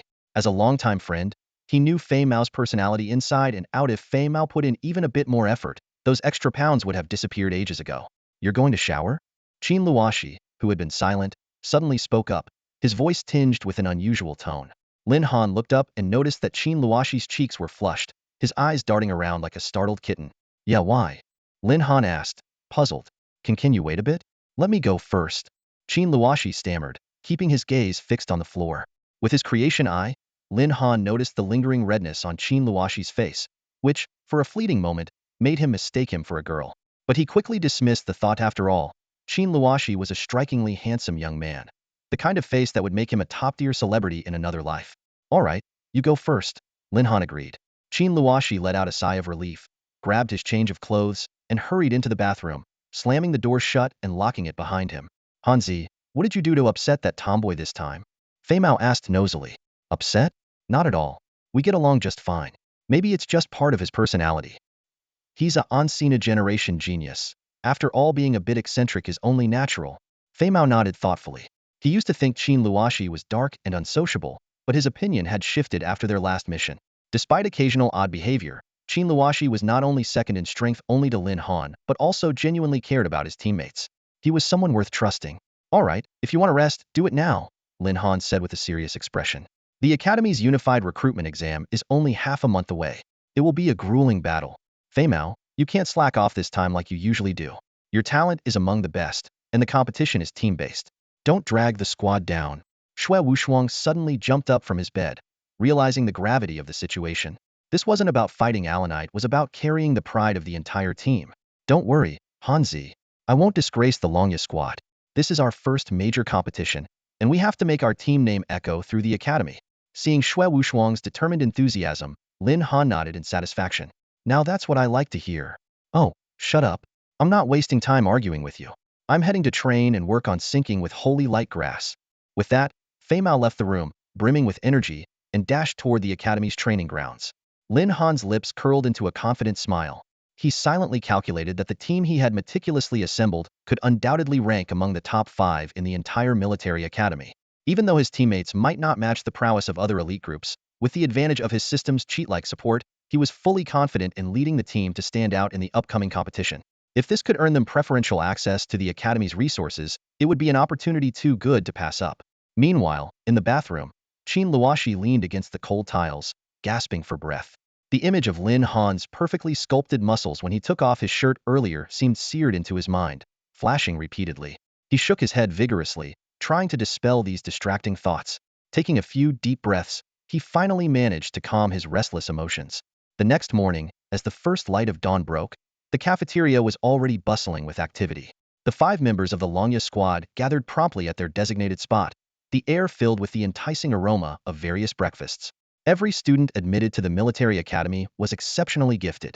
They held themselves to the highest standards, and by 5 a.m., before the sun had fully risen, they were already geared up and ready to head to the mission hall to hone their combat skills. After a quick breakfast, the group began discussing their plans for the day. As the strongest member of the team, Lin Han had naturally become their anchor. When he spoke, the others instinctively put down their bowls and chopsticks, listening intently. My plan is to use these 2 weeks to maximize our teamwork and enhance our combat abilities across the board. Only by doing so can we make a name for ourselves in the unified selection, he said with conviction. A strong team must have a leader. Zhou Qingqing broke the silence, bringing up this critical topic. To ensure our future missions run smoothly, we need to select a team leader as soon as possible. Chen Huaner immediately chimed in, her eyes sparkling with enthusiasm. Qingqing is absolutely right. I nominate Hang. He's powerful, calm, and level-headed, perfect choice. I agree. Fat Cat Xue Wushuang exclaimed, hastily swallowing his food before raising his hand. With Lin Han's strength, he might just help us soar to new heights. Lin Han rolled his eyes at Xue Wushuang in mild exasperation. Fat Cat, don't exaggerate. That's not exaggeration, it's the truth. Xue Wushuang replied with a sheepish grin, scratching his head. Zhou Qingqing nodded silently, expressing her agreement. During the campaign against the Frost Domain Lord, she had witnessed Lin Han's strength firsthand. Now, all eyes turned to the last person who had yet to speak, Qin Luoxi. Qin Luoxi gracefully wiped the oil from the corner of her mouth and gave a soft signaling her consent. Great. Hang is officially the leader of our Dragon Fong squad. Chen Huaner beamed with a satisfied smile. Lin Han thought for a moment before adding, I think we'll also need a vice leader, just in case. I'd like to nominate Qin Luoxi. What do you all think? The suggestion was met with unanimous approval. Chen Huaner quickly pointed out, Qing'a isn't just strong, also brilliant at strategy and planning. He's more than qualified. Zhou Qingqing silently agreed. She was well aware of her own lack of leadership skills and was focused solely on improving her strength to pursue her path of vengeance. Clenching her fists tightly, a complex emotion flickered in her eyes, something Lin Han noticed without a word. Qin Luoxi looked slightly surprised. You're really choosing me as the vice leader? Of course, Lin Han said with a smile. We all know what you're capable of. Seeing the unanimous approval in everyone's eyes, Qin Luoxi finally accepted with a small nod. If everyone trusts me, then he'll gladly take on the role. Awesome. Let's head to the mission hall now before all the good missions get snatched up, Chen Huaner announced energetically, springing to her feet. In the bustling mission hall, Lin Han's attention was quickly drawn to a particular mission, Abandoned City. The objective was to defeat the Nether Ghost General, with a generous reward on offer. The faded mission sheet piqued his interest. What do you guys think about this one? Lin Han asked, pointing to the task. Zhou Qingqing hesitated. Captain, are you sure about this? I think we can handle it, Lin Han said decisively, pulling the mission sheet from the board. After all, we've already defeated the Frost Domain Lord. His bold move immediately drew gasps and curious glances from the surrounding students. A system notification appeared, stating that the mission had to be completed within 3 days. Xue Wushuang quickly approached a senior student to gather more information. Senior, what is this abandoned city? Why does everyone seem to avoid it? The senior's face turned pale with fear. You guys are freshmen, aren't you? Let me give you some advice, don't take that mission, even if it means getting expelled. Zhou Qingqing frowned and pressed further. Why do you say that? Because this mission has a 20 chance of fatality. The senior's face was pale with fear, his voice trembling slightly. He explained that this mission had been posted on the mission hall's bulletin board for ages, even longer than the Ice Lord's task. Over the years, countless students had perished in the Forsaken capital, which was why the mission had been left untouched for so long. Only 20? I thought it would be something much worse. Xue Wushuang burst into hearty laughter. In that case, we'll gladly take those 300 points. Thanks to the senior's dramatic description, he had initially assumed the Forsaken capital was a place of certain death. But learning that the death rate was only 20, coupled with the staggering reward of 300 academy points, he couldn't help but feel it was an offer too good to pass up. After all, such a generous payout was hardly typical of the academy. I haven't finished yet. The senior interrupted him with a grave expression. The remaining 80 don't exactly survive either. They become wandering spirits, doomed to drift through the Forsaken capital for eternity, never to see the light again. Shui Wushuang's confident grin froze instantly, replaced by a blank look of disbelief. The senior elaborated further, his tone heavy with foreboding. The Forsaken capital was once the grand capital of an ancient civilization, but for reasons unknown, it has become a desolate, lifeless wasteland shrouded in darkness. Anyone who gets lost or killed there transforms into a mindless spirit, driven only by the urge to assimilate any living beings that enter. Lin Han's expression faltered as he processed this new information, realizing that the Forsaken capital might house the spirits of countless former students. Regret began to creep into his ear that had acted too hastily. If he had taken the time to gather more details beforehand, they wouldn't be in such a precarious situation. On his own, he felt confident in his ability to escape unscathed. But this time was different, bore the responsibility of leading the entire Dragon Fong squad. "I'm sorry, everyone," Lin Han said sincerely, his voice filled with remorse. "This was my oversight. If you're willing, we can go to the Academy's administration right now and apply to cancel the mission. They'll take full responsibility for the consequences." To his surprise, his teammates responded in ways he hadn't expected. "Lin, what's with the formalities between us?" Shui Wushuang clapped Lin Han on the shoulder, forcing a grin. "Even if it's a path through fire and brimstone, this Grandmaster is sticking by your side." "Ling, I wouldn't be where I am today without you," Qin Huaner said, gripping her staff tightly as she mustered her courage. "This mission sounds terrifying, but I won't be a burden to you all." Zhou Qingqing's eyes gleamed with a fiery determination. "I enjoy facing powerful challenges. It's the only way to hone my skills. Even if the rest of you back out, I'm going." "I'm the vice-captain of this team." Qin Luoshi stepped forward, standing shoulder to shoulder with Lin Han. "With this title comes responsibility. They'll be joining this mission as well." The senior let out a resigned chuckle after witnessing the group's unyielding resolve. "If you're so set on going, I can introduce you to someone who managed to survive the Forsaken capital." "Thank you, senior," Lin Han said, a smile returning to his face. "When we make it back, dinner's on us." The senior nodded, though a faint trace of worry lingered in his eyes. "I hope I'll live to see that day." "My name's Xiao. And you are?" "Zaya-senpai, I'm Lin Han." Lin Han extended his hand, and the two exchanged a firm handshake. "You are Lin Han?" Zhao Yi's voice was filled with shock as he stared intently at the young man before him. This was the genius with double-strength talents who had challenged the Hellhound upon entering the academy and even completed the Ice Lord mission. "That's me." Lin Han offered a slightly awkward smile, thinking to himself how far his reputation had spread within the academy. A glimmer of admiration flashed in Zhao Yi's eyes. "With you on board, the success rate of this mission will certainly increase significantly. However, you must prioritize safety above all else. If things get too dangerous, it's better to abandon the mission. A prodigy like you, with such unparalleled talent, would be an immeasurable loss to the Academy and even the entire Empire if something were to happen to you." "Senior Xiao, the City of the Forsaken is a mission we must undertake," Lin Han said with determination. "Please let us know the exact location of the senior you mentioned." Although Lin Han appeared composed and confident, Zhao Yi still felt uneasy and gave another warning. "I'm not exaggerating. The rumors about the City of the Forsaken are no baseless tales. Anyone who does a little digging will know how perilous it is. When carrying out the mission, always proceed with the utmost caution." Zhao Yi then provided detailed information about the person in question. "His name is Lu Zhenyao, a classmate of mine. Like you, he was a rare dual-talented genius, though his talents were both ranked. Back then, he was determined to venture into the City of the Forsaken in search of a legendary artifact of unparalleled power. But when he returned, it was as if his soul had been stripped away, leaving behind nothing but an empty shell." Zhao Yi's tone was filled with regret as he spoke. "Dual-ranked talents?"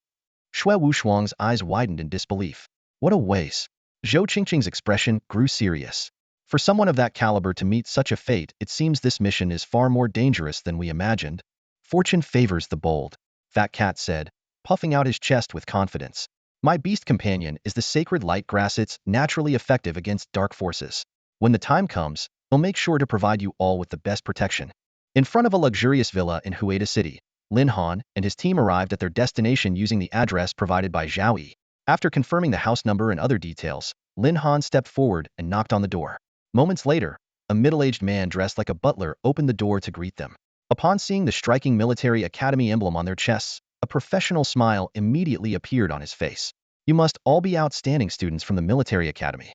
I am the Liu family's butler. Please, come in." The butler gestured invitingly. "Shouldn't you ask about the purpose of our visit first?" Lin Han asked politely. The butler gave a wry smile and explained. "Ever since the young master's unfortunate incident, students from the military academy have been visiting one after another, all invariably inquiring about the city of the abandoned. His clouded eyes revealed a deep sense of regret. A once promising genius with double A-grade talent from a prestigious family had tragically become a lost soul. Under the butler's guidance, the group entered the lavish villa. For the team members from wealthy families, such grandeur was nothing new. As for Qin Luoshi, he remained indifferent to such displays of wealth. His only true interest lay in improving his strength and honing his combat skills. The butler led them to the living room, served them hot tea, and was about to fetch the master of the house when a deep voice interrupted. No need. I already know. The elevator doors opened, and out stepped a dignified middle-aged man, exuding an imposing presence. Beside him was a graceful woman. Lu Zhenyao's parents. Lin Han, as the team leader, stood up first. Hello, we are students from the military academy. Would like to ask Lu Shuozhang some questions about the city of the abandoned. I am Lu Yuansheng, Zhenyao's father. The man introduced himself as he took a seat. The powerful aura of beast-taming energy emanating from him made Lin Han certain that he was at least of diamond-tier strength. Before Lin Han could continue, Qin Luoshi spoke bluntly, May we meet with your son? You may, but prepare yourselves for disappointment. My son has lost his sanity and is deeply terrified of the city of the abandoned.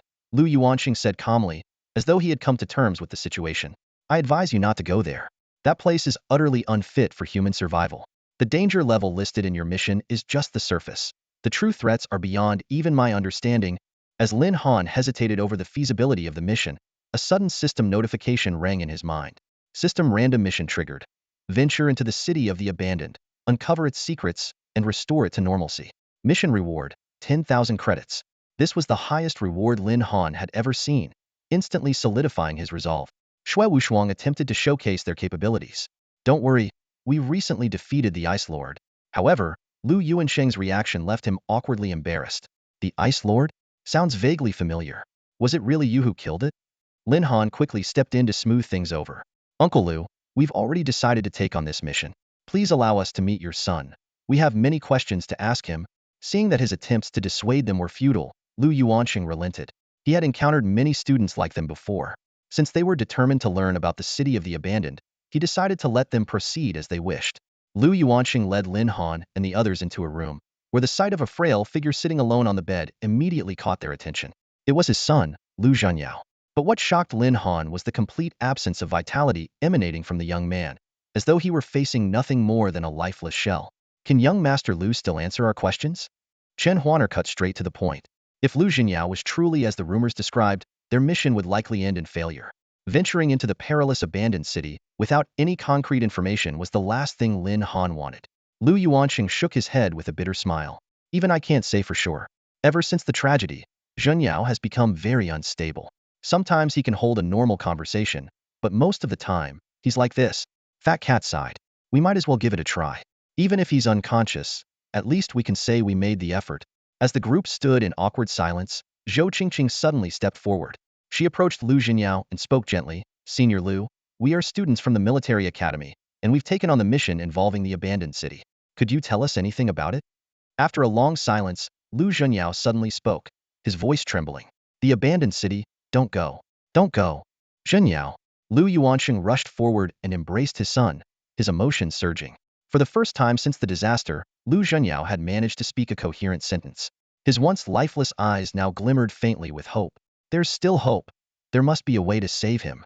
Seizing the moment while Lu Zhengyao was lucid, Lu Yuansheng revealed to the group that he was, in fact, a level 48 diamond-tier beastmaster with inscrayed talent known as the Frost Prison. He decided to join the team on their journey to the abandoned city, convinced that the key to saving his son lay hidden there. To Lu Yuansheng's surprise, when he unleashed his overwhelming beastmaster aura, the young group before him didn't flinch. Instead, they remained calm and composed. Chen Huaner even smiled knowingly, as if she had anticipated this all along.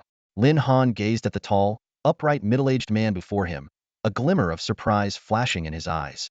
With someone as powerful as Uncle Lu joining their team, the odds of success for this mission were undoubtedly much higher. He studied Lu Yuansheng carefully. With his level 48 strength, he was already on the verge of reaching the stellar tier. Combined with his class skill, Frost Prison, his combat capabilities likely rivaled those of a newly ascended stellar tier expert. Uncle Lu, this mission is extremely dangerous. Are you sure you don't want to reconsider? Lin Han's voice carried a tone of genuine concern. He was well aware that the Lu family had already lost a son. If something were to happen to Lu Yuansheng as well, the consequences for this prominent family would be unimaginable. Lu Yuansheng burst into hearty laughter. Ha ha ha. If you young ones dare to take on such a perilous mission, do you think I, a dignified diamond-tier warrior, would back down?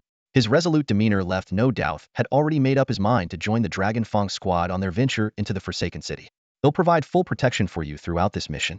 Even if things take a turn for the worse, they'll do everything in my power to ensure your safety, Lu Yuanqing declared with a firm gaze, fully committed to uncovering a solution within the Forsaken City. As the group conversed, Lu Jinyao suddenly murmured under his breath, "The Nether Ghost General, it's not the true root of the problem." What's that supposed to mean? Fat Cat scratched his head, his face full of confusion. Isn't the Nether Ghost General the boss of the Forsaken City? What does root of the problem even mean? After a long silence, Qin Luoxi lifted her head, her tone unwavering. What Lu Jinyao might be implying is that the Nether Ghost General listed in the mission isn't the final boss. There's something deeper, a hidden truth we don't yet know. Hearing this, Lu Yuanqing frowned. If that's the case, we might be in more danger than we anticipated. The Nether Ghost General is only level 40, but its true strength far exceeds that. Lu Yuanqing carefully analyzed Jianyao's words. While a level 40 Nether Ghost General was indeed powerful, it was far from enough to completely erase a creature's consciousness and soul. The true culprit capable of such destruction was likely the root of calamity Jianyao had mentioned. This young lady has a sharp mind.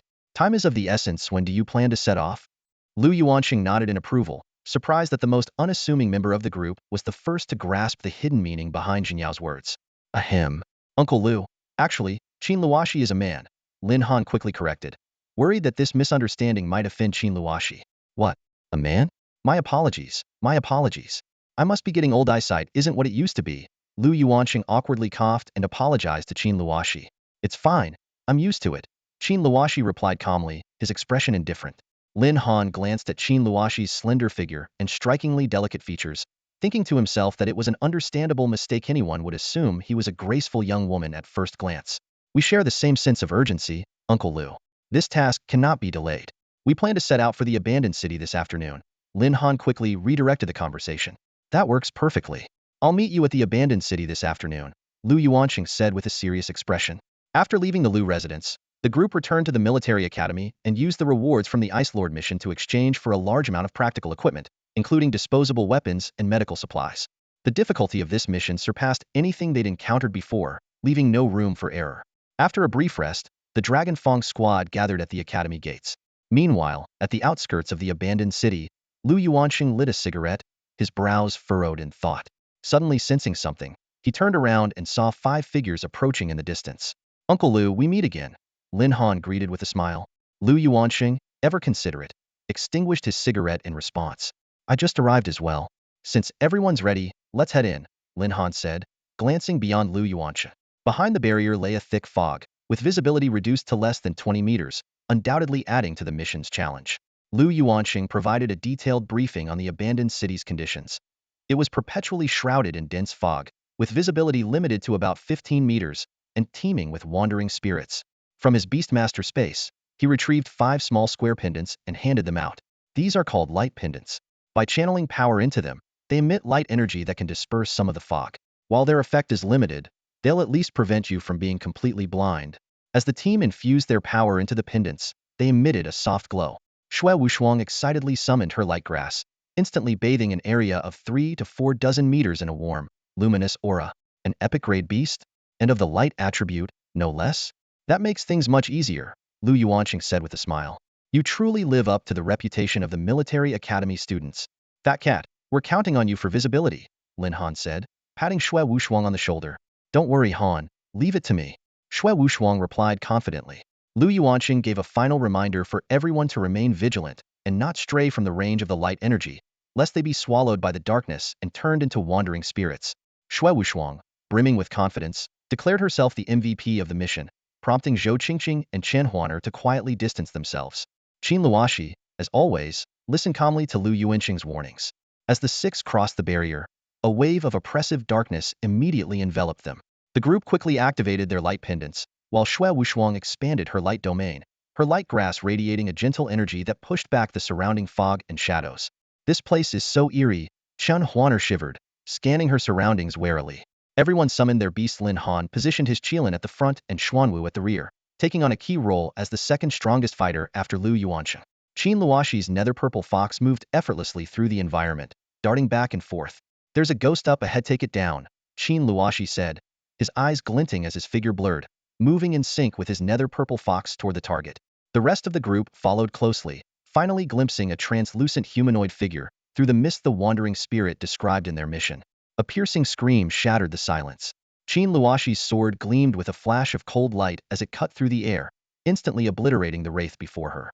This swift victory was thanks to her netherworld purple fox, a dark attribute beast with a natural advantage against ghostly creatures. At that moment, Xue Wushuang stepped forward, holding a sacred light herb to illuminate the path ahead.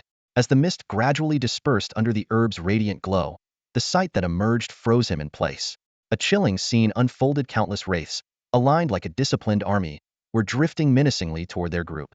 "Stay alert," Lu Yuansheng, the most experienced among them, shouted with a furrowed brow. "Don't let those wraiths touch you. They won't just corrode your body, they'll inflict irreversible damage on your mind and soul." The system promptly displayed detailed information about the wraiths. Species wraith, level 24. Description: lifeforms corrupted by a mysterious force, harboring immense dark energy. They attack any living being on sight. "Fat cat, fall back now," Lin Han commanded without hesitation, his voice sharp with urgency. As a support-oriented member, Xue Wushuang lacked the combat prowess needed to face a horde of level 24 wraith. Sending him against them was akin to sending a lamb to the slaughter. Xue Wushuang turned and retreated without delay, but he underestimated the wraith's speed. What seemed like slow, drifting movements suddenly transformed into a swift encirclement, trapping him completely. "Die!" Xue Wushuang roared, gripping the sacred light herb tightly. A brilliant radiance erupted from it, spreading outward in a blinding wave. The light's purifying power was immediately apparent. The wraith's movement slowed dramatically under its holy glow. However, Xue Wushuang had yet to reach level 20, and his limited Beastmaster energy made sustaining this battle a challenge. The wraiths, engulfed in the holy light, let out agonized shrieks as their forms dimmed and their speed faltered. Yet, they were far from being vanquished. "Hold on, kid." Lu Yuansheng finally stepped in, his presence commanding as a surge of powerful Beastmaster energy rippled from him. A majestic tiger-like beast with a translucent, pale aqua body materialized at his side. Lin Han's system interface immediately identified the creature. Species Frostfang Tiger Waterous Attribute. Great Epic. Skills: Ice Spear. Absolute 0, Frost Inferno. Description: a solitary predator from the frozen wilderness, born with the ability to wield ice. Evolution paths: 1. Single evolution. Ascend to legendary Froststorm Tiger. 2. Double evolution. Ascend to King-class Glacial Hell Tiger. The Frostfang Tiger unleashed a deafening roar that echoed like a storm, causing the temperature around them to plummet sharply. Under Lu Yuansheng's command, the beast activated its Absolute 0 skill. In an instant, hundreds of wraiths were immobilized, encased in thick frost, even the air itself crystallizing from the sheer cold. "Help Fat Cat break through," Lu Yuansheng bellowed, his voice strained as he struggled to sustain his Beastmaster energy. "There are too many, I can't hold them off for long." Lin Han and Qin Luoshi leapt into action without hesitation. Lin Han's Qilin beast stomped its hooves into the ground, causing fissures to erupt with molten lava that incinerated dozens of wraiths in one fiery sweep. Meanwhile, Qin Luoshi's netherworld purple fox darted through the fray like a phantom, each strike effortlessly claiming another wraith's shadowy life. Lu Yuansheng couldn't help but marvel at their prowess. This small squad from the military academy was far from ordinary. Not only did Xue Wushuang wield the epic tier sacred light herb, but Lin Han and Qin Luoshi each commanded legendary tier beasts. Such a formidable lineup was beyond the reach of most factions. On the battlefield, Qin Luoshi and the netherworld purple fox worked together seamlessly, like a perfectly synchronized duo. Under their combined assault, the number of wraiths rapidly dwindled. However, even with the timely buffs cast by Xue Wushuang, Qin Luoshi ultimately couldn't escape the toll of exhaustion. Drawing on her rich combat experience, she decisively drank a recovery potion purchased from the academy shop. Taking advantage of the brief lull in the wraith's numbers around her, she made the swift decision to retreat from the battle zone and return to the base to recover. Meanwhile, the other members of the Dragon Fong squad were playing pivotal roles in their respective positions. Zhou Qingqing activated her knight's talent, and her already formidable defense was further enhanced under Xue Wushuang's holy light. She became a moving iron wall, smashing through several wraiths and reducing them to dust, forcefully creating a bloody path for Qin Luoshi to break free. In the air, Chun Huaner maneuvered her spirit raven, utilizing its agility to launch relentless strikes from tricky angles, focusing on eliminating high-priority threats that could endanger Zhou Qingqing. The entire Dragon Fong squad operated with flawless coordination, as though they had endured countless life-and-death trials together. It was hard to believe this was only their second joint battle. "We can't keep draining ourselves like this," Lu Yuanqing gritted his teeth. As the primary crowd controller, he was expending the most energy. These wraiths just keep coming. If this continues, we'll be worn down to death. Just then, Lin Han's gaze sharpened. In the distance, several arrows infused with dark energy suddenly shot forth, their trajectories cunning and sinister, aimed directly at Qin Luoxi's back as she exited the battle zone. Qin Luoxi, behind you! Lin Han shouted urgently, but the arrows sped toward her with deadly precision, the situation growing dire. The arrows shot through the air like lightning, their piercing sound sharp and shrill. Exhausted and barely able to react, Qin Luoxi could only rely on her years of combat instincts to narrowly evade the onslaught. However, she vastly underestimated the sheer number of arrows. An overwhelming rain of them descended like a swarm of locusts. Her figure weaved and darted amidst the barrage, narrowly avoiding fatal strikes. Just as Qin Luoxi was about to suffer a devastating blow, Lin Han's mind sprang into action. With a ripple in the air, the colossal figure of Xuanwu suddenly appeared in front of her, completely obstructing her view. Qin Luoxi immediately understood Lin Han's intention. Xuanwu, diamond barrier, Lin Han commanded. Xuanwu's massive body rose into the air, its impenetrable shell firmly shielding Qin Luoxi. Simultaneously, Lu Yuanqing unleashed his absolute zero ability to alleviate the pressure on Xuanwu. Get down here, roared Han Liahu, his voice like a winter gale. An icy wind erupted from nowhere, freezing some of the arrows mid-flight. The remaining arrows struck Xuanwu's shell with deafening metallic clangs, sparks flying in all directions. The fortified shell, enhanced by the diamond barrier, effortlessly deflected the attacks, while the dark energy embedded in the arrows was completely dispelled by Xue Wushuang's holy light grass. Lin Han realized they couldn't keep this up for long. Seeing Xue Wushuang's purification of the darkness gave him an idea. A bold plan formed in his mind. Uncle Lu, please help Xuanwu block as many arrows as possible, he called out. Lu Yuanqing nodded in agreement, channeling his full Beastmaster power. Torrents of ice elements swept across the battlefield, significantly slowing the barrage of arrows. Yet, within the mist-filled city of the Forsaken, the source of the arrows remained a mystery. Analyzing the trajectory of the arrows, Lin Han called out to Xue Wushuang, who was deep in concentration. Fat cat, 10 o'clock direction, focus all holy light there immediately. Without hesitation, Xue Wushuang executed the command. Blinding holy light pierced through the fog, revealing the imposing silhouette of an ancient city in the distance. On the city walls stood rows of spectral archers, their ghostly forms releasing a volley of arrows every 10 seconds in perfect unison. Finally found it, Lin Han murmured with a grin. Qilin, scorching inferno, burn those ghosts to ash. The Qilin let out a thunderous roar, its fiery red scales gleaming under the holy light. A surge of fire elements engulfed the battlefield, leaving everyone present in awe. Could that really be the mythical Qilin? Lu Yuansheng's eyes widened in disbelief. A young man possessing the legendary Qilinet completely redefined his perception of the Dragon Fong squad. The crimson sky hung over the battlefield like a massive curtain, casting an ominous shadow. Lu Yuansheng was lost in thought when a wave of searing heat rushed toward him. In the distance, flames roared atop the ancient city walls, their fiery tongues hungrily devouring the time-worn bricks. Brother Han, you're amazing. Chen Huaner clasped her cheeks with both hands, her eyes sparkling with admiration, as if she had just witnessed a miracle. Qin Luoxi stood silently behind Xuanwu, his calm gaze fixed on the scene before him. His fists clenched involuntarily as he felt the immense energy pulsating in the air. Am I really this far behind him? Although he knew he couldn't yet reach Lin Han's earth-shaking power, the realization did not discourage him. Instead, it ignited a fire in his heart. The vast gap in strength between them, despite being the same age, fueled his determination. In that moment, Qin Luoxi silently vowed his first goal would be to surpass Lin Han. Boom! Lin Han poured all his beast-controlling power into the Qilin. The little creature did not disappoint, unleashing the full might of its fiery wrath. Several massive fireballs streaked toward the city walls with devastating force, their brilliance blinding everyone. Yet the suffocating pressure they exuded was palpable, striking fear into the hearts of all who felt it. Incredible, Xue Wushuang muttered, panting, as he illuminated the path ahead for Lin Han. He chuckled between breaths. You've been secretly getting stronger behind my back, haven't you? Seeing his childhood friend grow to such heights, a look of pride and satisfaction spread across his face. Fat cat, hang in there. If my guess is right, that Nether Ghost General must be hiding within the ancient city. Lin Han smiled faintly, his sharp eyes watching as the inferno consumed the walls, reducing the ghostly figures atop them to nothingness under the scorching heat. Han, I don't think I can hold out much longer. After enduring a series of grueling battles, Xue Wushuang had reached his limit. He could only manage a wry smile as he admitted his exhaustion. Lin Han swiftly took down the ghostly crossbowmen and ghostly captains, earning a substantial amount of experience points. Just then, a sudden system alert popped up. You have reached the limit of your third-tier advancement. Please proceed to the temple to undertake the advancement quest as soon as possible. Looks like I've hit another bottleneck. Lin Han chuckled softly, shaking his head.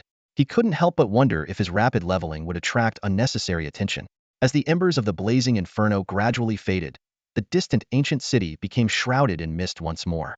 To everyone's astonishment, the once aggressive horde of spectral enemies began retreating in an orderly manner, like a disciplined army. This peculiar behavior made Lin Han suspicious. Could it be that the ghost general within the ancient city possessed the power to command all the specters in this forsaken land? If that were true, their situation might become far more perilous. Ugh, I'm exhausted. Why did those guys suddenly retreat? Could it be they were intimidated by my overwhelming aura of dominance? Xue Wushuang gasped for breath, his bravado intact despite his near-depleted strength. Lin Han quickly steadied the wobbling Xue Wushuang and teased. More like your aura of stubbornness scared them off. Fat cat, how are you holding up? Xue Wushuang forced a grin. Don't worry, I can still keep going. He shrugged off Lin Han's support, stubbornly standing up straight. Lin Han frowned. Without Xue Wushuang's holy light to aid them, the journey to the ancient city would undoubtedly be more dangerous. As the surroundings grew darker, the group retrieved the luminous pendants distributed earlier by Lu Yuansheng. Infused with energy, the pendants emitted a faint glow, but it was nowhere near as effective as the holy light grass Xue Wushuang had used before. At that moment, Qin Luoshi approached Xue Wushuang expressionlessly and handed him a small porcelain vial. These are restorative pills. They'll help you recover. Don't slow us down. Do you think I pushed myself this hard for fun? It was to save you, you tomboy, Xue Wushuang retorted. But the sharp look Lin Han shot him made him quickly change his tone. Just take it. She's being kindant, be ungrateful. Realizing his mistake, Xue Wushuang remembered Qin Luoshi's reputation for having a harsh tongue but a soft heart. He reluctantly muttered, fine, I'll graciously accept your medicine, but as he reached for the vial, Qin Luoshi abruptly pulled it back. If you're going to act like it's such a burden, then forget it. Caught off guard, Xue Wushuang had no choice but to humble himself. No, I was just joking. Really. He tried to console himself internally, deciding it wasn't worth arguing with someone who didn't fit neatly into any category. Satisfied, Qin Luoshi finally tossed him the vial. She then took a pill herself and sat down to meditate, replenishing her beast-taming energy. She also recalled her heavily drained netherworld violet fox into the beast space for recovery. Lu Yuansheng proposed taking a short rest at their current location to regain their strength before pressing onward. Lin Han, however, suddenly turned serious and asked, Uncle Lu, Huaner, do you both still have some energy left? After receiving their affirmative responses, Lin Han suggested they use Chen Huaner's spirit communing ability to extract information from the specters, avoiding a blind advance into the ancient city.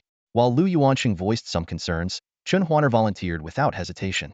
In the end, Lin Han decided that Zhou Qingqing and Qin Luoshi would stay behind to look after the now-sleeping Xue Wushuang, while he, Lu Yuansheng, and Chen Huaner ventured out to track down an isolated specter. Guided by Chen Huaner's spirit raven, they soon located a target. Lu Yuansheng commanded his frost tiger to use its ice-based abilities to immobilize the ghostly figure. Huaner, it's up to you now. But remember, don't push yourself too hard, your safety comes first, Lin Han said gently. Chen Huaner's cheeks flushed slightly as she gave a determined nod. Don't worry, Brother Han. Leave it to me. Chen Huaner slowly closed her eyes, gently placing her clasped hands over her chest. A faint blue aura of beast-taming energy emanated from within her. Concentrating deeply, she asked, tell me, what exactly lies within the ancient city? Before her words fully settled, the transparent specter began trembling violently. Its form flickered between clarity and obscurity, as though it could dissipate into nothingness at any moment. It let out a piercing wail, half-human, half-beast that struck the very souls of everyone present. Lin Han narrowed his eyes, carefully observing the specter's reaction. His suspicions about the differences between this specter and ordinary feral beasts deepened. Despite the uncertainty, he was determined to uncover the truth. Did it fail? Lu Yuansheng asked, his tone laced with concern.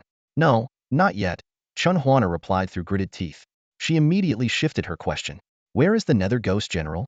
She strained to maintain her spiritual connection, but the immense drain on her beast-taming energy left her complexion increasingly pale. At last, the specter reacted, emitting a sharp, eerie voice. Nether Ghost General. We're onto something. Huaner, you must hold on. Lin Han's eyes lit up, his instincts telling him that critical information was within reach. Chen Huaner nodded weakly, pushing herself to sustain the fragile connection with the specter. Though the specter had already lost most of its soul, making communication exceedingly difficult, she managed to re-establish the link just before it was about to vanish completely. This thing's on its last legs can't take much more, Lu Yuanqing muttered, frowning as he signaled the frost tiger to tighten its control, ensuring the specter posed no harm to Chen Huaner. Give it back. Give it back to me. The specter suddenly erupted with a vengeful roar, its overwhelming hatred engulfing everyone in its vicinity. Huaner. Lin Han's pupils contracted as he watched Chen Huaner cough up a mouthful of blood and collapse backward. He moved like lightning, catching her slender waist just in time. The specter disintegrated entirely under the surge of energy. Leaning against Lin Han's chest, Chen Huaner's cheeks flushed red as she avoided his gaze. I'm fine. Sorry for troubling you, Brother Han. I couldn't control the specter properly, it ended up perishing. Lin Han's brows furrowed deeply. The specter doesn't matter. What matters is your safety. Next time, if things get out of hand, you must step back. No more pushing yourself too far. Chen Huaner's heart warmed at his words. In a soft voice, she explained, that specter wasn't just different from regular feral beasts, it doesn't even belong to the realm of living beings. I was hit by a soul backlash just now. My spirit is damaged and will need time to recover. Hearing this, Lin Han's expression darkened. Spirit damage was no trivial matter, it could have lasting consequences on future cultivation. Many prodigies in history had seen their journeys cut short due to such injuries, leaving their progress forever stagnant. This is serious, Lu Yuanqing sighed. Healing spirit damage is incredibly difficult. The necessary materials are rare and practically impossible to buy, even with money. Yet Chen Huaner maintained her usual optimism. It's all right. I won't hold everyone back on this mission. As for my spirit injury, we can deal with it after the task is done. There's bound to be a way. Though she put on a brave front, as a spiritual communicator, she understood better than anyone the gravity of her condition. Lin Han suddenly remembered the vast array of treasures in the system marketplace. As long as he had enough currency, a remedy to heal her soul would surely be within reach. Without hesitation, he opened the system marketplace interface, his fingers swiftly gliding across the search bar. Before long, he locked onto a rare and precious healing elixir, the Ice Peak Snow Lotus Essence. This elixir was derived from the essence of a 9-turn snow lotus found atop the endless icy peaks, refined through a unique process. It possessed miraculous properties to repair damage to the soul. However, it could only be consumed once in a lifetime and was priced at 500 currency points. Lin Han glanced at his remaining balance of 568 points, but didn't hesitate for a moment before clicking purchase. Though the currency points were valuable and could be earned again through future tasks, if he delayed and compromised Chen Huaner's future, the guilt would haunt him forever. Huaner, take this, Lin Han said, his gaze fixed on Chen Huaner's pale face. With a flick of his hand, a small, crystal-clear white vial appeared in his palm. Even with the cap sealed tightly, a biting chill emanated from it, spreading through the air. Is this the aura of the Ice Peak Snow Lotus? Lu Yuanqing, who was skilled in ice-based techniques, immediately sensed the unique energy contained within the vial and exclaimed in astonishment. That's right. It's the Ice Peak Snow Lotus Essence, capable of healing damage to the soul. Lin Han confirmed with a nod. He then uncorked the vial and brought it to Chen Huaner's lips. No, Brother Han, this is far too precious. I can't accept it, Chen Huaner said, shaking her head and waving her hands in refusal. Let's find another solution once we return. No, it'll be too late by then, Lin Han said firmly, his expression resolute. This happened because of me, and I must take responsibility. With that, he prepared to administer the elixir to her himself. Seeing the unwavering determination in Lin Han's eyes, Chen Huaner realized that further refusal would be futile. Reluctantly, she complied and drank the Ice Peak Snow Lotus Essence in one gulp. The Ice Peak Snow Lotus elixir was icy cold as it entered Chen Huaner's mouth, but as it flowed down to her chest, it transformed into a warm current, soothing and nourishing her very soul. How do you feel? Lin Han asked with concern. A gentle smile blossomed on Chen Huaner's face as she nodded firmly. Hang, you're amazing. This Ice Peak Snow Lotus elixir is incredible. Just one dose, and it completely healed my injuries. Of course, Lin Han explained. Even during peak production, this elixir sells for 5 million Star Dragon coins. In times like these, its price can skyrocket to 10 million on the black market. What? 10 million? Chen Huaner's cherry-like lips parted in shock, her heart filled with disbelief. Realizing she had just casually consumed such a priceless elixir, she felt a pang of guilt. Hang, after we complete the mission, I'll share my rewards with you. Huaner, there's no need to be so formal, Lin Han said with a smile. This was my idea in the first place, and since you got hurt because of it, it's only right that I take responsibility. As he spoke, he unconsciously reached out to gently ruffle Chen Huaner's hair, silently noting to himself how soft and silky it felt. Chen Huaner's cheeks instantly turned a deep shade of red, and she froze in place, unsure how to react. The awkward silence that followed made Lin Han realize he might have overstepped. Ahem, since you're all better now, let's go regroup with the others, Lin Han said, clearing his throat awkwardly. Chen Huaner nodded cautiously, her face still flushed with warmth.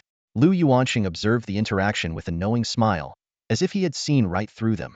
Lin Han forced out a laugh and quickly averted his gaze, surprised that the usually refined and composed Lu Yuanqing could have such a teasing side. By the way, Chen Huaner suddenly exclaimed, I discovered something important from the wraith. Lin Han immediately stopped in his tracks. What did you find? Just as the wraith dissipated, I sensed that its true soul seemed to originate from the direction of the ancient city. Although I'm not entirely certain, Chen Huaner explained. The ancient city again, Lu Yuanqing said, shaking his head with a wry smile. It seems we have no choice but to go there this time. If our suspicions are correct, all the secrets of the Forsaken capital should be hidden within the ancient city, Lin Han said, taking a deep breath.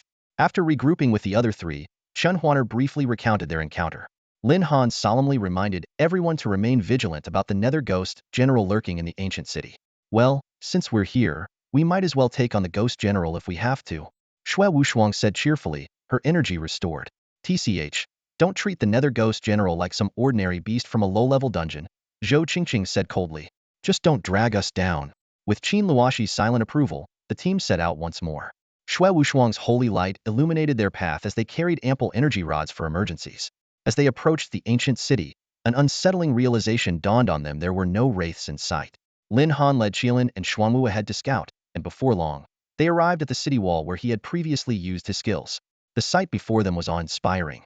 The city wall was in ruins, with rubble and debris scattered everywhere, resembling an apocalyptic wasteland. The ancient city was vast, estimated to cover a third of the area of Hueda City. To think Hueda City is considered a major metropolis in the entire Star Dragon Empire. This ancient city must be enormous, Xue Wushuang remarked with astonishment. If my guess is correct, the Nether Ghost General should be in that tallest building over there, Chen Huaner said, pointing toward the misty depths. That location aligns exactly with the direction the Wraith's soul indicated earlier. Lin Han, which direction do you think we should take? Qin Luoxi asked, unusually taking the initiative to speak.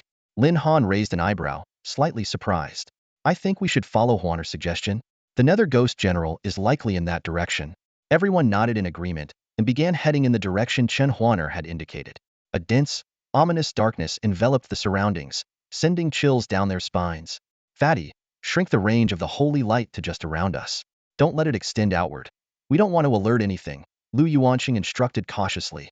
Since entering the ancient city, he had felt an eerie presence everywhere, making him suspect that countless malevolent spirits lurked in the shadows. All right, but Uncle Lu, could you stop calling me that? Xue Wushuang forced a smile, thinking to himself that he was just sturdy, not fat. He obediently retracted the holy light, limiting it to the group's immediate vicinity. Got it, little Xue Wushuang, right? Lu Yuanqing awkwardly corrected himself, narrowly avoiding another slip-up. Exactly. And isn't my name awesome? Xue Wushuang tilted his chin up proudly. Quiet, fat cat. Lin Han suddenly cut in, interrupting the banter. Everyone immediately went on high alert, staying still and carefully sensing their surroundings. There are spirits nearby. Qin Luoxi abruptly opened her eyes, her expression grim. And a lot of them, Chen Huaner whispered cautiously. Han, should we take them on? Xue Wushuang asked in a hushed tone. No, we need to save our strength for the Nether Ghost General, Lin Han replied decisively. Before his words fully landed, the dense fog around them dissipated, revealing the entire ancient city. What the? Xue Wushuang gasped in shock. Before them lay an ancient training ground, littered with dusty weapons. At the center of the field, countless ghostly soldiers stood in neat formations. As soon as the spirits noticed the group, an eerie glow burst forth from their hazy faces, and they surged forward to encircle them. Be careful. These spirits are much stronger than the ones outside the city, Lu Yuanqing shouted as he summoned his Frost Tiger to unleash Absolute Zero, slowing the spirit's approach. Lin Han observed the ghostly soldiers clad in ancient armor, wielding extraordinary weapons, all of which appeared to be gold-tier gear. Lu Yuanqing waved his hand, and the Frost Tiger unleashed icy blades, shattering a swath of spirits into dust, their equipment disintegrating into nothingness. Lin Han felt a pang of regret. If they could somehow take those gold-tier weapons back and sell them, they'd be worth at least 2,000 or 3,000 premium points. But alas, they were merely illusions, vanishing into thin air. Han, we're surrounded. There are more spirits coming from behind, Shui Wuxuang said with a bitter smile. The path they had come from was now teeming with spirits, surging toward them like a tide. Something's off. How can these mindless spirits be so coordinated? Lin Han commanded the Qilin and Xuanwu to hold off the pressure from both sides while calmly analyzing the situation. It's likely the Nether Ghost General directing them, Qin Luoshi said, her nether purple fox leaving a trail of defeated spirits in its wake. Breakthrough. Let's go straight for the Nether Ghost General. Lin Han's gaze locked onto the central palace, a place radiating immense power. Instead of wasting time here, let's cut off the head of the snake. The Qilin unleashed a ground eruption, spewing molten lava that incinerated a large number of spirits. Not to be outdone, the Xuanwu charged forward with its massive, mountain-like body, plowing through the enemy ranks. Holy Light Herb, boost us. Fat Cat activated his skill, enveloping the group in a warm glow that significantly enhanced their stats. Lin Han felt a surge of power coursing through him. Strength increased by 23,589, agility by 26,365, spirit by 16,897, and constitution by 19,568. With the buffs in place, even the Qilin could now instantly cast Inferno Blaze. Torrents of lava rained from the sky, shaking the earth with deafening roars, reducing countless spirits to ashes. Now's our chance. Follow me. Lin Han leapt onto the Xuanwa's shell. Despite being a turtle, the Xuanwa's speed was on par with the Frost Tiger. Lu Yuanxing unleashed his ultimate move as well. Frozen Prison. The surrounding area transformed into a frozen wasteland, instantly encasing the spirits in unbreakable ice. With the combined efforts of the two powerhouses, the group finally managed to break through the encirclement. Staring at the towering palace that seemed to pierce the clouds, Lin Han took a deep breath and turned to his companions, his expression grim. The Netherworld Ghost General is most likely inside. Everyone, stay alert. The palace gates were barely ajar, yet even from 10 miles away, the group could feel the eerie, oppressive darkness emanating from within. They hadn't encountered swarms of wandering spirits on their journey, as most seemed to have been drawn to the martial arena. Thanks to Qin Luoshi's mastery of the Netherworld Shadow Fox's ghostly illusion skill, they had been able to move like phantoms across the ancient city's rooftops and walls, avoiding numerous dangers. Additionally, the mysterious dissipation of the abandoned city's fog had made their trek unusually smooth. Be careful, the palace perimeter is guarded by fully armed specters, roughly level 29, Qin Luoshi reported, emerging from the shadows after scouting the area. How many of them are there? Lin Han asked, his brow furrowed. 134, Qin Luoshi replied curtly. The strength of this level 29 specter army was formidable. Engaging them Hedon would likely exhaust the group before they even got the chance to face the Netherworld Ghost General. It seems the Ghost General has already anticipated our intentions and set up an impenetrable defense around the palace. Lin Han thought to himself. As he had suspected, this general was a highly intelligent entity, vastly different from the mindless wandering spirits. Then let's carve a path through and strike at the heart, Shui Wuxuang declared, clenching her fist with determination. No, we're severely outnumbered. A direct assault would be reckless, Zhou Qingqing interjected firmly. Qin Luoshi proposed. There's a blind spot in the palace's defenses on a secluded side. We might be able to sneak in from there. She had noticed this weakness during her reconnaissance, and it could very well be their breakthrough point. It's our best option for now, Lu Yuanxing nodded, glancing at Lin Han to seek the team leader's decision. Lin Han gave concise instructions. All right, we'll infiltrate through the blind spot. Remember, avoid engaging unless absolutely necessary. The group immediately suppressed their presence to avoid detection by the specters. Just as Qin Luoshi had described, the palace's defenses were impenetrable, with the mindless specters clearly acting under the Ghost General's command. This is the spot, Qin Luoshi whispered as she led the group past patrols to a dark, shadowy corner of the palace wall. There were no guards stationed here, and if they could breach it, they could slip inside undetected. But, how do we get in? Are we supposed to blow a hole in the wall? Chun Huaner asked, scratching her head in confusion. Lin Han gazed up at the towering wall, as high as the tallest buildings in Hueda City, pondering their next move. He stepped forward to inspect the wall's material, hoping to find a way to breach it without alerting the specters.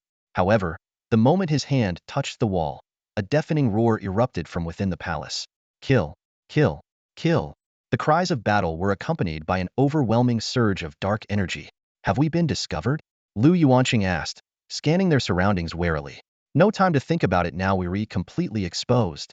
Lin Han gritted his teeth, realizing they had been in the Ghost General's trap all along. With a powerful punch, he shattered the wall, sending debris tumbling and creating a massive opening. Head for the palace immediately. Avoid fighting the specters if possible, your safety comes first. A flood of elite level 30 specters surged toward them, far stronger than the scattered minions they'd encountered outside. Xuanwu, water arrows. Lin Han summoned the massive Xuanwu beast, whose mountainous form brought a sense of reassurance to the group. With its enhanced strength, Xuanwu conjured 10 enormous water arrows imbued with potent elemental energy, enough to fend off the specters. Yet the sheer number of enemies remained the Dragon Fong squad's greatest challenge. No matter how many they defeated, the specters kept coming, seemingly endless in their assault. Damn it, how many of these things are there? Fat Cat complained in frustration. As a support specialist, his buffs were indispensable. Thanks to Shui Wushuang's sacred light herb, everyone was performing beyond their usual limits. The group pressed forward, their teamwork growing more seamless, like comrades bound by life and death. Suddenly, a thunderous voice boomed from the palace. How dare you? Who dares trespass on the territory of the great Xiao? That's definitely the Netherworld Ghost General, Lu Yuanqing exclaimed, summoning icy pillars to pierce through the specters. His gaze was fixed on the palace, resolved to find a way to save Lu Zhanyao. The palace gates exploded outward with a deafening roar, unleashing a torrent of dark energy that engulfed the entire area. The gray skies turned pitch black, making the abandoned city even more desolate and foreboding. Is that the Netherworld Ghost General? Zhou Qingqing asked, her voice trembling as she pointed toward the palace gates. A massive figure, shrouded in swirling black mist, emerged slowly. You insolent mortals dare trespass into the sacred land of the great Xia? Prepare to face my wrath. The towering figure of the Netherworld Ghost General loomed like a mountain, his oppressive presence palpable. Clad in heavy armor and wielding a massive blade as tall as 2 men, the weapon exuded a chilling aura of bloodshed, silently recounting a history drenched in violence. Faced with such a terrifying entity, Lin Han remained calm, even finding the composure to joke with his companions. However, the plump cat by his side was visibly on edge. Han, this is no time for jokes. This guy looks way too dangerous, it exclaimed nervously. As the Ghost General advanced step by step, Lu Yuanqing made a decisive call. Frost Tiger, hold him off. With a deafening roar, the Frost Tiger responded, unleashing a wave of icy chill that instantly covered the ground in a thick layer of frost. Yet the Ghost General merely smirked disdainfully. With a casual stomp, the solid ice shattered like brittle paper, dissipating into mist. The sight left Lu Yuanqing stunned. His once proud technique had been rendered utterly ineffective. At that moment, a stream of information about the Ghost General flashed before Lin Han's eyes. Race: Netherworld Ghost General. Level: 45. Description: a general from a mysterious ancient dynasty, cursed by the influence of Emperor Wu of Daxia to wander as a ghost, guarding the abandoned city. Don't engage him, Heaton. He's level 45, not 40. Lin Han quickly warned his companions. Lu Yuanqing's face darkened as the realization struck, finally understanding why his attacks had been so feeble. The situation grew increasingly dire. Determined not to hold back, Lu Yuanqing summoned all 5 of his rare-tier beasts in one breath. Aqua Shark, Water Dragon Barrage, Ice Spirit Deer, Ice Prison, Diamond Ape, Earth-Shaking Fist, Gale Falcon, Wind Blade. A dazzling array of elemental attacks erupted simultaneously. Seeing this, Lin Han immediately commanded, Black Tortoise, Water Arrow, Qilin, Earth Burst. He then turned and shouted to the others, leave this to me and Uncle Lu. Focus on clearing the surrounding ghosts. Shui Wushuang, understanding Lin Han's intent, cast a supportive aura over him before swiftly moving to assist the others. The battlefield was instantly divided into 2 fronts, Lin Han and Lu Yuanqing battling the formidable Netherworld Ghost General on one side, while the rest worked to eliminate the surrounding spectral foes. The boost from the Fat Cat infused the Qilin with newfound strength.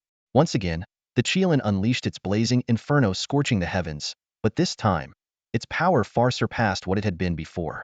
The flames swept across the battlefield, and when the thick smoke finally cleared, the once impenetrable armor of the Nether Ghost General was now riddled with cracks. A glint of ferocity flashed through the Nether Ghost General's eyes. Unwilling to back down, his massive frame surged with power as he swung his pitch-black blade through the air, aiming straight for Lin Han and Lu Yuanqing. Wherever the blade passed, waves of dark energy surged like a tide. Move! Lu Yuanqing's pupils contracted as he shouted, swiftly dodging to the side. Lin Han, relying on his extraordinary agility, deftly evaded the deadly strike.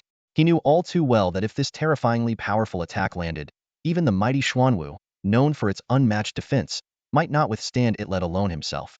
Lu Yuanqing commanded his 5 bonded beasts to continue their ferocious assault on the Nether Ghost General. However, the prolonged battle had taken a toll on him. His face grew increasingly pale, and it was clear he wouldn't hold out for much longer. Though the Nether Ghost General's massive body made it difficult to evade the bonded beast's attacks, his murky eyes blazed with boundless fury. With an earth-shaking roar, he unleashed a devastating storm of dark energy that erupted from his body. This terrifying force not only destroyed physical forms, but also corroded the sanity of living beings. Realizing the danger, Lu Yuanqing attempted to recall his bonded beasts to avoid the onslaught, but it was already too late. The black storm engulfed them in an instant, and the violent backlash caused him to cough up blood on the spot. The bond between a beastmaster and their beasts tied their fates together. When the bonded beasts were injured, the beastmaster could not escape the same fate. Lin Han surveyed the chaotic battlefield, his mind racing. Without hesitation, he commanded Xuanwu and Qilin to temporarily hold off the Netherworld Ghost General. Then, he dashed toward the faltering figure of Lu Yuanqing and caught him just before he collapsed. "Uncle Lu, are you all right?" Lin Han asked, his voice filled with concern. Lu Yuanqing coughed weakly, forcing a faint smile onto his pale face. "Don't worry about me. I can still fight." He retrieved a bottle of pills from his beast-taming space and swallowed one. But as he tried to stand, his legs gave out and he fell again.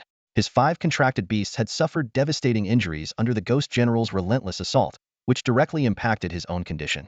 "Your 2 beasts alone can't stop the Ghost General," Lu Yuanqing shouted hoarsely. "Frostfang Tiger, Frost Prison." The Frostfang Tiger, his sole remaining contracted beast, roared defiantly and charged forward. Though its strength was diminished by its master's injuries, it mustered every ounce of power for a final attack. In an instant, a colossal blizzard tornado materialized, howling with a bone-chilling force as it surged toward the Netherworld Ghost General. The storm cloaked the Ghost General in a thick layer of frost, slowing his movements. Yet, his hollow, black eyes swept dismissively over the struggling Frostfang Tiger, and a mocking grin twisted his face. "This isn't good." The frost prison barely fazed him. "Retreat now." Lu Yuanqing's bloodshot eyes widened in alarm as he grasped the true extent of the Ghost General's terrifying power. But it was too late to escape. Lin Han and Lu Yuanqing, standing at the forefront, had already been marked as his targets. "Prepare to die." A thunderous voice echoed from the forsaken ruins. The Ghost General raised his massive blade, and time seemed to freeze. Everyone but Lin Han was paralyzed by the suffocating killing intent, rendered utterly immobile. "Uncle Lu, watch out!" Lin Han shouted desperately as the Ghost General's blade swung down toward the helpless Lu Yuanqing. In the nick of time, Frostfang Tiger broke free from the oppressive aura through sheer instinct, leaping toward its master. With a deafening crash, the giant blade struck Frostfang Tiger Hedon. Blood sprayed into the air as the beast was sent hurtling across the battlefield, vanishing into the distance. Its fate was uncertain. Frostfang Tiger. The sight jolted Lu Yuanqing back to his senses. He regained just enough control to narrowly dodge the next deadly strike. But with Frostfang Tiger gravely injured, his energy plummeted further. Staggering back, he collapsed to the ground. As the Ghost General's blade descended once more, Lu Yuanqing closed his eyes in resignation, bracing for the end. Suddenly, Zhou Qingqing stepped forward, raising her enormous shield far larger than herself to intercept the fatal blow. The impact left her trembling, her face ghostly pale from exhaustion. "Go. I can't hold him off for long in my current state." Zhou Qingqing gasped. Despite her knightly talents and formidable defensive abilities, she was clearly outmatched. The Ghost General sneered at the shield blocking his path, swinging his weapon with full force. The shield was sent flying, and Zhou Qingqing was hurled backward. Thankfully, her centaur companion caught her midair, absorbing most of the impact and sparing her from severe injury. Lu Yuanqing dragged his battered body out of the fray, shakily consuming another recovery pill. What kind of monster is this?" he muttered in despair. Doubts crept into his mind. Had he made the wrong decision? Not only was he failing to save Lu Zhenyao, but these young fighters might lose their lives because of him. Amidst the dire situation, Lin Han remained unervingly calm. His sharp gaze shifted to Qin Luoshi, who had been recuperating since the battle began, refraining from engaging. Qin Luoshi, what is he doing? Could he be preparing something? Lin Han trusted his team implicitly. If Qin Luoshi had chosen to stay out of the fight for now, there had to be a reason. "Huaner, help me distract the Ghost General," Lin Han called out, seizing the opportunity while the Ghost General's attention was still on Zhou Qingqing. He quickly formulated a plan. With Qilin and Xuanwu as his strongest assets, he knew their combined firepower held the key to victory as long as they had time to launch their attacks. "Leave it to me," Chun Huaner replied, her expression resolute. She deftly commanded her spirit ravens to harass the Ghost General from above. Lin Han observed closely, noting that while the Ghost General possessed rudimentary intelligence, he was largely mindless, relying solely on brute strength. Oblivious to strategy, he failed to realize he was being lured into a trap. The spirit ravens, with their unmatched agility, darted and weaved through the air, staying just out of reach. The ghost general grew increasingly enraged, his massive blade slashing wildly. His dark, malevolent energy surged, sending chills through everyone present. This was the moment Lin Han had been waiting for. With the ghost general's focus entirely diverted, a vulnerability in his defenses finally emerged. Qilin, Zuanwano, Lin Han commanded. The two beasts acted in perfect sync, unleashing their most powerful attacks. Xuanwu's water arrows and Qilin's blazing flames collided midair, merging into a miraculous fusion of opposing elements. Flames surged above the water arrow, with countless wisps of white vapor rising into the air. In that moment, water and fire no longer stood in opposition, but instead intertwined harmoniously, creating a breathtaking spectacle. Lu Yuanqing stared in shock at the scene before him. As a seasoned beast tamer with decades of experience, he was well aware of the distinct properties of elemental forces: water, gentle and flowing; fire, fierce and explosive. Typically, when these opposing elements met, they clashed violently, much like water boiling into steam when exposed to extreme heat. Yet, the fiery water arrow before him was unlike anything he had ever seen. It appeared calm on the surface, but within it lay a devastating power far greater than the simple sum of its parts. If a single elemental attack was comparable to the golden-tier strike of a mythical beast tamer, this flawless combination could rival the power of a platinum-tier attack. Despite his injuries, Lu Yuanqing remained completely focused on the water-fire arrow suspended in midair, drawn to its peak. A flicker of hope surged in his heart. This strike might just deal a fatal blow to the Nether Ghost General. Qin Duoer had also noticed the astonishing sight. She maneuvered her spirit raven deftly within a confined space, forcing the enraged Nether Ghost General to remain in place, swinging its sword wildly in frustration. This strategy undoubtedly increased the chances of Lin Han's attack finding its mark. Under Lin Han's meticulous manipulation of beast energy, the water and fire elements finally reached a perfect equilibrium. In the void, it seemed as though an enormous transparent bow had materialized, drawing the water-fire arrow to its full potential, ready to unleash its might. The arrow tore through the air at near supersonic speed. Before anyone could blink, the arrowhead struck the Nether Ghost General's armor. Flames erupted, steam surged, and the figure of the Nether Ghost General was completely engulfed. Although Qin Duoer had preemptively withdrawn her spirit raven, the sheer destructive force of the attack still left her shaken. From within the dense smoke and mist came anguished roars of pain. Lin Han's face lit up with joy. This attack had clearly dealt significant damage. Unlike the superficial injuries inflicted by previous strikes, the unmistakable cries of agony confirmed the severity of the blow. It worked! Lu Yuanqing exclaimed excitedly. Hang, you're amazing! Xue Wushuang shouted with pride, as if he had launched the attack himself. Qin Duoer and Zhou Qingqing both smiled with relief. Only Qin Luoxi remained solemn. She issued a grave warning. Everyone, stay alert. The Nether Ghost General isn't dead yet. No sooner had she spoken than the towering figure emerged from the haze. The Nether Ghost General was still wreathed in flames, with a gaping crack visible on its chest plate, from which dark blood seeped out. Tendrils of shadowy energy coiled around its body, surging toward the wound and quickly staunching the bleeding. However, its once overwhelming dark aura now appeared slightly diminished. How is that possible? Lu Yuanqing muttered in disbelief. Despite the massive damage, the attack had failed to deliver a fatal blow. Qin Luoxi calmly replied, but if we can land a dozen more attacks like that, it should be enough to finish him off. Lin Han nodded in agreement, but he was acutely aware of the challenges they faced. Qin Duoer's efforts to keep the Nether Ghost General occupied had already drained much of her beast energy, and she couldn't sustain it for long. Moreover, executing such an attack consumed an enormous amount of energy. At most, he could manage 5 or 6 more strikes without additional replenishment. The most pressing issue now is figuring out how to buy time to recover our strength and beast energy, Lin Han said, turning to Qin Luoxi. Luoxi, what have you been preparing just now? Qin Luoxi didn't respond directly. Instead, she raised her hand and summoned a massive creaturia 5-headed serpent. Its deep emerald eyes gleamed with murderous intent, and its blood-red scales scraped against the ground with a metallic hiss. This is my second beast, the 5-headed blood sun serpent, she announced. Lin Han immediately activated his heavenly eye ability to gather detailed information about the beast. A dual attribute creature of shadow and metal, with epic tier skills such as Devour, Slaughtering Thorn, Venomous Breath, and Blood Sun domain. It was a beast native to the abyssal swamps, capable of 4 evolutionary advancements, ultimately reaching the level of a mythical 9-headed world-ending serpent. The sheer rarity and power of the beast left Lin Han astounded. Qin Luoxi elaborated. My 5-headed blood sun serpent has an exceptionally strong control skill that can significantly weaken the Nether Ghost General. Under its debuff, Lin Han, you would only need 4 or 5 more attacks like the last one to gravely injure or even kill him. Really? The group brightened with hope. But the skill can only be used once, and it requires the Nether Ghost General to remain in a fixed area for 1 full minute. Then we'll hold him off for a minute, Lin Han declared resolutely. With a clear method to defeat the Nether Ghost General now in sight, they couldn't afford to give up. The others nodded firmly, summoning their beasts and gripping their weapons tightly, ready for battle. Qin Luoshi acted decisively, commanding the 5-headed Blood Sun Serpent to launch a ferocious attack on the Nether Ghost General.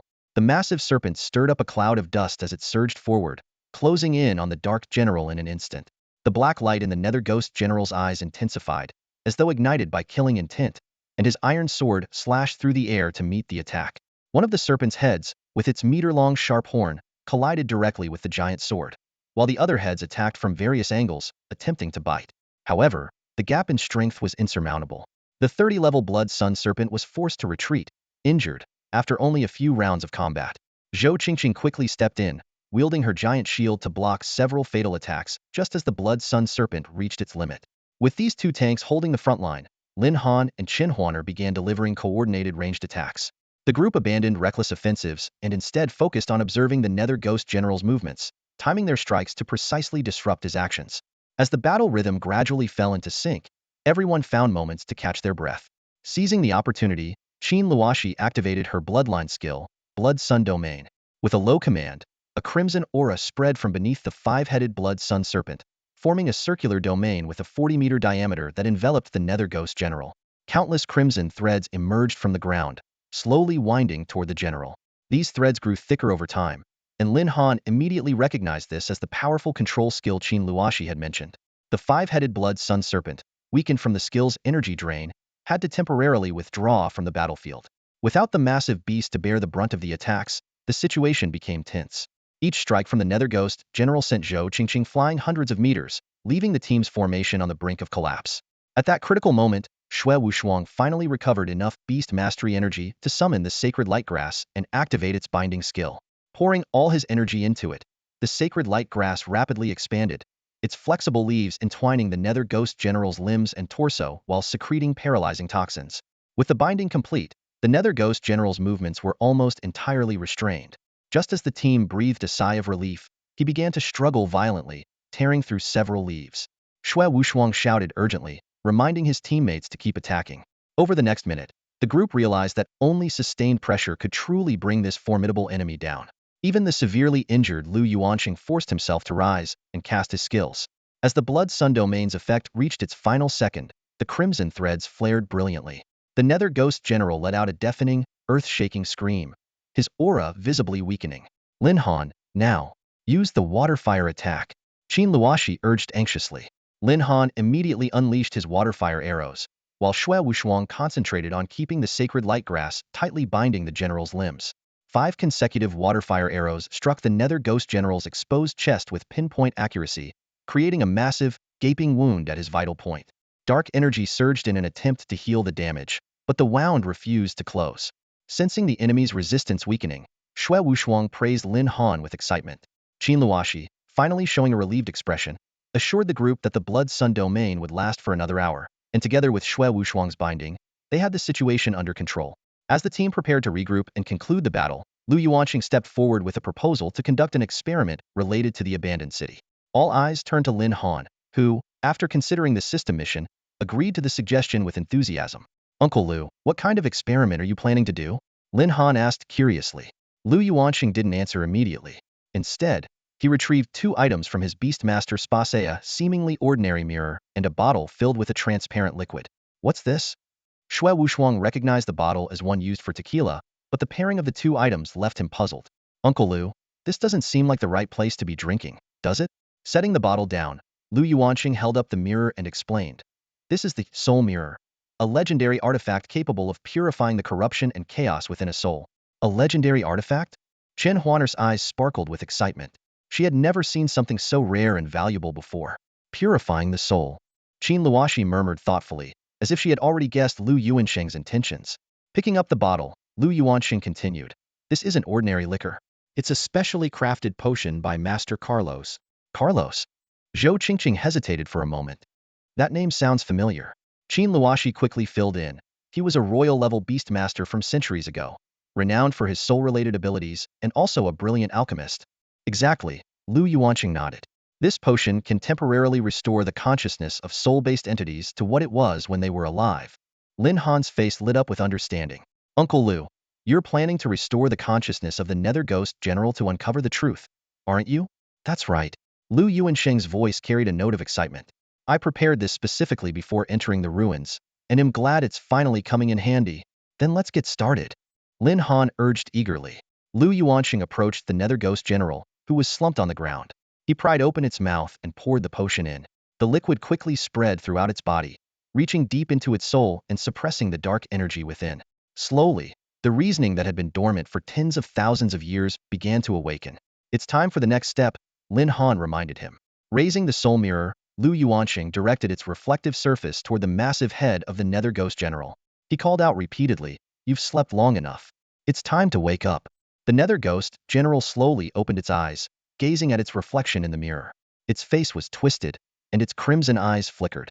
The soul mirror emitted soft white light particles that merged into its form. After about 30 seconds, much of the crimson in its eyes had faded. Just as the group began to show signs of relief, the Nether Ghost General spoke in a raspy, broken voice. "Empire, collapse, divine throne, conspiracy. It's all a conspiracy." Though the soul mirror's purification was complete, the Nether Ghost General remained delirious, endlessly repeating the word conspiracy. Lu Yuanqing put away the mirror, unwilling to give up, and pressed it further about the events surrounding the ruined city and the fate of the missing souls. However, no matter how many questions he or the others asked, the Nether Ghost General could only mutter the same haunting refrain. "It's all a conspiracy. Has this guy really regained his sanity?" Xue Wushuang frowned as she scrutinized the situation before her, her tone laced with doubt. Or has he just gone from being a lunatic to a fool? Lin Han carefully observed the scene, analyzing in a low voice. The soul mirror and the dragon's tongue liquor did have an effect, but the real question is whether the Nether Ghost General's mind is barely intact, or if the effects of these two items are simply too weak. His soul is already incomplete.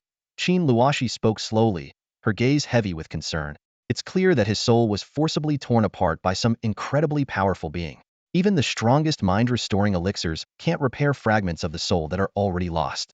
Once gone, they can never be retrieved. Chun Huaner glanced at Lu Yuanqing's face, now etched with despair, and couldn't bear it. She asked softly, "Isn't there truly any way at all?" She thought back to the many times this strong yet gentle man had helped their team during difficult moments, and she couldn't stand to see him lose all hope of saving his son. "Exactly. We still have time. We have to think of something." Zhou Qingqing chimed in anxiously. Qin Luoshi was silent for a moment, lost in thought, before she finally said, "The scattered fragments of a soul can only end up in the cycle of reincarnation. If we want the Nether Ghost General to fully recover, the only solution is to retrieve the fragments of his lost soul." After a brief pause, she added, "Leave him to me. You have a way?"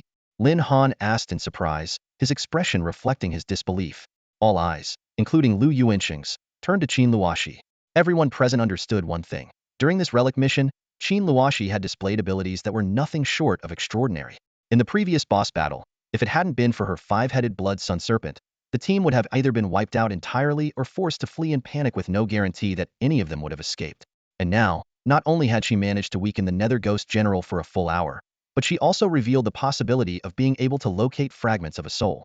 Such capabilities were far beyond anything they had ever encountered. Without speaking, the group instinctively stepped back, giving Qin Luoshi the space she needed to act. Qin Luoshi closed his eyes and gently placed his palm on the Nether Ghost General. He began channeling the surging beast-taming power within him and commanded in a low voice, "Innate ability. Reincarnation." In an instant, a faint light emerged from the depths of his soul, flowing through his palm and into the Nether Ghost General's body. Qin Luoshi became like a bridge, linking the cycle of reincarnation with the Ghost General's fragmented soul. That thread of light transformed into a guide, searching for the missing pieces of the ghost spirit. A sudden gust of wind arose, stirred by the unleashed beast-taming power, scattering Qin Luoshi's hair tie. His long, jet-black hair cascaded down and danced wildly in the wind. "Wow, I have to admit, old Qin is ridiculously handsome, prettier than most women," Xue Wushuang muttered in awe. "Agreed. He's stunning." Lin Han chimed in. Chen Huaner and Zhou Qingqing's eyes sparkled with admiration, as if they were completely captivated. Only Lu Yuanqing watched thoughtfully, inwardly sighing at the naivety of the younger generation. As the power of reincarnation continued to drain Qin Luoshi's energy, his beast-taming strength was nearly exhausted. Finally, at the critical moment, a cluster of soul fragments emerged and returned to the Nether Ghost General's body. With the task complete, Qin Luoshi turned to the group with a radiant smile and announced, "It's done." His long hair, framing his flawless features, left everyone momentarily speechless. This guy is literally irresistible to both men and women. I might just switch teams.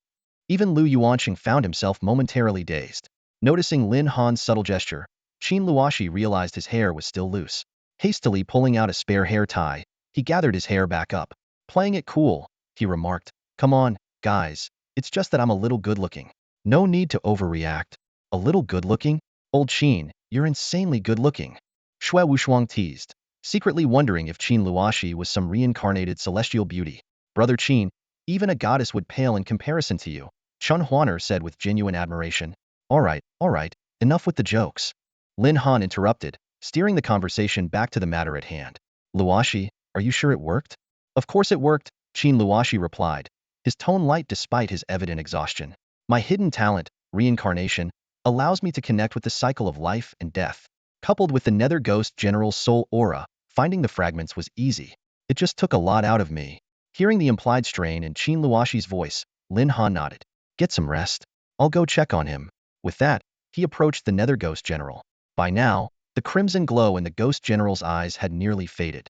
Though his face was still shrouded in darkness, his demeanor was clearly more composed, no longer ranting about conspiracies. As Lin Han drew closer, their eyes met. "It's been ages since I last saw a human," the Nether Ghost General said in a deep voice, a faint smile appearing on his shadowed face. Lin Han frowned slightly. "Who are you? And why are you happy to see a human?" The Ghost General didn't answer directly. Instead, he asked, "What year is it now? Who rules the land once known as the Great Xia Empire?" "It's the era of the Star Dragon Empire now. The Great Xia Empire no longer exists," Lin Han replied truthfully. "What? The Great Xia Empire is gone? Impossible." The Nether Ghost General's previously calm demeanor instantly turned agitated. Hearing the commotion, Chen Huaner, who happened to be passing by, chimed in. "Brother Lin Han, I know about the Great Xia Empire. It was the first empire established by humans roughly 3 eras ago. How long is an era in your terms?" The Ghost General asked urgently. "An era is 10,000 years, Lin Han explained, suddenly realizing that the Great Xia Empire had existed 30,000 years ago. No wonder there were so few records of it. Huaner, how do you know about it? After all, it's been 30,000 years. Shouldn't there be barely any records left about our ancestors?" Lin Han asked curiously. "Brother Lin Han, don't underestimate me. I'm a historian, you know? I've participated in numerous studies about the history of dimensional rifts and the empires tied to them," Chen Huaner replied proudly. "The establishment of the Beastmaster system dates back to the Kaiyuan era of the 3 sovereigns in the Great Xia Empire."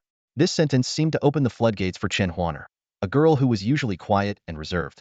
Suddenly, she revealed an astonishing depth of historical knowledge. Before the era of the 3 sovereigns, humanity was still in the age of primitive tribes. It wasn't until the first sovereign, Nuwa, awakened the divine stone that the Beastmaster system was created. Chen Huaner's eyes sparkled with curiosity as she turned to the Nether Ghost General, seeking confirmation. Lin Han raised an eyebrow in surprise. He had always been focused on practical aspects like talent, beast mastery, and combat skills. He never expected someone in his team to have such an extensive understanding of history.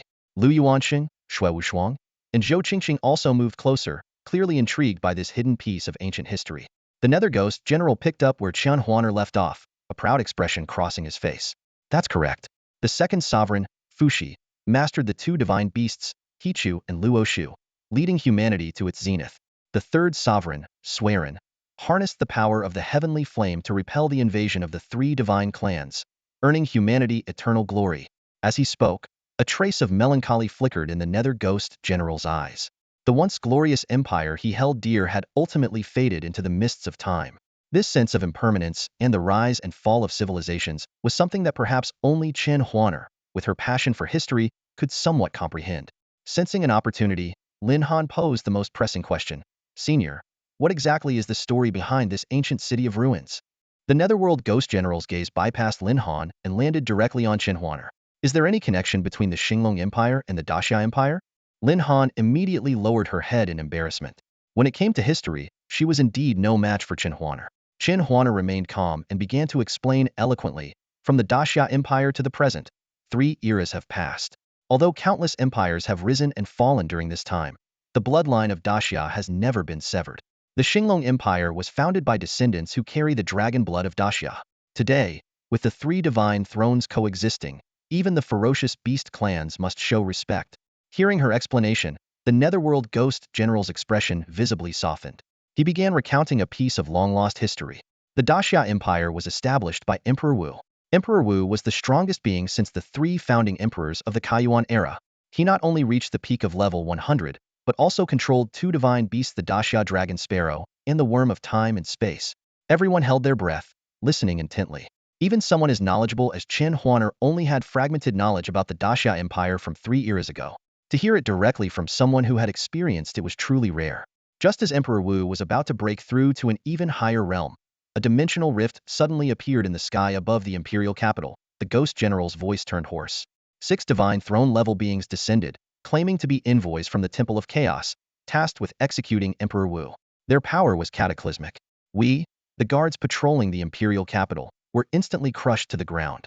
Emperor Wu fought valiantly, attempting to summon the awakened divine stone to aid him, only to find that he could no longer sense its presence.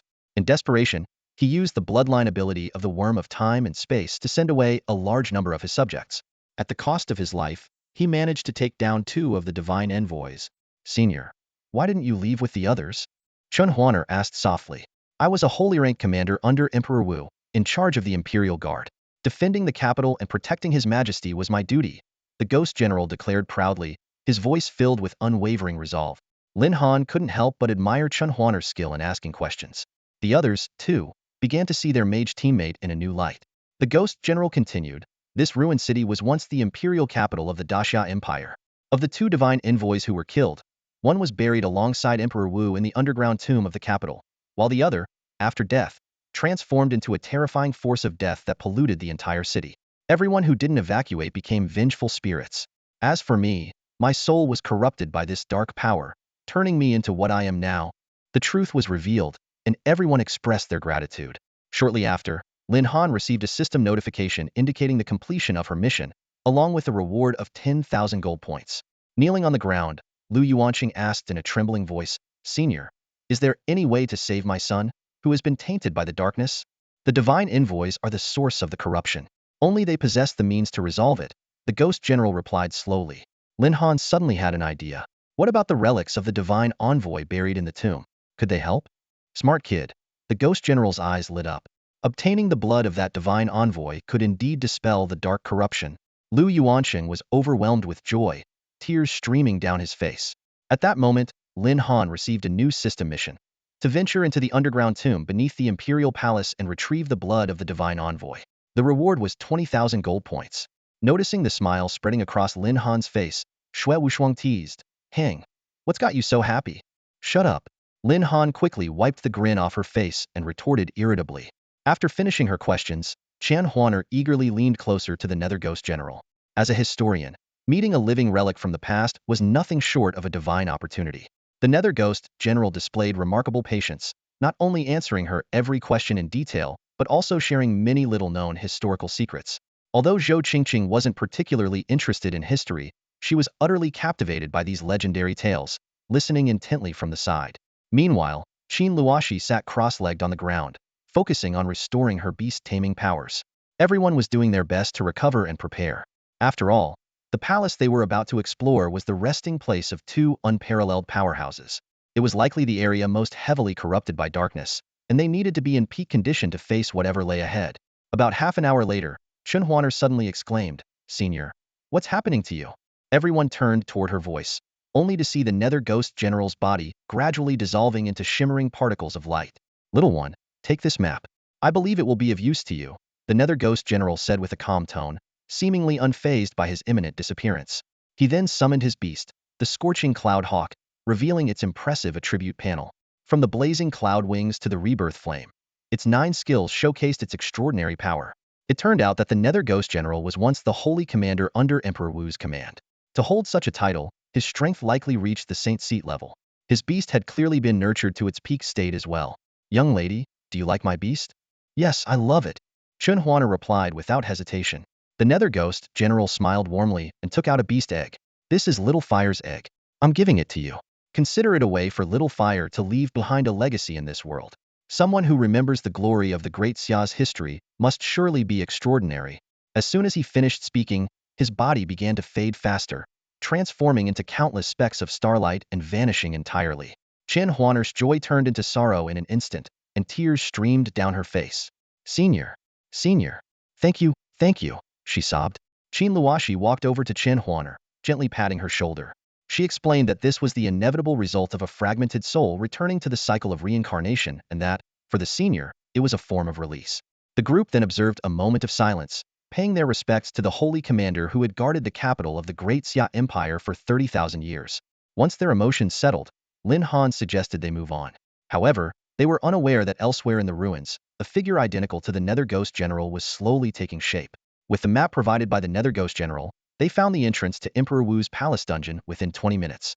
Under the influence of the world's rules, the entrance exhibited the typical characteristics of a dungeon portal. The system then displayed the description of Emperor Wu's dungeon. This was not only the tomb of Emperor Wu, the founding ruler of the Great Xia Empire, but also the burial place of a divine-tier powerhouse. Heavily corrupted by darkness, the interior was teeming with countless undead creatures transformed by the contamination. Without hesitation, the group chose to enter the dungeon. As the scenery shifted, they found themselves in a space filled with tombstones under a dim, gray sky. Chen Huaner confirmed that this was Emperor Wu's tomb, while Lin Han reminded everyone to stay vigilant against the dark-corrupted undead. After taking some time to recover, most of the group had regained their strength and beast-taming powers. Shui Wushuang soon spotted a structure in the distance that bore a striking resemblance to the ruins of the outer palace. However, it was shrouded in a faint gray mist, making it difficult to see clearly. As they prepared to follow Qin Luoxi's suggestion and head toward the palace, they suddenly heard the sound of earth shifting beneath the tombstones around them. Lin Han immediately shouted, "Run!" and led the group in a mad dash toward the palace. But before they could get far, countless undead began emerging from beneath the tombstones, chasing after them with alarming speed. Activating his heavenly eye, Lin Han identified the undead. They were level 45 dark wraiths, corrupted ancestors of the great Xia's royal lineage.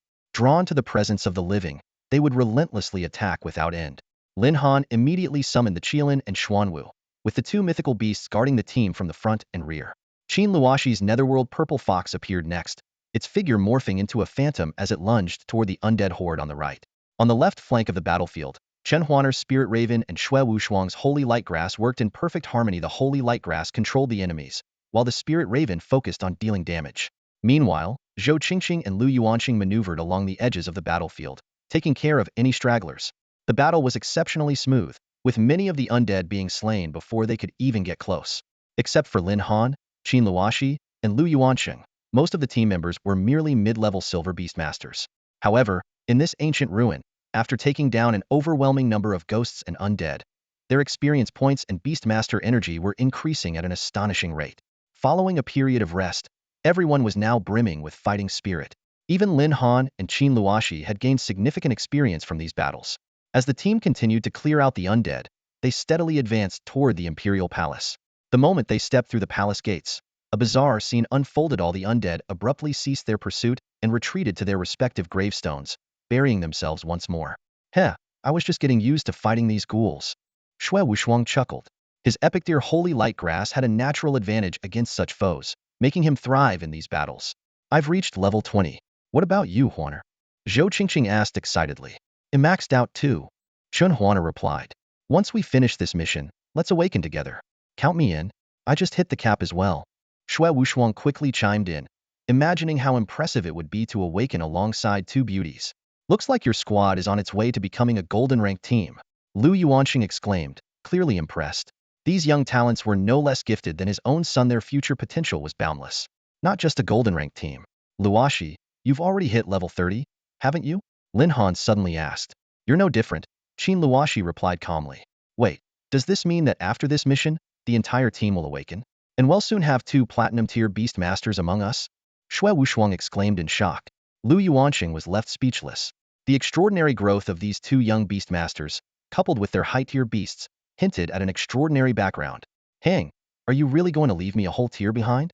Shui Wushuang joked, though his tone carried a hint of resignation. Fat cat, stop pretending. You'd rather slack off than actually contribute, Lin Han teased. Heh, Cat Lord here just loves being carried by the pros. Assisting them makes leveling up feel so much better. Shui Wushuang instantly switched his tone, eliciting laughter from Zhou Qingqing and Chen Huaner. You're shameless, you know that? Saying stuff like that without a hint of embarrassment. Zhou Qingqing teased with a grin. Hey, don't underestimate me. Sure, I enjoy taking it easy, but my contributions in battle are no joke. Shui Wushuang replied, a little indignant. Indeed, whether it was during their time in the frozen ice domain or in this ancient ruin, his support capabilities were impeccable, often overshadowing even Lin Han and the other damage dealers. Zhou Qingqing, too, had benefited from his amplification skills, experiencing firsthand the thrill of a sudden power surge. The Holy Light Grass epic deer support abilities were simply unparalleled. All right. Zhou Qingqing finally relented. As the group bantered, they also took the opportunity to recover their strength and Beastmaster energy. Lin Han turned to Lu Yuansheng, who was sitting quietly to the side. Uncle Lu, are you holding up? Can you keep going? During the earlier stages of their mission, Lu Yuansheng, driven by his determination to save his son, had always charged to the front lines, sustaining the most injuries. Now, only his frost tiger remained barely combat-ready among his three beasts.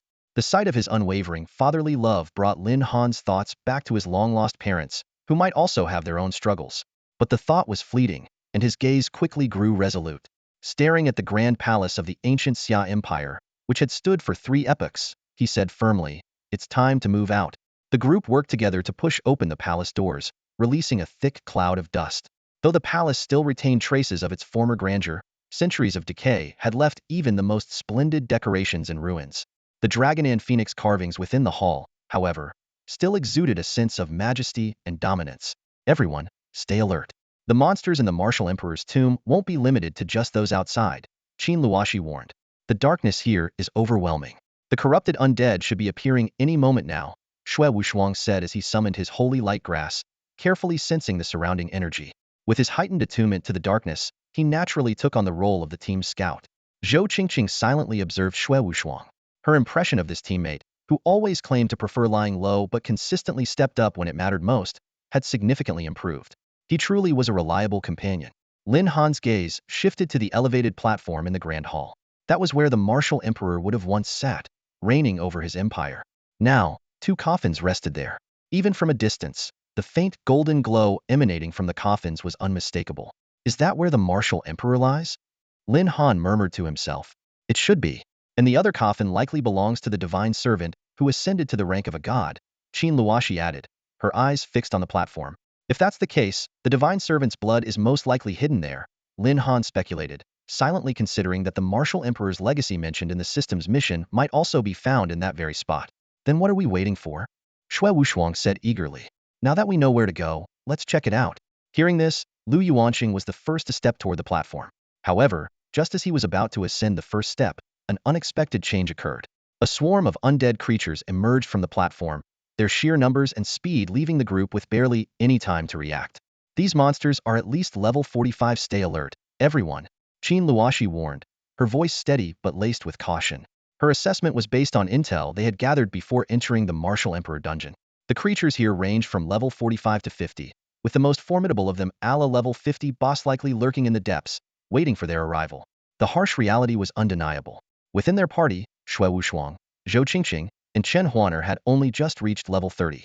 Only Lin Han, Qin Luoxi, and the gravely injured Lu Yuansheng were above level 40. The gap in strength was staggering, a nightmare for any ordinary team. If not for the high tier of their summoned beasts, they wouldn't have even made it past the Nether Ghost General earlier.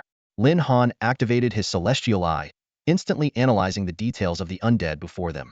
Undead remains. Level 45. Description. Formed from countless corpses in the netherworld over centuries, these skeletal creatures possess a rudimentary intelligence. Be careful, Lin Han cautioned. These aren't humans corrupted by darkness.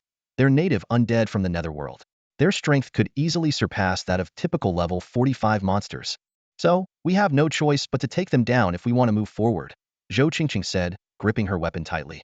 All right, let's do this together. Chen Huaner chimed in enthusiastically, her determination unwavering.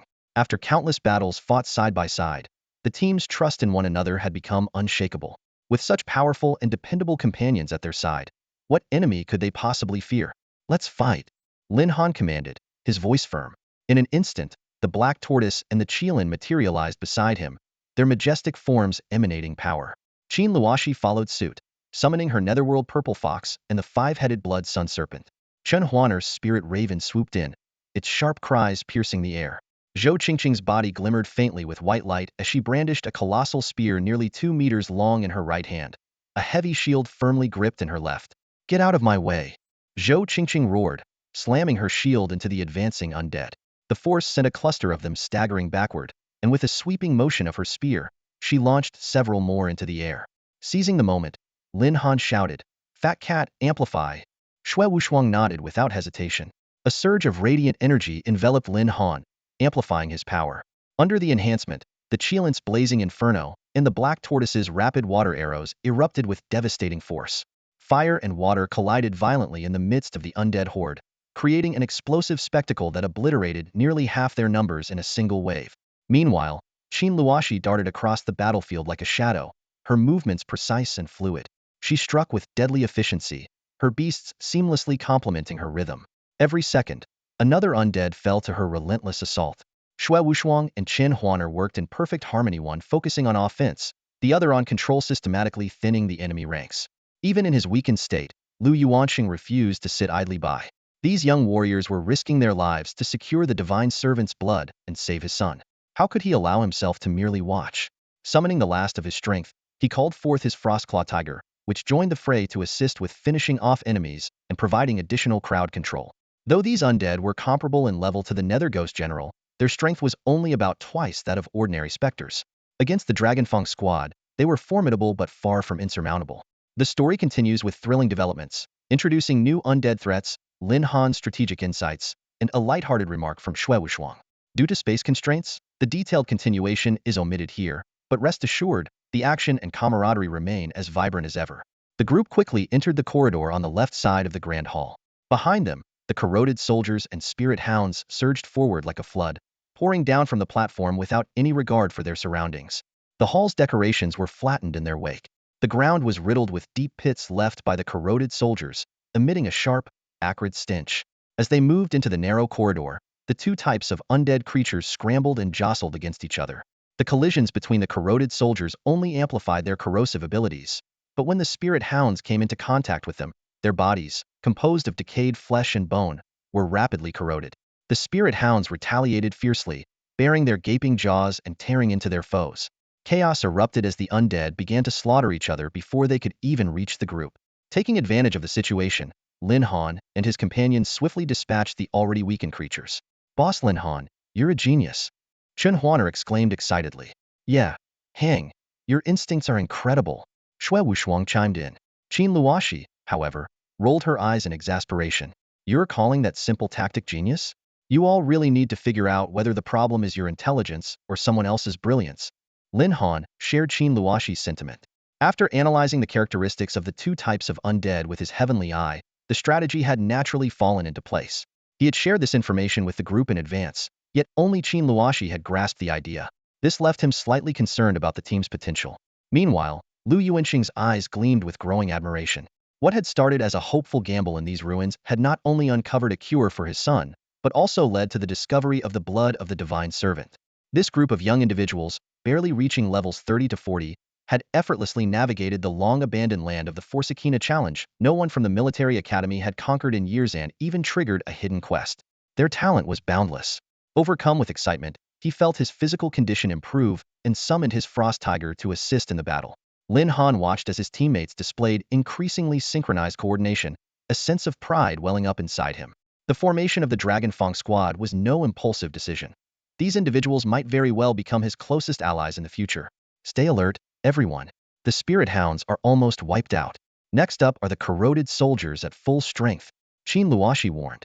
Although the corroded soldiers had helped eliminate the spirit hounds, the absence of the latter's interference left the group facing these fearsome enemies hidden. After several rounds of combat, only Zhou Qingqing, with her Knight's Blessing ability and Xue Wushuang's Holy Light support, could withstand the corrosive force for an extended period. Dozens of corroded soldiers surged into the corridor, which was several meters high. Zhou Qingqing immediately raised her massive shield, nearly blocking the entire width of the passage. Xue Wushuang promptly cast Holy Light Protection, allowing the group to hold their ground. Lin Han directed Xuanhua's water arrows and Qilin's blazing fire attacks in alternating waves, while Qin Luoxi darted through the chaos with the agility of a shadow hunter, dealing precise strikes. These undead, far stronger than ordinary skeletons, required Lin Han to use 2 full skill rotations to take one down. Qin Luoshi had to strike 7 or 8 times to finish off a single soldier. In the midst of the relentless close-quarters combat, a drop of corrosive liquid splashed onto her leather armor. The material began melting instantly, threatening to reach her skin. Reacting quickly, Qin Luoshi retreated behind Zhou Qingqing and removed the corroded armor. The inner lining had been burned through, exposing a large patch of her fair shoulder. Seeing this, Lin Han immediately tossed her a piece of clothing, which she hurriedly put on.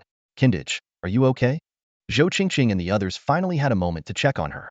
"I'm fine, just lost some armor," Qin Luoshi replied, before adding, "Let's push through. There shouldn't be many corroded soldiers left." With their line of sight blocked, the group had to rely on the pace of the enemy's advance to gauge their numbers. Soon, the battle ended, and all the undead disintegrated into dust. "Let's head out and regroup," Lin Han suggested. "We don't know if there'll be another wave of enemies, and the corridor tactics might not work again." The group left the corridor and returned to the platform outside. Considering that the previous monsters had appeared upon stepping onto the stairs, they decided not to take any risks this time and instead chose to rest and recover on the spot. As expected, the rules governing the undead assault on the high platform aligned precisely with Lin Han and his team's predictions. So long as no one set foot on the stairs, the attack would not commence. This granted them a critical respite. "If there's going to be a third wave, it will definitely be more challenging than the last two," Chen Huaner said grimly. Zhou Qingqing nodded in agreement. The undead always rely on overwhelming numbers. If their individual strength increases as well, we might not be able to withstand them. She had already pushed herself to the limit, holding off the corrosive soldiers and spirit hounds earlier. If the enemy became any stronger, her defenses would undoubtedly collapse. The situation was dire. The highest level member, Lu Yuansheng, was gravely injured and only had one battle-ready beast remaining. The other 2 level 40 members, though strong attackers, lacked defensive capabilities. Lin Han Xuanwu, while equipped with defensive skills, could at best provide an additional line of defense, which had limited impact on the overall battle. At this moment, they desperately needed a breakthrough, someone who could unleash power beyond the surface. "Everyone, focus on recovering your strength and your beast's energy. Leave the breakthrough strategy to me," Lin Han said firmly, his voice steady. As the captain of the Dragon Fong squad, he knew this was the moment to demonstrate true leadership. Through this relic expedition, Lin Han had not only reached level 30 but also acquired a significant number of fixed and free attribute points. His stat panel now read as follows. Host, Lin Han. Age, 16. Level, 30. Strength, 95,642. Agility, 97,546. Spirit, 96,542. Constitution, 99,562. Talents, Iron Body S rank. Heavenly Eye Mythical.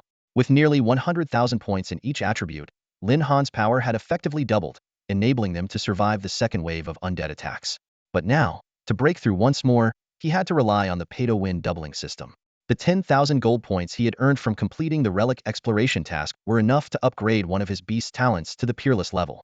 Such a monumental leap would grant his beast a qualitative transformation, easily overpowering any same-tier king-level beast. After careful consideration, Lin Han decided to enhance Xuanwu. Compared to the purely offensive Qilin, Xuanwu possessed both formidable attack capabilities and strong defensive skills. Once upgraded to the peerless level, both aspects would undergo a dramatic transformation, boosting the team's survivability and allowing for greater error tolerance in battle. Having made his decision, Lin Han immediately activated the doubling feature in his beast space. The system's notification chimed. Payment successful. Target, Xuanwu. Doubling initiated. Doubling in progress. Congratulations, host. Beast doubling successful. To avoid exposing the existence of the system, Lin Han refrained from summoning Xuanwu immediately. Instead, he silently reviewed its updated attribute panel. Dark Xuanwu. Grade, Peerless. Species, Xuanwu. Level, 30. Strength, 529,220. Agility, 521,520. Spirit, 511,620. Constitution, 543,520. Skills, 100-fold water arrow barrage. Fires high-speed water arrows, with final damage increasing by 10 per hit. Furious rain of arrows. Summons a magical water element array, unleashing a torrent of thousands of water arrows on a targeted area. Diamond Bastion. Forms a circular barrier with a 10-meter radius, shielding allied units. Xuanwu's Guardian. Randomly intercepts a lethal attack aimed at an ally. Dark Domain. Enhances control over dark element creatures tenfold within the domain. Doubles attack damage. Staring at these staggering stats, Lin Han couldn't help but draw a sharp breath. Each attribute now exceeded 500,000, 5 times his own. This wasn't just a numerical increase, it was a monumental transformation. If the current Dark Xuanwu were to face the Nether Ghost General again, a single water arrow might be enough to obliterate it. This kind of leap in power was exactly the breakthrough they needed at this critical juncture. The attributes and skills of the Dark Xuanwu have been comprehensively enhanced. Not only have its base stats increased significantly, but its original skills, Water Arrow and Diamond Wall, have also become much more powerful. Additionally, it has learned several brand new abilities. Lin Han, gazing at these remarkable upgrades, was overwhelmed with excitement and couldn't wait to test the power of these improved skills. What thrilled him even more was the prospect of completing the Martial Emperor dungeon. Not only would it grant him the Martial Emperor's legacy, but he would also earn 20,000 premium points. With these points, his Qilin could undergo its first talent doubling, ascending to the level of a peerless beast. Moreover, after his third-tier advancement, he would be able to contract a third beast, propelling his strength to unprecedented heights. The thought of the new companion joining him filled his heart with anticipation. Meanwhile, the rest of the team spent the past half hour in a state of anxiety. Chen Huaner, after a moment of hesitation, finally spoke up, "Brother Lin Han, maybe we should give up this time. Once everyone has successfully advanced in their professions, we can come back to help Uncle Lu retrieve the blood of the divine servant." This was actually a request from Lu Yuanxing, who had asked her to bring it up. During the last battle, they had only managed to get through by provoking two undead factions to fight each other, thereby depleting most of their strength. The upcoming third wave, however, would undoubtedly be even more dangerous. While Lu Yuanxing desperately wanted to heal his son, he would never do so at the cost of the lives of these young people who were helping him out of kindness. Just as Chen Huaner was about to continue persuading him, Lin Han raised a hand to stop her. "I already have a plan. In a moment, you all should step back a bite or even leave the main hall entirely. As for the third wave, I'll handle it alone." Lin Han's proposal left everyone in the room utterly stunned. Chen Huaner and Lu Yuanxing exchanged bewildered glances, while Qin Luoxi, Shui Wushuang, and Zhou Qingqing fell into a heavy silence.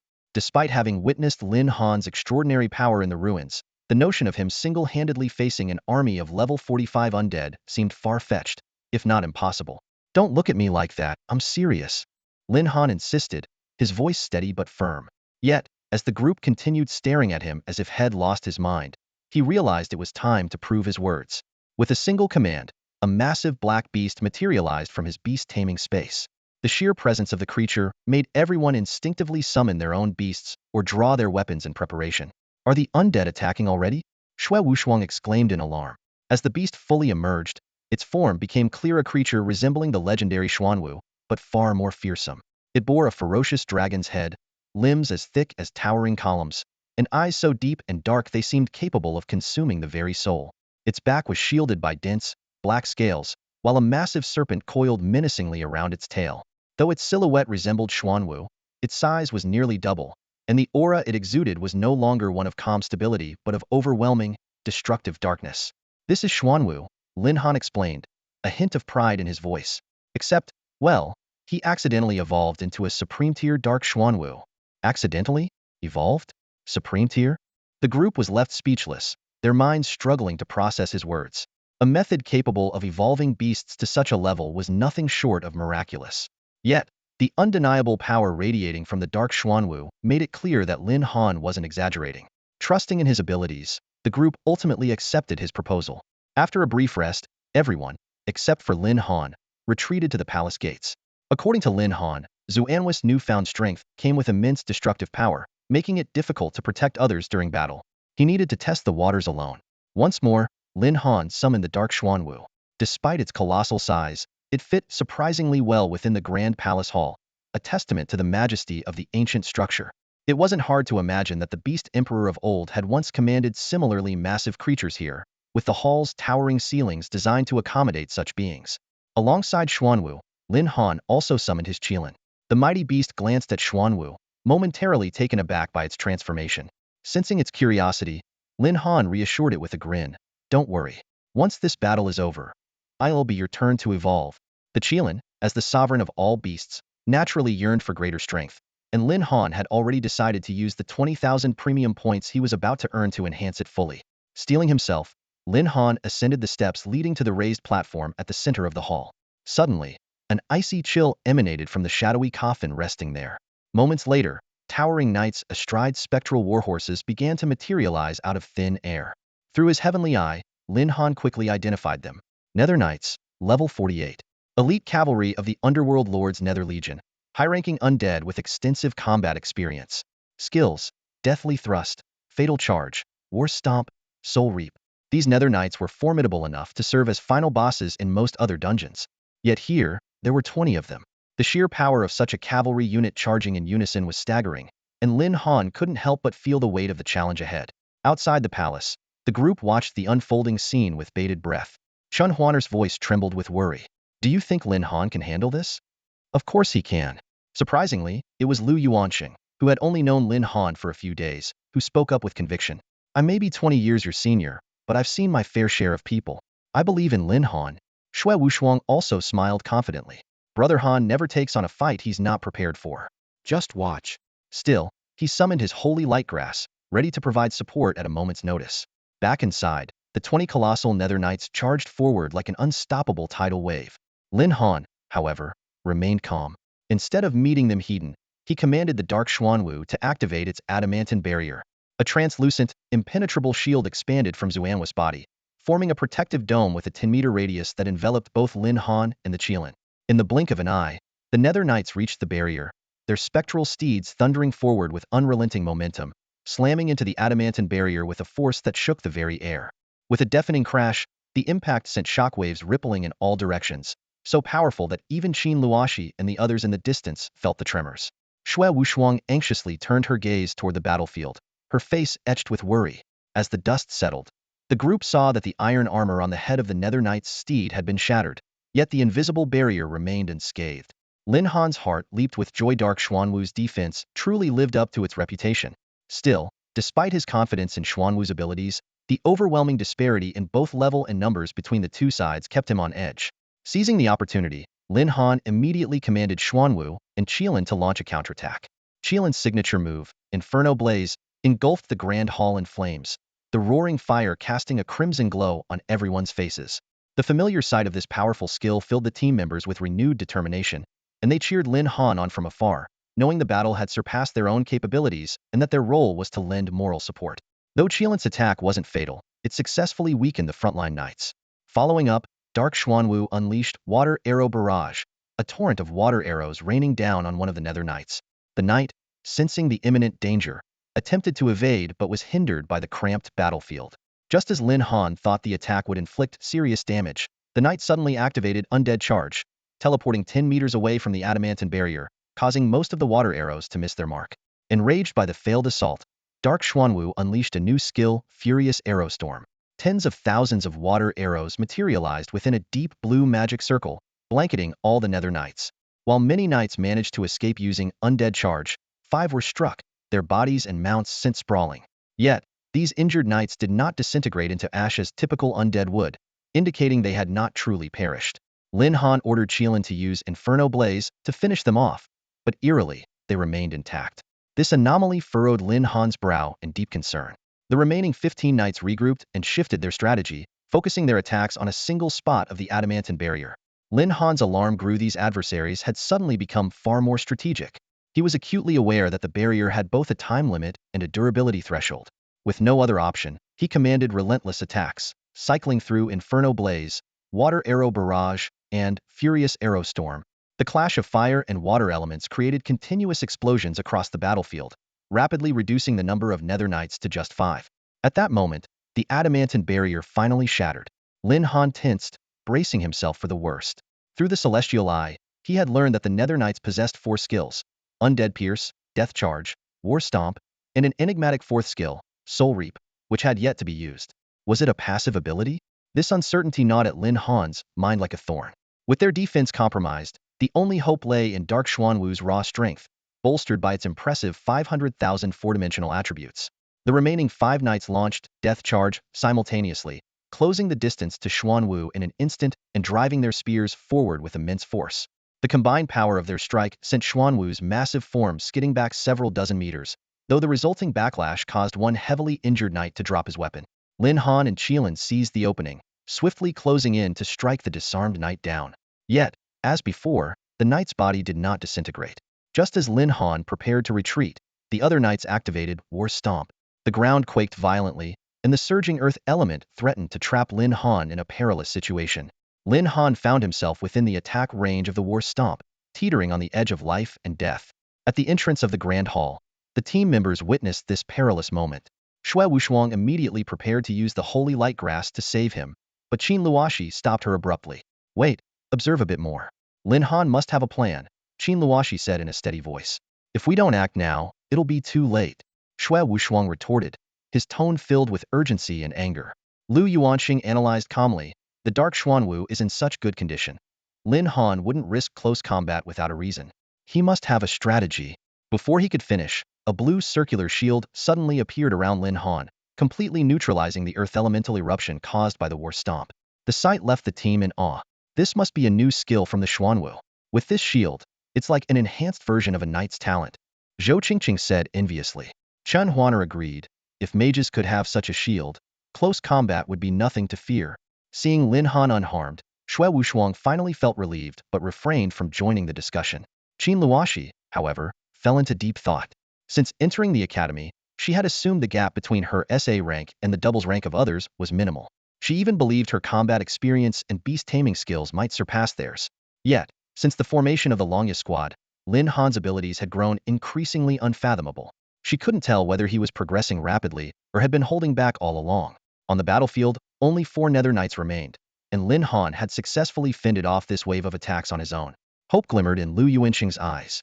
After enduring the War Stomp, Lin Han immediately activated the Xuanwu Guardian skill of the Dark Xuanwu. The primary goal of this mission was to uncover the truth behind the Soul Harvest skill, and he had relied on the protection of the Xuanwu Guardian to act so boldly. However, contrary to his expectations, the Nether Knights did not use Soul Harvest and instead opted for conventional area effect skills, leaving him even more puzzled. If I can't figure out the truth, then I'll just annihilate all of you first. Lin Han commanded the Qilin and the Dark Xuanwu to launch a fierce assault. This time, he chose to direct the battle from a distance. Within 2 minutes, he had suppressed the Nether Knights until only one remained. Let's see if you'll use it now. Lin Han continued driving his 2 beasts to attack relentlessly. The last Nether Knight's condition deteriorated rapidly, its movements and attacks noticeably weakened. Just as the Dark Xuanwu was about to deliver a fatal blow, the Nether Knight's body suddenly emitted a dark red glow, and it began chanting an obscure incantation. Interrupt him now, Lin Han ordered decisively. The Qilin reacted first, unleashing blazing firestorm at the enemy. However, the Nether Knight remained motionless, continuing its chant. The Dark Xuanwu followed with 100 water arrows in rapid succession, but all attacks mysteriously vanished 5 centimeters before reaching the knight. This left Lin Han stunned. He tried various methods to disrupt the chant, but none succeeded. The team members also noticed the anomaly. There's only one monster left. The fight should have ended by now, Lu Yuanxing remarked, puzzled. Qin Luoxi analyzed. Although there are fewer monsters in this wave, their individual strength is formidable. Lin Han might have triggered some hidden mechanism. What can we do to help him? Xue Wushuang asked, his brows furrowed. The battle was so challenging that he had nearly stepped in to assist several times. Watching the tide turn at the brink of victory only deepened his frustration and his desire to grow stronger.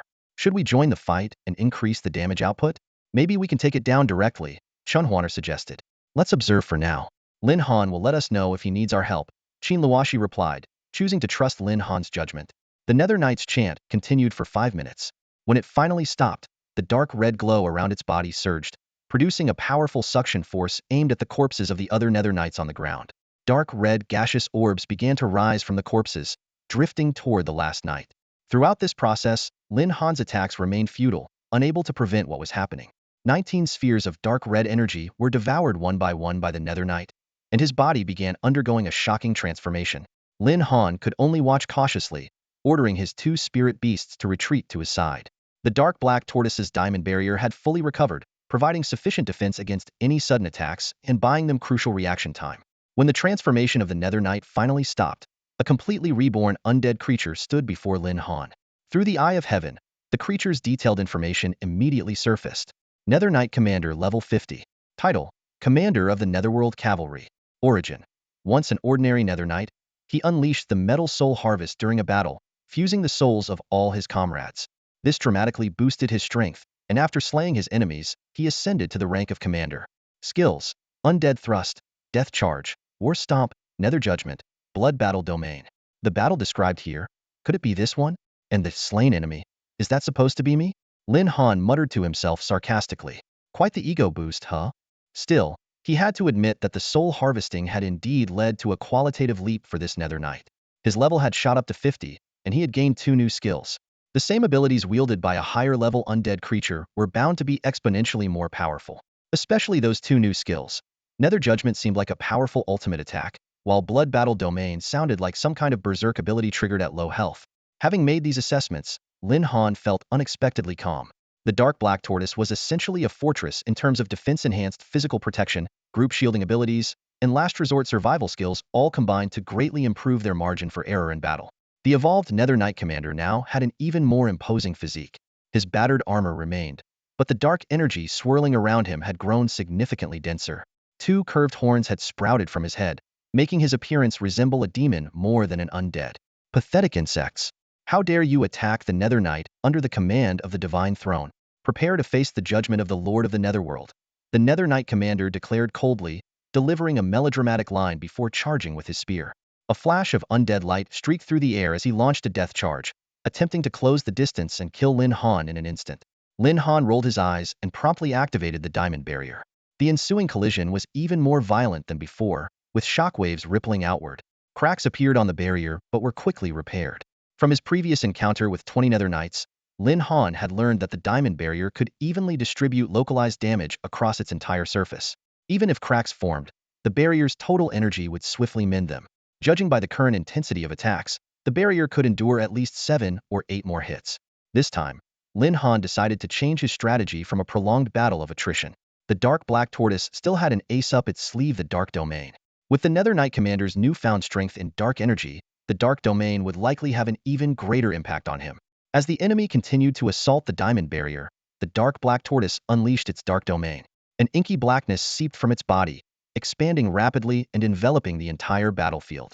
Through his telepathic connection with the Dark Black Tortoise, Lin Han could see from its perspective. Within the domain, the Nether Knight commander appeared as a mass of darkness that could be manipulated. While full control over him wasn't possible, hindering his movements was effortless. In this shrouded realm, the Dark Black Tortoise was the absolute ruler. With this advantage, the Qilin Lin Han's other spirit beast not only remained unhindered, but also gained an attack boost. Its Blazing Inferno ability now inflicted nearly double the damage, and the same applied to the Dark Black Tortoise's Water Arrow and Frenzied Arrow Rain attacks.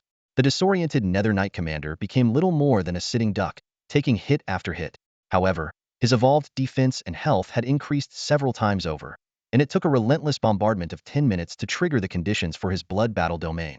Crimson light erupted from his body, instantly dispelling the domain's interference. Lin Han cautiously recalled his 2 spirit beasts. In the dark domain, the Qilin's enhanced agility allowed it to fully utilize its evasive abilities, making it impossible for the enraged Nether Knight commander to land a hit. Through the Eye of Heaven, Lin Han noticed a critical detail. The crimson light radiating from the Nether Knight commander appeared to be consuming his energy continuously. If I can stall for enough time until he runs out of energy, could I win without even fighting? No sooner had he thought of it than he took action.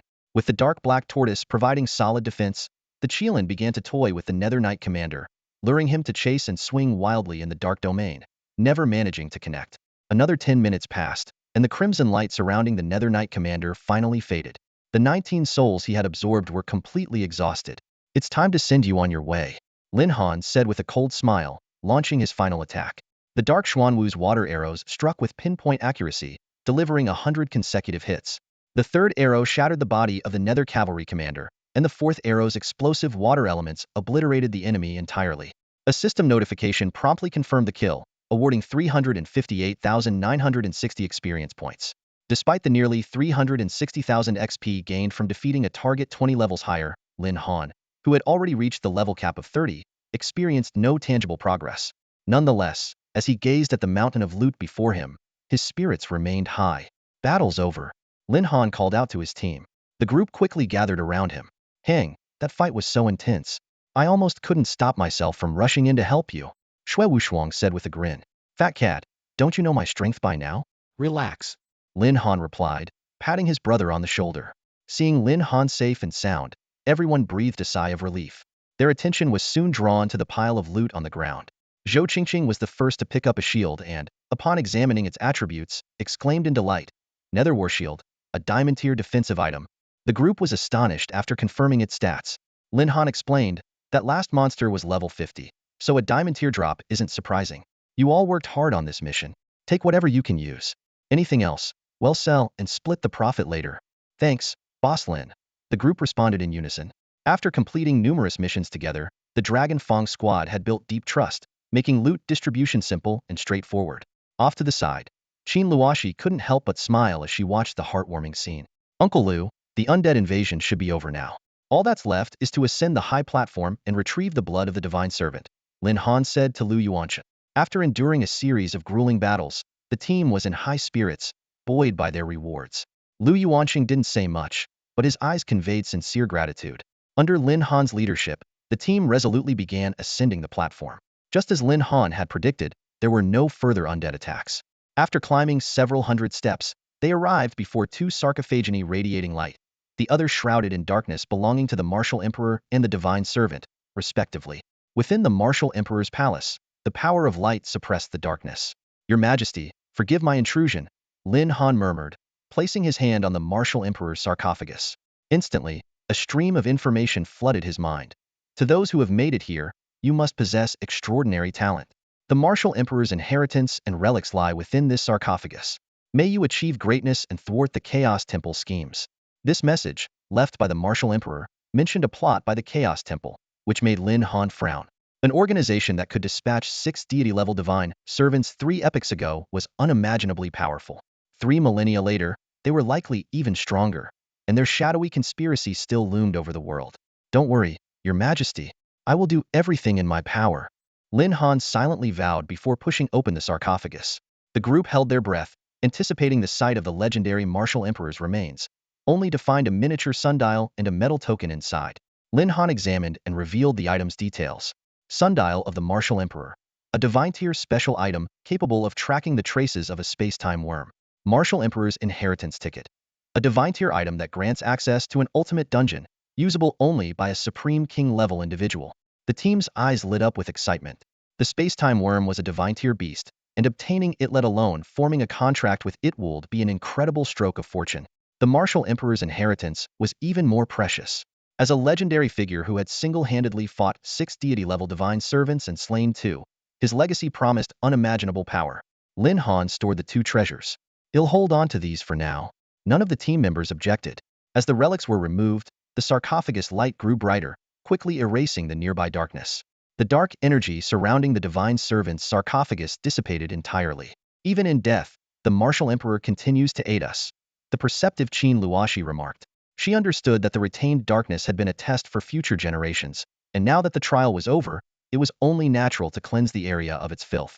Lu Yuanqing bowed deeply to the Martial Emperor's sarcophagus. After Lu Yuanqing finished paying his respects, Lin Han opened the divine servant's sarcophagus.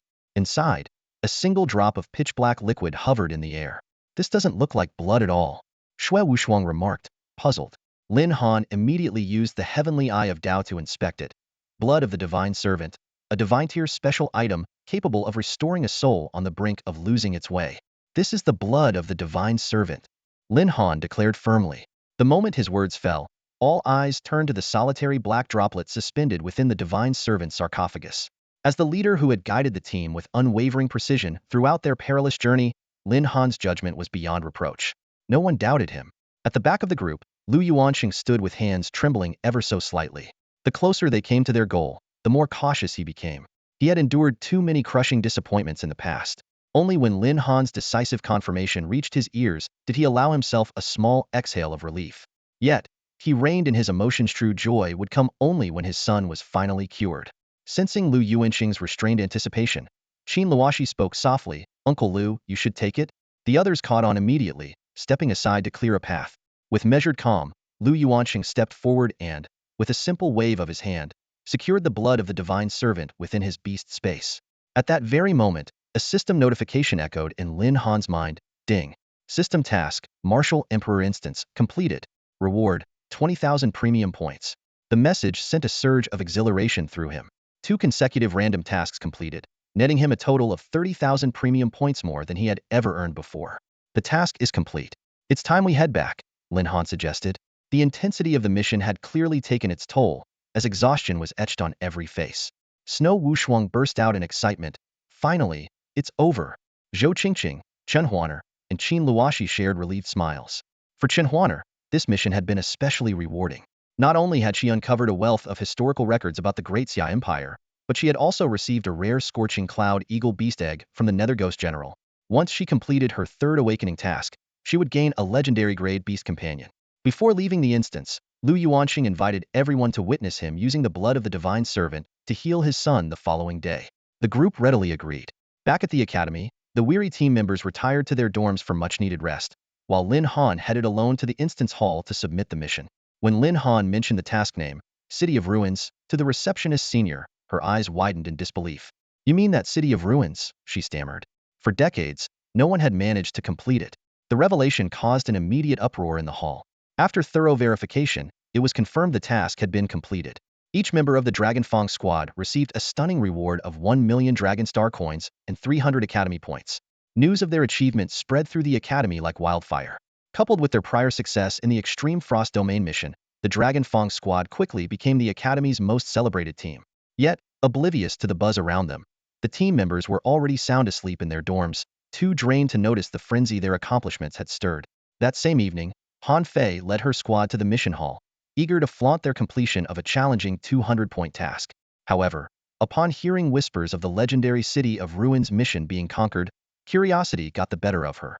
She approached the receptionist senior and asked, "Senior, did someone else get lost in the City of Ruins again?" The senior's face lit up with excitement. This time, no one got lost, someone actually completed the City of Ruins mission. When Han Fei heard the news, she was initially stunned before urgently asking, "Which senior is this strong?" "It's not an upperclassman, it's Lin Han, the freshman in your year with doubles talent," answered a senior who knew Han Fei. "Lin Han? Impossible." Han Fei shook her head in disbelief. "I'm telling the truth. I personally handed out their mission rewards today, and I verified their mission credentials myself." The senior's tone carried a hint of pride. As a third-year student nearing graduation, she had never encountered such an exceptional genius. The thought of possibly witnessing the rise of a future legend in the military filled her with excitement and admiration. Han Fei was in a daze. Lin Han's Dragon Fong squad, completing the Extreme Frost Domain dungeon, had already left her astonished. Determined to prove she was no less capable, she had immediately formed a team to take on a task of equal difficulty. Yet, while she had struggled to complete her mission, Lin Han's team had already cleared the Ruined City challenge that had remained unconquered by anyone in the academy for decades. The stark contrast shook her confidence. Suddenly, skeptical voices echoed through the mission hall. "Who even knows how difficult the Ruined City really is?" Sure, the seniors who tried it before disappeared, but who can say for sure what really happened? Exactly. Even senior Lu Zhanyao, the only survivor, is in his current state now. Who's to say the Ruined City was the cause? These doubts seemed to give Han Fei something to hold on to. "That's right, I've never actually faced Lin Han directly in a match. How can I judge our strengths without a proper fight? True power can only be determined in battle," she thought to herself. "Lin Han, see you at the Unified Admissions Tournament." With that, she claimed her mission reward and left with her team. The next morning, Zhou Qingqing was woken up by her roommate, Chen Huaner, calling out excitedly, "Qingqing, look! Our Dragon Fong squad is famous now." Zhou Qingqing took the phone Chen Huaner handed her and saw the Academy's official media site on the screen. The top headlines were all about the Ruined City and the Dragon Fong squad, detailing the history of the Ruined City, its difficulty level, and the squad's member profiles. The comment section was a mix of praise and criticism. Some marveled. Without the Dragon Fong squad, the Ruined City would remain an eternal enigma, while others doubted and belittled their achievement. These people are so infuriating. They've never even stepped into the Ruined City, yet they talk as if they know everything. Zhou Qingqing fumed. If they saw the Nether Ghost General, they'd wet their pants, let alone face the Nether Knight Commander. Soon, the Dragon Fong squad gathered at the school gate. Addressing the online controversies, Lin Han said calmly, "Ignore it. Our strength will speak for itself at the Unified Admissions Tournament." The group headed to the luxurious Lu family villa, where Lu Yuanqing and his wife warmly welcomed them. Mrs. Lu was genuinely thankful, and as she spoke, her eyes reddened with emotion. "Auntie, Senior Lu Zhenyo's exploration gave us crucial clues. This is the result of the collective efforts of all who came before us," Chen Huaner said, comforting her. "Exactly, Auntie. Senior Lu will recover soon. So please stay positive," Shui Wushuang added with a reassuring smile. "Everyone, come in and sit down. His mom personally cooked for you all," Lu Yuanqing said, inviting them in. "Uncle Lu, I'd like to treat Senior Lu first," Lin Han said. Now that they were here, helping Lu Zhenyao recover was the top priority. The couple had suffered enough, and everyone hoped to resolve this as soon as possible. Of course. Let's get to it. The group entered Lu Jinyao's room, and the first thing that caught their attention was his eyes more hollow and lifeless than ever. When his gaze swept over Lin Han and the others, there was no trace of recognition in his expression. It was as if they were strangers meeting for the first time. Uncle Lu, use the servant's blood, Lin Han urged, then turned to Xue Wushuang and instructed, Fat Cat, get your holy light grass ready.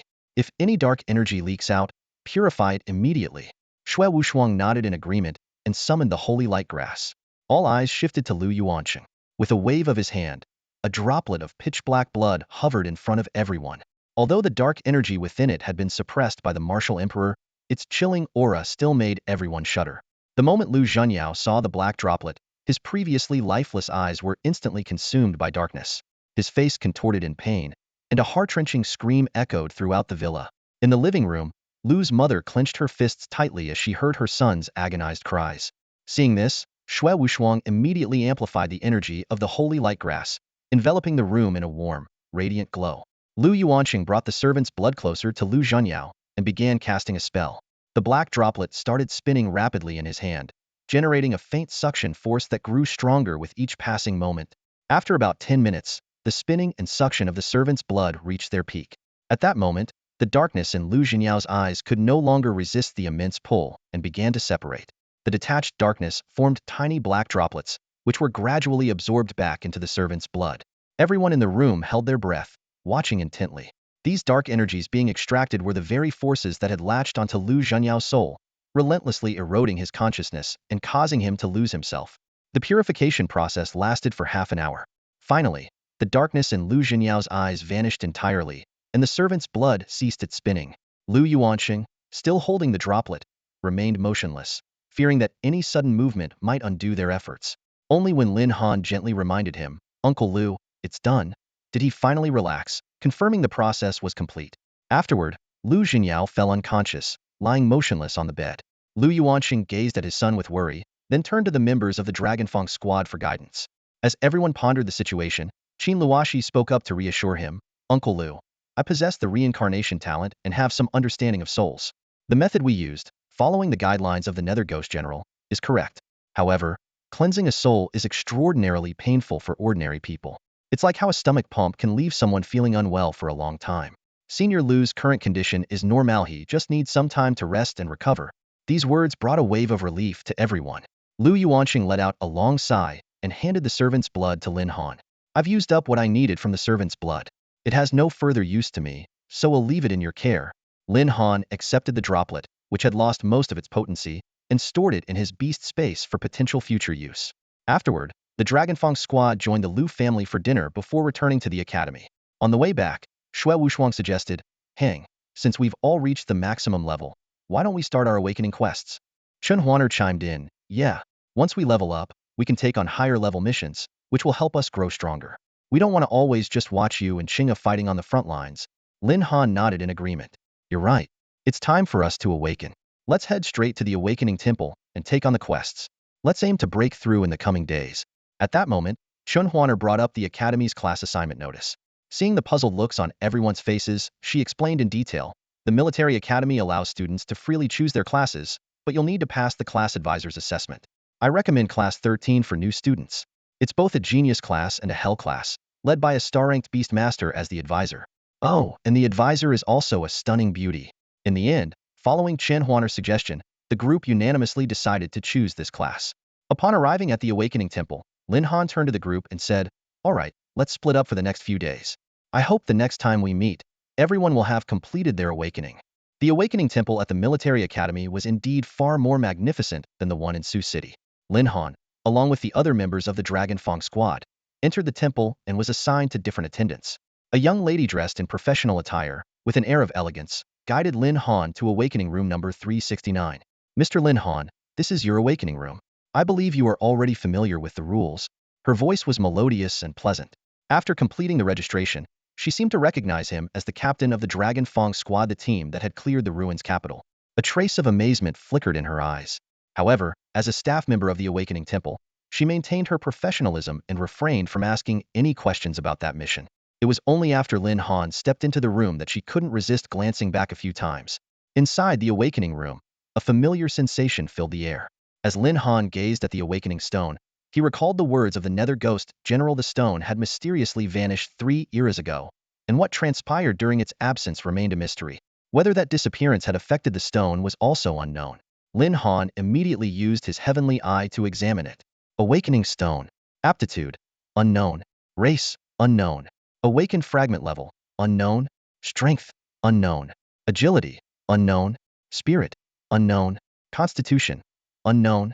Everything appeared identical to his previous observation. Trusting his heavenly eye implicitly, Lin Han decided to proceed with the standard awakening process. Placing both hands on the awakening stone, a familiar energy instantly coursed through every cell in his body. The system displayed. Name, Lin Han. Age, 16. Level, 30. Talents, Iron Body, Heavenly Eye. Beasts, Dark Xuanwu, Qilin. Awakening conditions met. Awakening task. Eliminate the Ancient Demon General 5-star mission. Location, Ancient Demon Abyss. Mission objective. Collect 6 items: Book of Hell, Broken Greatsword, Holy Grail, Blood of the Abyss, Diamond Strongman's Remains, Damaged Armor of Annihilation to summon and defeat the Ancient Demon General. This mission was significantly more complex than his previous ones. Though it was still rated as 5-star difficulty, it required gathering items first, summoning the boss, and then defeating it. After leaving the Awakening Temple, Lin Han didn't wait for the other team members and headed straight to the Hueda City Teleportation Center. The center was massive, with far more teleportation arrays than those in Nan City. Streams of people traveled to various destinations and even other nations daily. Standing amidst the bustling square, Lin Han couldn't help but be reminded of the feeling of catching a train in his previous life. Guided by the clear signs, he quickly located the teleportation array leading to the Ancient Demon Abyss. Since the Ancient Demon Abyss was a popular secret realm in Hueda City, frequented by teams for training or collecting materials, Lin Han had to wait in line for over half an hour. When the teleportation began, the runes on the array lit up and a radiant glow enveloped him. Within seconds, he found himself in a desolate land of ruins. The ground, overgrown with weeds, partially concealed ancient bones, with moss-covered skulls peeking through. Collapsed stone pillars hinted at the grandeur of what was once a magnificent palace.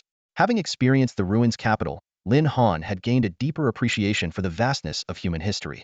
Even a powerful figure like the martial emperor could not escape the erosion of time. As he stood lost in thought, a lazy female voice suddenly broke the silence. "This isn't exactly the place to be daydreaming, you know?" The voice grew closer, sending a chill down Lin Han's spine. He swiftly leapt back, putting some distance between himself and the source. Focusing his gaze, he saw a woman dressed in a tight leather combat suit standing before him. Her makeup was heavy and striking, making it hard for Lin Han to discern her true age. However, his intuition told him she couldn't be older than 30. He could faintly sense a Beastmaster's aura emanating from her, which instinctively heightened his vigilance. "Who are you?" Lin Han asked, staring directly into her eyes. This was the entrance to the ancient demon prison, a place that rarely posed any real danger. Most of those coming and going were either hunting teams or academy students. Even if someone had ill intentions, they'd usually choose to act in more secluded wildernesses. Besides, the area was guarded by military forces, making any reckless move more trouble than it was worth. For this reason, while Lin Han remained on guard, he saw no need to retreat. "I've heard of you, Lin Han. Not bad, quite the talent." The woman smiled, yet her tone carried a distinct air of laziness and disdain. Her words sent a jolt through Lin Han. He was certain he had never met this person before, yet she addressed him by name. After a brief moment of contemplation, he cautiously asked, "Are you from the military academy?" She ignored his question entirely, speaking as if to herself. "We'll meet again. But here's a word of advice: stay alert, no matter where you are. Danger always strikes when you least expect it." With that, she turned and walked away. Lin Han watched her figure fade into the distance, feeling both puzzled and intrigued. Yet deep down, he began piecing together her possible identity. Recently, if anyone had reason to know of him, it would likely be connected to his success in the Ruined City trial. The fact that she knew his name suggested some affiliation with the academy. Pushing the encounter out of his mind, Lin Han turned his attention to the entrance of the ancient demon prison. Before him stood a massive stone gate, its surface smooth like a tranquil lake, reflecting his image with uncanny clarity. He understood that once he stepped through, the surface would ripple as though he were diving into water. Without hesitation, Lin Han stepped forward and entered. After a whirlwind of spinning and disorientation, Lin Han seemed to have arrived in an entirely new world. The scene before him made him instantly realize that this place resembled the fabled underworld. Standing atop a towering peak, Lin Han surveyed his surroundings. This was no mere alternate dimensional realm. It was a tangible, existing world. The sky above was an eerie shade of dark yellow, as if perpetually shrouded in a sandstorm. Opening his character interface, a simple arrow appeared on the map, offering a rough direction despite its lack of precision. What offered him some comfort, however, was that all 6 special items seemed to be concentrated in the same direction. Gazing at the endless yellow horizon in the distance, Lin Han decisively summoned his Qilin, leaping onto the beast's back. "Sorry to trouble you, carry me for a while." With a resonant cry, the Qilin transformed into a streak of light, charging swiftly in the direction the arrow indicated. Meanwhile, in a dense forest far away, 5 figures clad in black, training uniforms suddenly materialized. "Have you confirmed it?" the leader asked. One of them, holding a transparent crystal ball, focused intently. "Yes, that aura has indeed entered the ancient devil's abyss. It should now be in the southeast." The leader's expression darkened. "This is a direct order from the Dark Lord. Upon sighting the target, eliminate it with overwhelming force, and retrieve the item at all costs." As soon as he finished speaking, the 5 figures soared into the air, heading southeast. In just 15 minutes, the Qilin brought Lin Han to the location of the first target. The environment here was starkly different from the entrance. The land was covered in cooled lava, with jets of heat and magma occasionally erupting from the ground. The barren terrain stretched for kilometers, devoid of vegetation, with only a few low-intelligence magical beasts adept in earth elements dwelling in this desolate area. The first special item, the Book of the Underworld, was hidden within the depths of a volcano. Lin Han began his climb toward the crater, the surrounding temperature rising rapidly. Even with the physique of a golden beastmaster and the fire element affinity granted by the Qilin, the intense heat made him uncomfortable, though it caused no real harm. Reaching the summit, Lin Han found the volcanic crater to be not an overflowing pool of magma as he had imagined, but a recently erupted site still in the process of cooling. The abyssal darkness within the crater sent chills down his spine. Soon, he spotted an entrance to a cave along the volcano's wall. Without hesitation, he summoned the Qilin and leapt into the cave on its back. 10 minutes later, 5 figures arrived at the volcano's edge. "Leader, the item is nearby, but its exact location is unclear," one of them reported, pointing toward the cave entrance. "Could it be in there?" Without a word, the leader plunged into the cave, the others following closely. The crystal ball wielder's face lit up with excitement. "This is it." After him, riding the Qilin, Lin Han descended deeper into the volcanic tunnels. Before long, he encountered the native inhabitants of this Placia team of creatures comprising fire wolves, fire bears, and their leader, the fire spirit. Using the Eye of Heaven, he quickly gleaned detailed information about them. The fire wolves and fire bears, both at level 45, were magical beasts born from molten lava, while the level 48 fire spirit, their leader, possessed higher intelligence. Each team consisted of 10 fire wolves or fire bears, coordinated with a single fire spirit, showcasing a level of combat synergy far beyond that of ordinary magical beasts. However, against Lin Han, who possessed a supreme water element beast, these teams were no match. A few water arrows from the Dark Xuanwu were enough to annihilate an entire group with ease. What thrilled Lin Han even more was the discovery that defeating the fire spirits yielded high-grade diamond materials of the same name. These materials could imbue equipment with random traits. I knew it. A legendary-grade secret realm couldn't possibly lack unique treasures. Lin Han gazed at the forging materials in his hand, a glimmer of excitement flashing in his eyes. "Looks like I'll need to find a blacksmith to craft some equipment," he murmured to himself, venturing deeper into the vast volcano. The interior of the volcano felt like an entirely separate world, with a labyrinth of intricate tunnels stretching in all directions. Lin Han speculated that there must be a ruler here, one far more intelligent than the fire spirits. It was likely this ruler who commanded the fire spirits to lead patrol squads of fire wolves and fire bears, scouring the maze-like passages for intruders. At first, Lin Han wandered aimlessly through the tunnels, but as time passed, he noticed that the concentration of fire elements varied across different passages. This sparked a new idea since fire elemental magical beasts thrived here, and a king-like figure had emerged among them. This ruler must have an exceptional mastery of fire elements, perhaps even emanating a constant aura of fire energy. By following the areas with the densest fire element, he might locate this ruler and uncover clues to the first special artifact, the Infernal Tome. As he pressed onward, the frequency of encounters with fire spirit patrol squads increased, a clear sign that he was approaching the core area. After finishing one such battle, Lin Han was about to take a brief rest when his Qilin suddenly grew agitated, letting out a furious roar toward the passage they had come from. Instantly alert, Lin Han recalled both of his contracted beasts into their space and concealed himself behind the rock wall, suppressing his beastmaster energy. Moments later, 2 figures arrived swiftly. They inspected the corpses of the magical beasts on the ground and exchanged words. That guy isn't far ahead. These beasts must have been killed by him. He's probably heading toward the fire origin beast. Be cautious when we encounter him. We have to secure those items in the safest way possible. Got it. If he's strong, we'll keep him occupied until the boss arrives. After marking the area, the two hurried off in the direction Lin Han had originally intended to go. Are they after me? Lin Han pondered. He had been in the volcano for over an hour, and during the first half hour, he had explored most of the passages without seeing another person.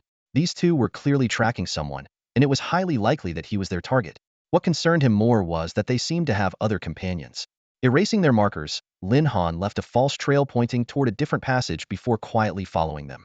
Both individuals were platinum-level beastmasters, working seamlessly together to swiftly take down fire spirit patrols. Though Lin Han was only a level 30 gold-tier beastmaster, his king-tier Qilin and supreme-tier dark obsidian tortoise were more than capable of overpowering platinum-level opponents. As the fire element grew increasingly dense, they drew closer to the lair of the ruler known as the fire origin beast. The frequent battles had visibly drained the two, and Lin Han knew the time to strike was approaching. Sure enough, the pair soon found themselves ambushed by 5 full fire spirit patrol squads. Overwhelmed by the sheer numbers, they struggled to fend off the relentless barrage of fire element attacks, stumbling under the onslaught. We need to retreat and regroup with the boss, one of them shouted. We've been chasing so fast but haven't caught you. It's possible we went the wrong way earlier. Just as they prepared to retreat, Lin Han summoned his dark obsidian tortoise and Qilin, launching long-range attacks from a distance to cut off their escape route entirely. The sudden attack left the two men frozen in shock. Before them loomed a colossal Xuanwu, its mountainous form opening a gaping maw as torrents of water arrows began to coalesce. On the other side, a majestic Qilin, its body wreathed in fire, radiated an aura of blazing intensity. Hidden behind the towering beasts, Lin Han's figure remained obscured, never once stepping into plain view. Could it be him? One of the men muttered, his gaze fixed on the chaotic blend of water and fire tearing through the battlefield. The thought of their elusive target immediately came to mind. It's him, the other shouted, his eyes narrowing as realization dawned. With a roar, their auras surged, and the strength of their summoned beasts, 6 ferocious lion, tiger, and leopard hybrids exploded in unison. The sheer force of their counterattack momentarily pushed back the fire spirit squad's offensive, creating an opening. Without hesitation, the 6 beasts charged toward Lin Han's position, their eyes gleaming with murderous intent. Lin Han had anticipated this. He knew he couldn't afford to waste too much energy here, especially with 5 more fire spirit squads lying in wait nearby. Xuanwu, diamond barrier, he commanded. In an instant, a colossal shield materialized, not only nullifying the incoming attacks but also cutting off the enemy's retreat. As their strikes collided with the barrier, the two men finally grasped the terrifying defensive power of the shield. How is this possible? His strength far exceeds our expectations, one of them exclaimed, their voices tinged with panic. They frantically directed their beasts to attack, while searching for a way out. But the reality was grim pursuers in front, a blockade behind. Every route was sealed by opponents they couldn't hope to overcome. Lin Han maintained his defense, waiting for the perfect moment to counterattack. Water arrows barrage and scorching firestorm alternated in a relentless assault, forcing the two men into an increasingly dire state, their movements growing sluggish as they faltered under the pressure. Damn it! Lin Han cursed under his breath. These two were cunning, refusing to engage the fire spirit squads and instead focusing solely on him, even as they teetered on the edge of death. Their strategy was clear: they sought to drain his strength, leaving him vulnerable to the squads. Originally, Lin Han had hoped to capture one of them alive for interrogation, but the fire spirit squad's relentless attacks made it clear that these two might not survive long enough for that. Xuanwu, activate dark domain, he ordered. Darkness seeped from the Xuanwu, spreading outward and rapidly engulfing the battlefield. The two men's expressions turned to horror as they attempted to retreat, only to find their beast powers sealed, their speed crippled. The fire spirit squads fared slightly better. The fiery nature of their magic offered some resistance to the encroaching darkness. Then it struck Lin Han: when these two had unleashed their power earlier, it bore traces of the same dark energy he had encountered in the ruined city. The Xuanwu's dark domain, designed to suppress dark energy beings, was their perfect counter. Against the overwhelming might of the domain, their feeble dark power was effortlessly subdued. As expected, the amplified influence of the dark domain allowed the Xuanwu to dominate the two men with ease. The ensuing battle was one-sided. Though the fire elemental beasts resisted the darkness, their coordination crumbled, and they were swiftly dispatched one by one. Within 5 minutes, the chaos subsided. Lin Han collected the scattered fire spirit fragments and approached the unconscious bodies of the two mysterious men. The dark energy within them was now even more pronounced. Who are you? And why are you hunting me? Lin Han demanded, his voice cold and sharp. Under the influence of the Xuanwu's mental control, one of the men groggily responded, "We are from the abyss of Ming, acting under the orders of the Dark Lord. Our mission is to seize the source of darkness from you." The abyss of Ming? The Dark Lord? The source of darkness? These unfamiliar terms left Lin Han puzzled. Had he missed something during his time in the ruined city? What is this source of darkness? Lin Han pressed further. I don't know. Lin Han was genuinely shocked. Someone who didn't even know what they were trying to steal was risking their life so recklessly. What is the abyss of Ming? And who is the Dark Lord? Lin Han switched to another question. The abyss of Ming is the organization of all dark beings, and the Dark Lord is its leader. Only the chief has seen him, the person replied, which essentially revealed nothing. Even though Lin Han now knew this was a mysterious faction, his current strength made it impossible to dig deeper. However, the immediate danger was very real. Based on the intelligence he had gathered, 5 people were hunting him. Apart from their leader, who had reached the level of a diamond-tier beast tamer, the others were of comparable strength. Upon entering the volcano, they split into 3 groups. The leader went solo, while the other 4 divided into 2 pairs. This setup ensured each group had considerable combat power, making it extremely difficult for Lin Han to turn the tables and hunt them instead. After asking a few more fruitless questions, Lin Han decisively eliminated the group. His priority now was to locate the first special item, the Book of Helen Leave, immediately. The complex terrain of the area would serve well in keeping his pursuers occupied.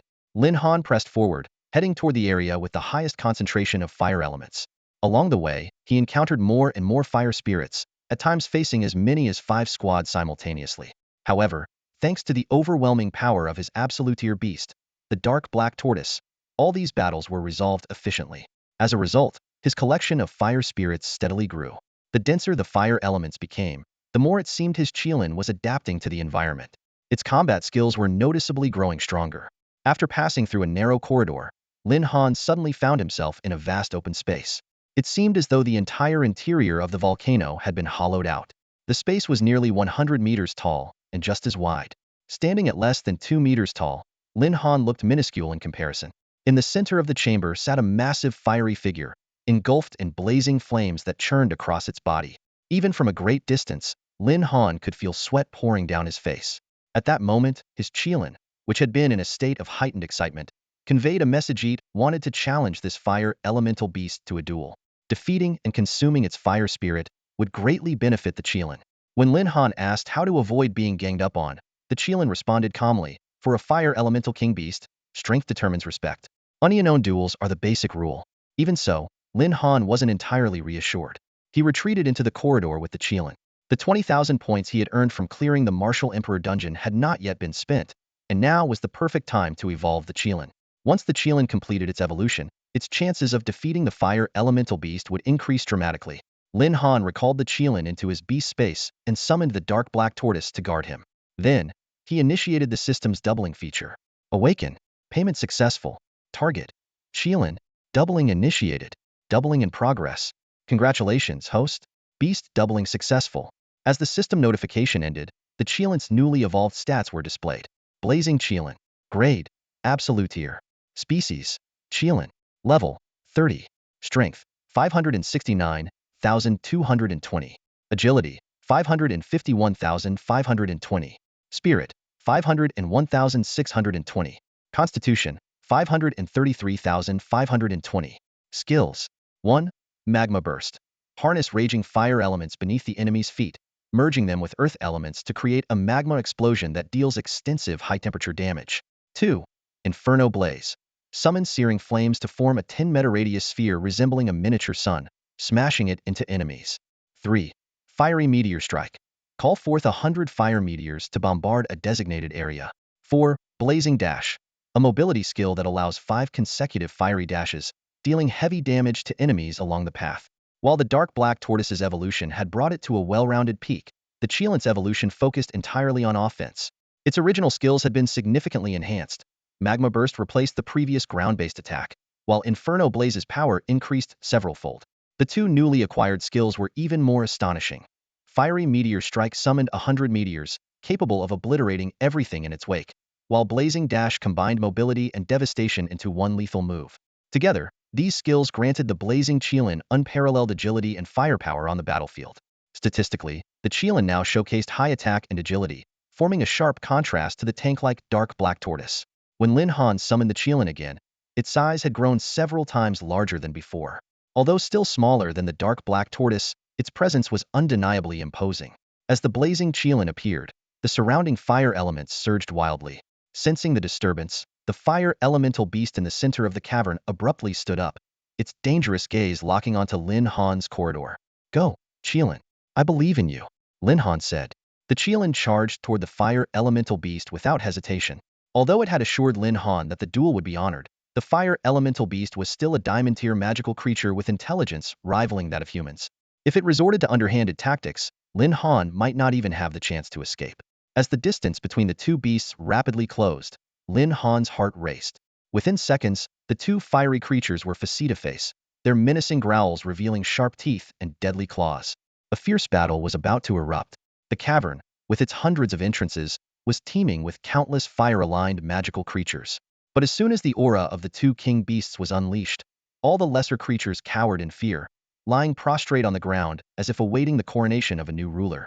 Seeing this, Lin Han felt slightly more at ease and began scanning the cavern. The first special item, the Book of Hell, had to be hidden somewhere within this chamber. The battle between the Qilin and the fire source beast was not as dazzling as Lin Han had imagined. Rather than unleashing a spectacular clash of skills, the two king-level fire beasts opted for primal close combat. They tore into each other with claws and fangs, as if trying to prove, in the most instinctive way possible, who the true dominant force was. Cautiously, Lin Han crept into the cave. Searching for a specific book within this massive cavern was akin to finding a needle in a haystack. To make matters worse, the cave was teeming with fire-type magical beasts. A single misstep could set off a chain reaction, alerting the entire fire spirit squad. Surprisingly, however, the beasts lying on the ground paid no attention to his presence. They remained motionless, not even lifting their heads as he walked past. Realizing this, Lin Han grew bolder and began sprinting to explore the area more quickly. Meanwhile, the battle between the Qilin and the fire source beast had reached a fever pitch. Both creatures were covered in gruesome wounds. The fire source beast roared furiously, releasing an even more ferocious surge of fire elemental energy. As the diamond-tier ruler of this region for years, it had finally encountered an opponent capable of matching its strength. The revelation filled it with both shock and exhilaration, stirring memories of a life-and-death duel with the previous ruler ages ago.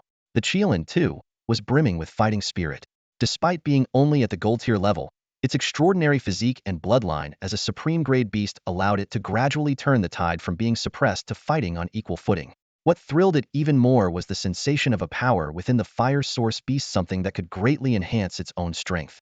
The two beasts clashed again, their strikes fiercer than ever. In this intense and electrifying battle, not only were the two combatants utterly absorbed, but even the surrounding fire spirits watched, captivated. Seizing the opportunity, Lin Han darted back and forth through the cave. At last, he found a book-like object in the spot where the fire source beast had previously been resting. To avoid disrupting the Qilin's fight, he retreated to the cave entrance to recover his beast-taming energy. The battle reached its conclusion swiftly. The Qilin completely overpowered its opponent, sinking its fangs into the fire source beast's neck. Amid the cheers of the surrounding fire-type magical beasts, the fire source beast dissolved into countless glowing crimson fragments that merged into the Qilin's body. Lin Han immediately checked the Qilin's attribute panel. Blazing Qilin. Aptitude, Supreme Grade. Species, Qilin. Level, 30. Strength, 569,220. Agility, 551,520. Spirit, 501,620. Constitution, 533,520. Essence, Fire Elemental Core Fragment. Skills, Magma Burst, Scorching Flames, Blazing Meteor Strike, Fiery Charge. The newly added Fire Elemental Core Fragment revealed an attribute boost, a 40 increase in overall combat power for fire-type beasts. What a treasure! Lin Han exclaimed in delight. The Fire Elemental Core Fragment could enhance the Qilin's combat power by 40, a transformational boost that left him ecstatic. The Qilin, too, understood the rarity of this opportunity and spun around excitedly in place, only calming down when Lin Han's command reached it. Qilin, fetch the Book of Hell over there. Lin Han instructed through their mental connection. The Qilin swiftly located the target and brought the Book of Hell to Lin Han. This was the first special item they had acquired, and despite being ambushed by mysterious assassins along the way, the outcome was more than satisfying. Not only had the Qilin ascended to the supreme level, but they had also obtained the Divine Fire Elemental Core Fragment. What thrilled Lin Han even more was that after defeating the fire source beast, the Qilin inherited command over all the fire spirit patrol squads. Through these patrols, Lin Han could monitor the movements within the volcano in real time. This reminded him of the three mysterious assassins still within the volcano, prompting him to immediately instruct the Qilin to locate their positions. The Qilin quickly connected with the consciousness of the fire spirits and relayed the information to Lin Han. It turned out the three mysterious individuals were lost in the volcanic tunnels. Following the markings left by their companions, they had wandered in circles but were unable to locate the fire source beast's lair. "Leader, do you think something happened to second and fifth?" one of the black-clad men asked anxiously. They had originally split into three groups but unexpectedly reunited upon finding second's markings. This unusual situation made them uneasy, as the pairing of second and fifth was among the strongest in their group. "Let's find their bodies first. They might have been overwhelmed by fire spirits," the leader analyzed calmly. He reasoned that based on the Dark Lord's mission briefing, their opponents shouldn't have posed a significant threat. Any mishap could only have been caused by the local fire elemental beasts. As they decided to change their strategy and head toward the area with the densest fire elemental energy, suffocating waves of fire energy suddenly surged from both ends of the tunnel, even suppressing the dark power within them. Moments later, an overwhelming number of fire spirits, leading packs of fire wolves and fire bears, emerged to form a beast tide-like encirclement. The trio was trapped with no way out and had no choice but to fight. Lin Han and the Qilin observed from the shadows, monitoring the battle closely through feedback from the fire spirits. The prolonged battle left only the leader alive, his body covered in wounds. As the leader stood in confusion, Lin Han summoned the Dark Xuanwu and activated the Dark Domain. Feeling the familiar dark energy, the leader was overwhelmed by shock and dread. After a brief hesitation, he took out a black crystal orb and decisively crushed it. The sound of the crystal ball shattering echoed throughout the shadowy domain. Beneath the hood of the leader, his eyes turned blood red in an instant, his breathing became heavy and labored, and a guttural growl, far from human, emanated from his throat. "My lord!" The two black-clad figures behind him, their initial panic fading, now looked upon their leader's increasingly monstrous transformation with a fervent, almost fanatical, gleam in their eyes. Lin Han stood at the edge of the solidified boundary of the dark domain, arms crossed, intently observing the figures caught in this predicament. When he noticed the leader's transformation, his creation eye suddenly activated on its own, and a stream of information flooded his mind. Fallen demon qualification, unknown species, retainer level, strength 40. Lin Han's pupils contracted sharply, his heart shaken. These aren't human? They're beasts? Impossible. He quickly shifted his gaze toward the other two figures. When the creation eye showed no response, he exhaled in relief. At least those two were still human. The issue clearly stemmed from the crystal ball. By this time, the leader's transformation had finished. His eyes bulged grotesquely, a single horn jutted out from his cheekbone, and fleshy wings, still slick with viscous fluid, unfurled from his back. He no longer resembled anything remotely human. "My lord, save us. What you seek is just outside," one of the black-clad figures pleaded, prostrating himself on the ground as though worshipping a deity, his voice brimming with desperation. The creature stood still for a moment, its blood-red eyes fixed on the devout follower. Suddenly, it spread its wings, and a spray of blood erupted in the air. The prostrate follower's head separated from his body, and his lifeless form slowly collapsed to the ground. "Key!" The creature let out a chilling, sinister laugh. Lin Han's brows furrowed deeply as the creation eye activated once again. Fallen demon qualification, unknown species, retainer level, strength 45. Wait, level 45? It leveled up by 5 in just a few breaths?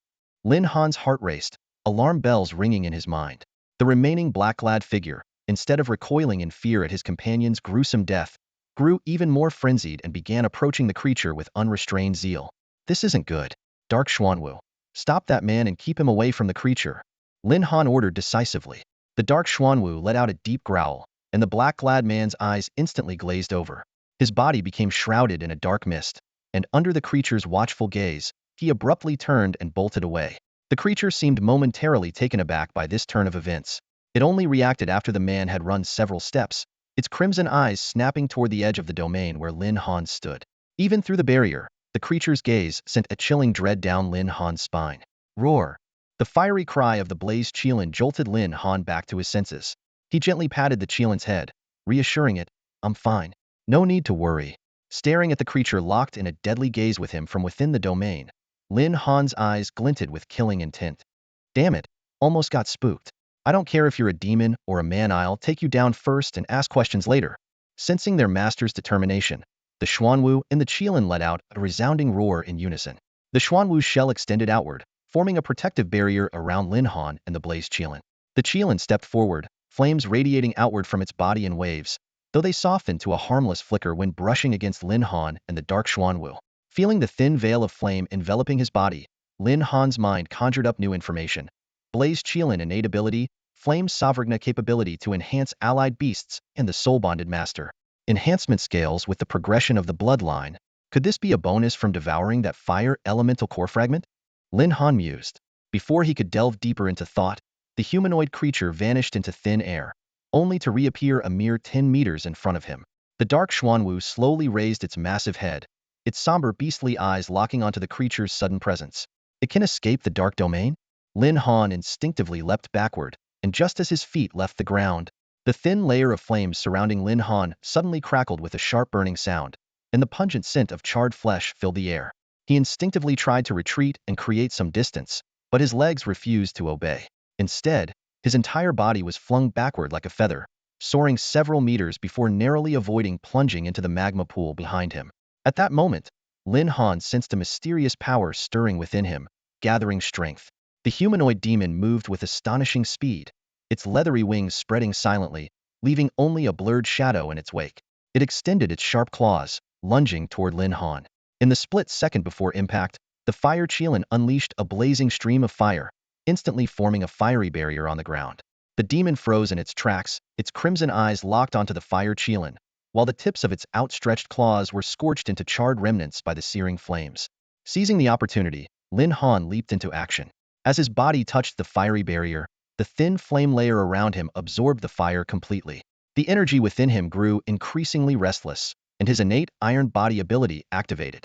His bones resonated with a sound like clashing steel.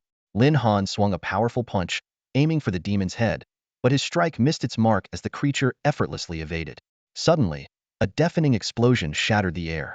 Lin Han stared in shock as the fiery membrane on his fist erupted outward, spreading uncontrollably in all directions like a grenade detonating in his palm.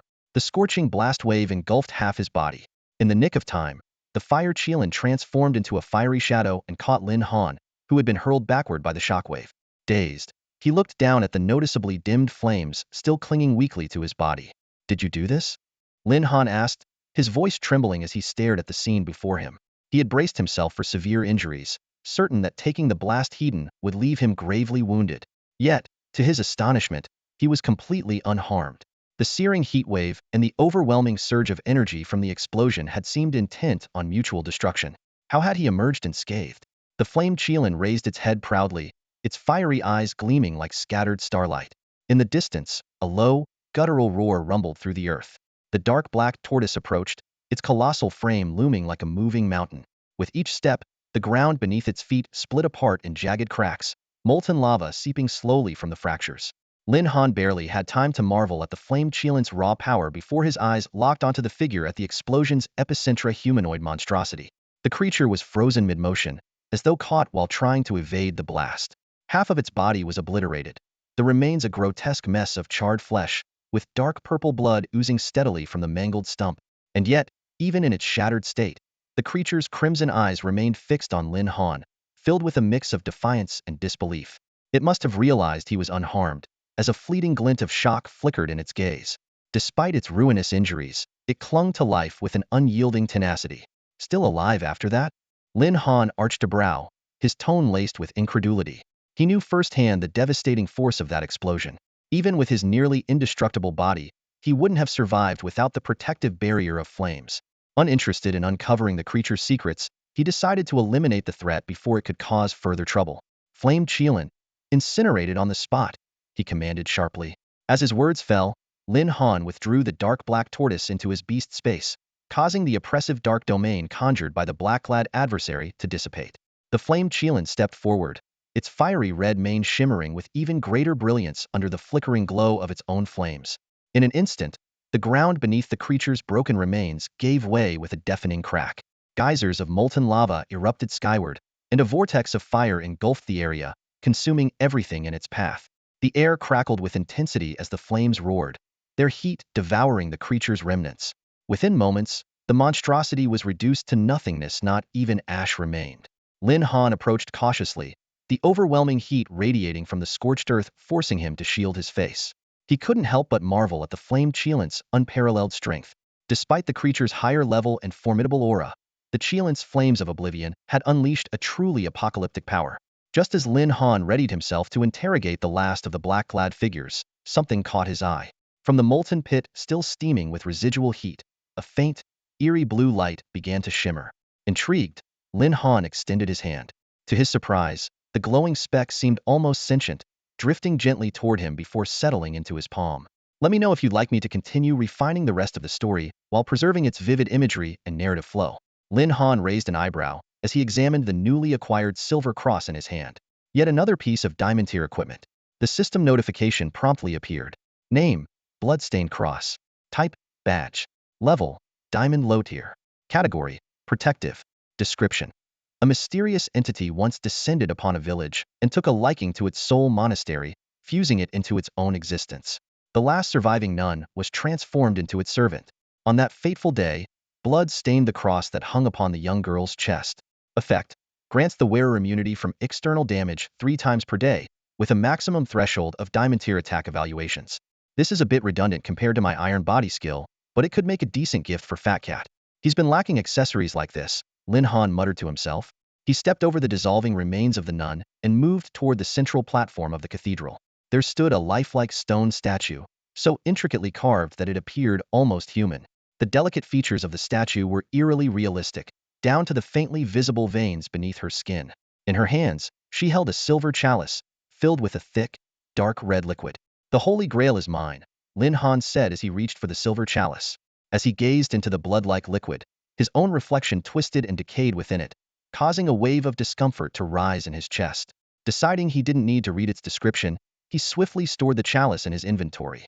The Book of Inferno, the Broken Greatsword, the Holy Grail, 3 more items to go. I need to pick up the pace. I wonder how the rest of the Dragon Fong squad is doing. Stretching his limbs, Lin Han summoned the fiery Cheelan. With practiced ease, he mounted the beast's blazing back and rode it out of the blood-soaked gates of the monastery. The Cheelan's flames roared around its body but left its rider untouched. As the fiery Cheelan sprinted away from the smoke-filled village, the surrounding scenery began to distort and shift. From underground caverns to skeletal tombs, and then to the blood-stained monastery, the disjointed environments seemed haphazardly pieced together. Judging by the nature of the equipment had acquired so far, Lin Han began to suspect that this place wasn't part of the original ancient abyss. When the landscape finally stabilized, the flames around the Cheelan flared violently, and it let out a thunderous roar. The thick fog around them began to dissipate, revealing a grim and desolate graveyard. Crooked headstones jutted out of the barren ground, and an eternal night blanketed the area in eerie silence. The sound of rustling earth reached Lin Han's ears as countless skeletal hands clawed their way out of the ground. Amid the clattering of bones, rotting zombies stumbled forth, dragging their decayed forms from the dirt. First fire spirits, then skeletons, and now zombies, Lin Han muttered with a sigh. He regarded the grotesque creatures with disinterest, unwilling to sully his fists by coming into contact with them. Instead, he summoned the dark Xuanwu. With a deafening crash, the colossal Xuanwu slammed into the ground, sending tremors rippling through the cemetery. System notifications began to flood his interface. Kill confirmed. Spirit Corpse. EXP 12,000. Kill confirmed. Hopping Corpse. EXP 15,000. As the dark Xuanwu tore through the graveyard, a massive humanoid silhouette emerged from the chaos. Standing as tall as a small building, the corpse king Raisin glared at them with glowing crimson eyes. Its face was grotesquely decayed, maggots writhing in its empty eye sockets, and its exposed white bones reeked of putrid rot. Wrinkling his nose in disgust, Lin Han activated his Eye of Creation to confirm its details. Species: Corpse King Raisin. Category: Undead. Recognizing it as a mini-boss guarding the end of this area, Lin Han gestured for the dark Xuanwu to attack. Jets of water shot through the air, but the Corpse King dodged with surprising agility, charging toward them in a berserk frenzy, its rotting organs threatening to spill out. Dark Xuanwu, deploy your domain, Lin Han commanded. Darkness engulfed the Corpse King, disorienting the mindless creature within the domain's confines. Seal it in and burn it to ash, Lin Han ordered. The fiery Cheelan unleashed a torrent of flames, which clung to the Corpse King like a relentless plague. As the stench of burning flesh filled the air and its agonized roars echoed, the system notification finally chimed. Kill confirmed. Corpse King Raisin. Diamond tier material obtained. Skeletal remains. Lin Han dismissed the dark Xuanwis domain and approached the smoldering remains. All that was left was a 3-meter-long skeletal frame, gleaming with a faint, eerie light. He quickly stored the diamond-tier material and left the foul-smelling graveyard without hesitation. Over the next few hours, with the aid of his 2 divine beasts, Lin Han effortlessly cleared the Blood Abyss Sea and Screaming Castle maps, collecting the remaining quest items. In the final battle, a humanoid figure composed entirely of blood was shattered into pieces. The system's voice echoed in his mind. Kill confirmed. Blood Soul Wraith. EXP 432,000. Reward obtained. Hell's Blood quest item. Lin Han exhaled deeply, sensing a subtle change within his body as if something new had awakened. Before he could process the sensation, the environment around him shifted once again. He now stood in an unfamiliar placia circular structure with weathered, cracked staircases spiraling around a central platform. At the heart of the platform, a peculiar altar-like structure caught his eye. Lin Han stood in the ancient Colosseum, his gaze fixed on the mysterious altar before him. The altar was etched with primordial inscriptions, recounting how it was forged by the cunning hands of ancient beings. It was said that by gathering 7 entirely distinct items here, one could forcibly summon a fragment of some enigmatic entity. This should be the last one, Lin Han muttered to himself, raising an eyebrow. Let's wrap this up quickly. I've been apart from my teammates for too long. I kind of missed them. A system notification appeared. Do you wish to summon the primeval demon general? Upon confirming the summon, Lin Han waved his hand. 6 objects materialized on the altar. A colossal skeleton towering 3 meters high, a rusted suit of armor as tall as a man, a shattered greatsword, a silver chalice filled with crimson liquid, a floating crimson tome, and a blood-red gem radiating an eerie glow. The system immediately identified the items. Diamond Great Skeleton, damaged extinction armor, shattered greatsword, Holy Grail, Infernal Tome. Infernal Blood, the final item, was labeled as Blasphemer's Soul. Lin Han's scalp tingled at the discovery. Wait a second, Blasphemer's Soul? I don't have anything like that. He hastily reread the altar's description, and the phrase 7 distinct items suddenly seemed glaringly ominous. Before the sinking feeling in his chest could subside, the altar erupted with dense purple mist. Within the haze, intangible tendrils writhed and coiled, swiftly snatching up the 6 items before lunging toward Lin Han. Dark Xuanwu, block those tendrils. With a resonant cry, the dark Xuanhua massive, turtle-like beast summoned a forest of stone pillars to intercept the encroaching mist. As Lin Han prepared to command the fiery Qilin to launch an attack, unsettling whispers seeped through the haze. A chilling gleam pierced the fog, followed by a thunderous crash. The stone pillars shattered in an instant, their edges smooth as glass. Lin Han reacted swiftly, activating his steel body technique. A thin layer of flames spread over his skin for protection, but as the blade's light exploded outward, his defenses were torn apart.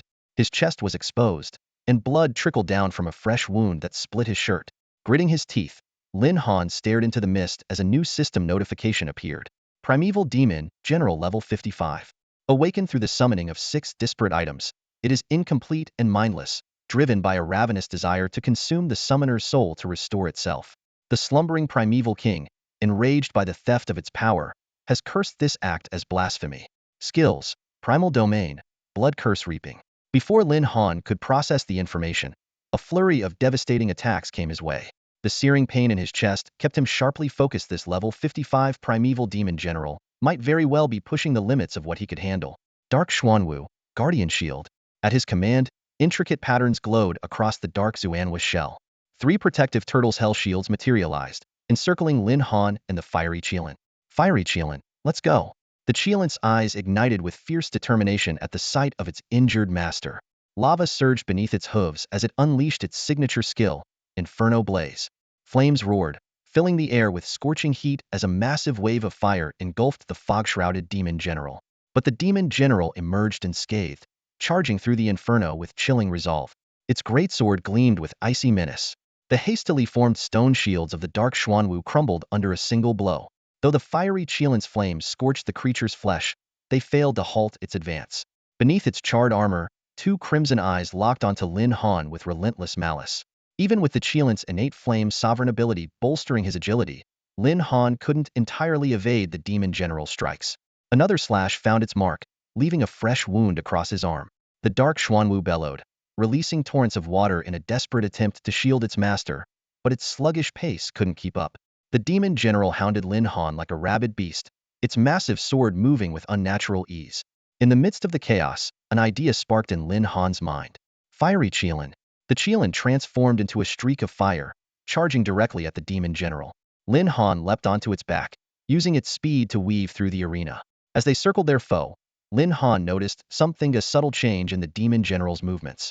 It was slowing down. Upon closer inspection, he saw fractures spidering across its blackened armor, the cracks producing a grating sound with each motion. Fiery Qilin. Focus your attacks on the joints of its armor. Dark Xuanwu. Fire water arrows where the Qilin strikes coordinate your attacks. With his orders clear, the battle raged on. The fiery Qilin's flames intensified, and the dark Xuanwu's water arrows struck with precision. Together, they targeted the weak points in the demon general's armor, determined to exploit its vulnerability before it could claim Lin Han's soul. Inside the ancient Colosseum, a sharp, cracking sound shattered the prolonged pursuit. The armor of the archaic demon general, resembling fractured porcelain, finally showed signs of breaking. Its sprinting figure abruptly halted, the massive sword it was wielding frozen midair. Got it. A confident smile tugged at Lin Han's lips. Blazing Qilin. Flame Inferno.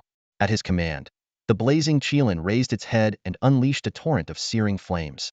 In an instant, a sea of fire enveloped the space above the archaic demon general, with fiery meteors cascading down like shooting stars.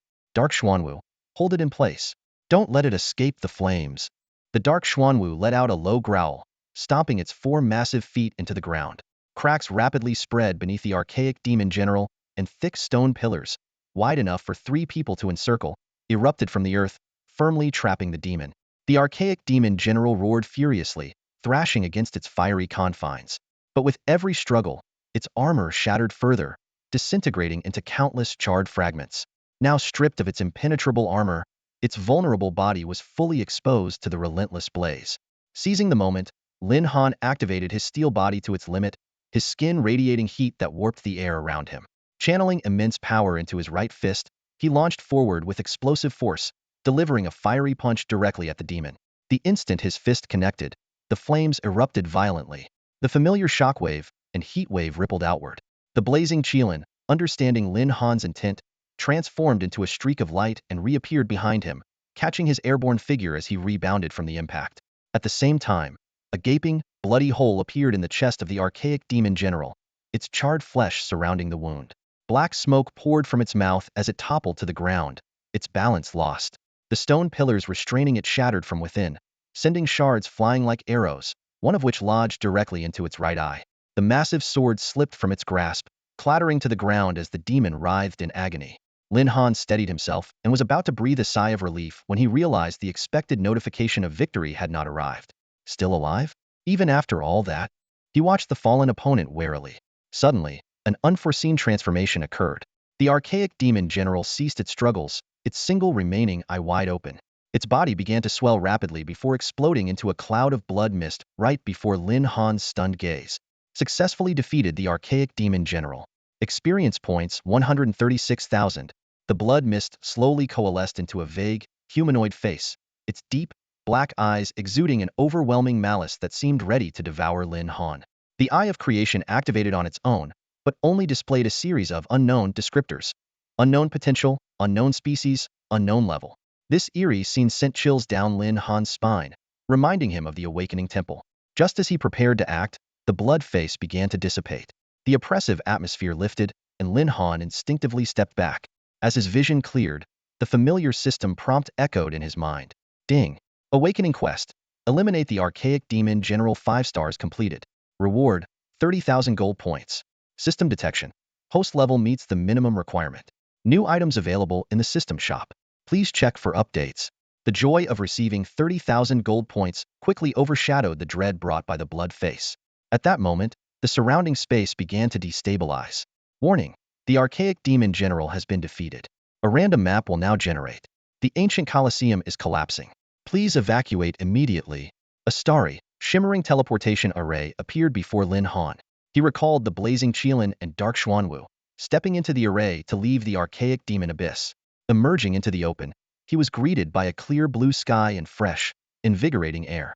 He exhaled deeply. That was grueling, but at least I gained some decent rewards besides advancing my awakening. He retrieved a delicately crafted mask, its center adorned with a green gemstone, and its sides marked by contrasting black and white patterns. Mask of duality. Position. Face. Grade, Diamond Initial Tier, Upgradable. Type, Amplification Protection. Description, legends speak of heretics in another realm who were punished to utter obliteration, while rebels were granted unimaginable riches. Both fates are inscribed within this artifact, two sides of a coin, with no definitive judgment. 3 modes. Virtue Guard, temporarily increases defense attributes by 30 duration, 10 minutes. Damage exceeding total health accumulates as a bonus. Neutral Balance, temporarily boosts all attributes by 10, with no accumulation of bonuses. Vice Strike, enhances all attack attributes, converting accumulated bonuses from Virtue Guard into a punishment bonus. Concludes with a final calculation after 10 minutes. Studying the intricate description, Lin Han rubbed his temples. In simpler terms, the mask offered 3 distinct abilities: Virtue Guard for boosting defense and stacking attack power for a later surge, Vice Strike for maximizing offense, and Neutral Balance for a balanced approach. I'll need to test this out later. Hopefully, it lives up to expectations. Lin Han stored the mask in his inventory and began walking toward the horizon. Lin Han strolled down the street. Everything around him as ordinary as ever. After emerging from the ancient demon prison dungeon, he still needed some time to adjust to the atmosphere of the real world. Fortunately, the flow of time inside the dungeon wasn't drastically different from the outside world, and there was still some time before classes resumed at the military academy. For now, his most pressing goal was to reach level 40 as soon as possible. However, at this moment, a hot shower and a good night's sleep were his top priorities. Days of battling skeletons, zombies, and all kinds of eerie creatures had left him physically and mentally exhausted. He silently hoped that the next quest assigned by the Temple of Awakening wouldn't be as hellish. As per his usual routine, Lin Han first sold off the pile of junk equipment he had obtained in the dungeon, unhesitatingly converting all the proceeds into the system's currency. From experience, he knew that in this world, the system's premium currency was the true key to success. Suddenly, he remembered the system notification about the updated shop after his recent level up. With a thought, the shop interface unfolded before him. His eyes were greeted by a dazzling array of items, along with exorbitantly priced goods marked with endless rows of zeros. Though slightly discouraged, he quickly shifted his focus to more accessible items further down the list. Cold Bone Pill, Unholy Holy Water, Crimson Flame Bone. Lin Han muttered the names of these unfamiliar materials under his breath. While the prices were within an acceptable range, they didn't seem immediately useful. His gaze continued downward until it landed on an item with an egg-shaped icon. Random Beast Egg. Price, 10,000 premium points. Description, produces 13 beast eggs with potential ranging from bronze to ancient. Guarantees at least a diamond-grade beast every 10 purchases. Note, gambling can strain your mind. Betting your life can harm your body. Please act within your means. The familiar gacha mechanic made Lin Han chuckle. Trusting his beginner's luck wouldn't fail him, he decisively spent 10,000 premium points. After all, anything produced by the system was bound to be high quality. Even if it wasn't exactly what he wanted, he could accept it. Once the payment was processed, a teleportation array suddenly appeared before him, emitting a brilliant violet light. Although passersby seemed oblivious to the spectacle, it was clearly a special effect created by the system. Moments later, 2 beast eggs, each about the size of his palm, materialized in his hands. The first egg, smooth and silver in appearance, revealed the following details when scanned with the eye of creation. Species, Mercury Ring Snake Metal, Water. Grade, Gold. Skills, Constrict, Crush, Iron Tail. Description, a reclusive aquatic serpent from Silver Lake, adept at ambushing and drowning its prey. The second egg's information was even more astonishing. Species, Golden Cloud Leopard Metal. Grade, Epic. Skills, Lightning Dash, Skybreaker Slash, Star Shatter Strike.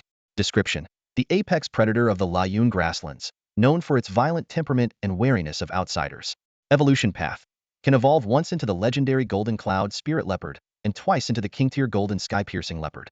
Although both beasts were impressive, they still fell short compared to the likes of the Dark Black Tortoise or the Fiery Qilin. Lin Han decided he'd gift the Golden Cloud Leopard to Shuewushuang, who was notoriously obsessed with feline creatures. As he reached the gates of the military academy, a hurried figure accidentally bumped into his shoulder, nearly causing the beast eggs to slip from his grasp. Thankfully, Lin Han reacted quickly and stored the eggs in his inventory just in time. Are you okay? I didn't mean to run into you, the person apologized. Lin Han waved it off, indicating it was no big deal. It was only then that he noticed the surging crowd around them. The student who had bumped into him introduced himself as Lin Zaheo and explained that Shuewushuang was about to face off against another rising star in the arena. Shuewushuang? Who's she fighting? Lin Han asked with a frown. Who else could it be, if not the so-called prodigies? Other than Lin Han with his double-scrade talent, it's none other than the Dragon Princess, Han Fei, Lin Zihao exclaimed with excitement. Han Fei? Lin Han asked, barely getting the words out before Lin Zihao launched into an eager explanation. Let me tell you about her. Lin Zihao started, but Lin Han had already vanished into the crowd without a trace. Damn it, I almost forgot. I'm here to watch the fight. Lin Zihao slapped his forehead, quickly pushing his way toward the entrance of the military academy. Inside the academy's arena, the atmosphere was electric, the crowd roaring with anticipation. On the stage, Xue Wushuang stood battered and bloodied, yet unrelenting. His beast companion, the sacred light grass, emanated healing auras in a desperate attempt to mend the gashes across his arms. Opposite him, Han Fei stood with an icy, commanding presence, her fiery red gown flowing like molten lava. Her eyes burned with fury as her beast, the dragon sparrow, soared above her, conjuring blazing whips of dragon fire that lashed mercilessly at Xue Wushuang. Each time Xue Wushuang tried to close the distance, the fiery whips forced him back, leaving him no room to counter. You gluttonous fool. Today, you'll pay the price. Han Fei spat through gritted teeth, her voice sharp with anger. From the sidelines, Lin Han observed the battle with a furrowed brow. His gaze swept over the crowd until he spotted the other members of the Dragon Fong squad. Qin Luoshi stood with a composed yet tense expression, while Zhou Qingqing and Chen Huaner radiated barely contained energy, ready to intervene at a moment's notice. What's going on here? How did Fat Cat end up in a brawl with Han Fei? Lin Han's sudden appearance drew mixed reactions from the trio. Chen Huaner's face lit up with relief. Captain, you're finally here. Han Fei's gone too far this time. She's openly provoking our Dragon Fong squad. Zhou Qingqing growled, her anger evident. Lin Han shook his head. It's an official duel on the arena stage. The academy will handle it appropriately. Besides, we all know Fat Cat's personality. Let's wait until it's over before we make any judgments. Just as he finished speaking, Xue Wushuang erupted in a sudden surge of energy. Enough, he roared, his voice trembling with fury. The fiery energy around him turned wild and uncontrollable, his eyes glowing a menacing red. Han Fei hesitated for a split second, startled by his outburst, but her anger quickly reignited. Dragon Sparrow, flame whip strike, she commanded. The dragon sparrow cried out sharply, its wings flaring with brilliance as it summoned an even greater barrage of flaming whips. Xue Wushuang, undeterred, charged straight into the onslaught. Lin Han's expression darkened. He realized immediately that Xue Wushuang had lost control, consumed by his rage. Charging headlong like this could cost him his life. Han Fei seemed to sense the danger as well, but it was already too late. In that critical moment, a deafening roar echoed through the arena. A vortex of fire erupted between Xue Wushuang and the incoming whips, shredding the flames to embers. The fiery turbulence dissipated, replaced by a massive barrier of life energy that enveloped the entire stage, neutralizing the remaining force. Lin Han acted swiftly, catching Xue Wushuang's unconscious body just as he collapsed. His sharp gaze turned to Han Fei, who maintained her composure but couldn't hide the flicker of fear in her eyes. However, that fear quickly gave way to glistening tears of defiance. Fine. If that's how it is, then you'll take his place and fight me, she declared, her voice trembling with emotion. Elder Pang, don't interfere. Today, I'll make him pay for what he's done. Lin Han caught the fleeting sorrow in her eyes, deepening his confusion. Before he could respond, a quiet cough broke the tension. The hunched figure who had intervened earlier, Elder Pang, descended slowly onto the stage, his gaze piercing as it shifted between Lin Han and Han Fei. The atmosphere in the arena was tense. Elder Pang, his face stern, looked at Lin Han and spoke gravely, "Young man, I understand your urgency to save someone, but as the team leader, breaking the arena rules comes with consequences. 500 points will be deducted from your personal score, and you must complete a 4-star exploration mission for the academy without compensation. Only then will this matter be considered resolved." The crowd fell silent, not daring to utter a word. Just as Elder Pang was about to turn his attention to Han Fei, Lin Han's calm voice cut through the tension. "What if I don't agree? Lin Han, how dare you?" Elder Pang is Han Fei began to rebuke him, but Elder Pang raised a hand to silence her. The old man studied Lin Han with a flicker of interest in his eyes. Lin Han remained composed and spoke firmly. "I don't know what Xue Wushuang did, but since this is an academy competition, you, as a senior, should make a fair judgment. If you hadn't intervened in time, Xue Wushuang would have been gravely injured. With the start of the semester approaching, how would the academy handle such a situation? Are you questioning my abilities?" Elder Pang narrowed his eyes and scrutinized Lin Han. "I wouldn't dare." "Ha ha ha." Elder Pang burst into laughter, stepping forward to pat Lin Han on the shoulder. "Not bad, young man. You've got some backbone. I like that." He then turned to Han Fei. "The points deduction stands. Rules are rules. Han Fei, I've watched you grow up, and I trust you didn't intend to harm anyone. However, You'll also have 500 points deducted. This matter is now settled. Gritting her teeth, Han Fei protested. Elder Pang. Elder Pang's tone grew sharp. Tears welled up in Han Fei's eyes as she reluctantly conceded. Nothing. It's just. No, just. That chubby kid's already unconscious. Were you planning to keep fighting? Elder Pang said impatiently. Seeing her on the verge of tears, he softened his tone. The semester is about to begin. During the freshman competition, your Dragon Empress team can face Lin Han's Dragon Fong team for a proper rematch. Han Fei nodded but shot Lin Han a frosty glare. Lin Han, during the freshman competition, I will crush you and your team beneath my feet. With that, she sheathed her weapon, the dragon sparrow, and stormed off. Elder Pang shook his head as he watched her leave, then turned back to Lin Han. Young man, don't forget to hand over your points. He pulled out a vibrant green fruit and handed it to Lin Han. This is a green cloud fruit from the bountiful Deer King. Give it to that chubby O'Knight'll heal him completely within 3 days. Lin Han accepted the fruit and bowed in gratitude. Elder Pang waved him off dismissively, signaling that it was nothing. Lin Han and his teammates carried the unconscious Xue Wushuang away, and the audience, realizing the show was over, began to disperse. Back in her dorm, Han Fei was seething with rage. A burst of dragon fire erupted from her, reducing the coffee table to ashes. Her eyes reddened as she fumed. Lin Han, Dragon Fong team, and that stupid fatso, I won't forget this. She grabbed her phone and dialed a number. Grandfather, I've made up my mind. I want to enter the dragon origin realm. A moment of silence passed before an elderly voice replied, very well. Go, but return before the freshman competition. Be careful. Meanwhile, in another dorm, Xue Wushuang lay in bed after consuming the green cloud fruit. His injuries had vanished, and his complexion had returned to a healthy glow. The Dragon Fong team gathered around him, their expressions filled with concern. Captain, how's Fat Cat doing? Chun Huaner asked anxiously. Before Lin Han could respond, Xue Wushuang suddenly screamed, Stay away. Lin Han, save me. Everyone jumped in surprise and exchanged puzzled glances. Realizing his outburst, Xue Wushuang quickly looked down in embarrassment. Is he traumatized? Zhou Qingqing teased with a smirk. Fat Cat, has your brain been fried? Chun Huaner asked suspiciously. Qin Luoshi observed silently, her expression unreadable. Knock it off. Xue Wushuang snapped, his face darkening. Lin Han, curious, asked, Fat Cat, what's the deal with you and Han Fei? Why did she suddenly challenge you to a duel? The rest of the team leaned in, their curiosity piqued. Upon hearing Han Fei's name, Xue Wushuang's face turned pale, his expression a mix of guilt and dread. He hesitated before quietly requesting a private conversation with Lin Han. Once the others had left, Xue Wushuang double-checked that they were alone. Taking a deep breath, he began to explain. It turned out that during a mission in the Medicine King Valley instance, he had accidentally stumbled upon Han Fei while she was soaking in an herbal bath. Due to her unique constitution, she required regular medicinal baths, and he had unwittingly witnessed the scene. Lin Han's eyes widened in realization. So that's why Han Fei was so infuriated and humiliated. It was all because this foolish fatso had seen her in such a vulnerable state. In the infirmary, Lin Han's gaze landed on Xue Wushuang with a hint of amusement. He couldn't help but marvel inwardly. Han Fei, known as the Dragon Princess, was undoubtedly a stunning beauty. Just her looks alone could put his ex-girlfriend Meng out of shame, not to mention her ethereal, goddess-like aura. Such an extraordinary woman, and yet, her body had been seen by that chubby fat cat.